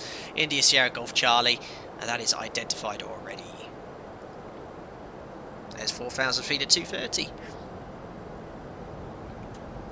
So engine mode select is normal. Left and right landing lights on. Constraints on. Localizer scales, barometer set. Approach check is complete. Seatbelt sign check, I imagine that's done. Approach phase activate, although I've been told you don't always need to do that. And then we'll arm approach on final. There we go. So just default scenery for Washington, I'm afraid, guys. Just know there was an airport quite outdated. We have aircraft landing on one out of left, and aircraft landing on, looks like, on centre. Looks busy. Lawrence says give Jim his localizer scales. Well, already got them. Oh, I think this is a bug. I noticed this on testing. Look at the flight director. Bang on the PFD my side, but if you look here on Jim's PFD, the flight director is showing a slight fly right command. I think that's a little bug. Thankfully, it's not following that. It's only following this one. Alpaca 1 Tango Papa, reduce speed 210, contact approach 125.8, safe landing. 125.8, and reduce speed 210 knots. Alpaca 1 Tango Papa, thanks to ATC, bye. Bye-bye. 125.8. So now I'll open the speed window, so give me direct control of the speeds. Looking good, and that's right at the upspeed. The upspeed's the green dot, 208 knots. Is it Potomac approach? Yes. Potomac approach, hello. Alpaca 1 Tango Papa, maintaining 4,299 at 210 knots, inbound to Tring on the Kavla 4. Now, Alpaca, you're still on the previous frequency 125.8. I've got to push the button. Tired, thanks. Bye-bye. Potomac approach, very good afternoon. Alpaca 1 Tango Papa, maintaining 4,000 feet, 299 210 knots, inbound to Tring on the Kavla 4. Alpaca 1 Tango Papa, Potomac approach, roger. Perfect, that's better. I sounded really good when I checked in on the previous frequency. Thanks, Andy. Thanks, Christian. Thanks, Afather. Said haha. It won't be the... It wasn't the first time I've done that, and it most certainly won't be the last, both in the real aircraft and in the sim.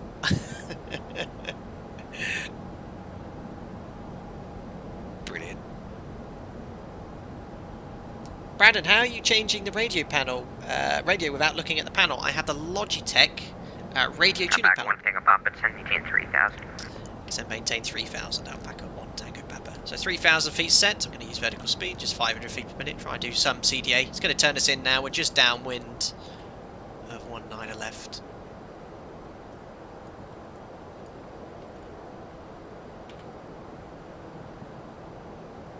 How impressed are you with my airbusing, guys? No fretting, no panicking. I know my pushes and my pulls. It's been great fun. I've actually really enjoyed streaming at Discord a few times, getting the answers some of my questions from the guys, and you know, asking my friend a bit about it as well. I've got a genuine curiosity about it, but still so much I need to learn about it.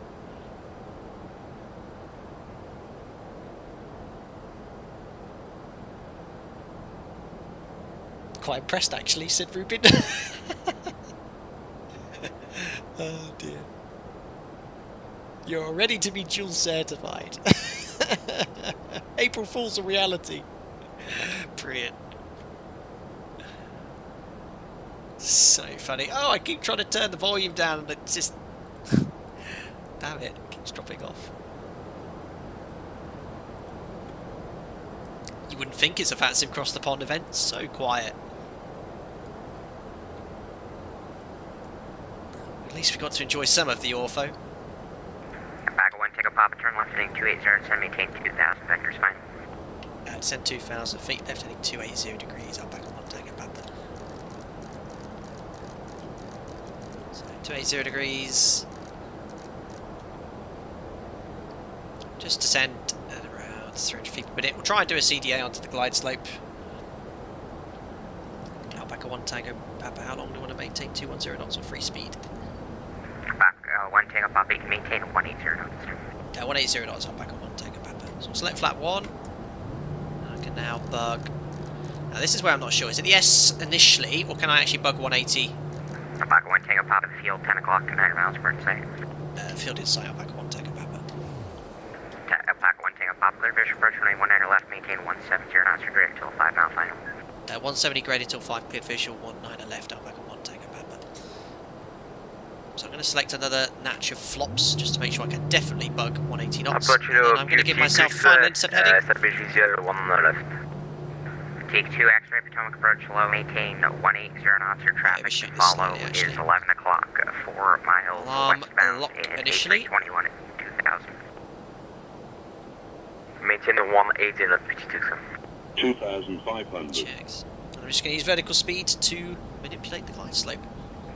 Duty 2 X-ray the field also at 12 o'clock and about 2 miles from breaking through the field or So visual approach, you can still utilise the automation to fly the approach. Just give us a bit of a better cut in there on the 10 mile final. Bug around, it wants 170 till 5, so I'm going to put 170 there. Right, localiser capture, alarm approach, there's glide slope capture, missed approach altitude 3,000 feet is set. Hello, this is United 953 with you. There we are, final. Airborne for, remember, 7 hours 42 plus 30 minutes. Airborne for 8 hours and, oh my god, my brain's gone there, 12 minutes. Crazy. And he wanted 170 till 5. Alpaca 1 Tango for Papa's final visual approach, 19 left, 8 miles. Alpaca 1 Tango Papa, Roger, contact the tower 120.1, we'll see you. 120.1, thanks to ATC. Alpaca 1 Tango Papa, bye. 82 X-ray, contact the tower 120.1. Oh, it's so fiddly on the radio tuning panel, this one. Tower, hello, Alpaca 1 Tango Papa's final on the visual 19 left, 7 miles. Alpaca 1 Tango Papa, Douglas Tower. Good afternoon. Traffic is a Archer departing runway 19 left prior to your arrival. Wind 200 at 8, runway 19 left, clear to land. Copy traffic 19 left, clear to land, Alpaca 1 Tango Papa. So I'm not sure if I was meant to activate approach phase, but I've done it anyway. And the final approach speed is going to be 137, which I'm going to bug now. And I'm going to start configuring, get down. Staying on the call flaps to 2. Beauty 2X-ray. And don't get confused with DME, because that is not reading what I expect it to be. 2X-ray. And I'll select landing flap as well. Number 2 following an A320 on a 2 mile Checks, landing checklist, so start switches are none, recall is done, cabin and spoilers armed. Got a bit rushed there because the DME, I forgot to brief it again. In America, the DME always is incorrect or different to what I'm expecting.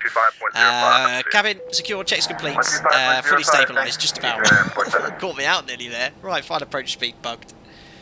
Manage speed, what are you doing? Bugging. No, Lauren, I was told not to do that by my friend who's an Airbus pilot. He said just leave the speed window open. Right, disconnecting. Let's see if we can get a butter.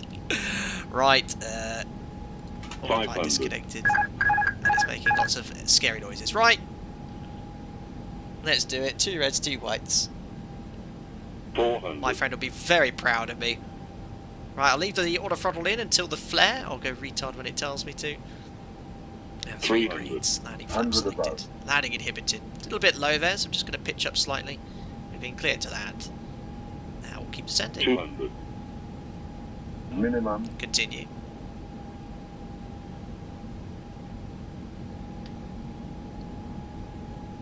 Yeah, got caught out by that DME nearly. 50, 40, 30, check. 20, retard, close. Retard, 10, 5. Come on, gotta get a butter after across the pond. No! Great landing though, don't care. My speed breaks up, reverses.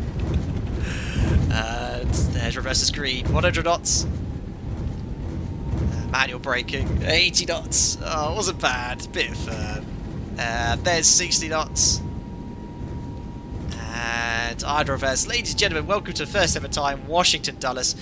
Flight time of 8 hours. Let me try and get this correctly. 8 hours and 15 minutes. That was the flight time. 8 hours, 15 minutes. Right kilo 5, join kilo, ground point 9, we'll see you. Ground point 9 and right kilo 5 on a kilo. Alpaca 1 Tango Papa bye. 8 hours 15 minutes was the flight time exactly. Let's have a look at the operational flight plan. Guess what it said? I've got a funny feeling the flight time of 8 hours 15 minutes was exactly what the flight plan suggested. Oh, 8 hours and 16 minutes. Look at that for an accurate SimBrief profile. Amazing. Right, let's not screw this up by getting lost. Kilo, he said right on kilo. It's the first right here. Amazing. We're down. And then we'll contact ground. Typical United States, just at 0.9er. We should be able to know what the frequency is. We've got 121.9er. Information November. Welcome, guys. Thanks so much for staying with me here. I think that was my most successful Airbus stream to date, or A320 family stream to date. Amazing. Right, I'm just checking with ground. Oh, god damn this. That's the most annoying thing about the Airbus now, is the drooping compass when I try to control the volumes. Dulles ground, hello, Alpaca 1 Tango Papa, just vacated 19er left on Kilo, requesting stand Alpha 32 Concourse Bravo. Forgot the frequency. Alpaca 1 Tango Papa, Dulles ground, hello, taxi to gate Alpha 32 via Kilo, hold short of Delta.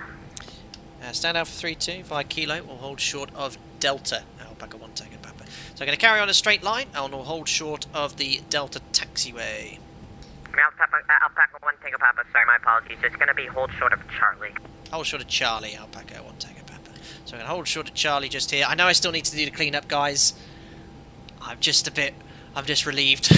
We've got it down reasonably in one piece. I screwed up the DME, and it's my own fault. I'm really annoyed with myself here, because, well, the Jefferson charts don't very clearly point out what the DME reads at the threshold. Yeah, well, it does. I just didn't read it. Look, DME 2.1.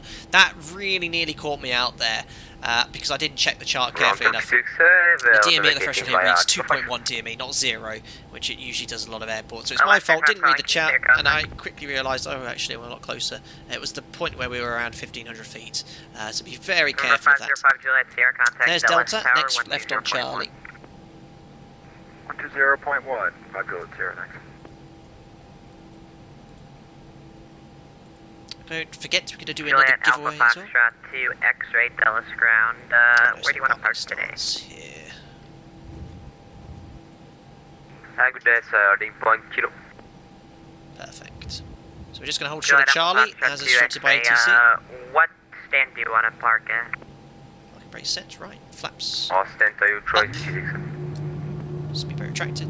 Next left is a Charlie. Alpha Foxtrot 2 X-ray. And I want stand Alpha 32, which Alpha 24 via Kilo, hold short of I remember where the stand was I requested. Alpha 32 is there. Perfect. So we're going to make the next left and then we'll park on Alpha 32. Right, let's do the after landing flow, as we've just vacated. Alpaca 1 Tango Papa, contact Dulles ramp 129er.55. 129er.55, Alpaca 1 Tango Papa, bye. Yeah, they haven't quite got this radio tuning panel right here. So 129er.55. Scandinavian 927 Dulles ramp, hello. Enter the ramp spot 78 eastbound on Charlie. Your gate will be on your left. Out off. We'll enter the ramp via Yankee 7 and Charlie and... Takeoff procedure. Oh, I'll do the rest by memory. Washington ramp control, hello, it's Alpaca 1 Tango Papa on the Kilo taxiway, holding short of Charlie and requesting stand Alpha 32. Good to Charlie Papa 1 Tango Papa, Dulles ramp, hello, enter the ramp spot 79 westbound on Charlie.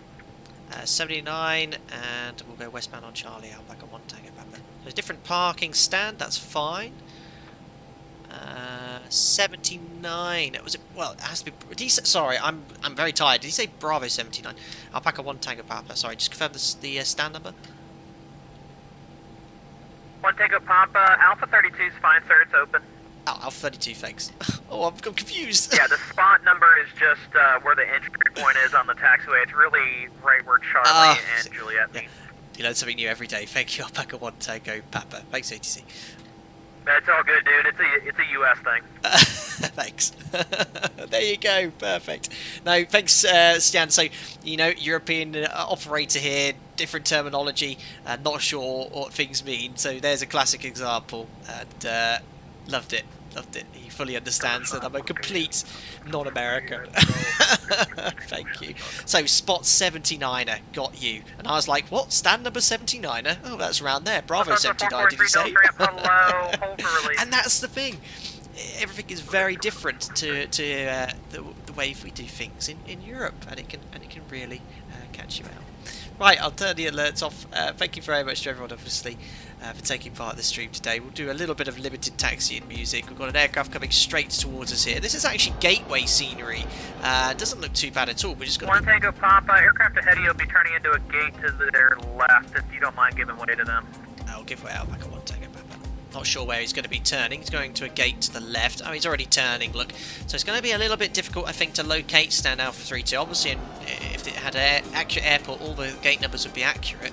But I think this might be very good gateway scenery. Yes, look, it already has the stand numbers there. That's pretty cool.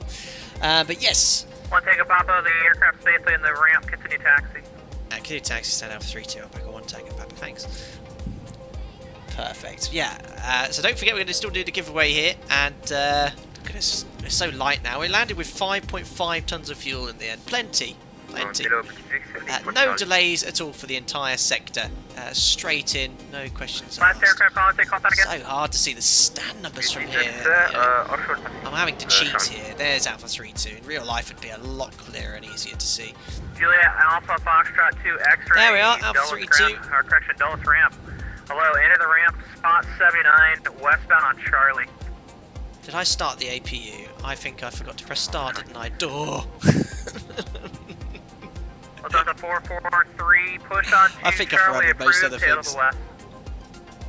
Push on to Charlie, approved. All the lights off, there we are. Unfortunately, no guidance, so we'll just bring it in nicely. I think that'll do us quite nicely there. Let's bring it to a stop. There we are. Wow, what a flight that was. Right, parking brake is set. Let's just wait for that APU to get fired up. Let's go to the APU page. Someone said turn off engine number 2. Okay. Do that a bit sooner, to be fair. Ah, dear. SB did an amazing job. Thank you. Long day. 9 hours, 20 minutes streaming. Yeah, that's a new record. That is a new record for sure. APU available, so I think all I need to do is shut the other engine off. I probably forgot some other steps as well. It's barking at me. There we are, over to the APU generator. What left do we have? That can go off, that can go off. For you, beacon light is off as well. What an incredible stream that speed. I just need to take a breather. Thank you, X-11 and ToLiss, for being a fantastically stable aircraft as well. No problems whatsoever. Strobes off. No problems at all. Great performance for the entire sector. And there we are, on stand, successful flight in the A321 XLR Neo Megajet. That's it. I'm not going to give it any more praise than it deserves. Streaming for 9 hours 20. Thanks, WC. We're not quite done yet. We're going to do a little giveaway as well. Just to say a massive thank you for all the continued support for you guys that come in and watch the streams week after week, especially during these torrid times where not much is going on there. It's been very long but very enjoyable. Just another way to give something back. We'll do the third giveaway now as well. So, nice simple giveaway for you, ladies and gentlemen.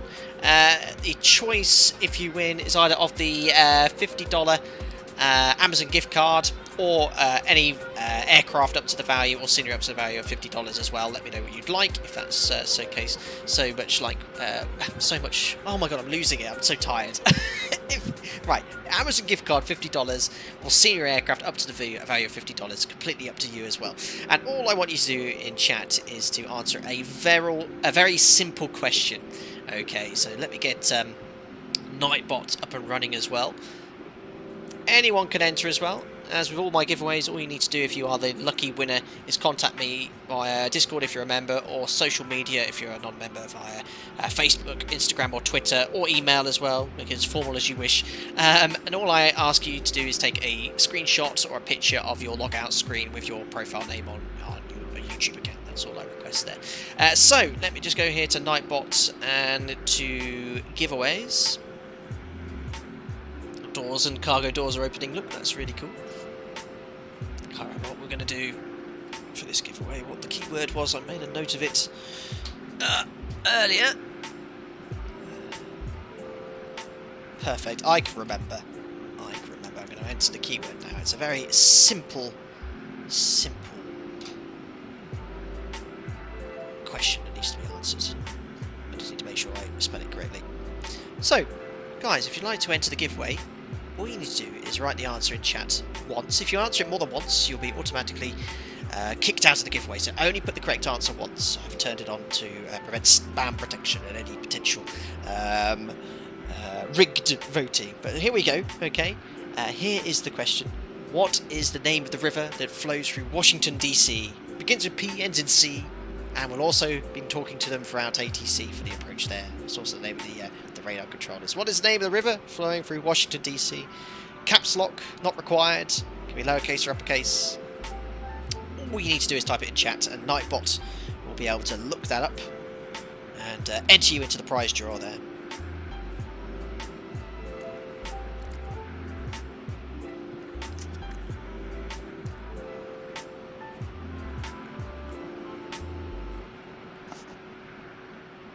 Superb. Excellent. Great knowledge displayed.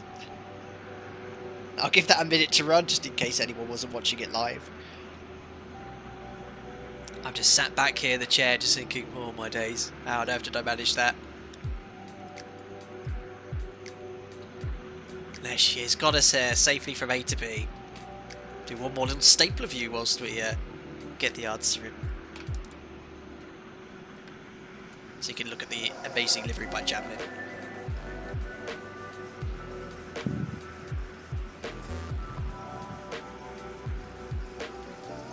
Excellent! Of course, the correct answer is the Potomac River. Potomac was the name of the air traffic control centre as well for most of Washington, which I didn't actually know until I started preparing for this stream, which is very interesting. Great Googling displayed there, guys. John Padford said. No, actually, I knew that before the stream that the river was called Potomac. I didn't know the ATC was called Potomac, which is pretty cool. But guys, that everyone has entered there. I'll have a look here in the Nightbook giveaway window. Yes, we have over 270 people eligible to win there. So I'll let that keep on coming in here. Chat is lagging a little bit there. Plainly says no animated gates, or did we pay the handling fee? Yes, they're not even expecting Outback Airways here. We just opened the door and go, who are you? Very good. Right then, let's roll the giveaway. So the final winner of today's giveaway is... Where is Roll It? There we go. Javier's has won it. Unknown. A channel member. Oh my god, I'm going to get rigged. Well... Well, one of the giveaways was from a non-member, so you can say it's not rigged. Unbelievable. Well done, Javier's. Completely random. I'm assure you it's not rigged at all. I'm going to get so much crap now. Thank you very much, Javier's, for your support as a member. Well done, winning that giveaway as well. It's actually been a while since we had members win. We had a number of giveaways where no members won, and then the members started saying it was rigged too. Unbelievable, unbelievable. Congratulations. Let me know in chat what you'd... well, not this chat as well. Let me know in via whatever way you wish to communicate what prize you'd like. And we'll get that all sorted for you. Just need to make a note of that. So we had Javier's, Alexander Asher, who won the first giveaway, who wasn't a member, just to stop any of those hashtag rigged question marks coming in. And it was also... Brandon M that won the merch giveaway. I just need to make a note of all this stuff, guys, because I'll forget. Because I probably won't get this sorted tonight, but I'll do it first thing tomorrow morning. There we are. Byron Tor cancelled my membership so I can win a giveaway. Even Javier said rigged. Unbelievable. Ah, that's it. Cross the pond done. Oh, that's it. I'm going to go have a beer, guys. I even have a rum and coke. Treat myself. I'm so hungry. Thank you very much to Uga. I think I recognise that name. I guess you're joining again as a member. Chat's not really caught up, I think, with what's going on there at the moment. I'm just going to refresh the page. Well, thank you very much, who may just, I think, potentially rejoined as a member. If you're a new member, welcome on board. The name I do recognise, but thank you very much. You'll get invited to our members-only Discord and join the custom hosting chat. The fact it hasn't come up in chat makes me think you might be a member renewing at the moment there. Aaron Hastings said second leg. Yep, there's going to be a 10-minute break. We'll do the return sector down to Dublin. Unbelievable. Guys, I'm going to call that a day. We'll stop doing the old stapler cam here. We'll log off the Discord network as ever. Amazing job by all the VATSIM controllers. no delays whatsoever. Left Dublin, took off, no holding, straight in here. Maybe had a bit more capacity for a bit more traffic, but compared to last year going into New York, it was absolutely crazy. But no, successfully done. ToLiss, great Airbus. I think it is the Airbus to get in X-Plane 11 at the moment, and they've got an update coming for the 319 1.6 and for this one too. The other Airbus streamer guys stream it, so I'm sure that speaks dividends. And guys, I'm not one to gloat, but I hope you were impressed with what I learned. Look at all the previous Airbus aircraft where I was finding myself a little lost around it. I think I did a reasonably good job today, and I could confidently fly this on another VATSIM event, I feel. Anyway, guys, did I say the Discord network? I need to go to bed. The VATSIM network. Well done to everyone on the VATSIM network. Let me go before I make any more mistakes. Right, let's turn the music down. There we go, and cue the funky replay music. Oh dear, oh dear. There we are, excellent. So let's bring up the replay here.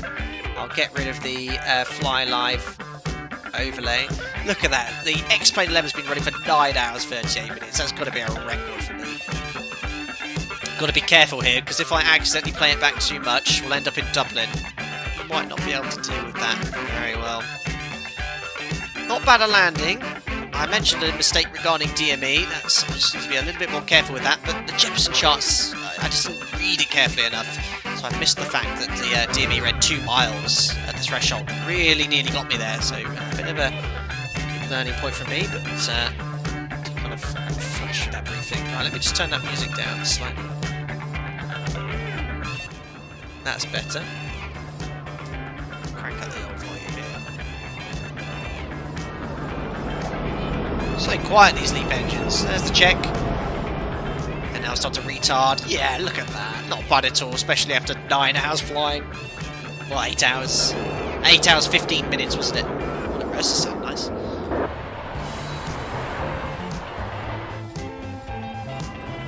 Let's stick it there. And good luck to everyone that's still across the Atlantic. Still, this event hasn't ended for a while. Hasn't ended for a while yet.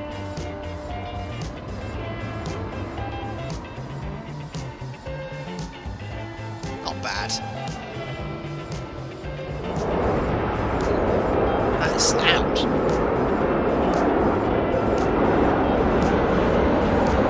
Nice. That sounds wicked. Oh my god, where's the tower view? Is it in space? Hot air balloon tower. Let's have a look from here anyway. Fair enough.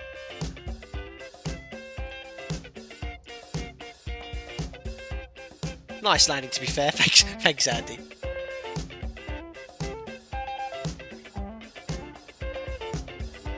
Lauren, late close of the throttles. Should only hear the retard call out once. Thanks for your criticism. Or constructive criticism, I should say. I'll try harder next time. Right, anyway.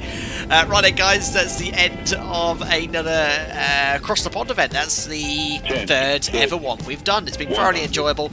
I hope you enjoyed the sector. Thank you for everyone that stayed here from the start as well. Incredible endurance show.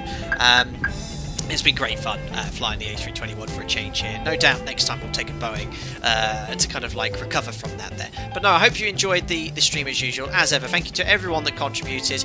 Very much appreciate that. That's certainly never needed, but thank you nonetheless. To everyone that, to all the members as well, thank you for the continued support. So I hope you enjoyed the content too. I will be having a break from Discord for the rest of the day, as you can imagine. And to all the regular viewers who watched and took part, thank you so much for watching and popping in. Congratulations to everyone that won the giveaways. I'll get that sorted with you ASAP. I might have to wait until tomorrow morning. I need a little bit of a break after that one there. Cool. On the way out, if you could smash the thumbs up button, don't forget to subscribe to stay up to date with the content, and I'll see you all for another live stream very soon. Good night from me.